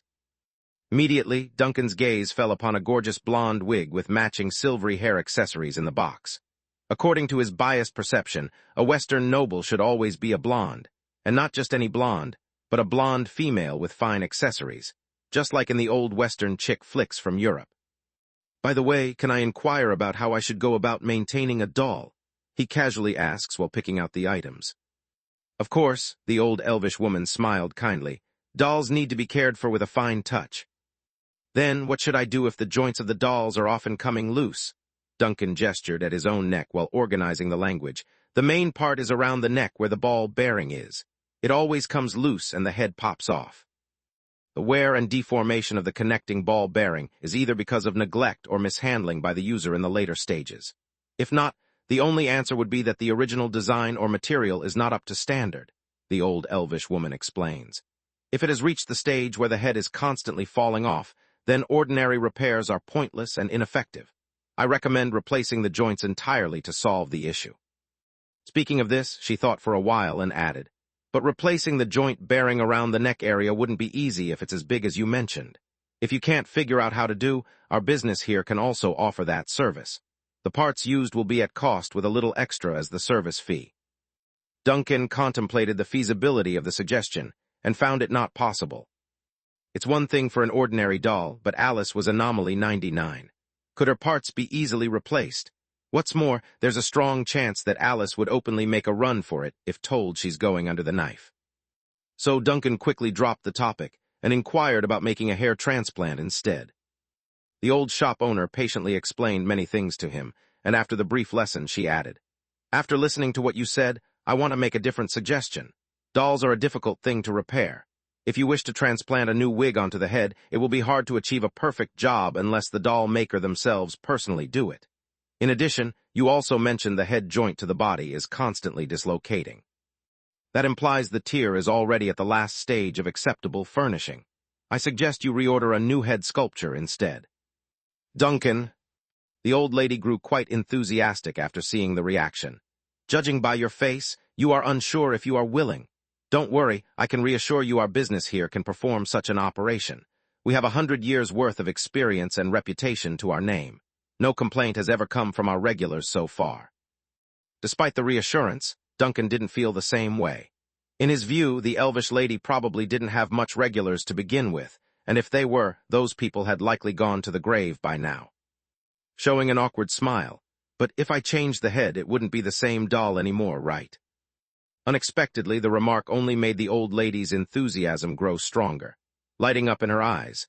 "Ah, that is quite the way of viewing things. Most people would only treat their dolls as an object. Even if they like it, they won't think about it in such a manner." Duncan was a little embarrassed all of a sudden.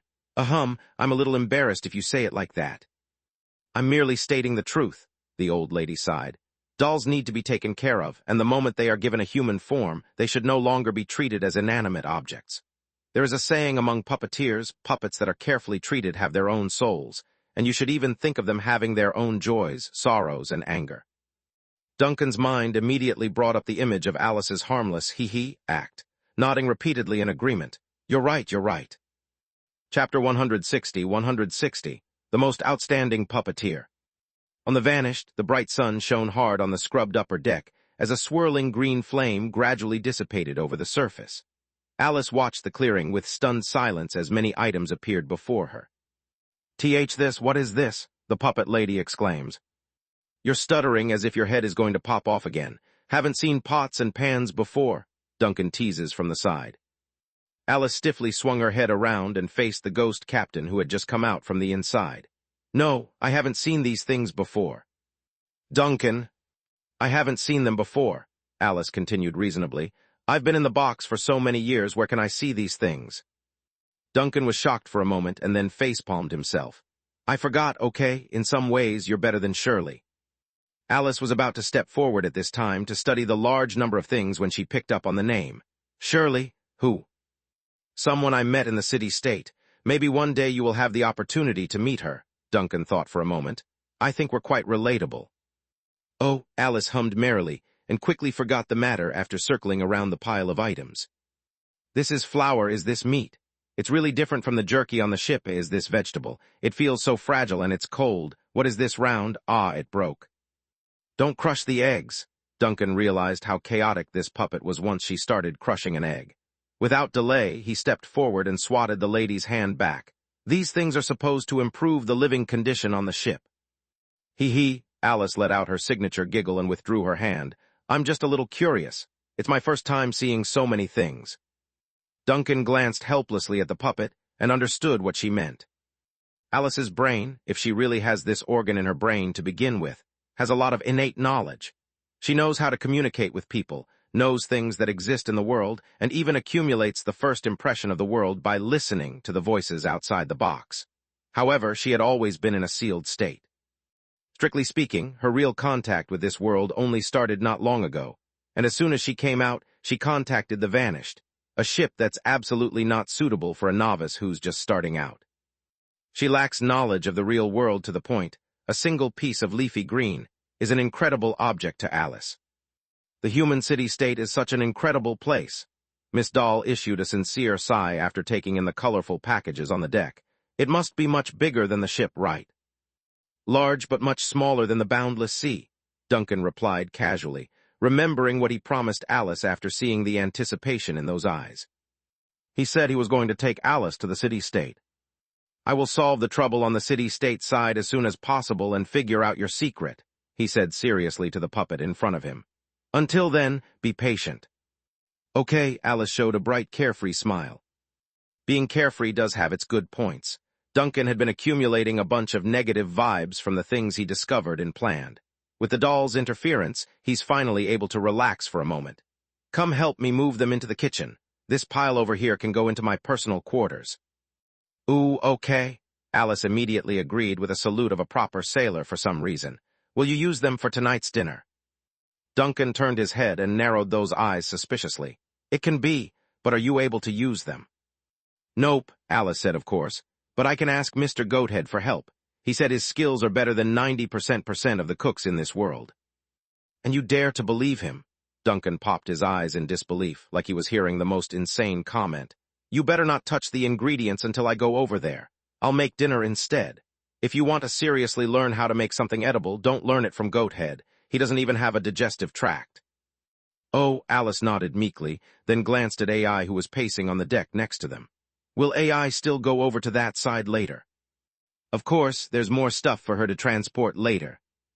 Are you still shopping? Alice asked curiously. What else do you want to buy?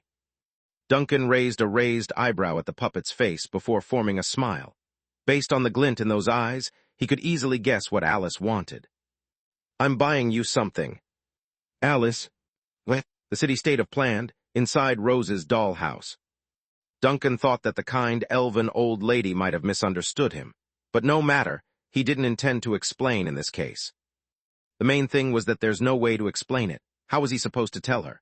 Say that he really has a doll with a soul, that it could jump with joy and cry with sorrow. Say it's balding and now he needs to change out the old wig. In the best-case scenario, the shop owner would only run to the church and report him. Worst-case scenario, she might lash out with some elven magic or something and exorcise him like in the fantasy books. But what exactly was the old elven lady thinking right now? To her, she's found a confidant who loves dolls and is willing to devote a lot of energy to this area. In Plant's high society, many people buy dolls, and many are really keen on collecting, but few showed such heartfelt affection and concern for dolls as this gentleman today, which gives her a feeling that it was as if the other party was not talking about objects when they mention their dolls, but a living person and a friend. Even many puppeteers don't necessarily have this attitude. The two talked happily from that point forward, and Duncan finally got a lot of knowledge about dolls from a professional, although he doesn't know how much of this knowledge could be used on Alice. The owner obviously hasn't met such a close customer for a long time. After some conversation, the old lady couldn't help but laugh and sigh. I have lived in this city for up to 400 years and survived 17 city admins, but none of them really understood dolls. Alas, it may not sound right for me to say this, but it seems to me that humans are a much more indifferent species than us elves. I don't know much about elven society, Duncan said, trying to guide the other party to say more about her kind. But I heard, the Wind Harbor is gathered with the world's most outstanding craftsmen. The elves' unique craftsmanship is world-famous. Elves are indeed good at elaborate crafts, and we are a race that is naturally sensitive to mathematics and art, so most of the famous puppeteers in this world are also elves, the old woman said frankly with genuine pride in her tone. However, it quickly changed in the next second. But when it comes to the profession of a puppeteer, many peers from the other races have a prejudice against us elves. It is often said that elves are not so talented in craftsmanship, and the reason why we can produce so many puppet masters is entirely because of our lifespan being long enough to grind it out. Duncan suddenly didn't know how to pick up from there.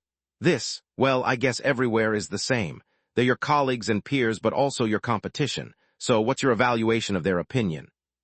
The old woman bellowed out a laugh. Me, I think they're right.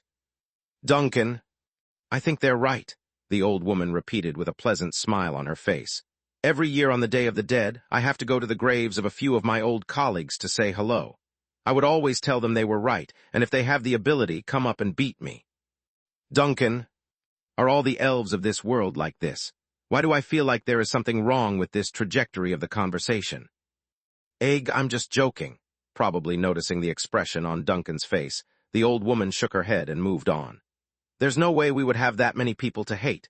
The idea only came to be because everyone in our field likes to talk humor when we meet during our brief encounters. If you ask me, the most outstanding puppeteer is not among us elves, but a human. A human? Duncan asked casually. Yes, not many ordinary humans know this name now, the old woman said slowly with a slight emotion. Her name is Lucretia Obnomer, the daughter of the famous Captain Duncan, the most outstanding puppeteer I have ever met. Duncan. Chapter 161. Another connection. In the eyes of the owner of this dollhouse, the world's most outstanding puppeteer was a human named Lucretia Obnomer, the daughter of the famous Captain Duncan. As soon as the old lady uttered these words, the entire store had fallen quiet for several seconds. It wasn't until Duncan issued an earth-shattering cough did it break. Oomph, oomph. Customer, are you okay? This reaction took the shopkeeper by surprise. Just like every elf who has been dealing with short-lived races for a long time, her face instantly showed an expression of worrying about the sudden death of the human in front. Do you need me to ask for a doctor?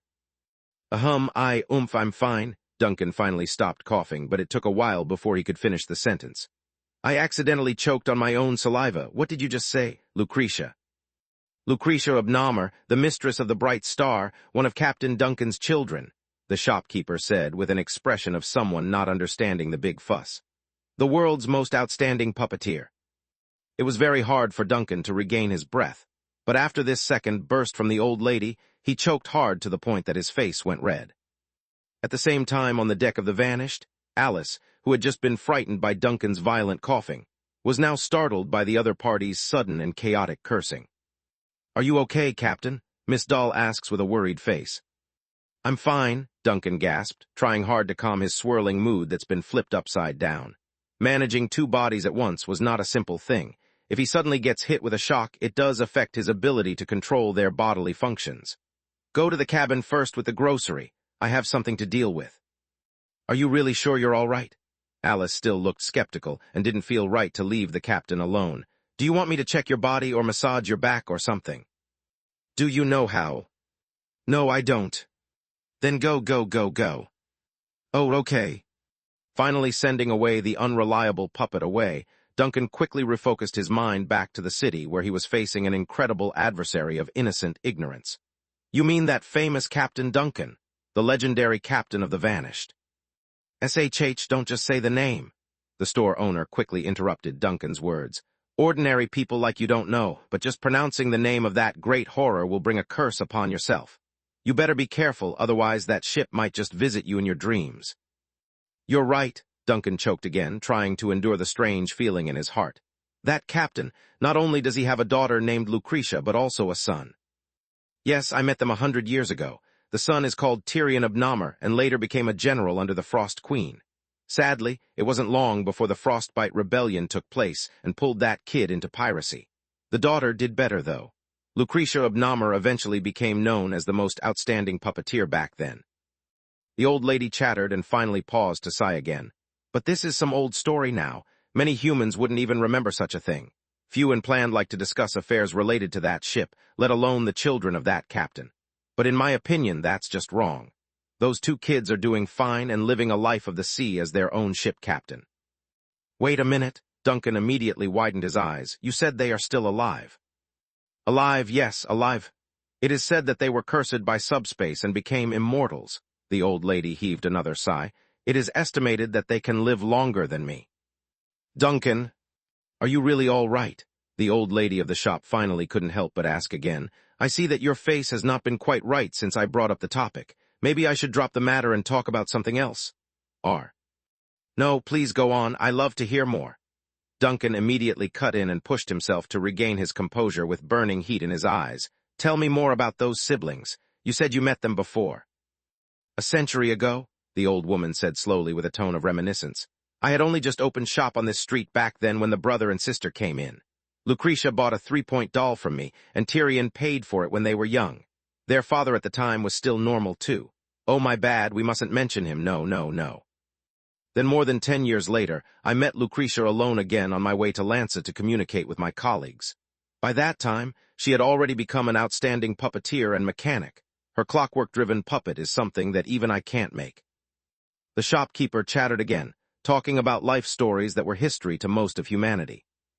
It seems that regardless of race, older people have the habit of reminiscing the past like it's some fond memory. Duncan's choppy mind still hadn't calmed down, but his expression had flattened out to avoid giving the wrong impression.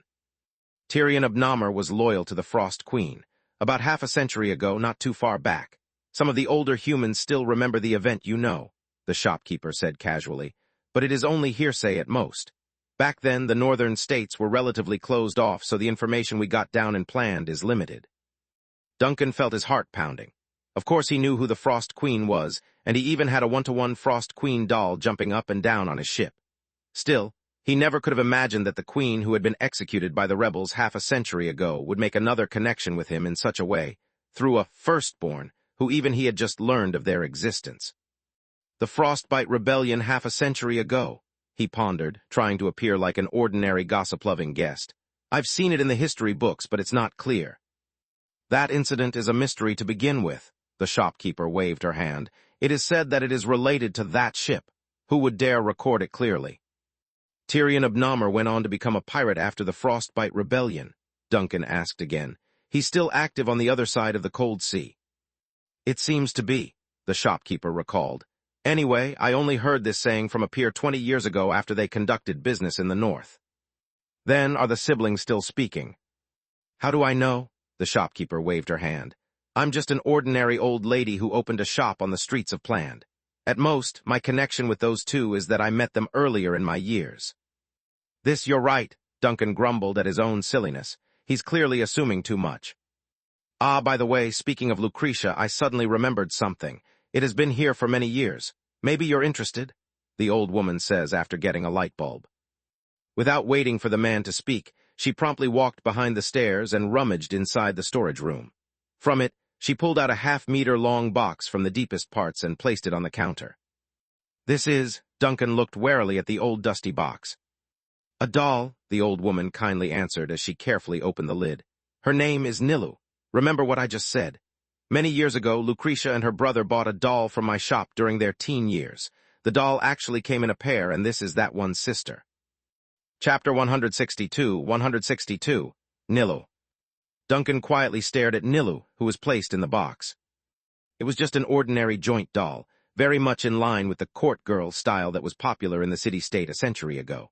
With beautiful golden curly hair and a lace-encrusted dress, the joints of her arms were more pronounced in an old-fashioned spherical structure than Alice's. Her face was made of ceramics, and her mouth and eyes showed the signature seam structure of old-fashioned dolls. To be fair, the doll was so delicately crafted and well-kept that it's hard to believe it's been lying in a box for a century.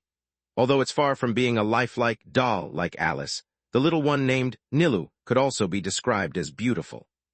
100 years ago, Lucretia once bought another doll called Looney, who was paired with this little one from this store, and now Nilu had come before Duncan. He didn't mean to make this encounter, but it just happened. Destiny was a wonderful thing. It doesn't look like it's been preserved for a century, Duncan said thoughtfully. She's only a little bit old. Elven products have always been known for their durability.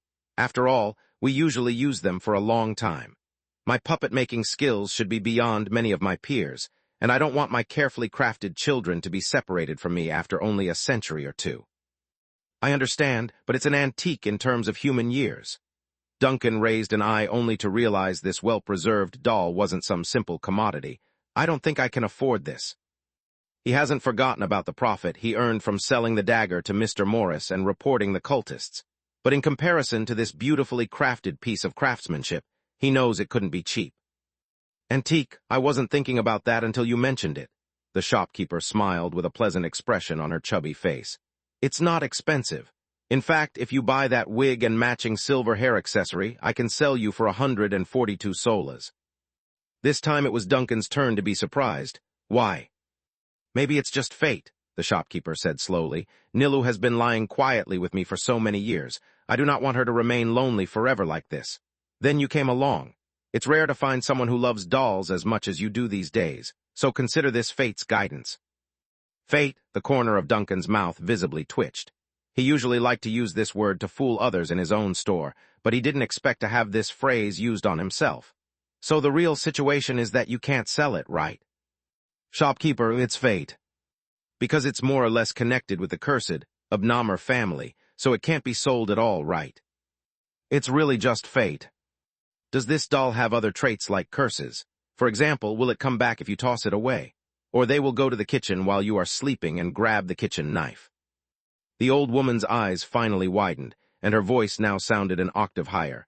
I specifically asked the priest to exorcise any evil spirit from it. I kept all the certificates too. Duncan chuckled. See, it's really because people suspect this doll is cursed. That's why it can't be sold right. Old woman. I opened an antique shop in the lower city, Duncan exhaled. An antique shop in the lower city, you get what I mean. That's why I don't like dealing with businessmen, especially those like you, the old woman grumbled and sighed. All right, fine, it's exactly because of that reason. She keeps getting older and older. Eventually, Nilu can only sit in my storage room. If you really want her, I'll forget about giving a discount and sell you at cost for 75 solas. At least let me recover the fee for calling the priest to perform an exorcism. Deal. Duncan didn't wait for the other party to finish and agreed. In any case, he did have a huge interest in the doll.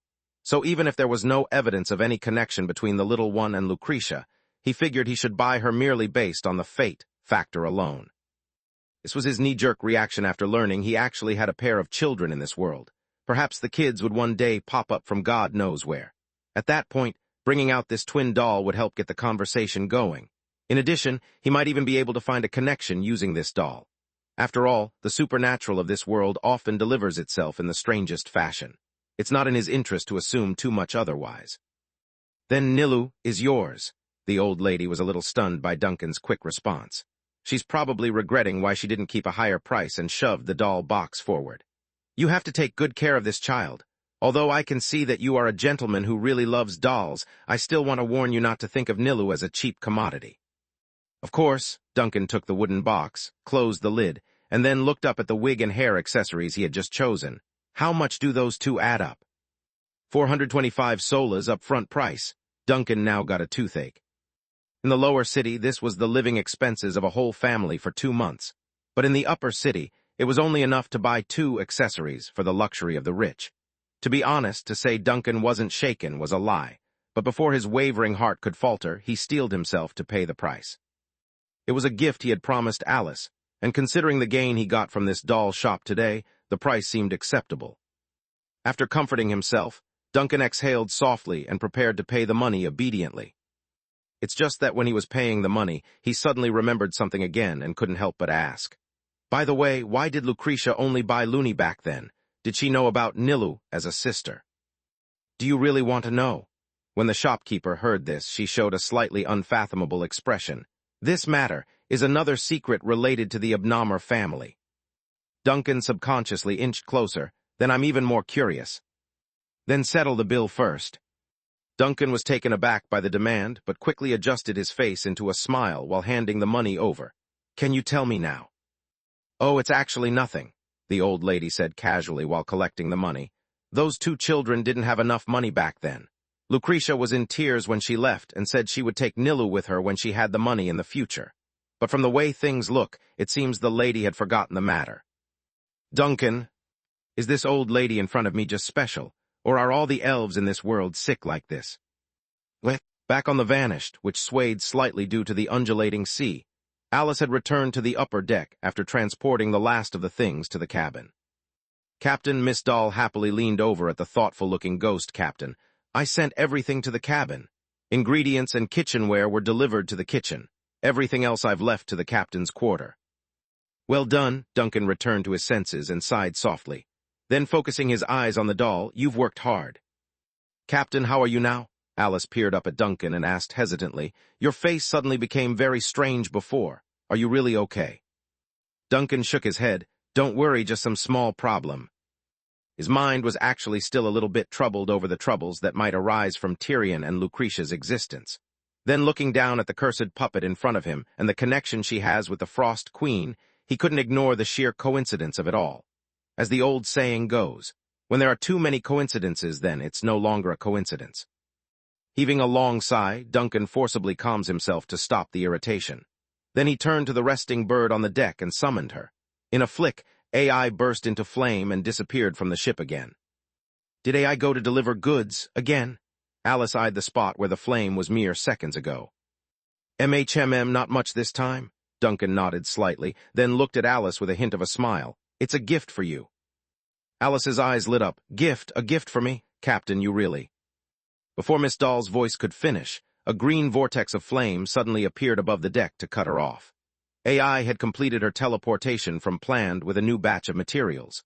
This time, she's carrying a wig that instantly enraptured the doll's eyes. Chapter 163. Exhausted communication. Seriously, Duncan almost thought Miss Doll was about to cry and run away based on her stoned expression. Thank you, Alice cries in astonishment. Duncan, you really bought me new hair? The next second, Alice's face was full of smiles as if she had received the most heartwarming gift. I thought you were just saying it and didn't mean it last time. Mr. Goathead said the wig used by dolls are very expensive. Duncan, what he had been waiting for did not happen. No jumping with horror, no fainting from shock, not even a weep from the doll. There goes his anticipated fun. Captain, why are you in a daze again? Alice's voice suddenly came from the side, bringing Duncan back to reality. She's so close now that it's only inches between their noses. You've been in a daze many times today. Duncan blinked and retreated a little to gain distance. Then showing a weird and strange face, I didn't expect you to have such a carefree heart. Weren't you quite upset when I told you about the wig? I thought you would put up a fight about using a wig. I'm frustrated with my hair loss, but why should I be frustrated with getting new hair? Alice blinked her eyes as if something was wrong with Duncan's view. I'm a puppet. Duncan finally knew what the problem was. He had taken Alice as a human being since she looked so much like a person. Of course, there's the occasional head popping here and there, but that's dismissible due to her carefree attitude. When in reality, he should have viewed the doll as a genuine puppet. What does it matter to a puppet if they changed a wig out? Heck, it might not even matter if she changed an arm or leg. Forget it, I was overthinking this too much. Duncan facepalmed and waved his hand for her to continue. As the natural moving disaster on the boundless sea, he's no match for this wacky doll. Anyways, it's good that you like it. I like it. Alice held the wig happily and jumped around like a child. And what about the rest? They're for you too. Duncan sighed, trying hard to suppress his inner complaint after seeing how visually impacting it was for an elegant Gothic doll to behave like a child. Open it and take a look. Alice curiously opened the delicate wooden box. In there sat a set of silver hair accessories made of diamond-shaped flakes lying quietly in the velvet lining. Last time I took away the feather pin you found in the cabin, Duncan said lightly. This is my present for that. See, I kept my promise. Alice was stunned for a long time. Eventually, she revealed a wide smile that overshadowed her childish antics. Thank you, Captain. Captain, you are so nice. Don't be so loud. Duncan couldn't help but shush her due to all the buzzing glee in his ear. It's just a hair ornament, no need to be so excited. Not only hair accessories, but also a wig. Duncan faintly flushed with embarrassment. Don't mention it. Alice did not notice the delicate mood of the captain and fully immersed herself in the new gifts. Eventually, she finally found her eyes landing on the last wooden box on the deck. The container was about 1/2 meter long with an elegant yet simple decoration of brass lock and hinges. In addition, the doll kept getting this strange sensation that it reminded her of her own coffin box. What is this? Alice put the wig down and curiously peered down at the thing. I bought it from the doll house, but this one is not for you, Duncan said casually. If you want to take a look, go ahead and open it. Alice nodded and lifted the lid with a curious face. Immediately, the lady came face to face with her own kind inside the container. Alice, you can call her Nilu, Duncan's voice came from the side. But unlike you, she's just an ordinary doll, probably. Alice froze for the longest time. Eventually, after nearly 10 seconds, she suddenly moved with a click-click sound before her head fell into Nilu's box. Prescription. Help. Duncan sighed and lent a hand by picking up the head. With a shameful expression while screwing her back on. Do you have to behave like this every time? Alice, however, reacted much more strongly, with her face showing disbelief and sadness. Captain, you have a new doll. What nonsense are you going on about? Duncan instantly picked up on the weird vibe from those words. Without waiting, he lashed out. Didn't I say Nilu is different from you? She doesn't run or jump like you, and what do you mean by a new doll? You make it sound like I have some sort of weird fetish or something. Then why did you bring a new doll home? There's a very special reason for this. Duncan exhaled softly and got up to stare off into the sea. This doll Nilu has another sister called Looney. My daughter took Looney with her many years ago and left Nilu behind. As it so happens, I visited that shop by coincidence today, so... I figured it's fate that I bring Nilu back with me. Duncan did not hide the information he had just learned and said it naturally. He's playing the role of Captain Duncan of the Vanished anyways, so there would be a time when they would learn of his kids. In that case, he might as well be the one to break it out. Without surprise, Alice popped her eyes in stunned shock at the captain. Captain, you have a daughter." The doll cusped her mouth in utter shock. This is the first time I've heard it." Duncan inwardly sighed, moaning that it's also his first time as well. "Is this strange? I also have a son, and I haven't seen them in a century."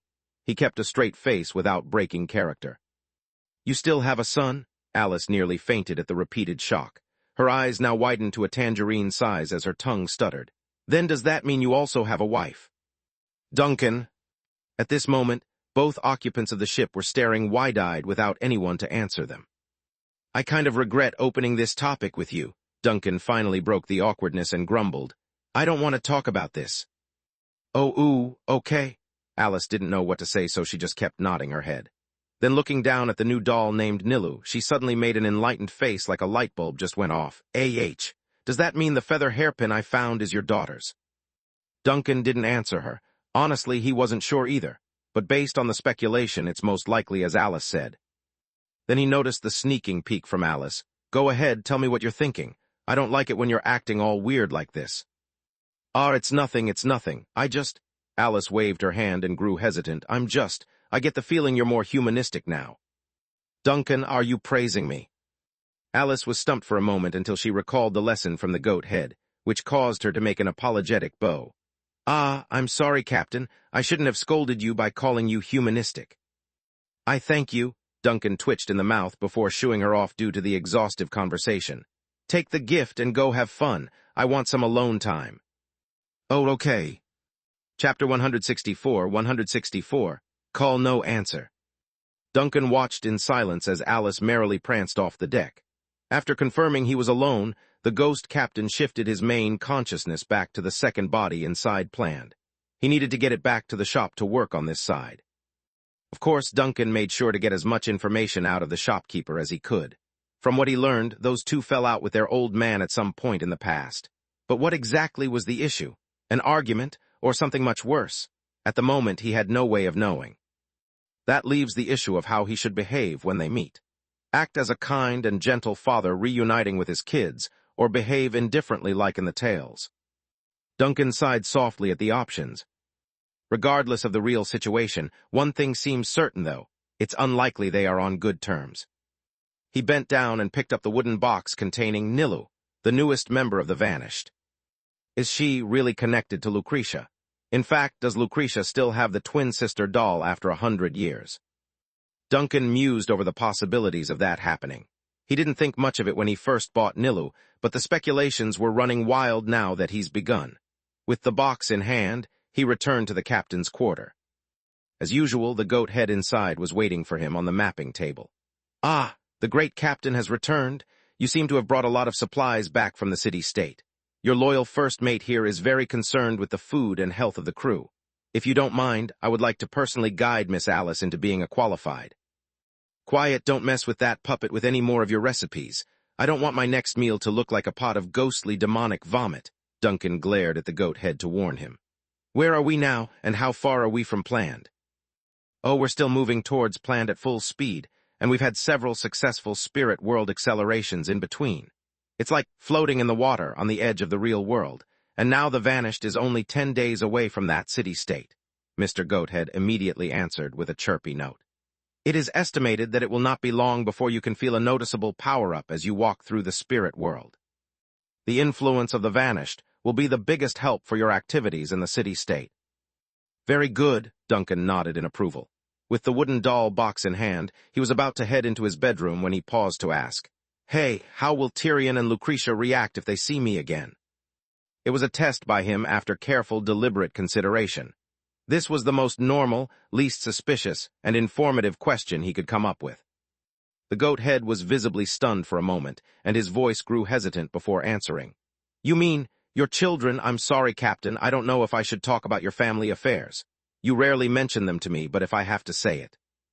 Despite usually being particularly sharp-mouthed, the goat head gulped and finally continued. If I have to say, I think there may be another battle between Tyrion and us, just like that time near the Frost City-State. He does like to use artillery fire to solve his problems. As for Miss Lucretia, she'll probably get away and watch from afar. Duncan kept quiet, but realized two things from the conversation. First, the goat head mentioned a battle near the Frost City-State with his son. Second, he specifically emphasized that Duncan rarely mentioned the brother and sister to him. Judging from this sentence, it would indicate the statue wasn't around when the siblings were still on good terms with the father, meaning the goat head's not an original member of the Vanished. In light of the shocking revelation, Duncan's appearance showed nothing as he continued into his bedroom. Once the thick oak door finally closed with a dunt, he heaved a long, deep sigh and pulled Nilu out from the box. After placing it on the table, he finally greeted the new member of his ship. "Hello, my name is Duncan." The doll, of course, did not respond. She's really just a joint puppet. Duncan found it silly for him to speak to a lifeless object. Fortunately, no one was around to spy on him, at least not in his personal bedroom aboard the vessel. Then with one hand, he popped open the drawer and rummaged through the content. It was a small and delicate hairpin with the shape of waves and feathers that he pulled out, the item Alice found in the lower cabin. Duncan quietly stared at the small hairpin. Like before, he got a strange sense of nostalgia permeating his heart. "From the looks of things, it's really Lucretia's," Duncan whispered. "Is it a gift that she didn't take with her, or is it the only memento she left on this ship after she left?" He slowly picked up the hairpin and flipped it gently against the limelight shining through the window. Then, with a summon, a small cluster of green flame spread from his fingertips, wrapping around the trinket before extending itself to Nilu the doll as well. Using these two items, Duncan wanted to see if he could connect with his daughter remotely. However, the flames quickly faded after trying to create a line. Neither the puppet nor the hairpin reacted to his power as well. Is it because they are really just normal items? Or is it due to Lucretia being too close to the border of the civilized world that my power is ineffective? Duncan frowned, spreading the flames out again and calling out with his voice this time. "Lucretia." Nothing happened again. This brought a wave of disappointment to Duncan. At the same time, in the distant borderland near the Eternal Curtain, the clockwork doll, Looney, who was busy wiping the table, abruptly froze. Then her gears and bearings started to rotate wildly, followed by the grinding sound of something going terribly wrong inside before the key behind her back popped out of the keyhole with fizzled green smoke spewing out of the seams. Chapter 165, Lucretia's Pressure. Accompanied by a series of weird noises, the clockwork figure completely stiffened and stopped like a rusted machine without a soul. Almost at that exact moment, Lucretia, who was in a nearby cabin, noticed the abnormality of her creation and became alarmed. Without delay, the door slammed open with stacks of flying paper whirl winding out of the room. It eventually found its way over to the clockwork doll and reformed into the form of the Sea Witch. "Looney," Lucretia leaned down and picked up the key, plugging it back into her clockwork doll. Then after a quick winding, she asks, "What happened?" A series of intermittent cranking noises came from Looney's body, and after a while some of her parts finally resumed function. "Old Master is looking for you," the doll answers with a very out-of-tune voice from the chest. With a clunk, Lucretia dropped the wind-up key due to shock. Looney turned her head following the sound, instinctively trying to reinsert the key to no avail because her limbs had stiffened again. Lucretia's complexion turned dreadfully white after hearing the word "Old Master." She's an absolute mess, but she still has enough wits to pull herself together after hearing Looney's failure. Shaking it off with a shudder, she hugged the doll to suppress the chaotic thoughts and muttered, "Looney, standby mode." The clockwork doll slowly closed its eyes. Command received, Looney going on standby mode. Minutes later, deep in the cabin of the Bright Star, Lucretia was busy at the workbench inside this brightly lit room. This laboratory could be evaluated as complete and advanced, even by the standards of the Truth Academy's headquarters. It's equipped with intricate mechanical devices and pressure pipes used to power various equipment. One could even see magical runes, crystal containers, and reactors shimmering with light among the countless machines.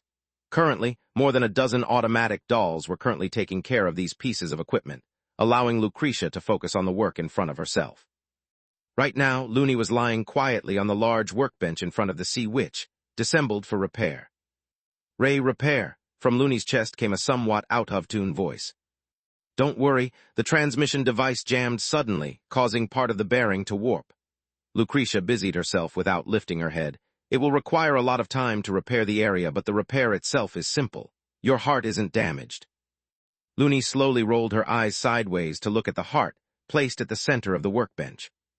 It was a delicate floating brass ball made of countless intricate metal pieces set together.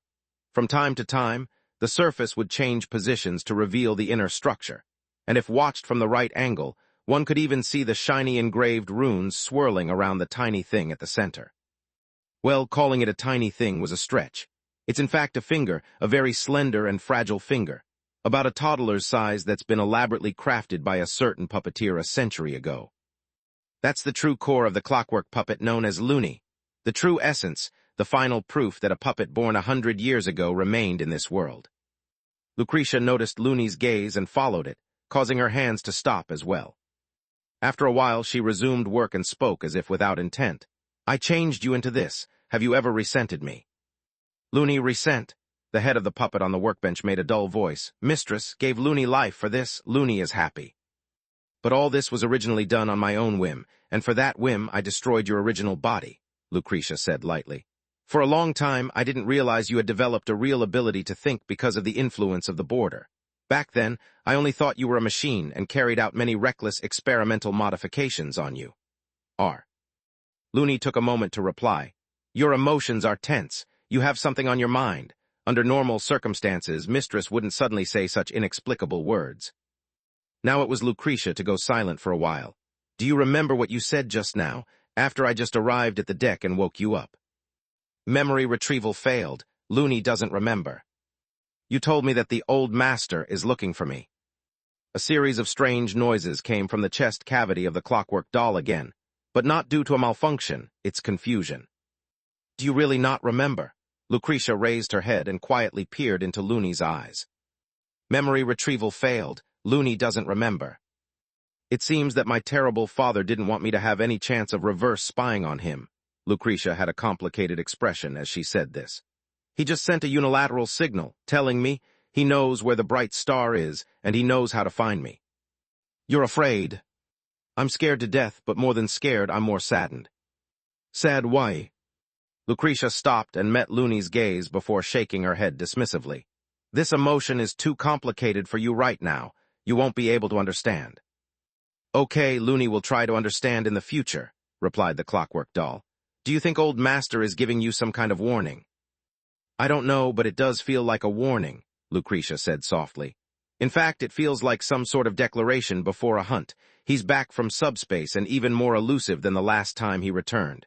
Maybe I should remind my brother. You should indeed remind Mr. Tyrion. He had already set out for planned, and the admin of that city-state mentioned the vanished is near their island. Lucretia nodded lightly and didn't say anything more to continue her work. Duncan carefully put Nilu back into the antique wooden box before putting the feather-shaped hairpin into the drawer as well. Once done, he kept staring at the wooden box with a worried face. As a grown man, he always felt something was wrong with putting a girly-styled doll in his bedroom. But apart from putting it in his bedroom, he couldn't think of a better place. Although the first test failed to achieve any results of Nilu being a supernatural item, this was still something related to Lucretia. If he's not careful, it might open a passage to the other party without his knowledge. After some struggle, Duncan sighed and temporarily placed Nilu's box at the end of his bed. If you really have something special about you, then hurry and show your hand. He glanced down at the box again. Don't be like Alice. I don't want to throw you overboard and see another wave-surfing fiasco.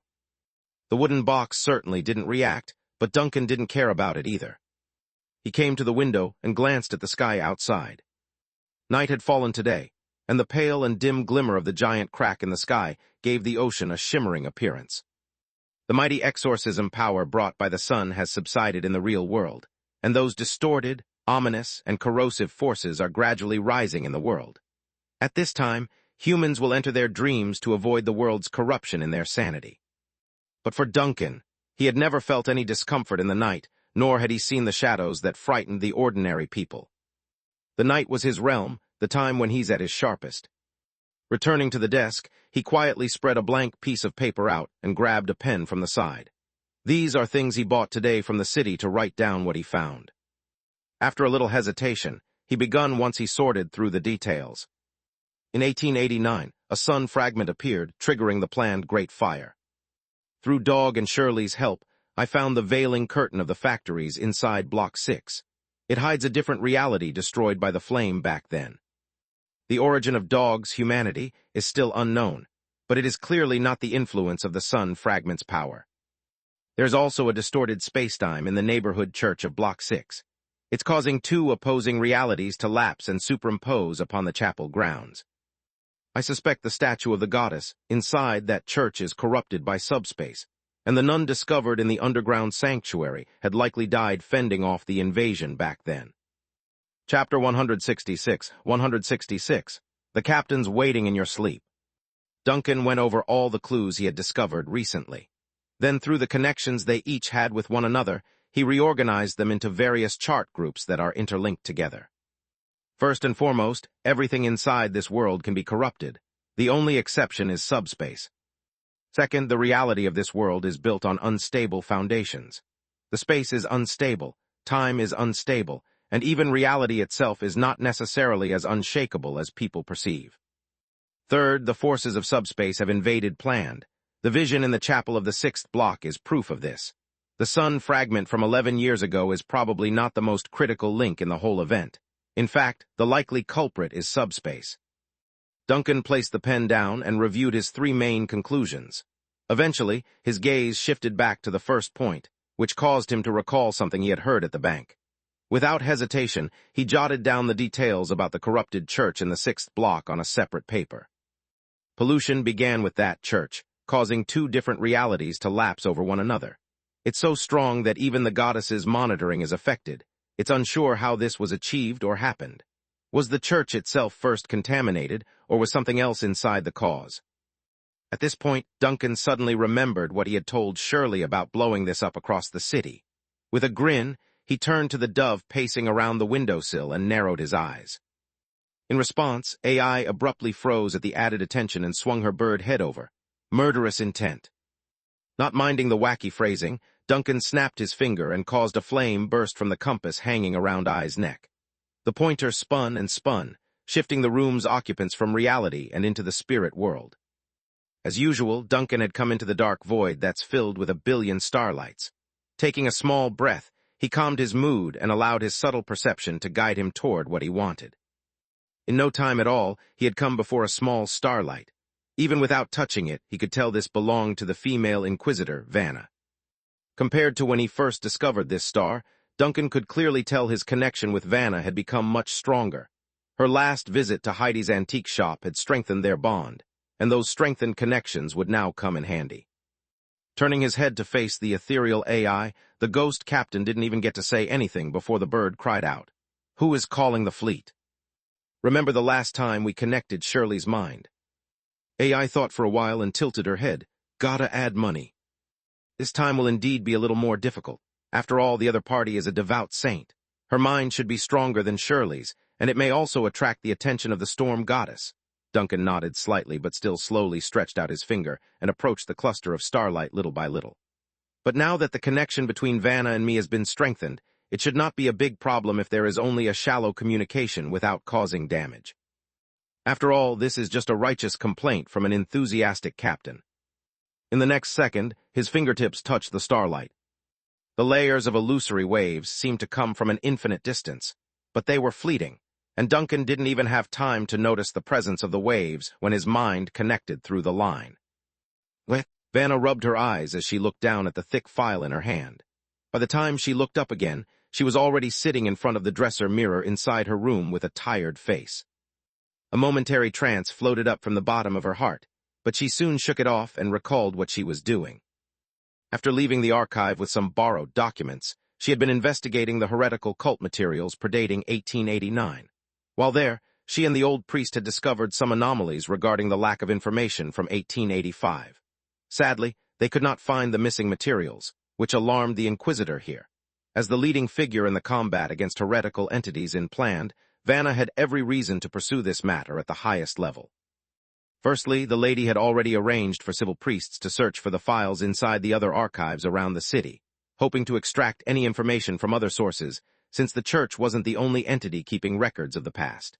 She also ordered a guardian team to monitor the heretical places that were affected back then. Of course, she also informed Bishop Valentine of the matter and requested he acquire further instruction from the goddess. That's about everything Vanna had done thus far on a surface level, until she finished reading through every document between 1886 to 1889. The Inquisitor had no other leads to go on. Sighing at the heavy burden on her shoulder, the lady glanced at the window and toward the giant crack in the sky. The faint glow was soothing to her senses, something she desperately needed under the recent discoveries. Then she glanced back down at the thick files in her hand to find the words starting to blur and become unreadable. Perhaps it was due to fatigue, but she wanted to look away and stop like something's nagging at the back of her head. Wait, no. Vanna jerked to attention. Slamming the document closed, she swung her head like a bat and glared out the window. It's midnight, the most influential time for the world creation and the most dangerous time to read any book or document. There's no way she would take a dangerous historical text out of the archive and read it in the middle of the night when she's so tired. Professional clergies do not make such a mistake. This is not reality. It is your own dream, a dream that is being influenced. Vanna's eyes widened with blood filling those veins. She realized her dream had been invaded by some unknown intruder. As if on cue, the oval-shaped mirror in front of her suddenly started to ripple. From within the reflection came a majestic figure standing quietly in the darkness, the illusory green flame quietly burning on the edge of the mirror.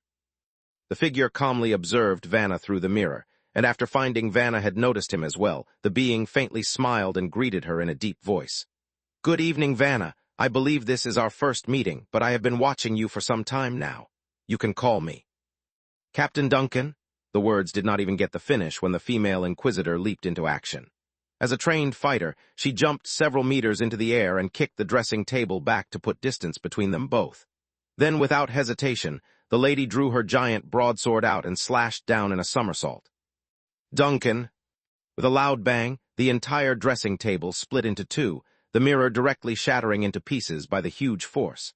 Duncan's phantom was also scattered with the mirror shards that went flying.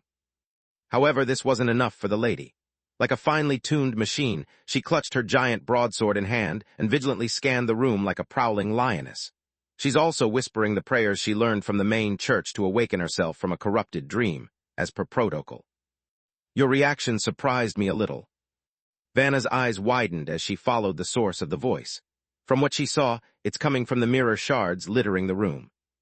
Relax, child, I just wanted to talk to you about something, came the voice of the infamous Captain Duncan. It's about planned. Is it the mirror? The young Inquisitor suddenly muttered to herself. Duncan, huh? Without replying to the man, Vanna raised her broadsword into the air again and smashed down with crushing force. Under the loud explosive impact, a shockwave reverberated across the room, sending every mirroring item in the room to dust. Now that silence returned to the room, Vanna spent another minute scanning the room before issuing a long sigh. But then she froze due to what's in front of her. Instead of hiding behind a mirror, the infamous Captain Duncan was now standing openly in her field of vision. Your guess is not exactly correct. It's not just the mirrors, but everything smooth that has a reflective surface. The ghostly captain's voice directly entered her ear. Now I'm inside your eye lens. Chapter 167, High Standard Report. To be honest, Duncan regretted it as soon as he said this sentence. He was terrified that Vanna, a straightforward girl, would rip her own eyes out on the spot after his explanation. What do you intend to do? The young Inquisitor began, her voice cold as a piece of steel. How did you invade my dreams? Her attitude was hostile, but Duncan only found it funny because it contradicted the polite and peaceful character she used inside the antique shop. I wonder what her reaction will be if she ever learns the truth. Nothing much, merely to tell you one thing, Duncan said bluntly and without nonsense. If you really care about the safety of the city, you might want to go visit the 6th block and investigate the chapel there. After speaking, he closed his mouth and stood quietly with the flames burning around him, maintaining a mysterious and majestic aura. As if something pierced a curtain to reveal the hidden truth, Vanna fell into a faint trance over those words. But compared to this momentary lapse, the reality that the dream was polluted by Captain Duncan touched her heart more strongly. She tried to pray to the goddess in her heart for help, but the power of the goddess could not penetrate this layer of the dream. After a few seconds, she finally gritted her teeth and tried to act calm. You invaded an Inquisitor's dream just for this. It's up to you to decide, Duncan said lightly. I'm looking forward to what you will find out there. After saying this, he began to feel his connection to this dream rapidly diminishing. A strong repulsion was at work here. Vanna may appear quiet and willing to listen from the surface, but this high-level female clergy of the church was not one to give up. Instead, she's been mustering her willpower to repel the intruder, and now she's at the critical point of awakening. This made Duncan realize that the exchange must end as soon as possible. There's no need to give more than what's necessary, and leaving now could keep his mysterious image. As the ghost fire converged to fade away with the captain's figure, Vanna suddenly cried out at the last second. What are you planning for planned? In the end, the lady couldn't resist the temptation. Duncan looked up in the darkness as a sudden devious desire flooded his heart. Make some fries. He utters the most outrageous sentence he could think of before the dream completely collapsed. In the dark space of the void and chaos, Duncan took half a step back to watch the twinkling starlight in front of him. Whatever she's going to think about next, at least one thing is certain. Duncan glanced at AI, who had landed on his shoulder, and muttered softly as if to himself. The 6-block chapel, these two key pieces of information have entered the site of planned Storm Cathedral. Whatever the reason, they will definitely conduct the most intensive investigation there. Duncan's idea was simple and effective. He just needed to lift the lid off the chapel in the 6th block. As long as he could draw the attention of the Storm Church, it didn't matter how Vanna and the priests behind her worked. After all, he's the largest mobile natural disaster on the boundless sea. Those poor clergies would be frantically searching for him. Until they figure out it's nothing, they would pour all their resources into digging up the secrets of that chapel. Finally, thinking back to the last comment he made to Vanna, Duncan couldn't but grin like a naughty child. Make some fries. AI tilted her head in confusion after noticing the odd smile, carefully minced the meat. Your language is getting more and more fragmented, Duncan frowned, but we can make you some fries tomorrow morning. This is a good chance to teach Alice how to make some normal food. What? Vanna suddenly popped her eyes open. There was no light in the room, only the pale and cold glow of the world's creation spilling through the window as she glanced around. The nightmare had clearly taken a toll on the Inquisitor's state of mind. In fact, even the nightgown she wore had been drenched in cold sweat, leaving her all uncomfortable and sticky. But these discomforts were nothing compared to the sudden intrusion in her dream. Vanna pulled herself up, looked around very cautiously, blinked her eyes slowly, then closed them again before repeating the action several times. Each time, her heart would beat violently, as if the ghost captain would suddenly reappear in her field of vision. It wasn't until she finally confirmed the terror wasn't returning that she could breathe properly. It's been a long time since Vanna ever became so nervous. Getting up from the bed, she swiftly came to the dressing mirror. Unlike in her dream, it's still intact and unbroken. After several seconds of staring, she shook her head vigorously to pull herself together. Then, pulling the drawer open, the lady takes out a small dagger with runes depicting the storm and waves engraved on the blade. It's not a weapon meant to harm others, but more of a ceremonial item used in prayers. First, she cut a tiny hole in her thumb and allowed the droplet of blood to soak into the runes before praying to the storm goddess. During the brief prayer, she heard the gentle sound of the waves ringing in her ears, and the protection of the goddess, as always, soothed her restless heart. After reconnecting with the goddess, Vanna now truly relaxed, and then she neatly changed out of her sweat-soaked pajamas and into the church uniform. She also picked up the giant broadsword next to her bed before departing the bedroom. Moments later, a private car powered by a steam core broke the tranquility of the upper city downtown area. It's Vanna driving her car to the cathedral. She had to tell Bishop Valentine as soon as possible what had occurred in her dream. The complexity of the matter had far exceeded expectations, and it was no longer an incident that could be solved by her alone. It may even require their branch in plan to contact the main Storm Cathedral patrolling the boundless sea if necessary. Vanna's gaze was firm on this, her breathing steady and her thoughts clear. But suddenly a little hesitation came to mind. She recalled the strange scene near the end of that dream. Make some fries, what the hell does it mean? Chapter 168, 168, The Warning Signs. The sleepy-eyed Bishop Valentine did not expect to find Vanna making a visit so late into the night. However, his drowsiness was instantly wiped away the second he heard the first sentence out of her mouth. Captain Duncan entered your dream? The old bishop dumbfoundedly gawked at the inquisitor. He's even doubting his own sanity like he's still in a dream of his own. That ghost captain took the initiative to seek you out, just to tell you about a location to investigate. That's right, I know how it all sounds, but you must believe me. Vanna nodded vigorously and didn't beat around the bush. She knew how the old bishop would act, so she readied the story while driving over. The 6-block chapel, the interaction was short, but the most important piece of information is that. The old bishop fell silent for a while. He turned around and looked up at the goddess's statue like he's remembering something. Vanna, do you remember the pollution you suffered at the cult site in the sewers? Afterward we carried out a purification, but now it seems. I get what you mean. Vanna took a soft breath, her expression still flat. It seems that our purification has never succeeded. The Vanished is still chasing me, and the ghost captain has extended his power to my dreams.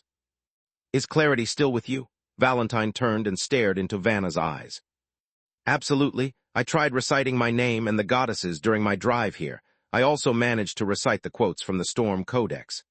The lady nodded firmly. At present, the pollution is still shallow, and only my dreams are affected. The pollution is shallow, but cannot be completely removed like an irretrievable countdown. Valentine's tone sounded grim. You are still the Inquisitor of Planned, and no one can take your place at such short notice. Vanna knew what the old bishop was trying to say. She has been polluted by the powers of a supernatural force. As an Inquisitor of the Storm Church, showing weakness could prove fatal for herself and others in their ranks. Of course, no one would question her faith. That's not a variable in this matter. I can't leave my post. Vanna shook her head after a brief thought, knowing she was giving the old bishop a problem that he didn't want. However, she still had to continue to perform her duties. I have a very bad feeling that we have a real crisis on our hands. It may not necessarily be caused by the Vanished or Sun Fragment, but by a bigger shadow lurking within the city. Valentine definitely picked up on the seriousness of Vanna's tone. Immediately frowning, crisis beyond the Vanished and Sun Fragment. Have you discovered something lately? I investigated some materials inside the archives, which should have been told to you the next morning, but now it seems the situation is more complicated than expected. The urgency needs to be adjusted upward, Vanna nodded and said with a particularly grim voice. I became suspicious of the timing of the Sun Fragment's appearance all those years ago. After consulting some materials from 1889 and earlier years, I found a large number of less urgent but strange and dense heretical worship reports. Most importantly, the yearly report for 1885 is missing. As Vanna spoke, Bishop Valentine's eyes finally widened a little. These materials were just sitting in our archive, the old priest exclaimed in disbelief, and no one noticed 1885 is missing. That's right, it's as if someone had stolen that part of reality from the city, removing it from the eyes of everyone. Vanna's expression now got dark, and I can be somewhat certain this phenomenon isn't caused by the Sun Fragment. Valentine tightened his grasp around the scepter in his hand, causing the knuckles to go faintly white. Then what is your take on Captain Duncan's message? Uncertain, but the records show no indication the Vanished is capable of stealing reality from us. Secondly, if this is the work of that ghost captain, then there is no reason for him to invade my dreams and tell me this crucial clue. This is not in line with the chaotic and mad style he portrayed a century ago. Vanna calmly analyzed what she knew and deduced the most plausible answer. Unless he had a sudden change in his character and became more vicious and devious, or become an enthusiastic person concerned about the safety of the city-state. Vanna spread her hand in the fashion of someone that's unsure. He did come and report his findings after all. Please don't make such a horrible joke. Valentine coughed vehemently at the sad attempt to lighten the mood. You always had such poor humor, you know, Vanna. It really makes me doubt your mental state sometimes, even on a good day. After complaining, the old priest smashed his chest and straightened that back to prepare for the next step. So who else knows about the abnormality in the archives? Vanna thought for a bit and shook her head. Only I know. I went to investigate the matter myself. But as she said that, the lady paused as if a cog had just malfunctioned, shaking it off like it's nothing. That's right, I found the files myself.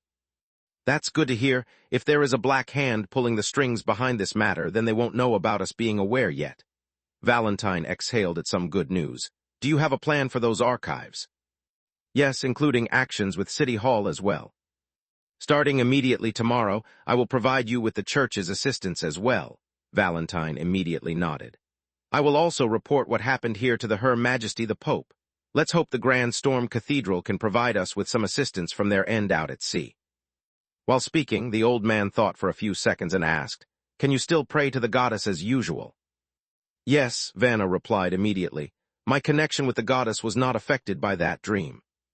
Valentine frowned, "But the goddess didn't make a revelation or warning about the spiritual pollution you suffered."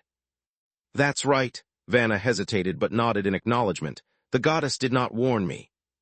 Valentine rubbed his chin, and after a moment of deep thought, he suddenly looked into Vanna's eyes.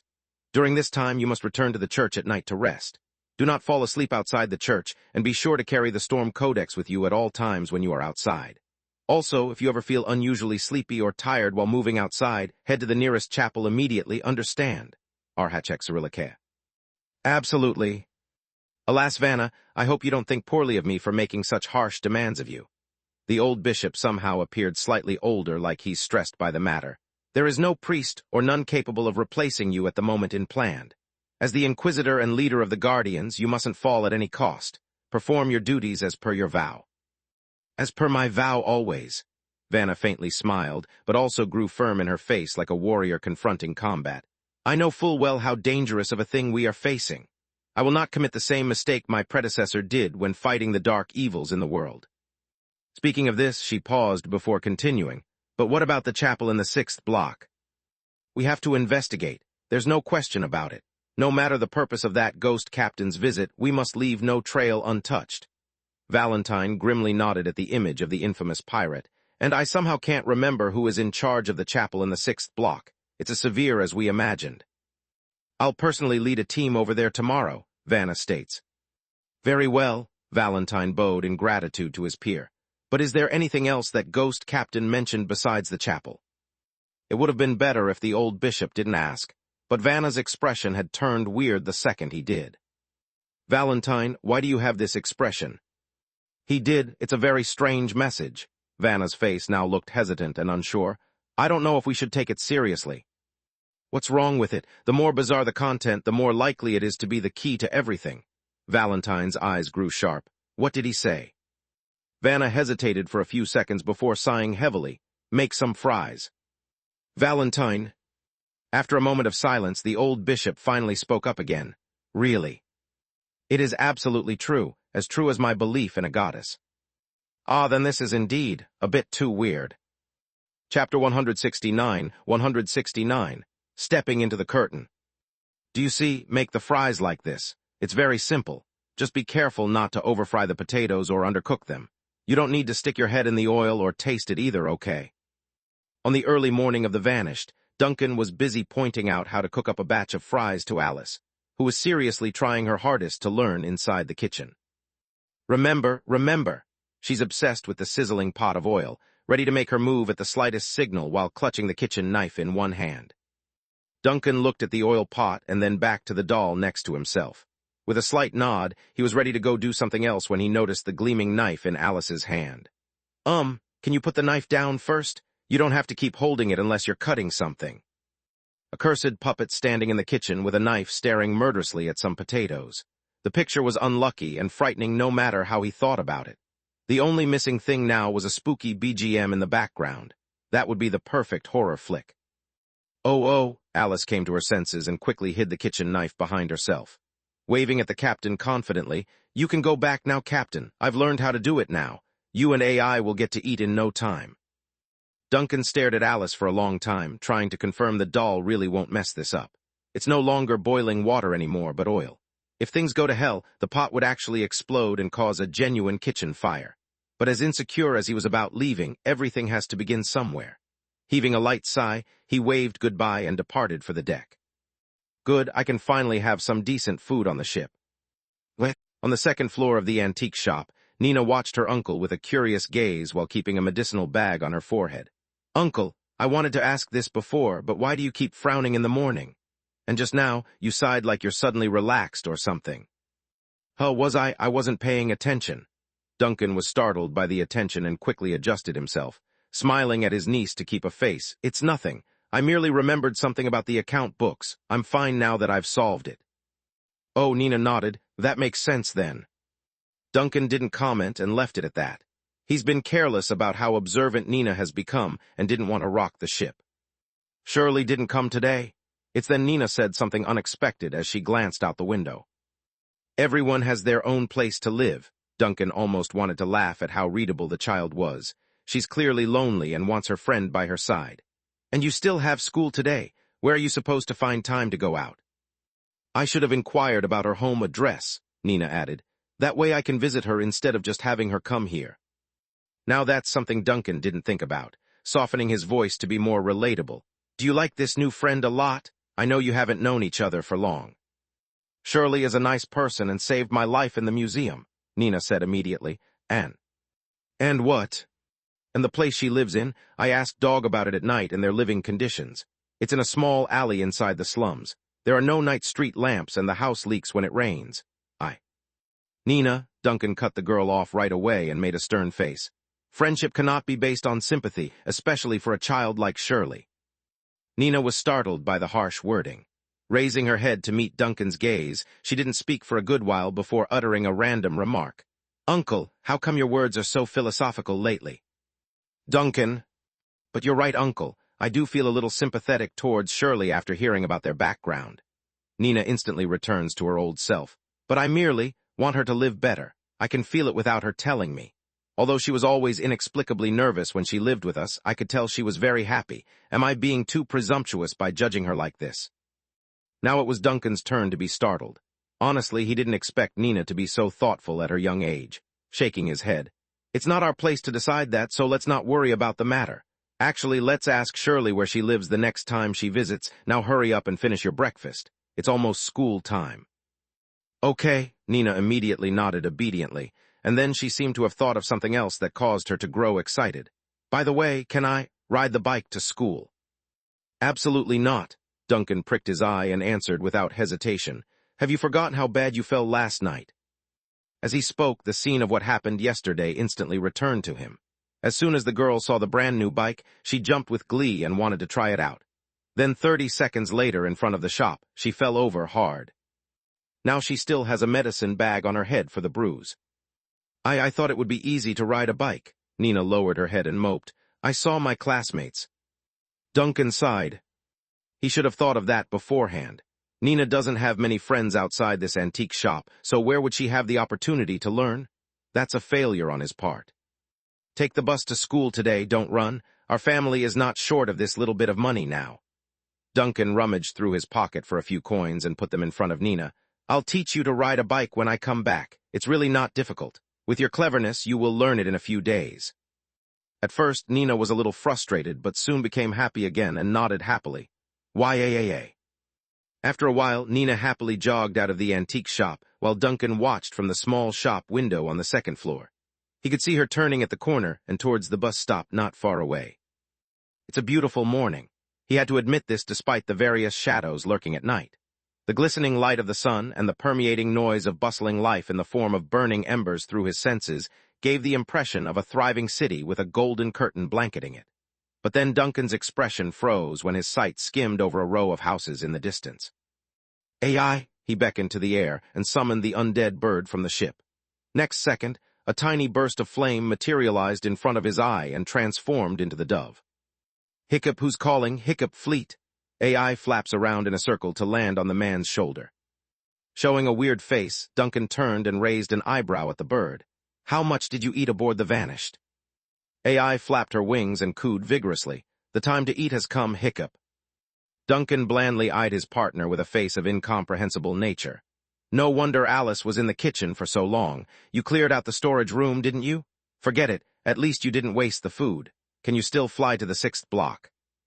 The dove issues out a roaring chip of a commando, making sure to salute with her wings as well. Mission will be achieved. Mission will be achieved.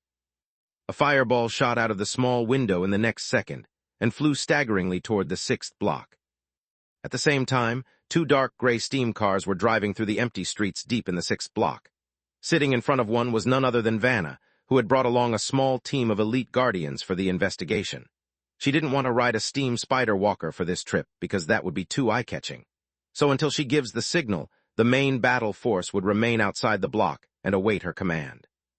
Frankly, that's a good idea on her part. She didn't realize it at first, but after coming here she immediately picked up on the abnormal atmosphere in this area. It's very wrong and creepy, a neighborhood that's too lifeless, a population that's sporadic and unresponsive to outside stimuli, and old facilities that have fallen into disrepair to an unacceptable level. The best way to describe this place would be a world frozen in time and forgotten by its people. Chapter 170, Loosened. It took a long time for Vanna to withdraw her gaze from the car window after witnessing the weird state of the 6th block. The main purpose of her coming here today was to investigate the chapel, but now it appears she might have to increase the investigation radius. After a little hesitation, she stretched out her hand and picked up the thick stack of materials placed on the seat next to her. These were the files she asked for from City Hall before the operation. Using the authority as Plant's Inquisitor and the relevant provisions of the Special Enforcement Regulations for unusual events, she obtained all the municipal records related to the 6th block for the past few years. She's finished reading part of the records along the way here. These documents from City Hall are not top-secret documents, nor do they involve any high-level supernatural events or unsolved cases. On the contrary, these documents only contain the most basic of things regarding daily life. Gas meter records, electricity bill payments, shop taxes, water supply, heat supply, garbage disposal, security patrols. If the life as an inquisitor had taught her anything, then it's that daily life often hid the most obvious clues pertaining to supernatural events. All of the mortal civilization was surrounded by the boundless sea, and there was the constant threat of anomalies and visions, so merely being able to enjoy daily life was in itself a treasure worth protecting. Like bathing in the morning sun, eating a hot meal on the table, buying a snack from a street stall, and having a warm bed at night were all evidence of this continuous miracle only achieved through 10,000 years of mortal efforts. If a supernatural force had done something to this collective miracle, it would definitely leave a mark on this world to be found. Did you notice anything? The voice of the guardian who was driving interrupts after noticing the lady's frown. Is it a missing file? On the contrary, all the municipal files are all here. Vanna shook her head slightly. The plumbing and sewage records are all here and maintained at a very balanced value, which is very reasonable. Then your expression. There are no police cases. Vanna raised her eyes slightly. The public security files are blank. In addition, the newborn record is also blank, and the residents' death records here are also empty. The driving guardian nearly lost his wits after hearing such a review. This didn't go unnoticed by Vanna, who had managed to see the shocked face through the rearview mirror. An obvious abnormality, Vanna said softly. A neighborhood that hasn't had a population change for multiple years. There's no fighting or crime reported by the security forces either. Even in the wealthiest district of Planned, such a low crime rate is impossible to achieve.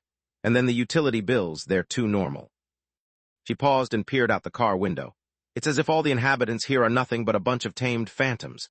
They live quietly in this encircled space, neither increasing nor decreasing, with no internal conflicts, no external communication, just quietly carrying out their normal resource consumption to provide feedback to the authorities. Everything is business as usual, so don't look here. Something is clearly wrong in this place, yet no one ever paid any attention to this area. Only the dull sound of the steam core running could be heard now, and after an unknown amount of time, Vanna felt a sudden jerk to her body as the vehicle came to a halt. We've arrived at the chapel, the driver states. From the outside, the chapel looked as if it had been abandoned for more than a decade. Vanna's mind couldn't help but recall the burning ghost flames and the majestic figure through her peripheral vision at the deplorable state of the church branch.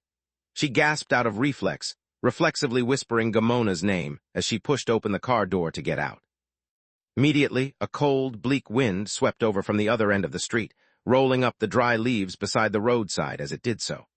The black-clad guardians promptly followed the Inquisitor too, cautiously approaching the abandoned chapel from each side in a circling formation. As the team moved under the crunching sound of dry leaves under their feet, which sounded strangely close to burning embers, a series of flapping wings could be heard from above. Vanna's gaze followed the sound, finding a white dove perched atop the spire and curiously eyeing their group. A white dove, an auspicious omen for calm weather. For some reason, this strange thought suddenly crossed her mind before she gently pushed open the chapel's door. Immediately, a warm and bright light met her eyes, and a nun with a gentle smile on her face appeared in front. "Hello, sister. It's rare for a visitor here." The gentle voice of the nun reached the ears of the guardian that sounded spookier than warm.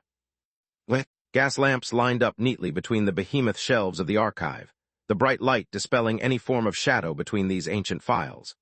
During this, only the old priest's slightly heavy and slow footsteps gave any form of life to these inanimate objects. Seventh row of the 6 columns, seventh row of the 6 columns, the record of 1885, it should be here. It should be here, the old archivist mutters as he went over the files again and again. Finally found it? His voice was filled with unconcealable excitement. It's actually hiding here, but how did me and Inquisitor Vanna miss this before after searching for so long? In the second his fingers touched the books. Seventh row of the 6 columns, seventh row of the 6 columns. The scene repeats itself over and over again until it suddenly doesn't. Raising his head, the old archivist stiffly looked around at the familiar yet distant bookshelves lined around him. It's the same old oil lamps lighting the texts, the same old domed building, but the protective pillars that depict the pattern of waves were shimmering with light. A sobering calm swept over the older man's chaotic mindset at that very moment. The protection barrier? Who started it? Why did it activate? Did I do it? What was I doing again? The old fella instinctively raised his hand to grasp onto the large-caliber revolver around his waist, only to discover something unusual with his body. The originally flexible arm that he used had become so stiff and heavy that the gears inside were now grinding against each other. It's only possible after years of neglect and rust. Astonished and shocked by his mechanical arm's deplorable state, he also looked downwards towards his mechanical leg. There, seeping black motor oil was dripping down the sides. There's no doubt about it. They're all rusts and unmaintained, as if he's been trekking through this archive for years on end. Finally, the last barrier keeping him from seeing the truth was lifted like a curtain. He could remember everything with clarity. How he and Vanna searched the archives, how she left with the documents, and how he continued to search for the missing 1885 record by himself. He may be old, but he's no fool. The priest instantly realized what might have happened. A supernatural force was at work here, mostly a vision. Plan was at the center of a huge vision. Shit, the old priest exclaimed, and dragged his now ragged body towards the main desk. However, his movements froze the second he came out of the shelved aisles. A strange black figure had appeared inside the archive's main area without his awareness, and it's holding an ominous black umbrella as if to block out the ubiquitous sunlight. Chapter 171, 171, The Crossroads of History. The person was tall, even taller than Inquisitor Vanna. However, the person had a thin, scrawny build with the appearance of dried flesh wrapped around a dark trench coat. Even with only a glance, the old archivist could tell the blasphemous distortion oozing out of the other side's existence. Remnants of the Black Sun, he mutters, astonished and outraged by the intruder. You dare to step into this sacred ground. Without a second of delay, a loud bang shattered the tranquility within this domed structure. It's the old priest drawing his large-caliber revolver and firing off the blessed bullet from within. Unfortunately, this came as no surprise to the umbrella man. In exactly the same moment, 2 shadowy tentacles had whipped out from underneath the trench coat, the first deflecting the bullet, the second lashing out to smash into the old priest's shoulder and sending the guy flying across and into the nearest bookshelves. Seemingly pleased with his deed, the dark, gloomy umbrella man proudly stomped towards the mound of books that had dumped over the priest from the impact. But that was a mistake. In the following second, a deafening roar of a battle cry blew up from beneath the pile as the old priest jumped out. He had drawn his vibrating sword at some point and used this opening to slash down at the invader. The intruder didn't fret, though. Instead of jumping aside to dodge, the person only tilted that black umbrella slightly and met the blade head-on. This caused a series of screeching sparks to fly between the 2 weapons of choice as they clashed together from the force. But a veteran of light wasn't one to be fended off so easily within his own realm. The old priest expected his assault to fail, so he promptly flexed his arm and swung sideways in his follow-up attack. He kept going and going, leaving arcs of silvery gray in the air as he continuously slashed at the foe like the battering waves of the ocean. That's how storm priests fight, wave after wave, slash after slash. Without giving up a second of momentum they've built to increase their blade's strength. Unfortunately, the black umbrella in the intruder's hand was more durable than it seemed. Aside from being pushed back due to the sheer physical force of the exchange, the umbrella suffered no damage at all. Even so, the mere fact that he's been forced into a corner enraged the shadow. issuing a long, gurgling growl of incoherent murmurs. This heir of the Black Sun was obviously mustering a counteroffensive with whatever spell he's conjuring. But this didn't matter to the old priest, though, because he had already closed off any unnecessary perceptions within his sight. He didn't care about the noise emitted by this intruder, nor did he care about his own safety for that matter. As the only defender of light here in the realm of the Storm Goddess, he had the duty to defeat this blasphemous entity to regain his honor for today's failure. Nevertheless, the old archivist couldn't deny the swirling doubts sprouting from within his heart at the moment. For example, how did something like this thing infiltrate the grounds of the main church? This was the epicenter of Gamona's influence within Planned. Even if the goddess herself didn't detect it, the patrolling clergies outside should have. On top of that, countless protective wards are also in place to signal the alarm. The fact that it all failed pointed to a fundamental weakness in their defenses, a flaw that would be fatal if left unchecked. Can it be this remnant didn't enter the church through normal means? Exactly then, a sharp whistling sound broke through the air. Before the old priest could react, his lower thigh muscle had tensed up out of reflex due to years of experience in the field. He slightly adjusted the angle of his vibrating sword and readied it for the assailant's sneak attack. But then severe pain came from under his ribs, a spot he least expected because he had readied his posture for that area. He stopped his pose, glanced down, and saw a black squirming tentacle poking through the front of his stomach from the back. He wanted to touch the wound to confirm it's true, but even that little maneuver was deprived from him, as the rusted gears inside the prosthetic limbs grinded to a crawl from overheating. Finally, things dawned on the poor veteran. He's gotten too old. He and these gears on him are too old. With a disgusting squishy sound, the ugly tentacles retracted back into the intruder's trench coat as he approached. Now, all that remained supporting the old defender was the longsword that could barely remain upright due to those shaky arms. Go tell your god that this disgusting era is over and that the sun will rise again from history. The barely recognizable flesh that was the face of the shadow finally spoke. History, the old priest's body shuddered at the word. His physical body may have failed, but his brain's not broken yet. You polluted history. Somehow, despite the warped, twisted face, the intruder still managed to show a devilish grin with those crooked teeth. On the day when the fire rose, the wishes of us all were granted. The remark didn't reach the old priest's ears at this point, though. The wound had been lethal, and it had caused the poor fella to begin his departure into the afterlife. His time was near. This outcome bored the intruder due to losing his only audience. Then, as he's about to rehold his black umbrella and leave, something unexpected occurs with his back turned. A loud roaring grind of metallic friction had suddenly ramped up, followed by the pressuring noise of oil pumping and steam whistling. Swinging his head around to check, the intruder was taken aback by the blistering sword coming down over his head. "Goddess, please bear witness," the old priest yelled with a look of absolute devotion. His entire body felt so weak right now, but his soul burned with the ferocity that no evil could tarnish. He's the sword and shield of mortals. When the darkest moment befalls his realm, it's his duty to shine at his brightest, right up to the last second of his life. No matter the cost, no matter the price, he will pay it.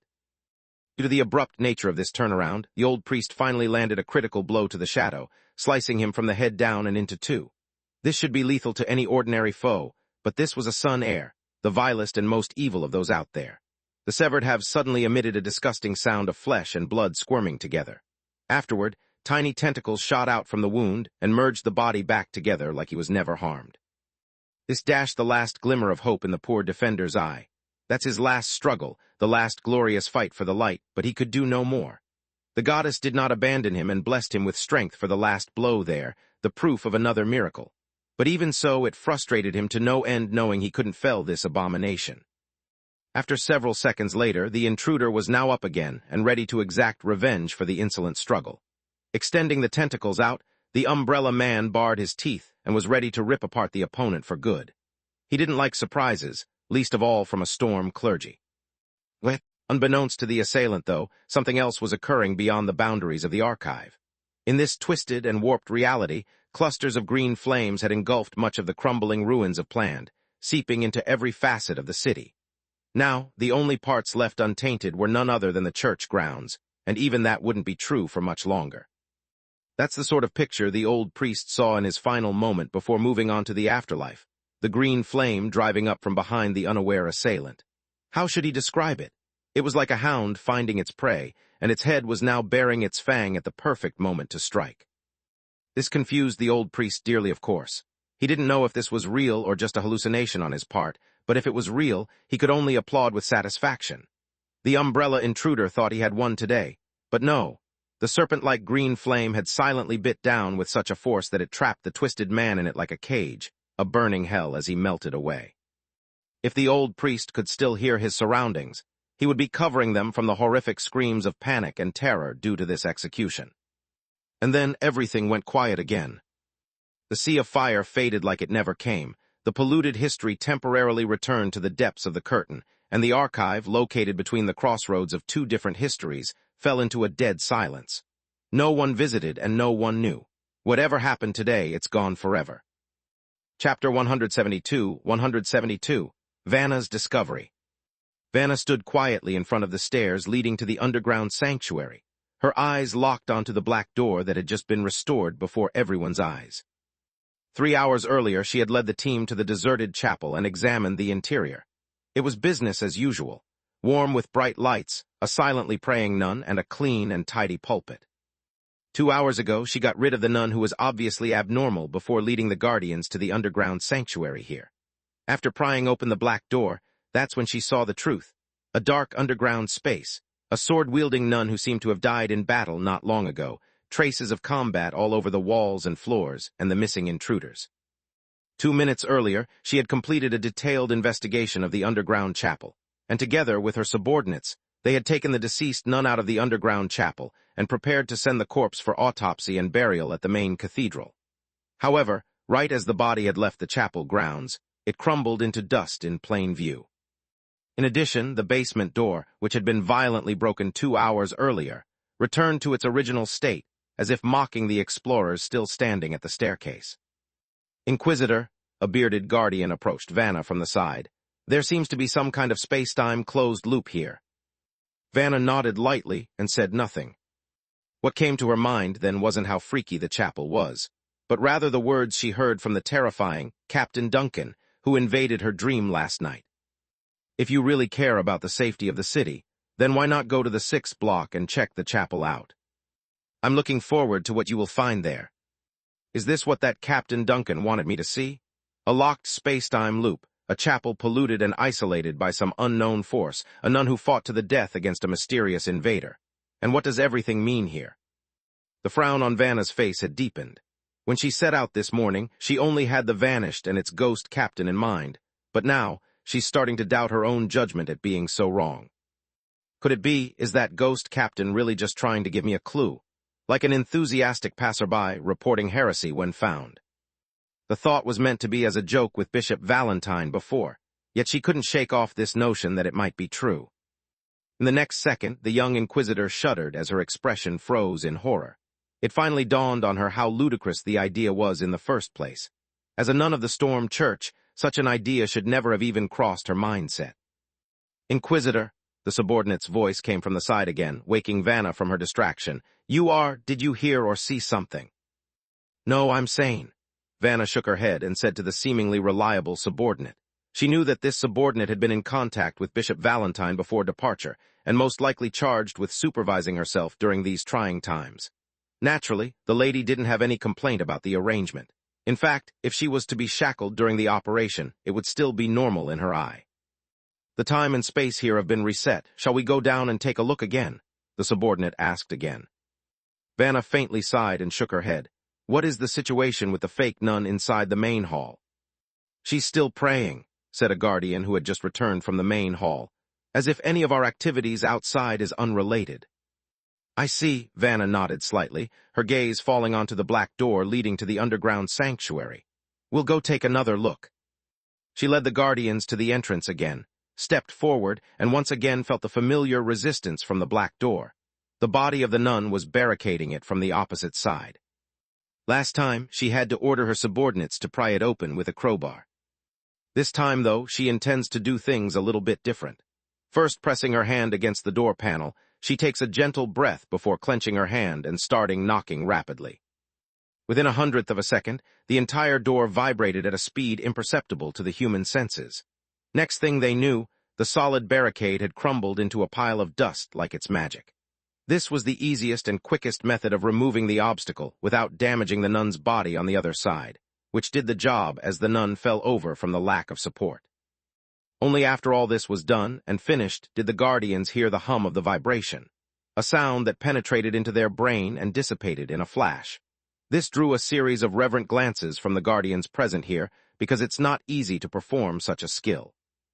Not minding the worship coming her way, Vanna unsheathed the broadsword from her back and strode forward with the lamp in hand. The glow of the lantern once again illuminated the dark underground space, and the scene was exactly the same as when they remembered. As expected, time and space here have returned to the original point. After another meticulous investigation, Vanna and the guardians returned to the dead nun lying next to the doorway. Not long ago, Vanna had tried to take the nun out of the underground sanctuary, but now she had realized that the body might have become part of the circular loop. The nun could no longer leave this place. Quietly gazing at the nun's blood-stained face, Vanna didn't know how long she had been pondering before she suddenly whispered, "Are you still fighting in this cycle?" A brief silence fell over the underground sanctuary over her words. That was until the voice of one of the guardians suddenly broke the silence. "Inquisitor, what do you think she was fighting against?" Vanna contemplated the possibilities, and after a long while, she raised her head and analyzed the existing information one by one. The underground sanctuary is a perfect sealing environment, and when the gate is closed, it becomes the perfect cage. The whereabouts of the church's guardians are unknown, but it is clear that they did not participate in the battle in the underground church. The nun locked herself here and came in with a weapon, which shows that she foresaw a battle before entering. There are no traces of the intruders left here. Considering that the space-time here is a closed structure, the intruders should also be constantly looping along with the nun. If this is true, the intruders should have been inside when we entered regardless of their speed. The guardians next to her listened to the analysis before one of them suddenly reacted. Only under one circumstance will the priesthood take the initiative to block themselves off and prepare for the final battle like this. Yes, there is only one situation that can warrant such drastic measures, Vanna said softly. Slowly standing up, her expression turned grim, when the priesthood discovers that a subspatial door is about to open from within their soul. "Subspace invasion," another guardian exclaimed in a low voice. "She's here to fight the shadow from within? Boo, but how is this possible? This is a church and—" "No one has ever received an alarm from this branch," Vanna finished the sentence for her subordinate. Of course, she knew how wrong that sounded. The priesthood who is completely polluted by subspace will become a carrier and open the door for evil to use. However, there is usually a process, especially in an environment like the church. Even if the matter is urgent, the watchman here should have had the opportunity to sound the alarm to those outside. However, it appears the contamination progressed so rapidly that she couldn't do anything else aside from grabbing a sword to lock herself away. Speaking of this, she paused and added another theory that just cropped up. It may also be that the alarm was issued, but due to the interference of subspace, the alarm never reached the main cathedral outside. "But this is not a sailing ship out on the sea," the guardian next to her muttered in disbelief. "This is land, and the church is under extensive protection. How can the power of subspace corrupt a priest so quickly and cut off external communication of the entire region?" "You're right, something terrible occurred here. I can sense this the second I entered." Vanna glanced around the underground room by using the lantern's light. Even from her distance, the walls and pillars making up the space was oozing with sinister secrets that she couldn't fathom. If subspace did pollute this chapel at some point, where did it all go now? Chapter 173. The fire is spreading. The pollution of subspace does not subside on its own, just as justice does not assert itself. After so many years of fighting the distorted shadow of the deep sea, Vanna knows this all too well. If this chapel had been polluted by subspace, and the nun on duty in the church had already lost in the event, then what invaded here would never have died on its own. Considering the weird remnants of the nun in the church's main hall and the atmosphere that was not quite right in the entire 6th block, the door to the underground sanctuary obviously failed to block the intruders inside. In that case, where did the invading subspace forces run off to? Vanna raised the lantern in her hand that's filled with the whale grease containing divine power. Wherever the light shone was what she saw, blade marks and bullet holes. It's as if someone had a story to tell by writing down these markings. Writing. Vanna furrowed her forehead as a jolt zapped her brain. If the nun had foreseen her death when she closed the door, wouldn't she have tried to leave a message to those coming to investigate later? That's the basic taught at the priesthood. Examine everything here again. She raised her head abruptly and instructed the guardians beside her in a loud voice. Check all the details. Sword marks, bullet holes, blood stains, all of them. This sister probably left some kind of message before she died. Yes, Inquisitor. The guardians moved with swift familiarity. They each carried a lantern of their own, so it didn't take long to cover most of the underground sanctuary. Vanna herself was certainly not idling either. After realizing that the fallen nun might leave a message somewhere, she returned to the place where the other party had initially died. Her first point would be the ground and walls near the main doorway beside the stairs. As to why she doesn't believe the message would be on the destroyed door, it's rather simple. The runes used to put up a protective ward were also on the door. If the deceased nun had written something over the runes, it would only decrease its potency.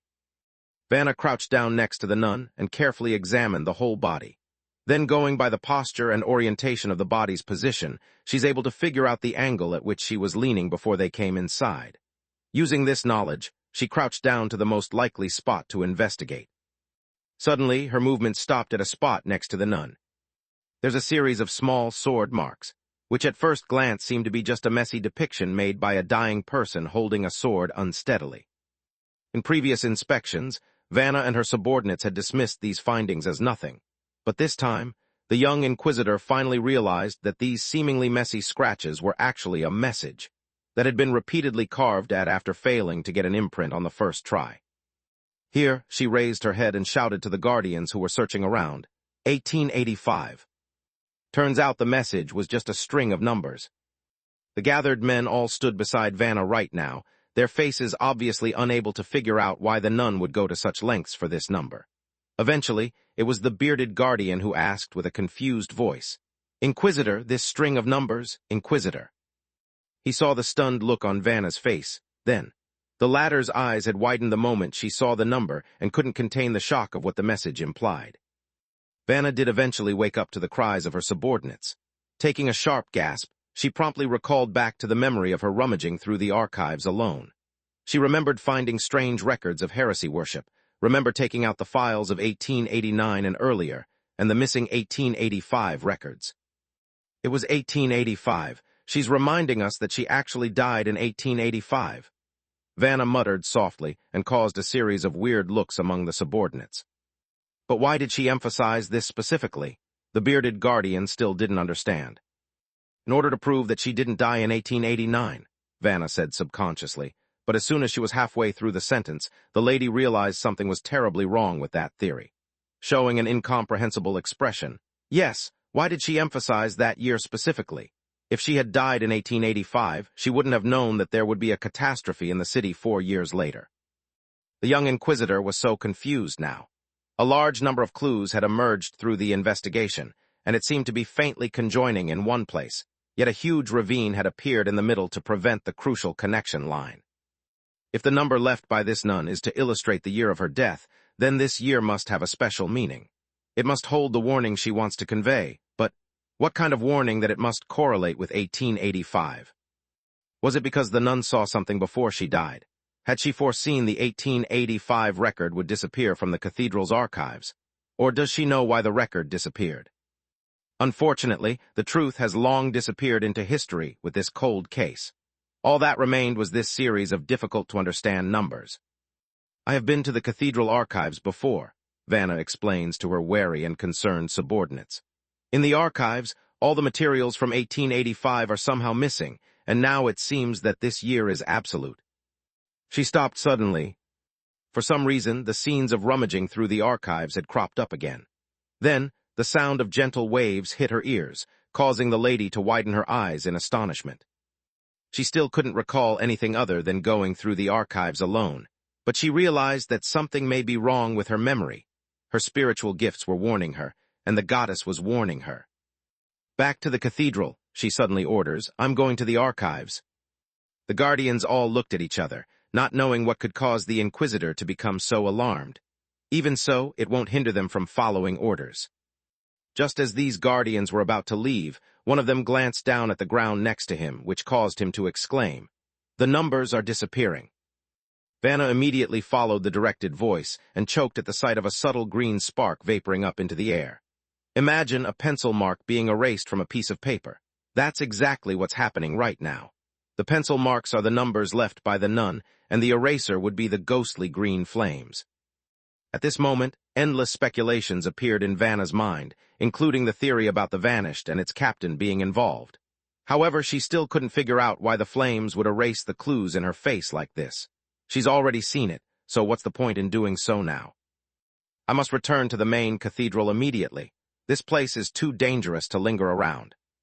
Don't go near that plot of the floor, and keep your distance from that flame if you ever encounter it. Vanna reminded her men.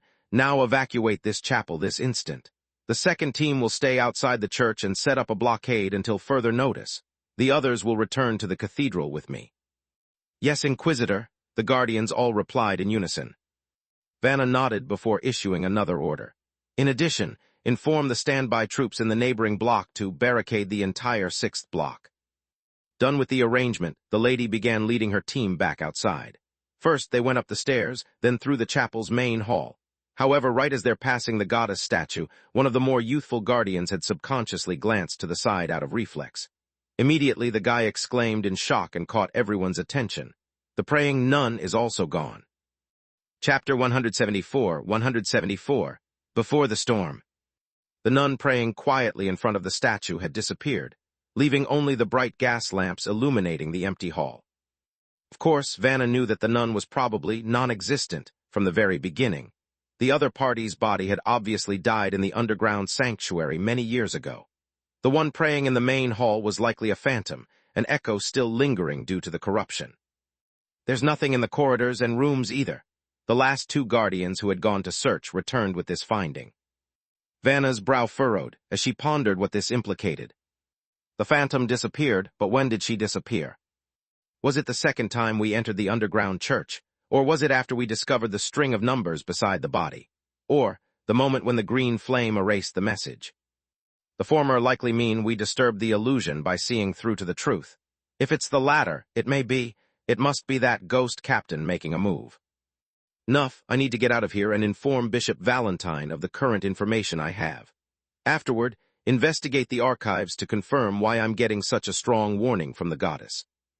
Vanna quickly led her team out of the church and came before the steam cars. But right before entering, she glanced back and saw the dilapidated church and the white dove perched atop the spire. For some reason, she couldn't take her eyes off of that bird, the only sign of life in these parts. Why is this dove still there? Vanna couldn't help but mutter in her heart. However, she quickly squashed that doubt and arranged for everyone to depart.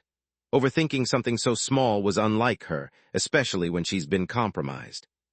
Meanwhile, the white dove had also taken to the air with the rumbling of the steam cars. She did not fly far, though, only to a nearby alley that was out of view from the guardians. Following a swoosh of green flaming vortex, Duncan stepped through the burning door that AI created for him. It was the right call to pull the lid off this matter. Compared to Shirley and Dog's investigative abilities, having professionals take a look is far more yielding. When close enough, Duncan could directly monitor the movements of those he imprinted beforehand. In the case of Vanna, he's already reinforced the connection during the last visit to the shop. Therefore, he could hear and see everything she did within the chapel earlier. Right now, the man's sorting through the information he obtained in his head. So the nun likely didn't get attacked by an intruder, but instead she had to fight against her own doppelganger from subspace. And a clergy can become a direct gateway into the real world if corrupted. That's something new. The last bit was the most concerning for Duncan amongst all the intel he had obtained thus far. It surprised him and confused him because it didn't really make sense. Duncan didn't know much about the gods of this world and their churches, but nevertheless, he could confirm the position of these religions was on the side of order and light based on his observation. The fact that a clergy of such a righteous faction could fall so deeply if they slipped was worrisome, but most of it begs the question of why. It appears the connection between the subspace and the real world is more complicated than I first thought. In addition, there is the number 1885 left by the nun. If Vanna's judgment is correct, the nun died not in 1889 but in 1885, and the chapel should have been consumed by the distortion since that year. What does this all mean? Duncan's thoughts process was getting muddy by all the contradicting new information. Heaving a long sigh, he rubbed his fingertip and summoned up a cluster of green flames.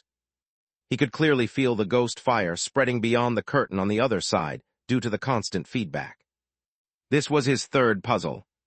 Unlike Vanna's theory of him interfering and wiping away the string of numbers from the floor, he didn't. In fact, the guy was more confused than the lady in this regard. The reason?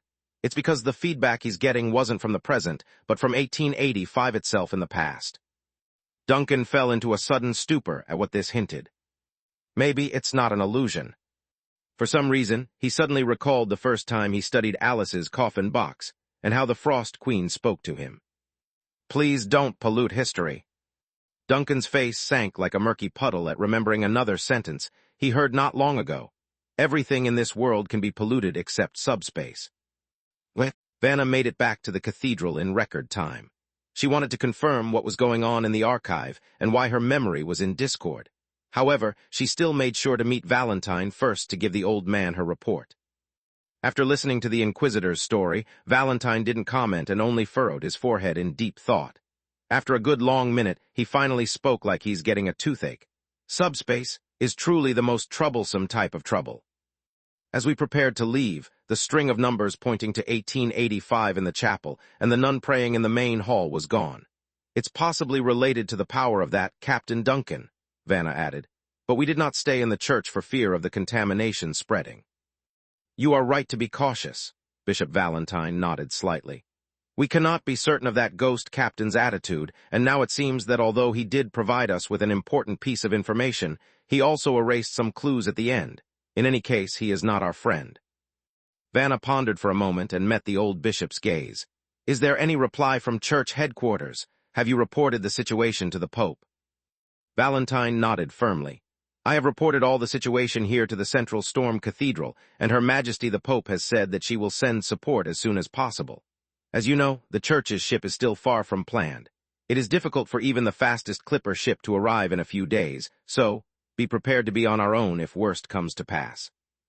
As he spoke, the old bishop sighed softly and turned to gaze at the statue of Gamona. Disaster is brewing, and we do not know when it will break out.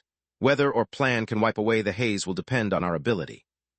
Chapter 175, 175. Dark clouds overwhelm the city. The sky had become overshadowed by thick clouds at some unknown point. Therefore, it's uncomfortably gloomy as the cold air poured into the city, piercing into the bones of the citizens on this island.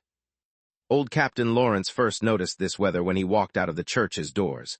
Shuddering as he shrunk his neck in, he glanced up and mumbled, "Darn it, what back luck! My observation period just ended, and I'm going to get soaked during my walk home."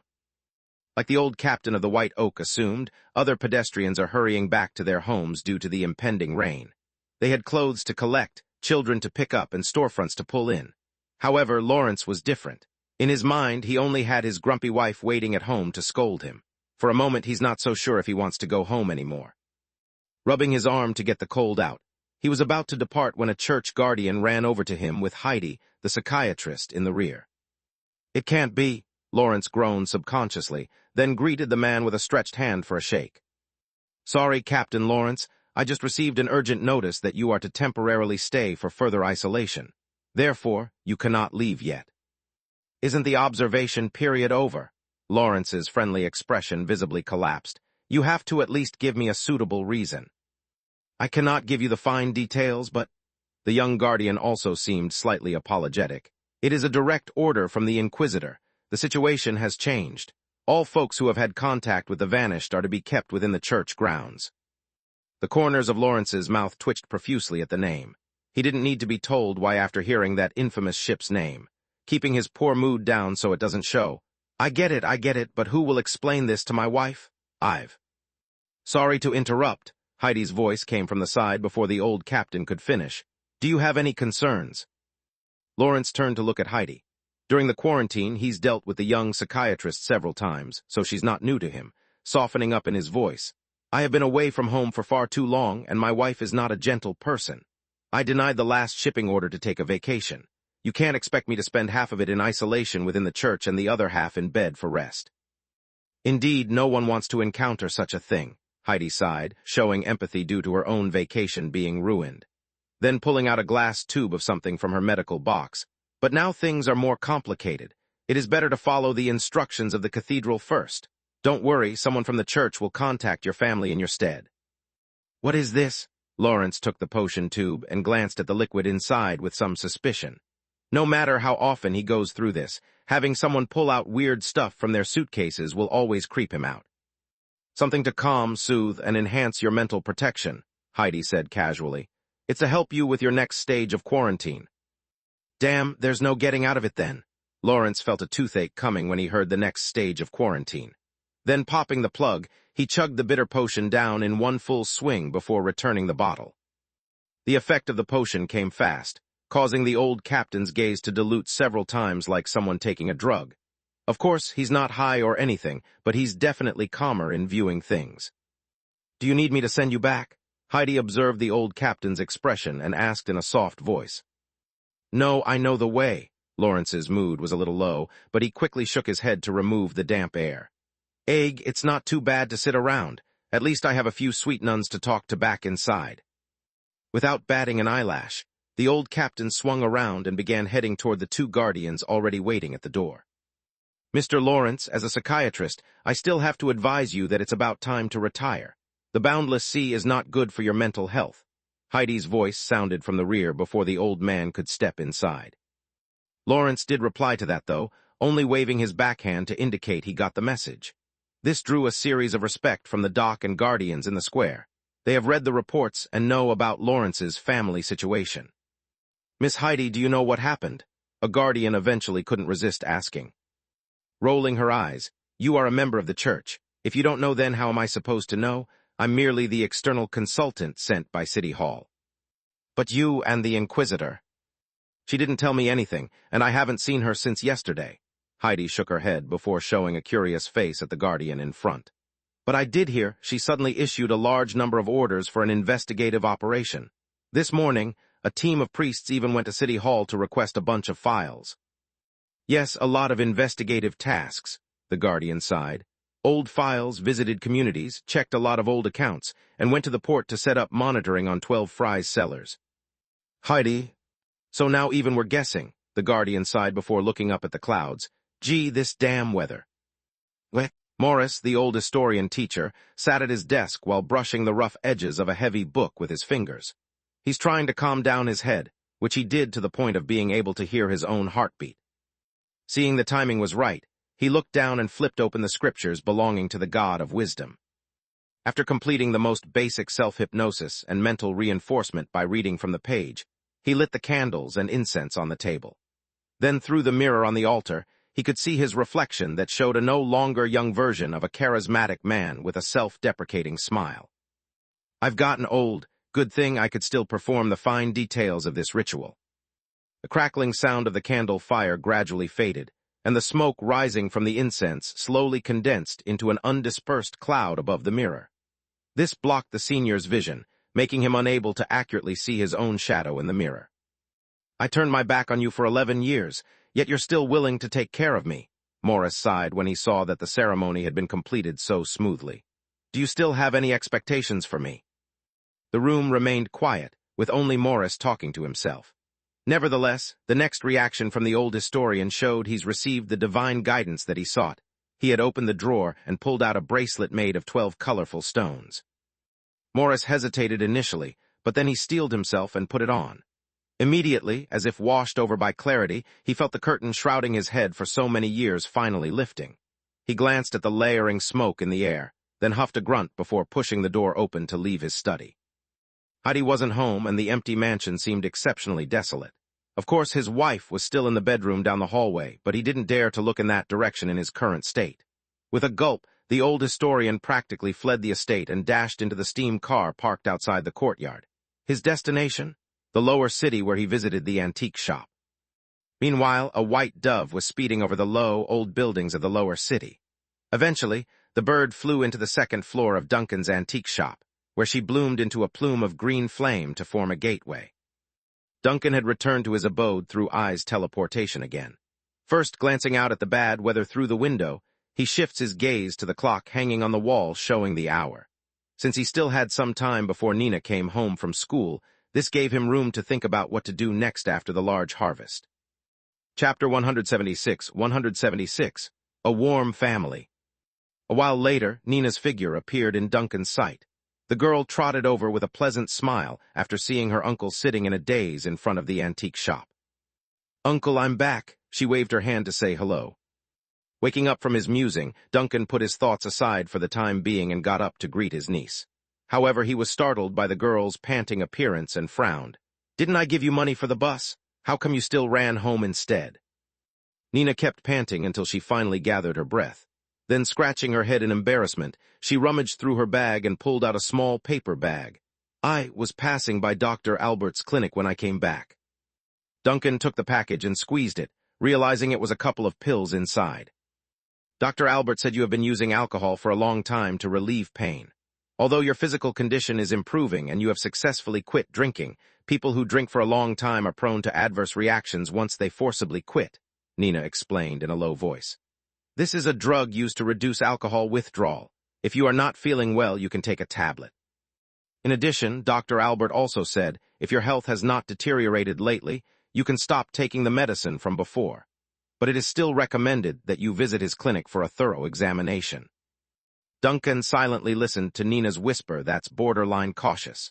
He knew what she was trying to do, so he waited until she finished before placing a hand on the girl's hair and ruffling it. "Uncle," Nina raised her head suspiciously but saw Duncan's expression had grown considerably more severe. This left her a bit uneasy inside. What's wrong? Are you not feeling well, or?" "I'm fine," Duncan suddenly laughed and bent down to eye level with his niece.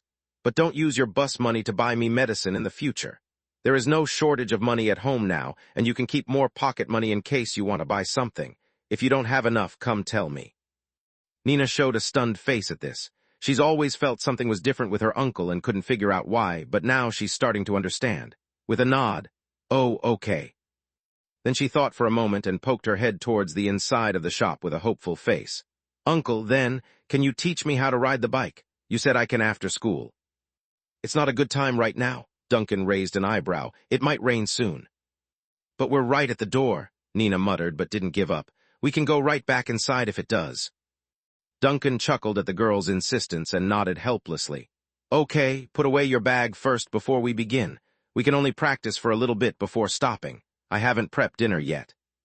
"Okay." Nina immediately jumped cheerfully and ran inside. Casually tossing her school bag aside, the girl struggled to push the brand new bike outside due to how unfamiliar she was with the vehicle. "Actually, I think you have to learn to ride from scratch." Duncan sighed at Nina's clumsy appearance and stepped forward to help by controlling the handlebars. "We can start by teaching you how to keep your balance. Don't worry, I will keep my hands in the rear so that you won't fall." Nina nodded obediently. After Duncan helped onto the seat, she grabbed the handlebar and clumsily pedaled the wheels like she was tackling the most challenging thing ever. "Uncle, you must hold it. Don't let go." Okay, just trust me." A slightly salty and cold wind blew through the old streets of the lower city, rolling up fallen leaves and flying dust among the low, dilapidated buildings. Matched this dreary mood with the dark clouds looming overhead, it's giving this neighborhood an ominous and heavy atmosphere. Yet, despite this, the jingling bell and giggling here brought a ray of life to the street. Nearby, a black vintage car had just stopped in the open space around the corner when this was happening. Mr. Morris had just stepped out of the vehicle in his short top hat and long overcoat. At first, the old historian only had the antique shop in his eye, but as the uncle and niece were practicing out in the open, his attention was soon drawn toward the sound. It's such a warm scene, a child and her guardian spending time together as a family. As an outsider, he shouldn't be involving the innocent. However, he also remembered his own daughter after she visited. Heidi only spent an afternoon here that day, and the protection had been activated. As a father, he couldn't turn a blind eye when something posed a danger to his only child. "May wisdom give me insight, enlighten my mind, see the truth, and see through the fog." Morris whispered this prayer after pulling out a monocle from his pocket. He placed the item over one of his eyes to let the blessing work. Immediately, Morris fell into a trance as he stared in the direction of the antique shop, the runes on the frame glowing due to the magic. "May wisdom give me insight." He whispered the chant again and clamped the monocle onto one of his eyes. This scene repeated again and again for several times, until a gush of the cold wind changed the sequence. Shivering, Morris rubbed his shoulders out of reflex to warm up. That's when he finally noticed the bracelet on his wrist. It should have 12 colored stones when he brought it out. He remembered this clearly. However, the bracelet now only had 8 stones left. 4 were missing. Freezing as if struck by thunder, Morris found his heart pounding in fear as his blood turned cold and numb. He knew what this meant, and as if on cue to his horror, the giggling delight of a girl's voice caught his ear. "Uncle, you mustn't let go. Ah, it's crooked, the bike is going to fall." A middle-aged man with a gentle voice replied happily. "I'm holding it, don't pedal so hard. You can straighten it back if you keep the handlebar straight. Now slowly pedal while keeping your posture. See, you're not falling." "You mustn't let go, I'm going now." "Don't worry, I'm right behind you." Unlike the two voices, Morris's ears were hearing more than just a simple conversation. In addition to the niece and uncles, he also heard the static sound of countless murmurs mixed within. Rigidly turning his head, the old historian's gaze eventually fell upon the open space in front of the antique shop. Strong warning signs welled up from his soul, and the bracelet of the remaining 8 stones made a low and strange rumbling as if whimpering.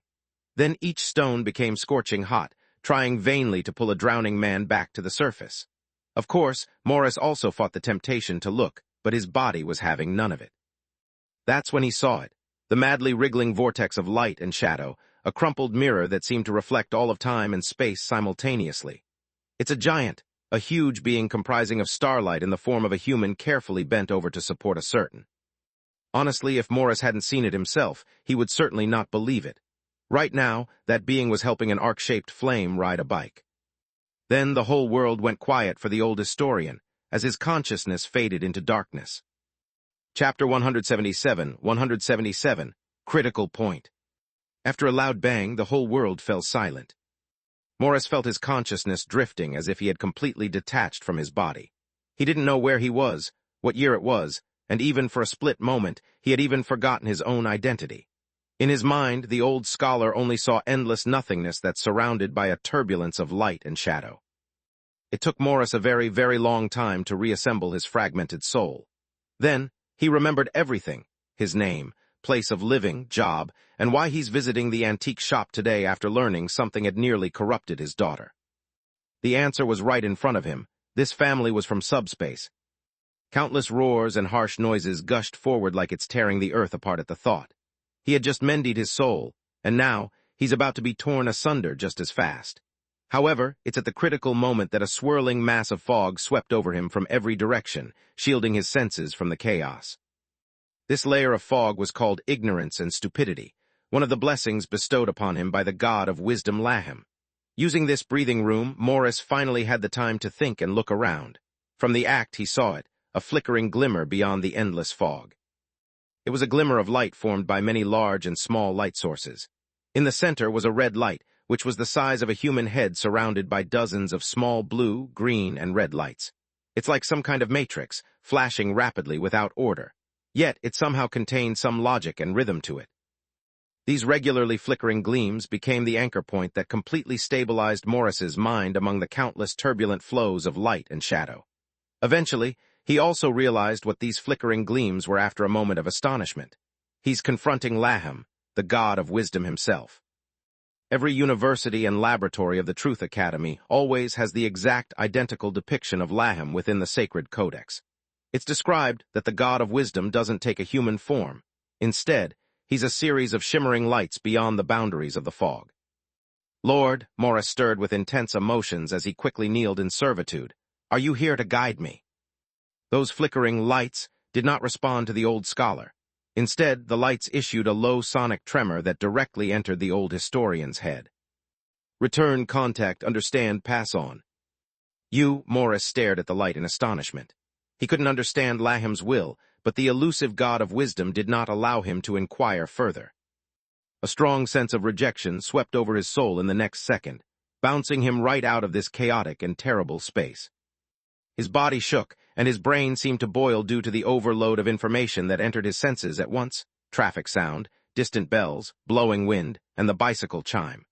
Then there was the sound of rapidly approaching footsteps, the concerned voice of a girl that sounded vaguely like his student's.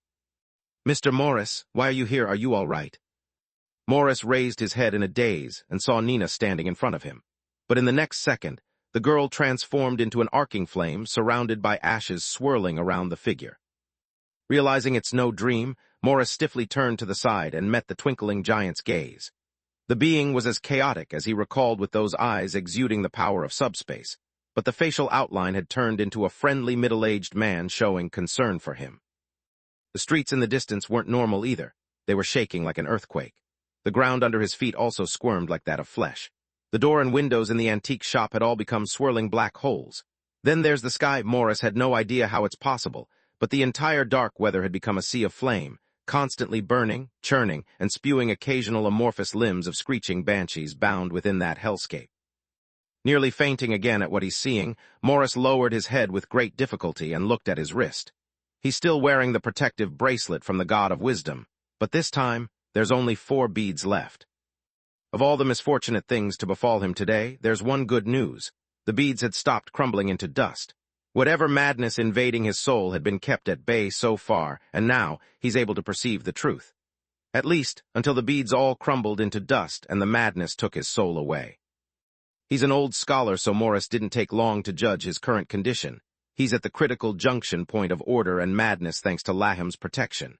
He may recover afterward, or he may find himself corrupted beyond repair and transform into an actual monster. Whatever the case may be, Morris had no say in it. That much he knew. While Morris was thinking hard and slowly, Nina and Duncan were also eyeing the old historian with concern. It's clear the school teacher wasn't in a good state. They were practicing with the bike earlier when they suddenly saw Morris standing in the clearing next to them. Originally, Nina wanted to run over to say hello, but when she was halfway over there, she noticed that the expression on the old gent's face had gotten weird and freaky. Dullness, trance, unresponsiveness to the outside world, like falling asleep while standing with your eyes open. It couldn't be, did he suddenly come down with dementia? Duncan muttered without confidence. Then, reaching out with a hand to shake Morris back to reality, he turned to Nina after getting no response. Has your teacher ever fallen into a daze like this in school? No, Nina shook her head and said as she stepped forward to support the old historian's arm. Teacher has always been in good health, so how could he suddenly develop dementia? We can't be sure about old folks. Duncan grabbed Morris's other arm, then glanced up at the sky. And let's not talk outside. See, the sky's about to rain. Let's help your teacher inside first before he gets soaked. Nina agreed by nodding. First bringing the dazed Morris inside, the girl swiftly trotted back out and got her bike inside as well. Meanwhile, Duncan had helped the old historian onto a chair next to the counter. The old gent was still stiff, but some light had returned to those eyes that had focused on Duncan's figure. Return, contact, understand, pass on. Morris's last surviving sanity seemed to understand these words as they echoed in his ears. Is this the will of the God of Wisdom? Have me continue contact with this existence. At this point, Duncan's figure had temporarily stabilized into human form through Morris's eye. Although the scene around the old historian is still shaky and squirming like a cave of flesh, it's at least less chaotic than the nothingness he fell into initially. Here, he could still think and feel fear. This seemingly ordinary antique store owner was something that shouldn't exist in the real world. His own student, the girl who always smiled gently and was always sunny and optimistic, was not a normal human being either. And he, ordered by Lahim himself, was to continue to stay here and communicate with this family, despite being on the cusp of falling into madness. Despite his woes, another crazier and bolder idea was propping up in this historian's heart. He's able to peer into subspace, the forbidden zone of mortals. As someone that's versed in history, Morris knows all too well what the great of knowledge seekers did in the ancient kingdom of Crete.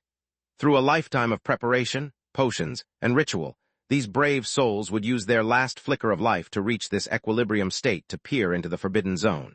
It's both a sacrifice and a gift of knowledge to those still living. And now Morris was standing on this battlefield, where countless sages died in eras past. Slowly, the dazed look of the old gent changed from dullness to determination. Morris was no longer fearful but brave and strong, as all of those sages before him did when confronting evil. They are warriors of the book. They don't brandish swords or guns, but with knowledge and the book. He will fight. Hello, Mr. Duncan. The old historian spoke with force as his hand formed a tight ball to subdue the urge to tremble. Contrary to the combative stance of Morris, Duncan, on the other hand, didn't know what's going through the guest's head and only got creeped out by the powerful gaze that seemed to pierce his flesh. This old gent, why is he making such a scary smile? Chapter 178, 178, Friendship.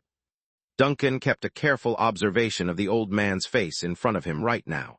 He didn't know what's wrong with the other guy since he's no doctor, but even he could tell Morris wasn't in a good state of health. "Do you need me to find a doctor?" he asked with concern. "How do you feel now? Is there any dizziness or nausea, or is it mental trance?" Morris rubbed his forehead in pain due to Duncan's voice. Unlike what the shop owner was saying, the old historian was being blasted by tens of thousands of overlapping roaring noises between those words. Like a patient being overloaded, he could only dully nod his head in reply. "I'm fine, just need a little rest." The existence in front of me, the being that has its main body and who knows where, was expressing concern for me. Regardless of the truth, Morris did not dare to think about what was actually under the surface of this concerned being. Maybe there's 1,000 pairs of eyes staring at him, or densely wriggling teeth and tongues ready to chew him apart. In fact, are those words of concern even words of a human being and not murmurs from subspace itself? At the same time, the old historian had been trying to close his true eye after getting out of the car earlier. It's the ability granted to those who followed the God of wisdom when exploring the supernatural. And now, Morris finally got to experience why they say this blessing was called the greatest and most dangerous of all the blessings given by the four gods. He failed, of course. After opening his true eye, it cannot be closed for the next while. And what if he closed it? What would that do now with his mind in this messed-up state? Morris dazedly thought for a bit before slowly speaking. "I just came to take a look, give my thanks. Yes, give thanks for my daughter. Thank you again for your help in the museum last time. She had me." He suddenly got stuck like he didn't know if he should bring up his daughter. After hesitating for several seconds, he somehow came to a decision. "She asked me to deliver a letter over. It's in my pocket." Fumbling around, the old man took out a carefully sealed envelope from his pocket and handed it to Duncan, who promptly received it and opened the package to find a greeting and the report regarding Nina's mental health. This was what Heidi summed up after the last hypnotherapy for Nina, which the doc did mention the results would be mailed over at a later date. "You don't have to be so polite. In that kind of a situation, giving a helping hand is merely my instinct at work." Duncan puts away the letter and got all formal. "Do thank Miss Heidi on my behalf. Nina is much better now after the last treatment, and she haven't had that strange dream lately either." Morris nodded, pressed his fingers to his temples, and organized his language while guiding himself not to stare into Duncan's eyes. Are you okay these days?" "Me, I'm fine." Duncan felt a little baffled by the question. In fact, he's finding it strange that the old scholarly gent would open the topic in this fashion. Healthy, full of energy, and in a good mood, except that today's bad weather is a little depressing. There is nothing bad. Weather? This small change in the weather can still make an evil god feel depressed. Is this a new joke that has recently become popular in subspace? Morris found his mental state gradually getting better, and could even mutter the protest in his head. "Uncle, I put my bike away and closed the shop door. It's getting windy outside. How is Mr. Morris?" Nina's yelled over the corner where she was busy with the bike. "He's much better now, but he's unable to tell me where he's feeling unwell."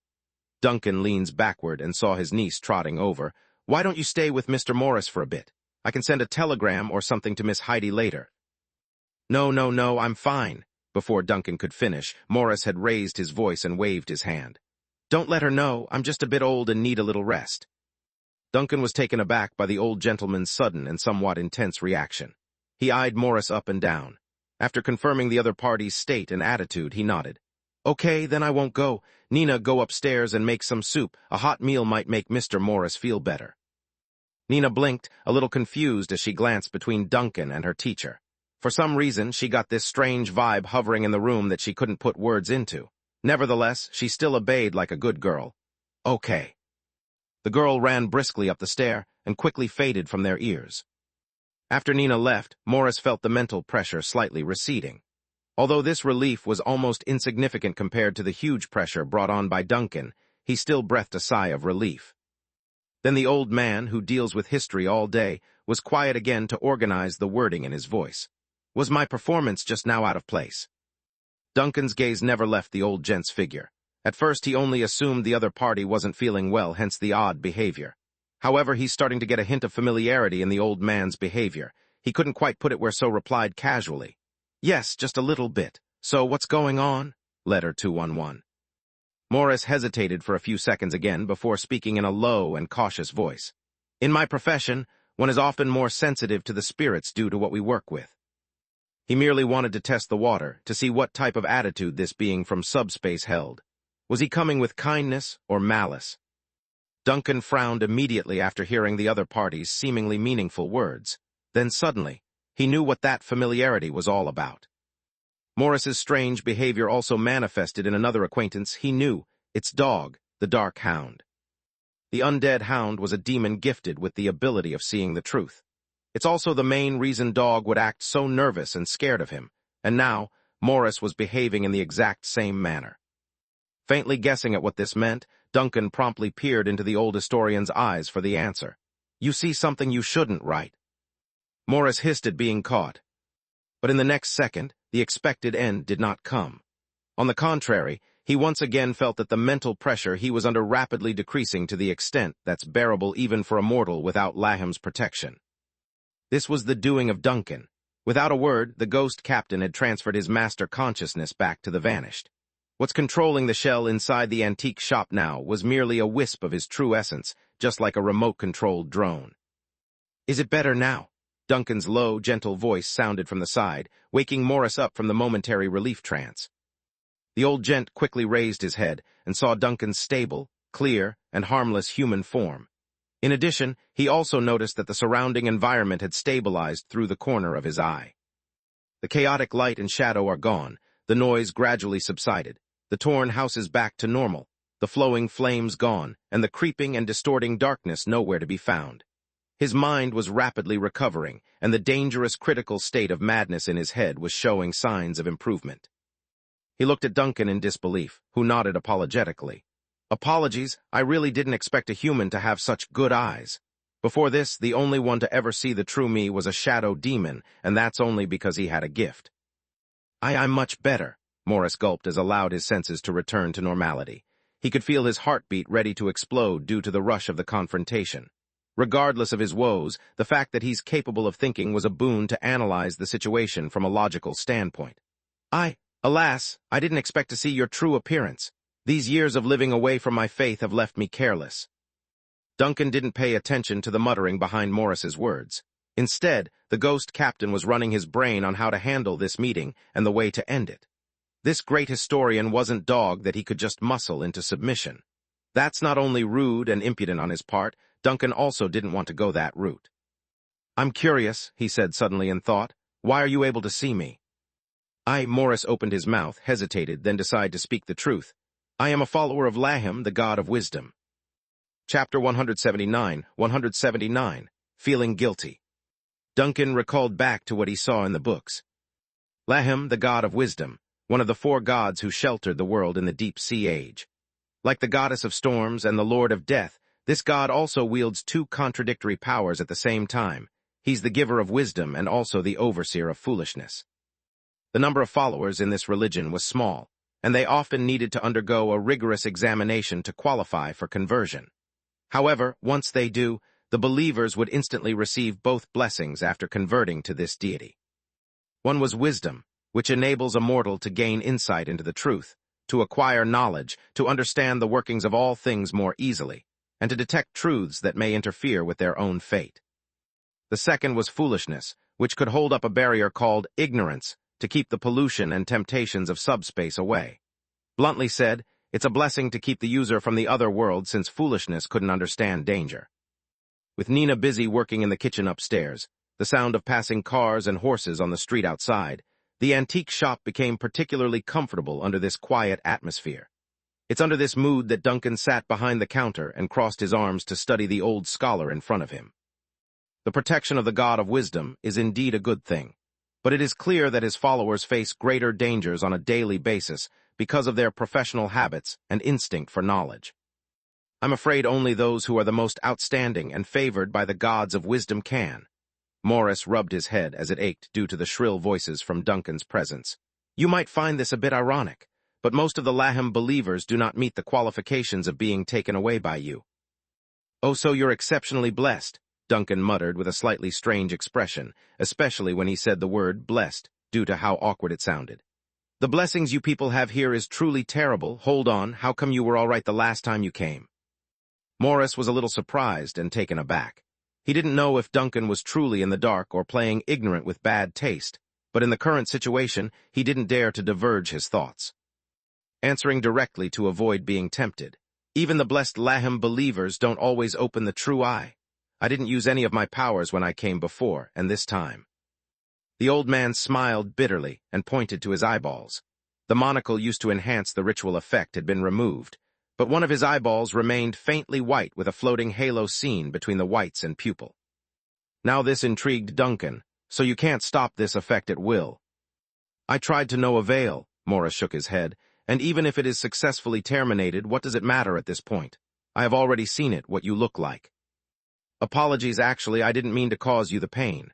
Duncan was still feeling sorry and lowered his stance. Will you be able to recover after you go back, or do you need some special treatment? Morris opened his mouth, feeling very much conflicted due to the interaction. In his earlier years of studies, he had imagined himself one day encountering a shadow of subspace at some point due to all his research. The difference, though, was that he didn't expect the shadow to be so intense and strange. I'm fine, the old gentleman finally shook his head. I'm much better now that you retracted your aura. I think I should be fine. Well, that's good to hear. It seems I will have to be more careful in the future. If there are more good-eyed individuals like you in the city, then things will get very troublesome.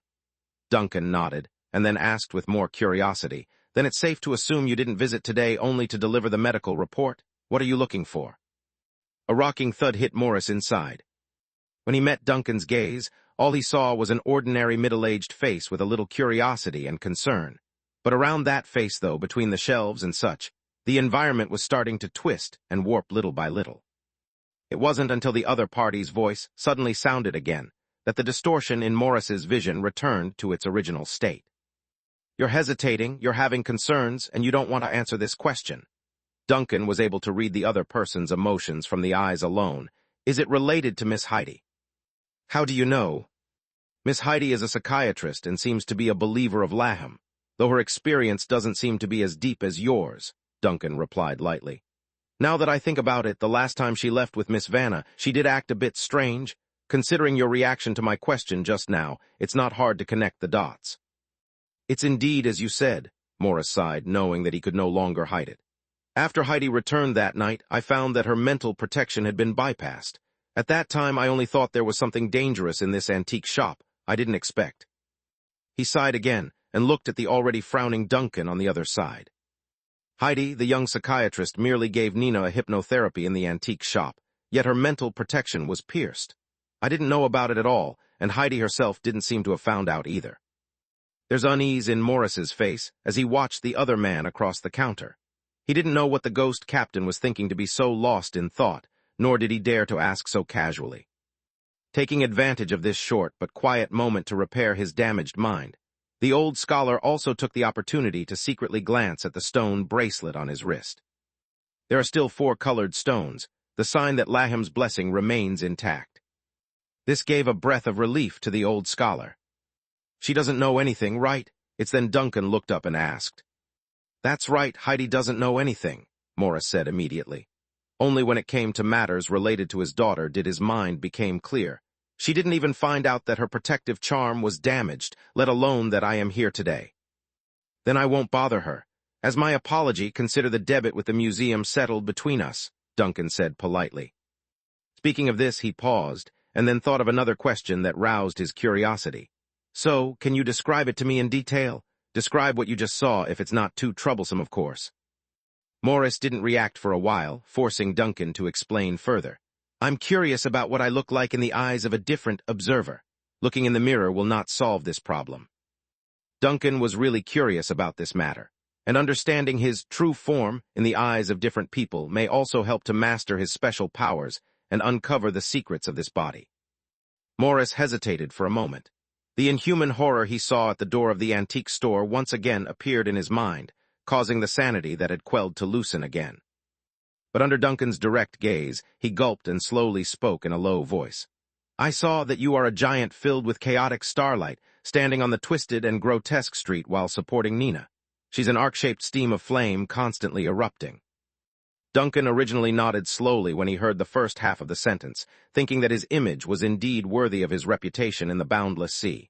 However, the second half of the sentence sent him into shock as his eyes popped. "Oomph! What are you talking about? What did you say Nina is in your eyes?" Morris got taken aback by the strong reaction, but didn't bother to think about why. "I saw an arcing flame that was erupting violently. Is there anything wrong with this?"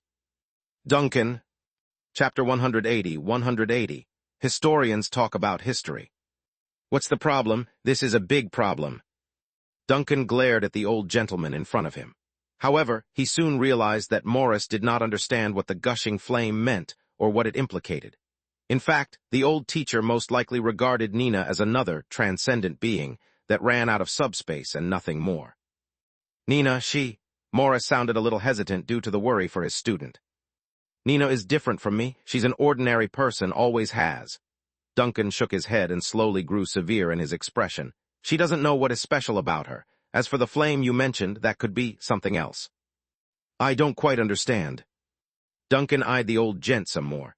Once he's confirmed there's no lie, he finally decides to drop the subject and go around the sun fragment.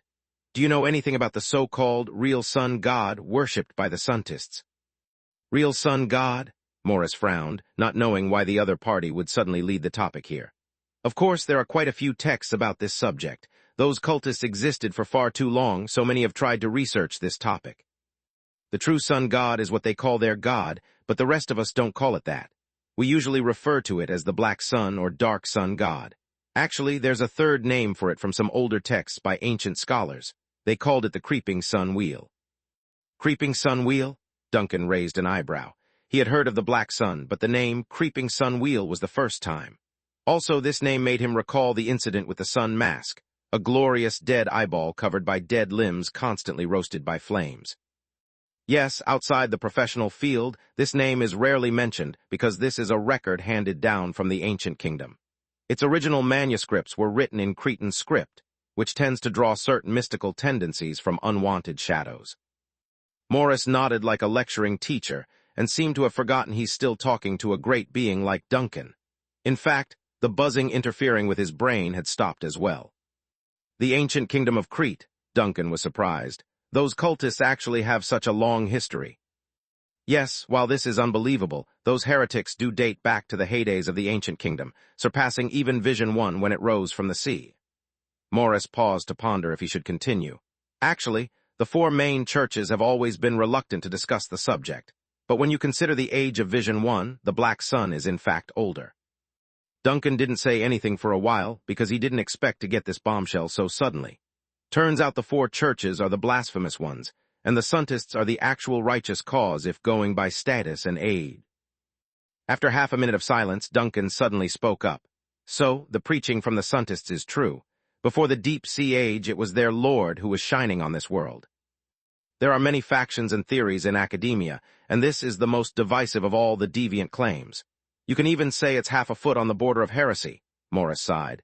"But the existence of many manuscripts in the kingdom of Crete makes it impossible to avoid this question. Let's just assume those cultists held some truth and leave it at that." Duncan shook his head slightly. "But that doesn't change the fact that their beliefs are now very dangerous to the current world. After all, no matter what their lord was like before the deep sea age, his current state is." Morris pricked up his ear at the last bit and grew sharp. "Hold on your meaning." "I happened to meet it once." Duncan felt it was necessary to come up with some weighty information to get this gentleman's attention. He had already gained so much knowledge from this scholar. If this friendship were to last, he must also give something in return. "How to say it, that thing was so miserable that I couldn't bear to watch. There's no hope of recovery for sure, and whatever act these Suntists are doing, it will only push their lord toward a crazier and twisted direction." He paused and glanced at the old gentleman opposite to him. "Do you want me to tell you what he looks like now? Maybe it will." Morris instantly exclaimed and cut Duncan off. "No need." Immediately afterward, he noticed how offensive his behavior was and quickly coughed to clear the air. "This is not a knowledge I should be exposed to." "Oh yes, apologies." Duncan returned to his senses and quickly waved the subject off. "Then let's not discuss this topic in the future. So about the Black Sun faith, what achievements have they made throughout history? Have they ever succeeded anywhere after performing so much human sacrifice?" The Suntists caused a lot of damage. There's no question about that. As for resurrecting the Black Sun, I can only recall a few records with wide-ranging effects. The earliest records are at the end of the Chaotic Era. Due to the long-term accumulation of a vast number of historical legacies after the collapse of the ancient kingdom, several city-states continued to break out into fighting and famine. The Suntists took advantage of this void to create a big blood right within a city-state called Karen. They summoned a huge fireball that hovered over the island for 5 full days. At the end of it all, the entire city had become one big piece of glass. Another time occurred in the era of the Classical Era. The exact cause is no longer known, and the result was that several smaller city-states on the edge of the civilized world disappeared overnight. Witness records show huge luminous fissures in the sky, in which the creeping sun wheel rose and stripped the ocean of these islands with gravitational force. The most recent one occurred at the beginning of the new calendar, and it was also the strangest one because there was no evidence left of the incident. In fact, no one even remembers what exactly happened and where. Duncan listened with a stunned look and couldn't resist asking for more. No one can remember its occurrence. Then how did everyone know the Suntists were behind such a large-scale event? That's the weird part. This is already beyond the field of what most scholars could dabble in. However, my status within the Truth Academy allowed me to peer into some relevant information within the library. Morris nodded and then made a grim face. That event did occur. There's no question, because on one random morning a message suddenly appeared on the most sacred artifact of the Flame Bearers, the Chronology Pillar. The line refers to a city-state that does not exist at all, and there is only one sentence in total.